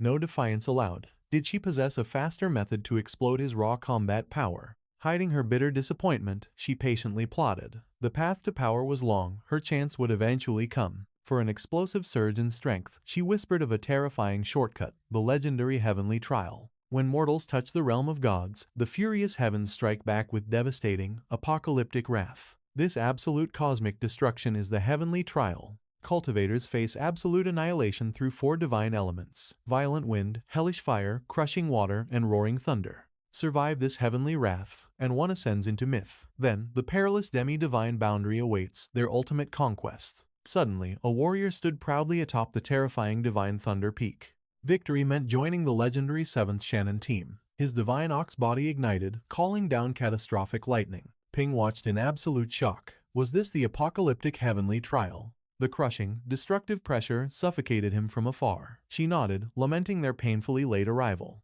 The Peak's master had already awakened the tribulation. Sweating nervously, he decided a strategic retreat was best. Finding a web developer for his humble pet shop took way longer than expected. Had their loyal customers not embraced the digital era, keeping the family business alive would have crushed his mother. The girl tilted her head, questioning why those 2 mere ants stayed behind. He instantly knew she meant Lingua and Ruan. he explained calmly. The profound weight of a heavenly tribulation was far beyond their current comprehension. They simply were not ready. He left them behind to cultivate diligently, so she need not worry. Nearby, fellow challengers gazed at the towering peak in absolute awe. One gasped, noting the thunder clouds spanned a massive 10 miles. Such terrifying talent was expected from this squad. Last year, Team 6 birthed numerous tribulation survivors, and every single one became a legendary battlefield warlord. Without a doubt, Team 7 is destined for absolute glory this year. The main character pondered silently. Was this so-called natural talent identical to his system attributes? Their true potential directly dictates the sheer scale of the gathering storm. His tamed beasts possess strictly average stats, making him question their storm potential. Suddenly, a deafening roar erupted. Heavenly lightning viciously pulverized the man's divine bull physique. Howling into the abyss, he begged the sacred mother tree to witness his ultimate glory. But the heavens showed no mercy. Savage lightning shattered his godly vessel and pierced his core, brutally snapping his horns and torching his flesh. Howling in absolute agony, he collapsed and desperately triggered his defensive barrier. Yet the shield shattered like glass beneath the divine wrath, sealing his crushing defeat. Immediately, the heavens fell into an eerie, dead silence. Watching this absolute tragedy unfold, his comrades completely broke down. One gripped his skull in sheer despair, sobbing that heaven was far too cruel. A 10-mile tribulation was simply merciless. The heavens truly despised absolute genius. Even the ultimate storm-defying relic from the vast sea realm was completely obliterated, barely clinging to life. His divine foundation completely shattered, reducing him to utter mortal trash. Atop the ruined peak, the broken warrior wept bitterly, fully realizing his newly crippled reality. He made the dark choice to end his own life. He delivered the fatal blow, instantly scattering into ash. Witnessing this brutal tragedy, Ping felt entirely sickened. Without his absolute system protections, he terrifiedly realized he would also be erased like worthless dust in the wind. He absolutely had to master his current strength. Turning around, he anxiously asked if failing this heavenly tribulation was truly a common occurrence. Joanna scoffed, stating probability had absolutely nothing to do with it. He had distinctly heard them mention talent, right? Raw talent dictates both the tribulation's wrath and the warrior's ultimate future ceiling. However, surviving the heavenly punishment relies entirely on their current absolute combat prowess. That man had reached the 9th tier, but his actual combat strength was pitifully weak. So, naturally, the vast sea realm artifact crumbled under pressure. But why the pale expression? She could read his terrified thoughts like an open book. He was trembling with fear, wasn't he? He instantly turned his back, stubbornly denying the accusation with a forced scoff. She smirked, explaining that fallen gods simply returned to the mother tree's embrace, to be reborn anew. He was clearly just terrified for his own mortal life. Moments later, a loyal vassal knelt respectfully before her, boldly announcing it was finally his turn to face the heavens. Manifesting a radiant artifact from thin air, she gracefully tossed it down. The vassal gasped in absolute shock. Was this the legendary Aegis shield? To be personally gifted a divine treasure from Her Highness was an unimaginably glorious honor. The sentient shield pulsed with extraordinary life energy.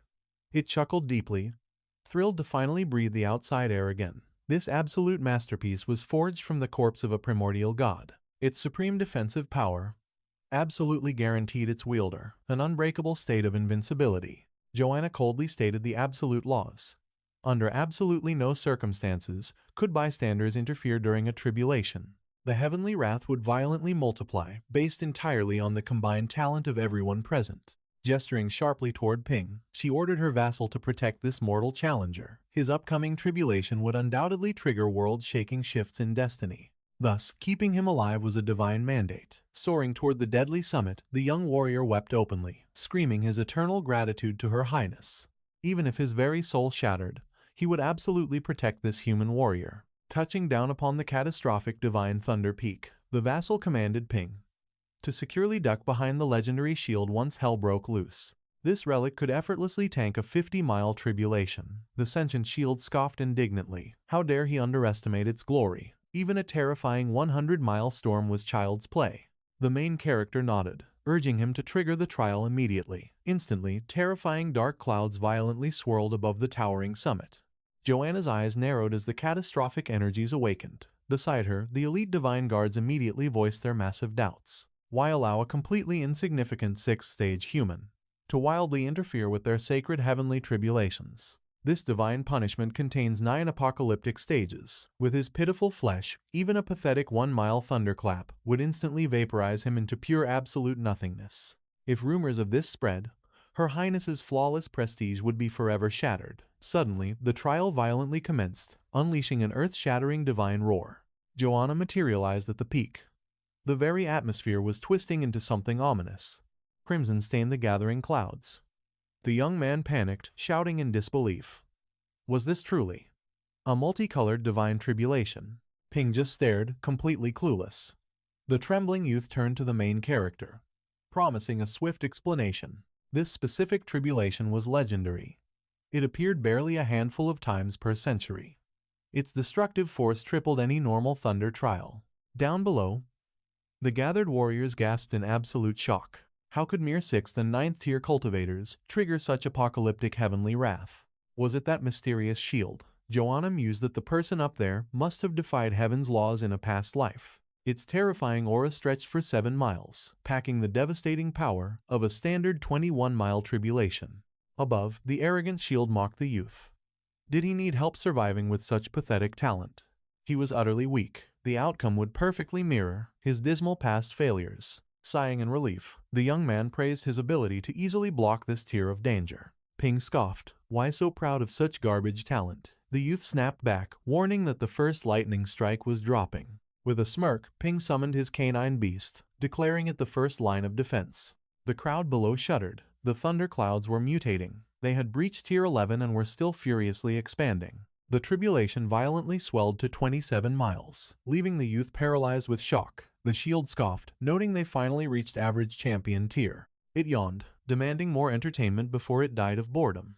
As the dark dragon dog pushed the limit to 20 miles, Ping unleashed the moon dragon. The storm's radius viciously expanded to 30 miles. The majestic moon dragon itself commanded a 23-mile zone of crushing pressure. Ping analyzed the beast. Despite trailing a tier behind the dark hound, its top 10 dragon lineage offered incredible elemental suppression. Next, the terrifying Lightbringer serpent of purgatory slithered forth. The trembling youth gasped. Where was he hiding these legendary monsters? Even the arrogant shield chuckled nervously. Finally, sensing a terrifying anomaly unfolding, the tribulation cloud suddenly exploded to 100 miles. The spectators lost their minds, screaming in pure terror. What heaven-defying monster was this? Summoning a 100-mile tribulation was utterly impossible. Panicking for Joanna's safety, the guards frantically begged her to flee down the mountain. Remaining meant getting dragged into the heavenly wrath. But she dismissed them coldly. She had conquered these trials countless times. Her brow furrowed in deep suspicion. She needed to seize this chance to expose the terrifying secrets hiding within Ping. But how did he orchestrate this apocalypse? To block the Lord of Heavenly Tribulations, she would have to sacrifice her ultimate divine artifact. With a swift motion, she summoned the glowing relic and launched it skyward. The youth snatched it from the air, his eyes bulging. Was this not Her Highness's sacred treasure? Ping smirked. Her trump card secured his safety. Then, he casually summoned a tiny skeleton. Below, chaos erupted as people sprinted for their lives. The peak's occupants were the targets. Why should bystanders suffer heaven's wrath? The storm swallowed the entire divine thunder peak. The youth shrieked in absolute despair. A multicolored tribulation spanning 200 miles. It was a mythological catastrophe brought to life. Aces chuckled, sweat pouring down his face. Frankly, this apocalyptic scale was a first for him too. His thirst for a glorious battle was finally quenched. Massive lightning dragons roared downward. Ducking behind the shield, he desperately ordered Ping to take cover behind him. Gripping the artifact tightly, he roared for the mother tree to witness his final stand. An impenetrable barrier violently erupted. Simultaneously, the system chimed. The tiny skeleton's undead fruit activated, nullifying one lethal strike. Yet, in a flash, the skeleton was obliterated anew. Its soul crushed into nothingness. The devastating shockwave also instantly shattered the souls of the serpent, the moon dragon, and the dark hound. Horrified, the youth screamed that all of Ping's beasts were dead, but Ping just grinned. Their souls were merely wiped out. With a snap of his fingers, he instantly resurrected them on the spot. Taking brutal beatings was their professional specialty. After all, Ping only needed to keep himself alive. He gladly dumped the defense duty entirely on his companion. The youth stared, utterly dumbfounded by this godlike power, controlling life and death with a casual flick but he begged Ping to take this seriously. This apocalyptic strike was just the first of 9 deadly tiers. Every incoming wave would multiply in sheer, world-ending destruction. The heavenly trial escalated to stage 2. Massive lightning serpents descended, and the main character instantly commanded his beastly companions to strike. The tiny skeleton charged into the fray. Its blade slashed a lightning serpent, triggering a massive, earth-shattering explosion.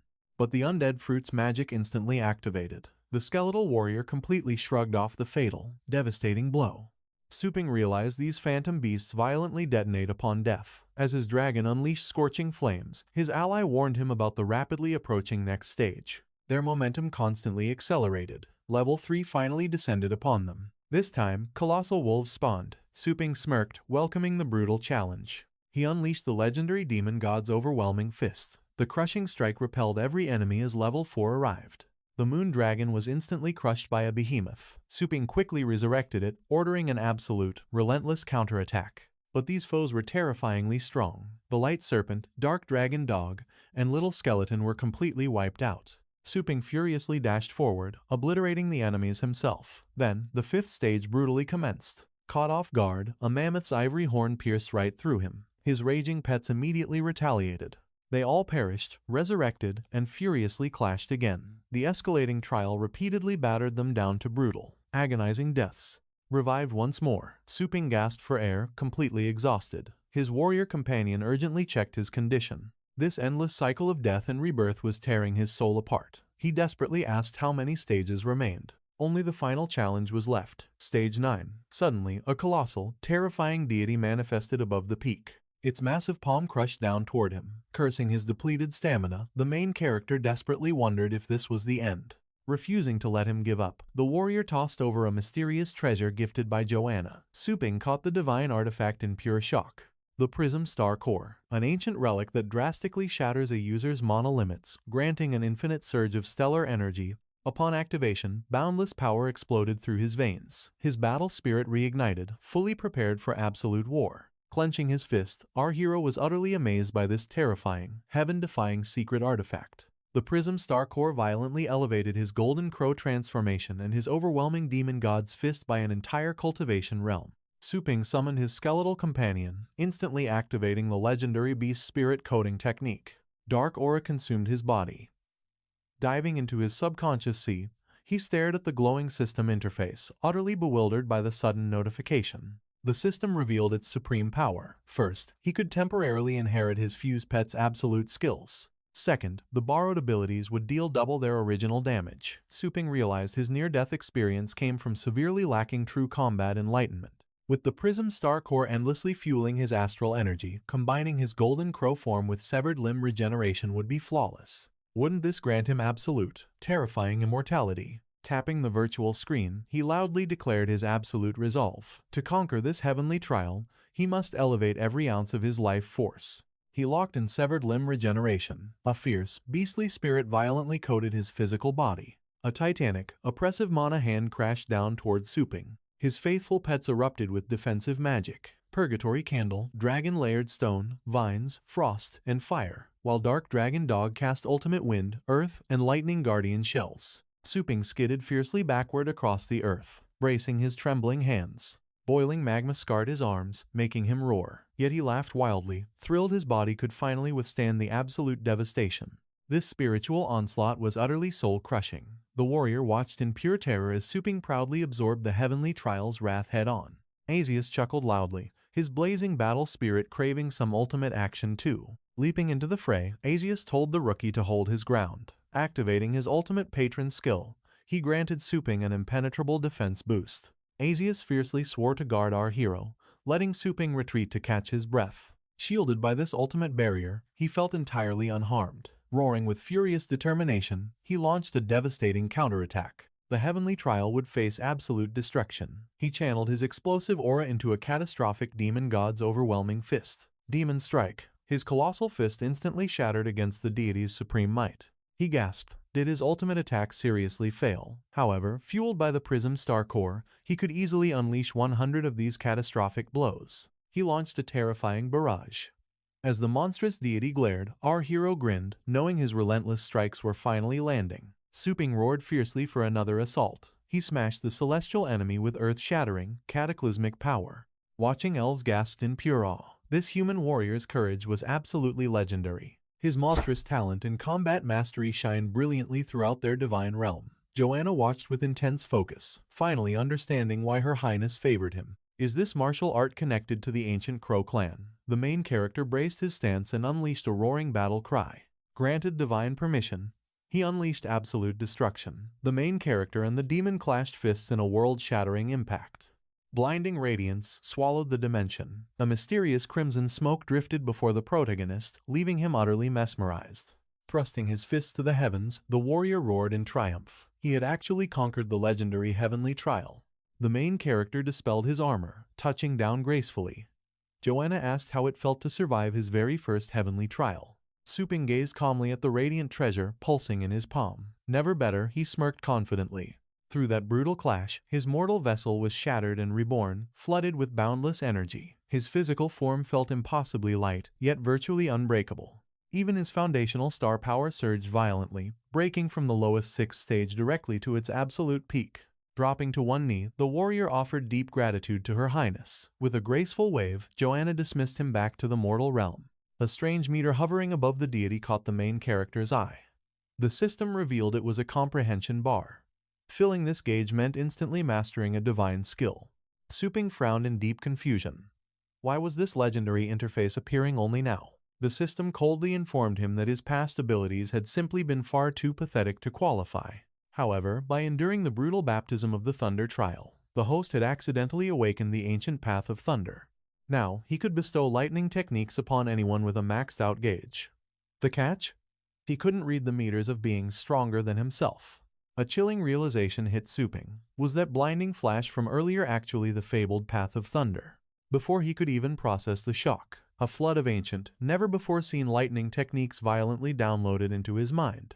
The system announced a staggering reality. There were exactly 999 unique thunder arts, all perfectly categorized by their destructive potential. These divine abilities operated on completely different laws than the primitive energy systems of his home, the Blue Star. Just how devastating were these thunder arts? Could he actually engrave all 999 varieties? His blood boiled with pure anticipation. He possessed the absolute power to custom-tailor these devastating abilities perfectly for his battle beasts. Back at his sanctuary, a wicked grin spread across his face. Both the Moon Dragon and Dark Dragon Dog had maxed out comprehension meters. Time to begin. Placing his palm on the Dark Dragon Dog, Suping analyzed its supreme defensive stats. This beast desperately needed an ultimate tanking ability. Power surged from his fingertips as he engraved the 773rd art onto the Hound, the legendary thunderous killing zone. This terrifying zone channeled the wrath of a thunder god. It ruthlessly strangled any foe foolish enough to step within its lethal 10-meter radius. Shifting his focus, Suping noted the Moon Dragon strictly relied on distant strikes.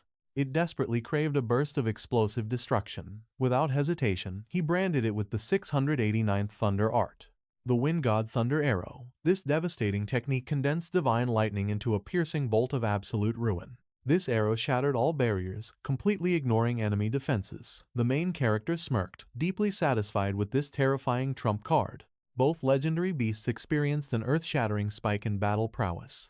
They were perfectly armed to crush those arrogant young masters in the upcoming tournament.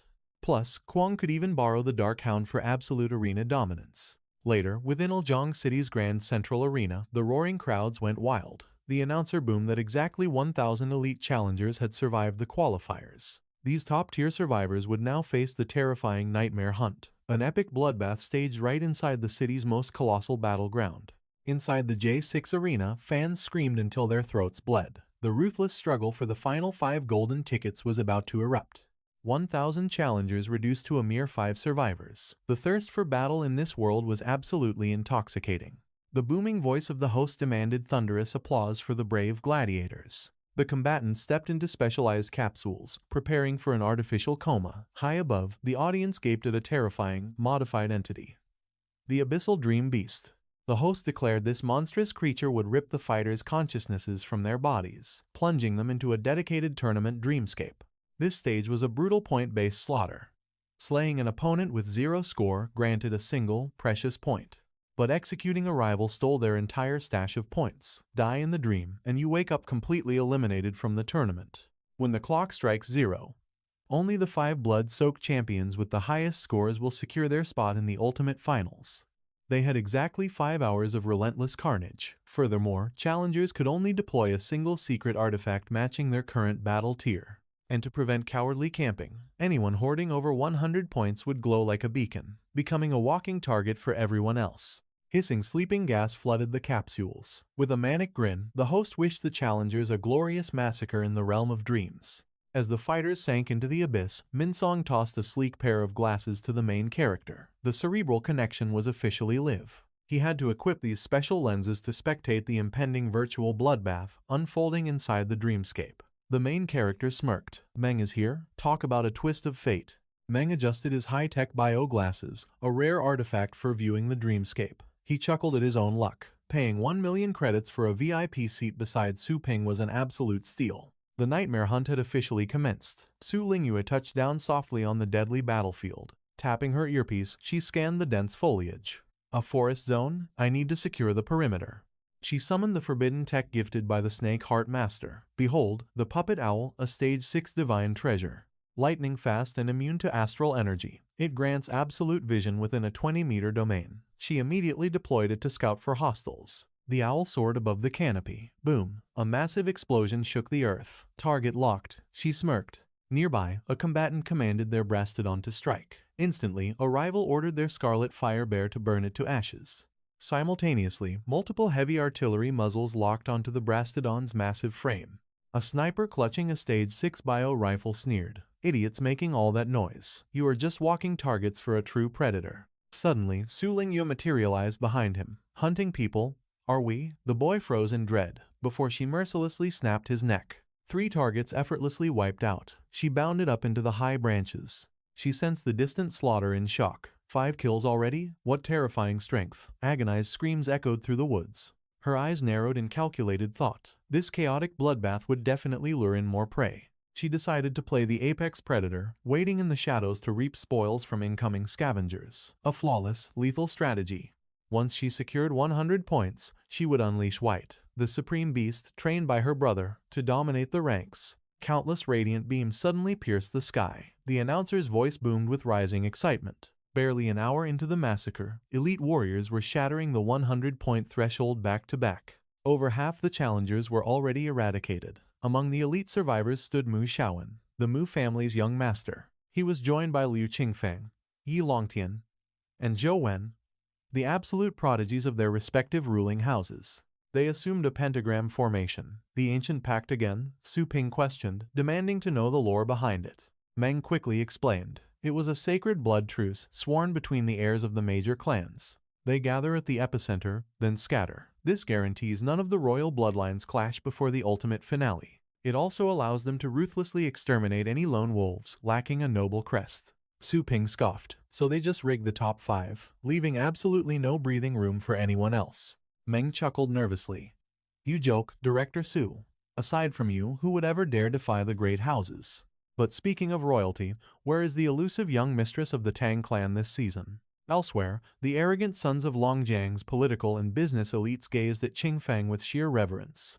The Liu clan's blade arts are invincible, they praised. None can survive its absolute devastation. This round is already ours. But Qingfeng waved off their pathetic flattery with a cold glare. He stated they only survived this long because they purchased a top 10 guarantee from the Pixie Pet store. Remember your place, he warned. Without my family's supreme protection, you are all nothing but cannon fodder. Suddenly, golden pillars of aura erupted into the heavens. Far away, Su Lingyue gasped in disbelief. Another golden pillar. The announcer roared that a 6th warrior had just shattered the 100-point barrier. Such terrifying speed. Is it the Tang heir? A maniacal laugh echoed out. You are all nothing but worthless garbage. Dark Dragon Hound, tear them to shreds. The beast roared, leaving Su Lingyue completely paralyzed by its aura. Why does he feel like the ultimate boss? Meanwhile, Mu Shaowen smiled wickedly. That aura is close, right? Have we not crushed this fool before? Let us teach him a brutal lesson. The tallest tree always catches the storm. Swiftly dispatching 2 more foes, Su Lingyue tracked the golden auras.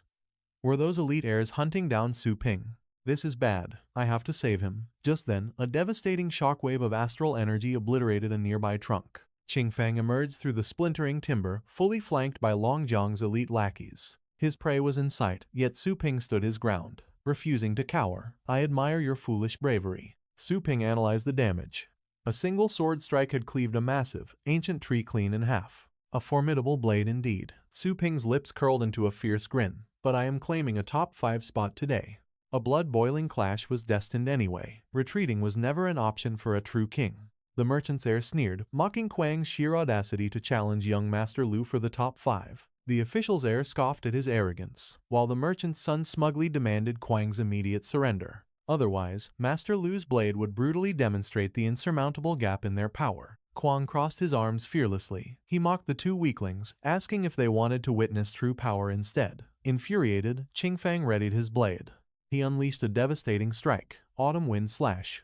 A vicious gale slammed into the dark dragon hound. Quang merely glared. Qingfang scoffed, admitting he rarely met worthy prey.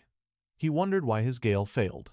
Qingfang declared his legendary name, demanding the arrogant challenger reveal his own identity. Quang smirked and pointed at himself, hyping up his own surname. However, Qingfang ruthlessly interrupted him with another deadly strike. He unleashed a torrential tempest. Wild winds exploded around the dark dragon hound, yet the beast remained completely unshaken. The merchant's heir laughed hysterically, labeling Quang as absolute trash. The official's heir cheered, declaring that provoking Master Lu meant absolute, undeniable death. Seated calmly upon his hound, Quang finally declared his surname was Shu. The two lackeys suddenly gasped in total disbelief. What was this madness? Quang arrogantly snapped at Qingfang for interrupting his grand speech, mocking him for relying entirely on cheap sneak attacks. Qingfang glared intensely at his trembling blade. Meanwhile, the shocked crowd gasped. Master Lu, a legendary swordsman who had slaughtered hundreds, had been completely overpowered. Just who exactly was Quang? His dark dragon hound was normally 2 to 3 meters tall, yet it radiated an overwhelming presence of 5 to 6 meters.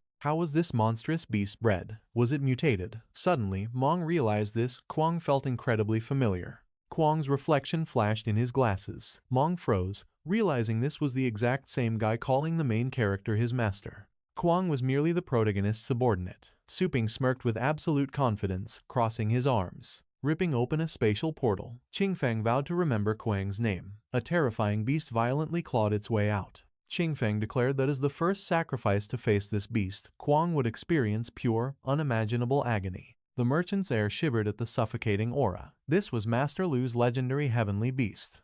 The official's heir trembled, identifying it as the 5th-ranked abyssal dark dragon. Mong recognized the terrifying creature immediately.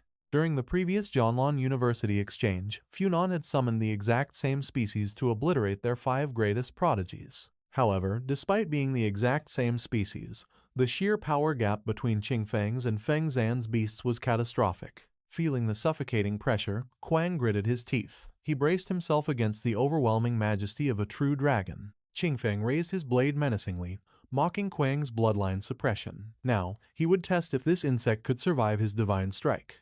Suddenly, Ling Yu launched a blinding kick. Qingfang casually blocked the strike, asking if she was Ling Yu. Landing with perfect grace, she confidently confirmed her identity, claiming her place as his true opponent. The merchant's heir gasped in sheer terror. Was this truly the legendary #1 fighter in the entire city? The official's heir panicked. Why wasn't the dragon's pressure affecting her? Xiaoan smirked, pointing out her impenetrable absolute glass barrier. Qingfang's eyes widened in genuine shock. How did he uncover that secret? Xiaoan chuckled. Since he was facing the mighty Tang family's young mistress, he naturally knew her techniques. Qingfang frowned deeply. That legendary skill was utterly exclusive to the Tang family's true heir. How on earth did Ling Yu master it? Wait, the Tang family's actual heir had vanished from this year's tournament. Could Ling Yu secretly be her? This explained his father's deep paranoia regarding the mischievous pet store. No wonder they boldly aimed for absolute victory. Qingfang suddenly burst into hysterical laughter. He had been so blind. The Tang family's heiress was already completely trapped within their grasp. Xiaoan glared, demanding why he laughed. Qingfang coldly dismissed him, saying nothing. Rumors claimed Brother Qin desperately wanted to test Ling Yu's power. Should he step back and let the enemy strike first? Qingfang sneered inwardly. If the Qin family foolishly clashed with the mischievous faction, they would suffer catastrophic losses. Then, his mighty Lu family could strike from the shadows and butcher them all.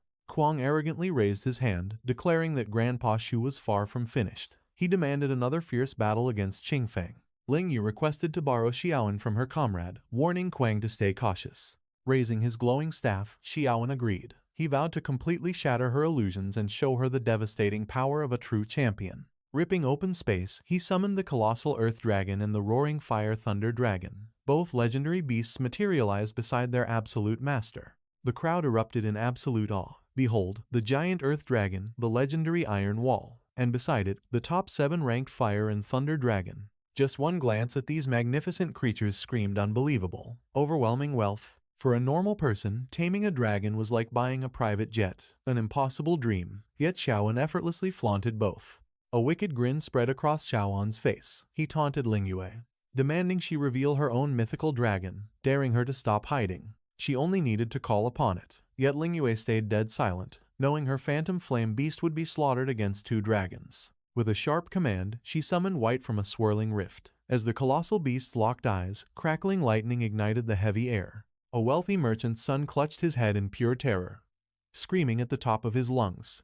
4 dragons. Beside him, a politician's heir trembled in despair, crying out that his father's vast fortune could not afford even a single scale. The earth dragon's jaws snapped open, unleashing a devastating 3rd stage skill, Breath of the Underworld. Qingfeng raised his blade, mocking Kuang's survival chances. Kuang merely raised a hand with a confident smirk. He absolutely could, and instantly ordered his dark dragon hound to strike back.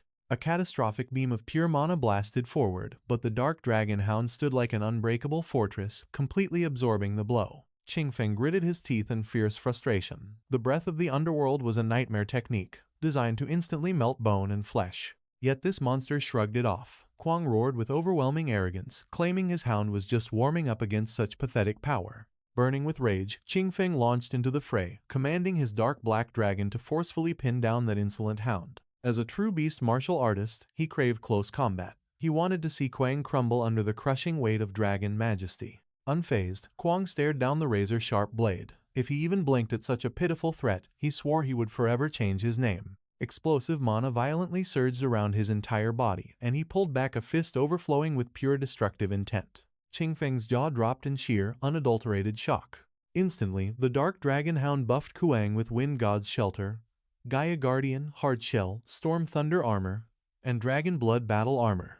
Kuang's fist brutally smashed into Qingfeng's face. "See how easy this is for your grandfather," he mocked, while Qingfeng spat out vicious curses, screaming that Kuang was nothing but a dog-riding freak. Qingfeng's entire body was sent spiraling violently through the air. He crashed into the earth with bone-shattering force. Kuang smirked coldly, cracking his neck as he accepted the insult as high praise. "If you have any pathetic tricks left in your arsenal, now is the time to show them." Trembling with blazing fury, Qingfeng forced himself to his knees, roaring that tournament rules had restricted him to a mere level 6 blade. Had he wielded his legendary Jianlu sword, Kuang's severed head would already be rolling. Desperate, he summoned his dark black dragon. The colossal beast materialized at his back in a heartbeat. Without hesitation, Qingfeng leaped onto the terrifying dragon's snout. Kuang raised an eyebrow, mocking his sudden retreat. As the dragon soared skyward, Qingfeng screamed down, demanding he stop his arrogant rejoicing. Dark, chaotic energy gathered violently,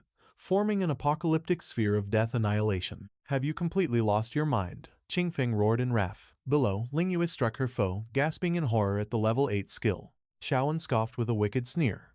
"Are you terrified? My mighty beast can effortlessly block that." Slamming her hand against the shattered earth, Lingyue executed a flawless sweeping kick, fiercely ordering her opponent to run for their lives. Xiaoan's boasting was completely useless. His twin dragons were utterly helpless, on the verge of being frozen into pathetic ice sculptures. Closing the distance with a predatory grin, Xiaoan mocked her pet's weakness. He promised to crush Lingyue's beast into a mere chew toy. The crowd went absolutely wild as Xiaoan and Lingyue fiercely continued their lethal battle. To hold her ground against a top-tier noble family, Master was a truly breathtaking display of martial prowess. An ordinary fighter wouldn't survive 2 steps in this hellish crossfire. Above them, the death annihilation sphere reached its critical, explosive mass. 1/3 of the entire island was about to be wiped out. Qingfeng hurled the apocalyptic sphere downward, screaming they would all turn to ash. In that life-or-death split second, Kuang leaped onto his dark dragon hound, commanding it to unleash their ultimate secret technique. The mighty hound rocketed from the shattered earth. Charging straight at the apocalyptic orb, it triggered Zone Expansion, Thunderous Killing Zone. The lethal domain clashed violently against the sphere of absolute ruin. Deep cracks fractured the annihilation orb before it triggered a cataclysmic explosion.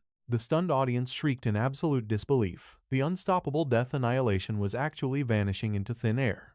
The Dark Dragon Hound's terrifying spatial technique had completely devoured the attack. It defied all laws of common sense. The moment the dark energy breached the domain, it crumbled to absolute dust. The crowd had never witnessed such godlike spatial mastery. Kwang let out a chilling, villainous laugh. He boasted that his legendary master taught him this impossible art, something their weak eyes missed. Trembling with sheer disbelief, Qing Feng demanded the name of this monstrous teacher. Kwang's eyes flashed fiercely as he commanded him to listen closely. His master is Su Ping, owner of the legendary mischievous pet store. Fading into the shadows, Qing Feng realized he merely faced our protagonist's loyal follower. To think that the mighty Kwang is merely a frontline fighter for the mischievous shop.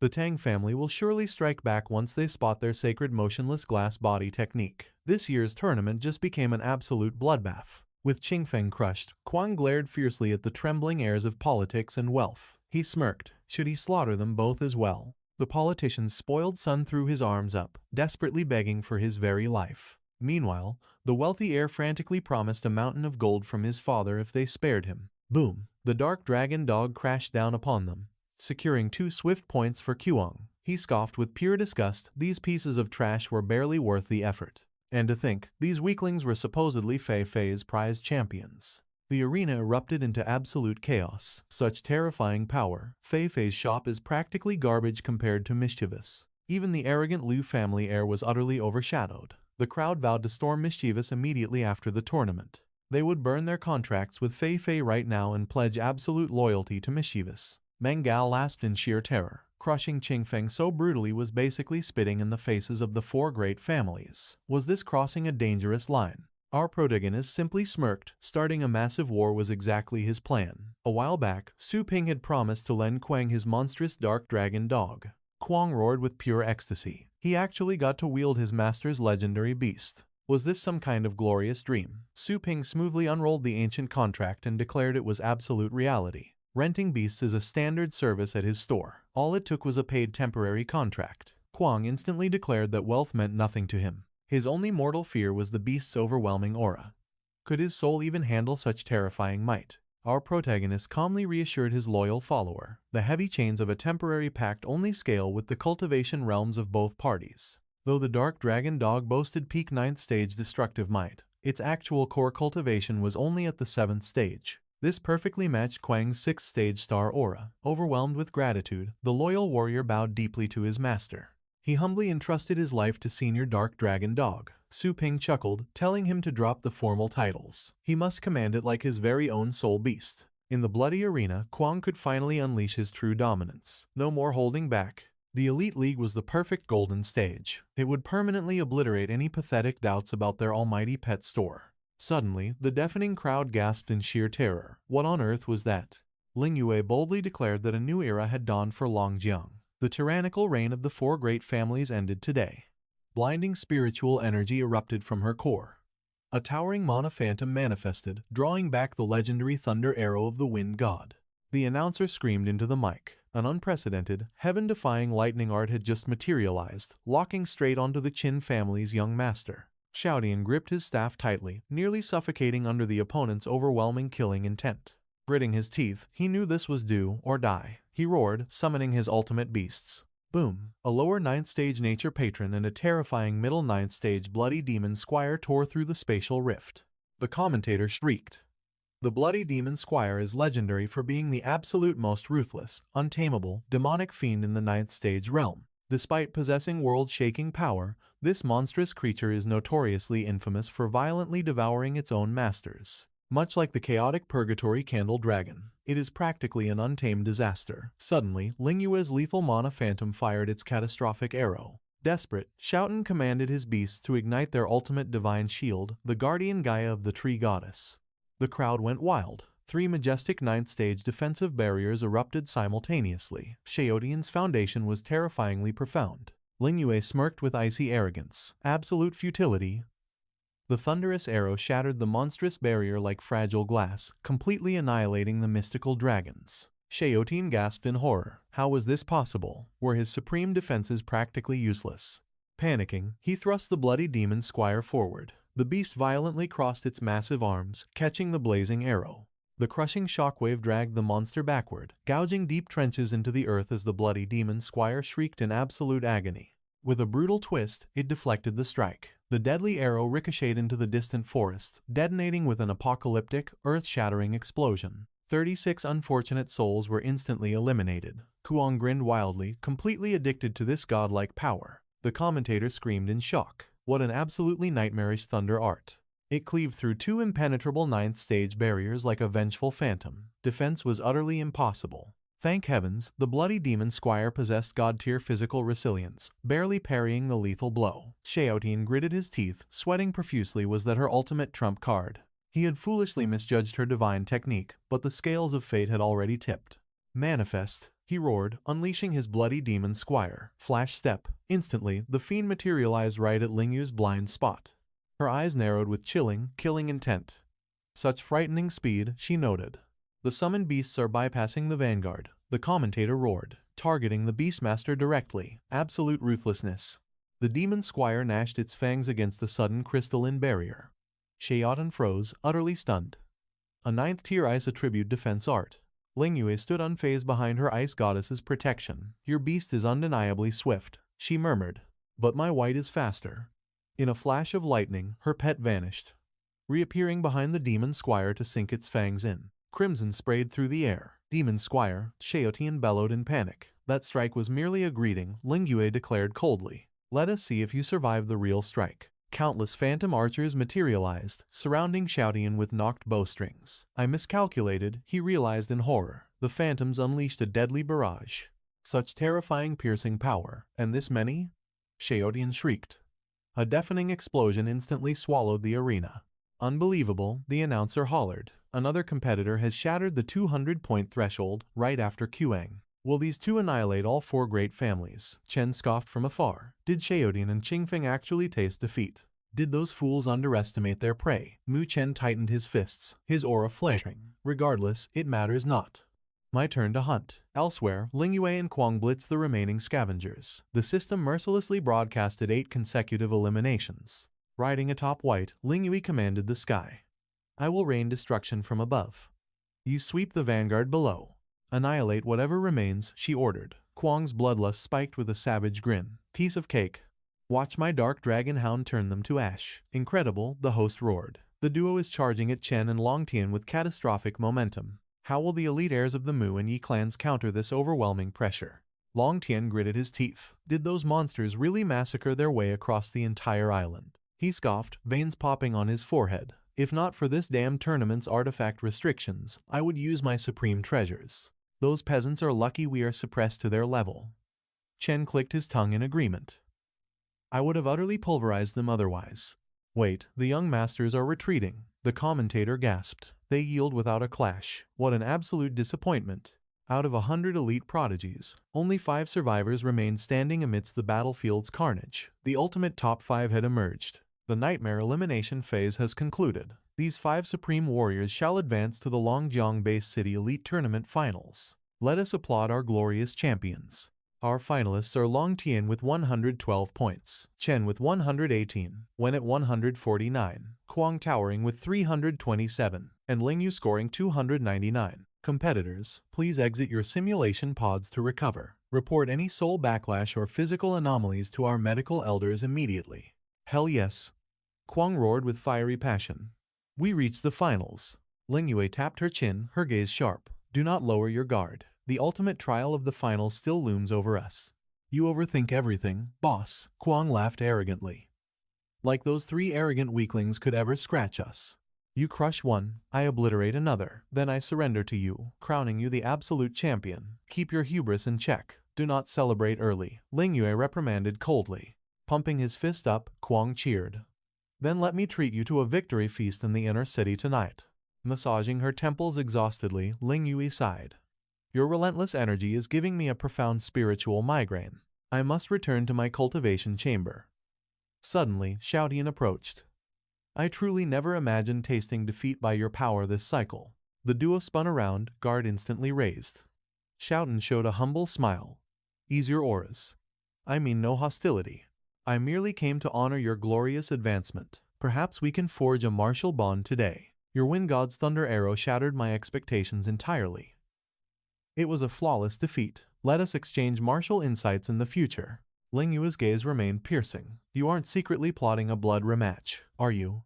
Xiao Dian chuckled brightly. Perish the thought. Championship glory means little to me now. My true destiny lies within the legendary Zhenwu Academy. Ling Wei gasped, utterly shell-shocked. Zhenwu Academy, the absolute pinnacle of martial cultivation in the entire Asian continent. Kuang aggressively slung an arm around Qing Feng's trembling shoulders. Our clash was absolute fire, man. We must definitely cross fists again. Qing Feng screamed internally.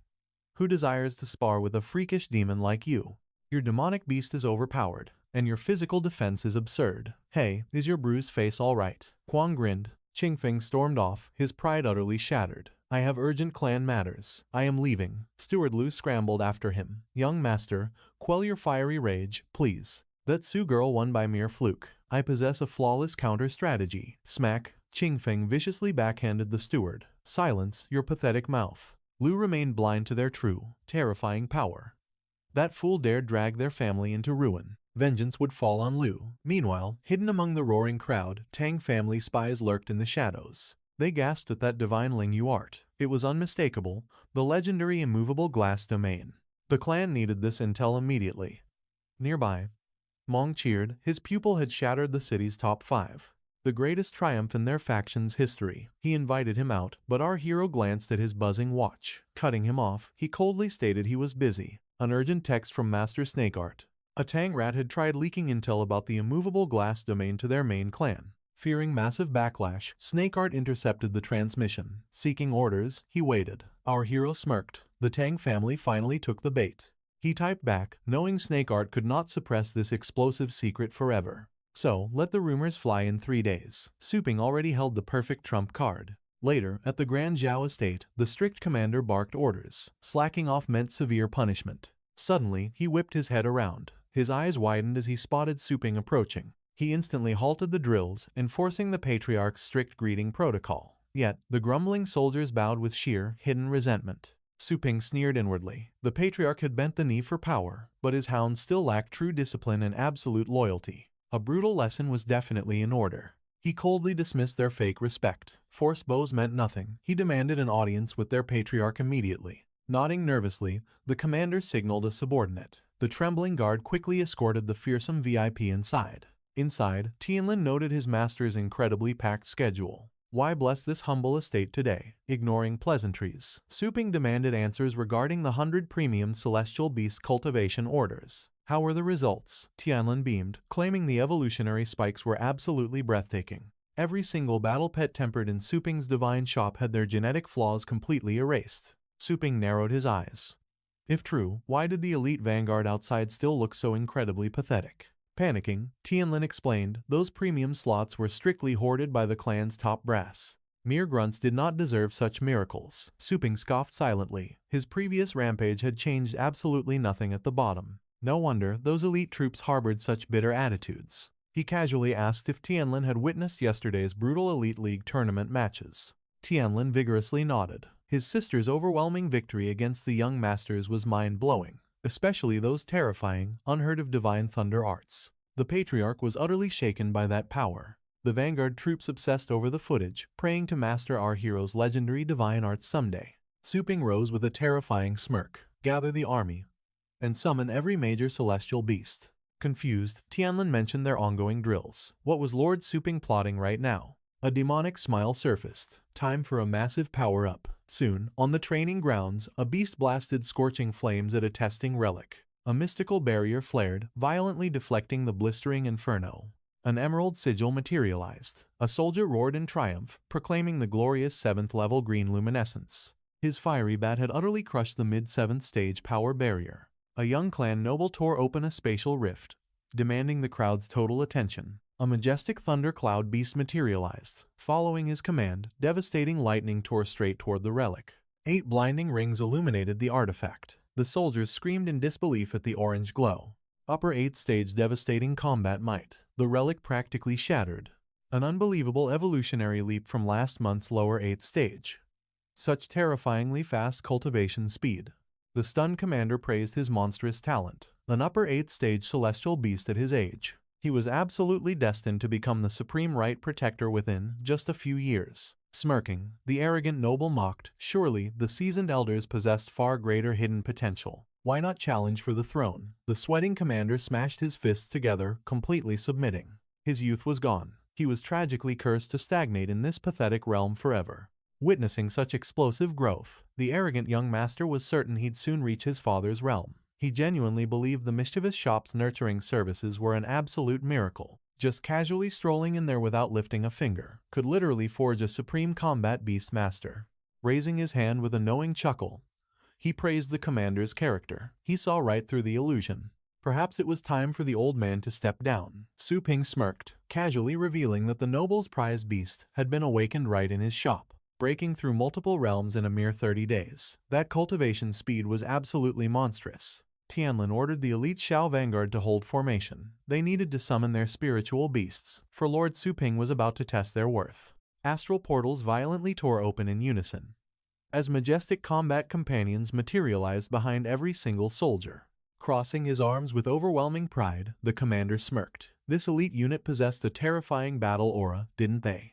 Yet Su Ping's sharp eyes caught something pathetic. The commander's personal beast was utterly untamed. Was this terrible luck, or just garbage comprehension? Could our main character forcefully transmit a divine skill? Scanning the ranks, his gaze locked onto an ancient vine hovering at the lower 8th stage.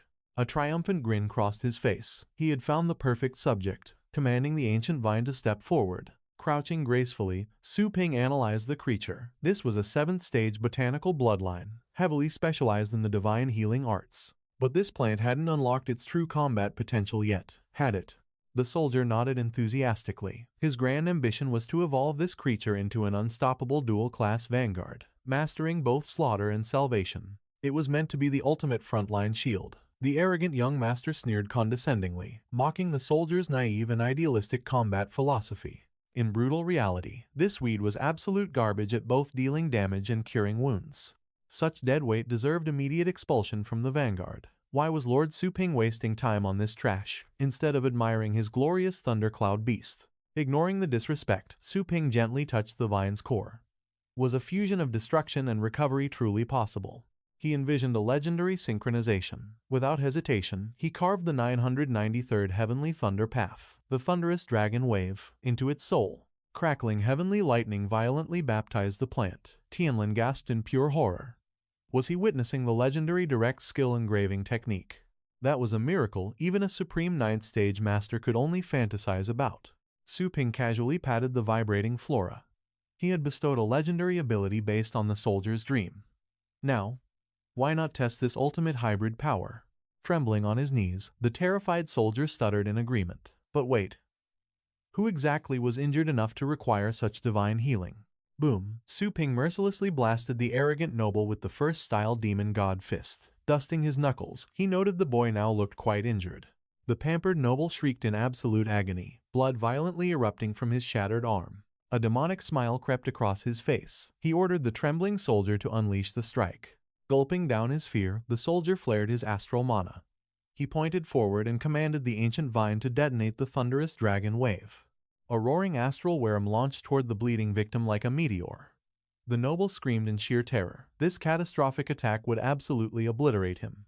The electric beast phased through the terrified boy's body in a blinding heavenly flash. Pulsing emerald veins instantly wrapped around the mangled limb. Staring in utter disbelief at his fully restored arm, the noble whispered, "It didn't hurt at all." Tianlin's jaw dropped. Did he just witness the instantaneous cellular regeneration of a severed limb?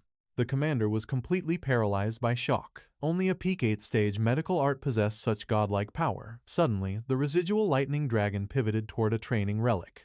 Kaboom! The colossal relic instantly vaporized. He roared in awe as the secondary target was completely wiped from existence. That devastating offensive output firmly rivaled a peak 8th stage strike. So it was true. A heaven-defying skill fusing absolute annihilation with supreme salvation actually existed. And this monstrous entity was completely subjugated. With just a casual flick of the main character's wrist, it had instantly broken through multiple minor realms. The soldier screamed in sheer ecstasy. His once useless botanical pet was now unleashing world-ending devastation. Su Ping squinted critically, wondering if the flesh reconstruction was truly flawless on a cellular level. With chilling calmness, he declared that under his supreme guidance, this lowly weed had finally awakened its heaven-shaking potential. Though the creature still required harsh tempering, the commander stood petrified, his mind melting at the realization that Su Ping intended to bestow these legendary arts upon them all. Such divine generosity was unprecedented. Pledging absolute loyalty was their only path to greatness. God, he violently regretted ever doubting this monster. Was it too late to grovel for his favor, or had the Supreme Being decided to spare them? Missing this golden destiny would be worse than death. With a thunderous unified crash, the entire vanguard fell to their knees. They roared to the heavens, swearing eternal blood loyalty to Lord Su Ping. Nodding coldly, the main character expressed his imperious approval. Yet inwardly, he knew mere blind loyalty wouldn't survive the coming storms. He commanded them to undergo hellish day and night training under his watch. He would forcefully forge them into an invincible legion before the season ended. Sweating bullets, the patriarch panicked in the shadows. Was this ruthless demon plotting to assassinate him and usurp absolute command over his elite forces? Tianlin could not fathom the sudden urgency. Raising his hand, Su Ping posed a chilling question. Has Lord Zhou truly remained blind to the shifting tides of Longjiang? Suddenly, a secret transmission arrived. Master Snake Heart delivered a grim warning to our main character. The Starry Sky faction had descended solely to crown Bingyu as the tournament champion. The Mu and Dong bloodlines had secretly forged a treacherous alliance with Bingyu. Their ultimate goal? To absolutely crush Su Ping on the grand stage of the finals. He implored our hero to stay vigilant. Moments later, the booming voice of the announcer echoed through the arena, declaring the start of the legendary Elite League Finals. Today, a champion would rise. The fiercest prodigies representing their home base of Longjiang prepared to clash within the walls of the A2 arena. Gasps rippled as spectators pointed upward. The legends had appeared on the high towers. These were the mighty patriarchs. But who was that empty throne reserved for? Dong Lujan, the fierce patriarch of the Dong clan, cursed Mr. Su under his breath for dragging their family into this twisted game. Mu Han, the sinister Mu family head, smirked and told his ally to relax. If this grand finale collapsed, the mighty overlord would surely intervene. Qin Duhuang narrowed his sharp eyes. Was this mysterious girl truly the monster who had crushed his own son in battle? Crossing his arms in quiet defiance, Liu Tiansong declared his intentions. He wanted to witness the legendary strength of Mr. Su with his very own eyes. Yi Wuxiu murmured a dark prophecy. The winds of fate were shifting, and an unnatural storm was brewing today. Tianlin chuckled calmly. The Star Guards thanked the crowd, while Bingyu coldly commanded the tournament to begin. Meng stared in shock. Who was this terrifying girl? The announcer roared, hyping up her unbelievably majestic entrance. As she claimed the throne, the crowd erupted into sheer disbelief. Did this unknown girl truly possess the authority to sit among the legendary family heads? The host passionately announced that Bingyu had claimed the central throne. This girl would bypass the trials, entering the finals for the Starry Sky faction. The crowd gasped. That was the subcontinent's most terrifyingly powerful organization. An outsider bypassing the trials. Absolute injustice. Lingering in this arena suddenly felt dangerously oppressive. Fleeing home to watch the broadcast seemed wiser. Meanwhile, the host roared. Today, 6 elite warriors would clash for the ultimate championship crown. Earning the gaze of the mighty Starry Sky was a monumental honor for their city. Because of this sudden shift in challengers, the rules of the grand finale had been drastically rewritten. Through a fateful draw, the 6 fighters would split into Group A and Group B. Survival meant crushing both rivals in your bracket. The final victors would wage war for the Supreme Champion title, leaving the losers to settle for the top 6 spots. Lingyue and Quang glared at the giant screen, realizing the sinister truth behind the draw. Suddenly, the announcer roared that their fates had been decided. Would they clash before the true finale? Lingyue wondered. High above, the ruthless family patriarch smiled with absolute malice. The arena shook as the host declared Group A's opening match. The terrifying Binyui would face off against Chen. Raising a trembling hand, Beihai shocked the crowd. The legendary Mu clan officially surrendered. Whispers of absolute disbelief flooded the stands. Had the glorious Mu clan, home to the previous king, just thrown away their shot at the crown? Was Starry Sky that terrifying? Even the greatest local bloodlines dared not provoke such an unstoppable behemoth. Foreign invaders plotted to steal their city's supreme title. Now, their only salvation rested upon Mr. Su. Our hero watched this unfold with wide-eyed shock. Min Song pointed out a dark truth. Though hidden by authorities, our main character surely knew the gruesome reality of this unwritten law, right? From brutal elite clashes to royal bloodbaths, these talent gauntlets served as the only ladder for commoners to ascend the social hierarchy. But for the city itself, this tournament was a desperate gamble, a necessary sacrifice to secure massive resource injections from the Bluest Star Federation. Core cities that fail to forge powerful warriors are completely abandoned by the ruthless Federation. If arrogant outsiders steal this championship, the city's progress will crash, throwing them into a devastating dark age. Normally, these arrogant aristocratic families proudly flaunted their overwhelming dominance. Yet before the terrifying starry sky, they cowered like helpless prey. In his heart, Meng desperately prayed for the director to seize ultimate victory. Group A's second clash was declared. The monstrous Bingyue would battle Long Tian. Watching closely, Yi Wushu's eyes gleamed with cold realization. That ancient monster from the Mu clan was using the Starry Sky faction as a blade to slaughter Mr. Su. His Yi clan hungered for a piece of this slaughter. The heavy cost was acceptable, provided they dodged massive casualties before the upcoming royal war. Yi Wushu calmly raised his hand, declaring that the mighty Yi clan completely surrendered. The host screamed in sheer disbelief. Two tangent-level families had cowardly thrown away their matches in rapid succession. Lady Bingyu would march straight into the grand finale. Meanwhile, Yi Wushu whispered, offering a sinister piece of advice to Tianlin. To survive in Longjiang, Tianlin must abandon the young master as a bloody sacrifice, ensuring Lingyue escaped this slaughter with only minor scars. The host roared into the mic. Group B's opening bloodbath would pit the fierce Lingyue against Wen. Stroking his beard with a grave expression, Tianlin demanded Wu Ying's absolute attention. He feared Starry Sky's forces would be completely defenseless against the coming storm. If Wu Ying hoped to survive in Longjiang, he needed to stop buzzing around like a useless pest. Wu Ying roared in absolute fury, but Tian dropped a massive bombshell. The Zhou family was actually yielding.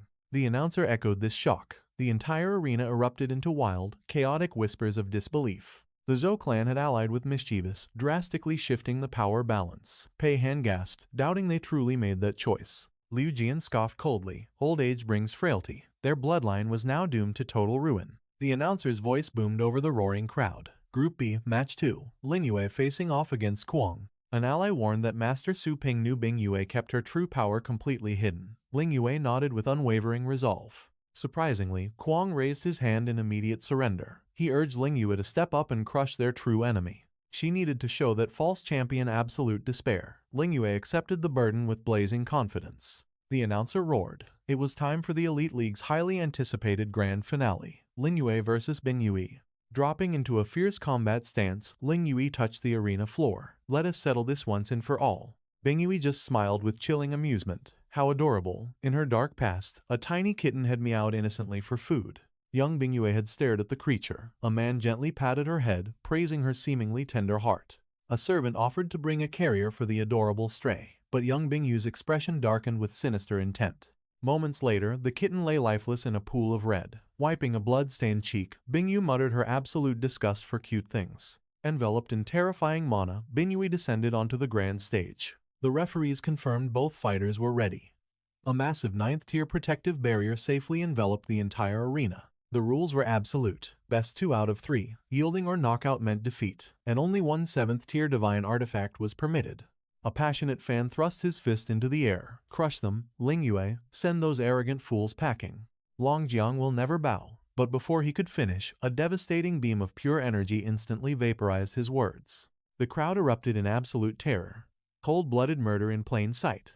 Su Ping's eyes darkened in deadly silence.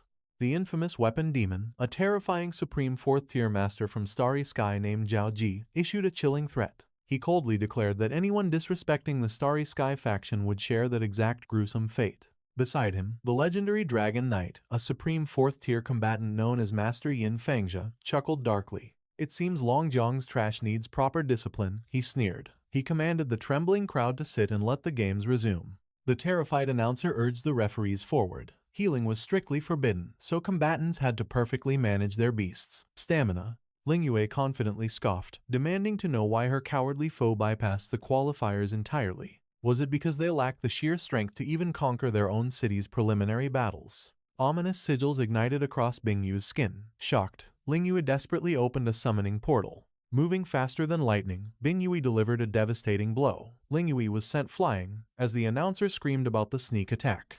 Such overwhelming force eclipses the 6th tier. Can she survive? However, Lingyue calmly emerged, shielded by an ethereal barrier. Hit a nerve, right? The announcer gasped, seeing she was perfectly safe. Lingyue had tanked that lethal strike. Watching closely, Liu Jian immediately recognized the legendary motionless glass body technique. He vowed to publicly annihilate Mischievous later. Meanwhile, Meng angrily protested the sheer injustice of that cowardly opening ambush. Su Ping narrowed his eyes. Those glowing star patterns are deadly. Even with elite defensive arts, she was blasted back. That sinister array boosts her raw destructive power way beyond the 7th tier's natural limits. Are the judges completely blind? Meng roared furiously, disgusted by the blatant favoritism. The main character grimaced. The suspicious group divisions proved it. The entire tournament committee, including the referees, were clearly Starry Sky's corrupted lapdogs. The corrupted judge gave a pathetic warning for early starting. Su Ping sighed. Even obvious cheating would be swept away. Disheartened, Meng asked if this rigged battle was even worth fighting anymore. Absolutely, the main character replied with a blazing smirk. Crushing their rigged game proves our true supremacy. Ling Yue summoned her magnificent moon dragon. The entire arena gasped in shock, noticing the majestic beast had drastically transformed. An evolution. Its brilliant golden aura unleashed absolute divine majesty. Even the psychotic Bingyu froze under its crushing pressure. The dragon, white, unleashed a devastating hurricane roar. The monstrous shockwave blasted Bingyu away, swallowing her in thick smoke. Wuji and Feng Xiao watched in awe. How could this mere dragon physically crush a peak 8th stage star pattern master? This heavenly beast is absolutely terrifying. Unleashing peak 8th stage aura, swordswoman Xiaoju dashed forward, offering the legendary blade to her master. The blade sang as it unsheathed, blinding the entire arena. Ling Hua immediately commanded White to strike. The divine weapon sliced right through the barrier. Bing Hua caught the hilt with chilling calm. With one devastating swing, a massive torrent of mana erupted. The announcer screamed. That strike shattered a 9th stage barrier and wounded the moon dragon. Meng gasped in absolute shock. Behold the 9th stage secret artifact, Yitian. Legends say it slaughters equal-ranked beasts like slicing through mud. Even the silver moon dragon might fall to this. But isn't that sacred blade another base city's ancient heirloom? How did she obtain it? Bing Hua smirked. Forcing her to draw this blade was impressive. But this battle ends now. Trembling with outrage, a spectator pointed at the arena and completely lost his mind. Secret treasures above the 7th stage are strictly forbidden here. Fists flew into the air. This elite tournament is for beast tamers, not cowards hiding behind magical artifacts. Wuji raised his starlight spear, his eyes flashing. What a noisy crowd. Pointing his divine weapon at the stands, he roared that mortals cannot command Starry Sky. The manager intercepted his deadly strike. Wuji glared. What is the meaning of this? The host firmly declared that true dominance must be proven within the rules. The lower 9th stage judges' sweat dropped. Was the Starry Sky faction actually threatening them? That monster easily blocked a higher 9th stage master's ultimate strike. Even they lacked such power. They must defer to Starry Sky's absolute authority. Wuji raged at their pathetic weakness, but Feng Xiao flashed a chilling smile, telling his furious comrade to stand down. Their only mission was securing the lady's absolute victory. Afterward, Wuji could slaughter whoever he pleased. Following Wuji's sharp command, Xiaoju revealed a shocking truth. The Yitian blade was a contracted star beast. The mistress was legally its beast tamer. The stunned judge recalled ancient legends. A peak cultivator could indeed awaken an artifact's soul, granting it true consciousness. Bing Hua's divine sword qualified as a legitimate star pet. The bloody deathmatch would continue. The announcer roared in awe. This terrifying influence proved why they ruled the entire Asian continent. Their supreme network was unmatched, monopolizing the globe's most legendary beast tamers. The crowd boiled with rage. A sword as a pet? Pure nonsense. But fighting such an all-powerful organization was basically suicide. Flooding the blade with terrifying mana, Bing Hua completely awakened the ancient sword spirit. Her star aura skyrocketed to unimaginable levels. At her absolute command, 3 massive summoning portals violently tore open. 3 ultimate beasts materialized. A mid-9th stage sandworm, a mid-9th stage angry devil, and a high 9th stage Asura dragon. The host screamed in sheer terror. All at the legendary 9th stage. The Asura dragon ranked 2nd in the world. With this deadly lineup, her opponent would be completely erased from existence. Ling Hua grabbed her mystical neck ring. Her eyes burned with fierce determination. It is our turn to shine. Activating the fierce resonance of her beast bloodline, she let out a soul-shaking battle cry for ultimate victory. The Asura dragon unleashed hellish black flames, but White countered instantly, firing a devastating 1,000-mile glacial blast. Extreme frost and hellfire violently collided. As enemies rushed White, Ling Hua roared that their battle formation was full of openings. She unleashed her devastating Moonclaw strike. The announcer went wild. The Mu family's legendary unity of spirit. Striking last but hitting first. Deadly mana phantoms swarmed Bing Hua's divine beasts, manifesting the terrifying arrows of the wind god. The host completely lost his mind. Better to shatter one finger than just scratch all five. Ling Hua gambled on a deadly secret art. The wind arrows blitzed toward the giant beasts. Suddenly, a blood-red beam obliterated the arrows into dust. Ling Hua froze in sheer panic. What just happened? The ultimate attack was effortlessly neutralized. Landing gracefully, Ling Hua smirked. Your pathetic thunder arrow completely bypasses physical defenses. Pumping more star aura into defense only makes you incredibly vulnerable to it. Had you hidden this trick in the last bloody match, I wouldn't have known to destroy the arrows instead of blocking them. A sneak attack is just a trick. Relying on it twice is a fool's gamble. Binyu charged forward with crushing force. The announcer roared as Lin Yu met the mistress head-on in a fierce clash. Their war beasts collided, shaking the arena in a perfect stalemate. But Binyu struck like lightning. Crimson sprayed from Lin Yu's wounds, leaving the announcer stunned. The relentless barrage of blade strikes forced Lin Yu back, severing the vital connection with her beast. Her beast blood resonance was breaking down. Under Binyu's overwhelming pressure, Lin Yu was rapidly losing ground. Forced on the defensive, she could only evade, while her moon dragon faced terrifying odds. Trapped in a desperate siege, Lin Yu's eyes flashed with resolve. It was time for a massive counterattack. White erupted with divine energy, unleashing the stage 8 deified skill, Divine Wing Slash. Radiant threads of light carved through their enemies. The arena erupted at the sight of this unheard-of beast technique. 3 stage 9 beasts were heavily wounded in an instant. Could this be the final, deciding strike? But Wuji merely smirked. The mistress commanded elite beasts, not the garbage Lin Yu usually fought. Binyu's voice dripped with pure malice. Show them true slaughter. Her beasts let out a blood-curdling howl. A suicidal tactic. She was sacrificing her own beasts' lives, vowing to obliterate the moon dragon at any cost. Was she truly this desperate to win the first round? Lin Yu had to risk everything now. Calling upon Snowball, Lin Yu charged into the bloodbath. Surely, Binyu's monsters were running on fumes. Just one final push for victory. She unleashed a devastating fire whirlwind. But Binyu's eyes held zero panic. A cheap illusion, she sneered, brushing off the phantom beast's fiery distraction. A chill ran down Lin Yu's spine. What did she mean? Raising her blade, Binyu wove deadly mana threads behind her. Did you really think a back attack would work? The trap snapped shut. Razor-sharp threads viciously slashed into Snowball, drawing a devastating roar of agony. There is that look of despair, Binyu taunted with a demonic smile. Moving with blinding speed, she moved for the kill.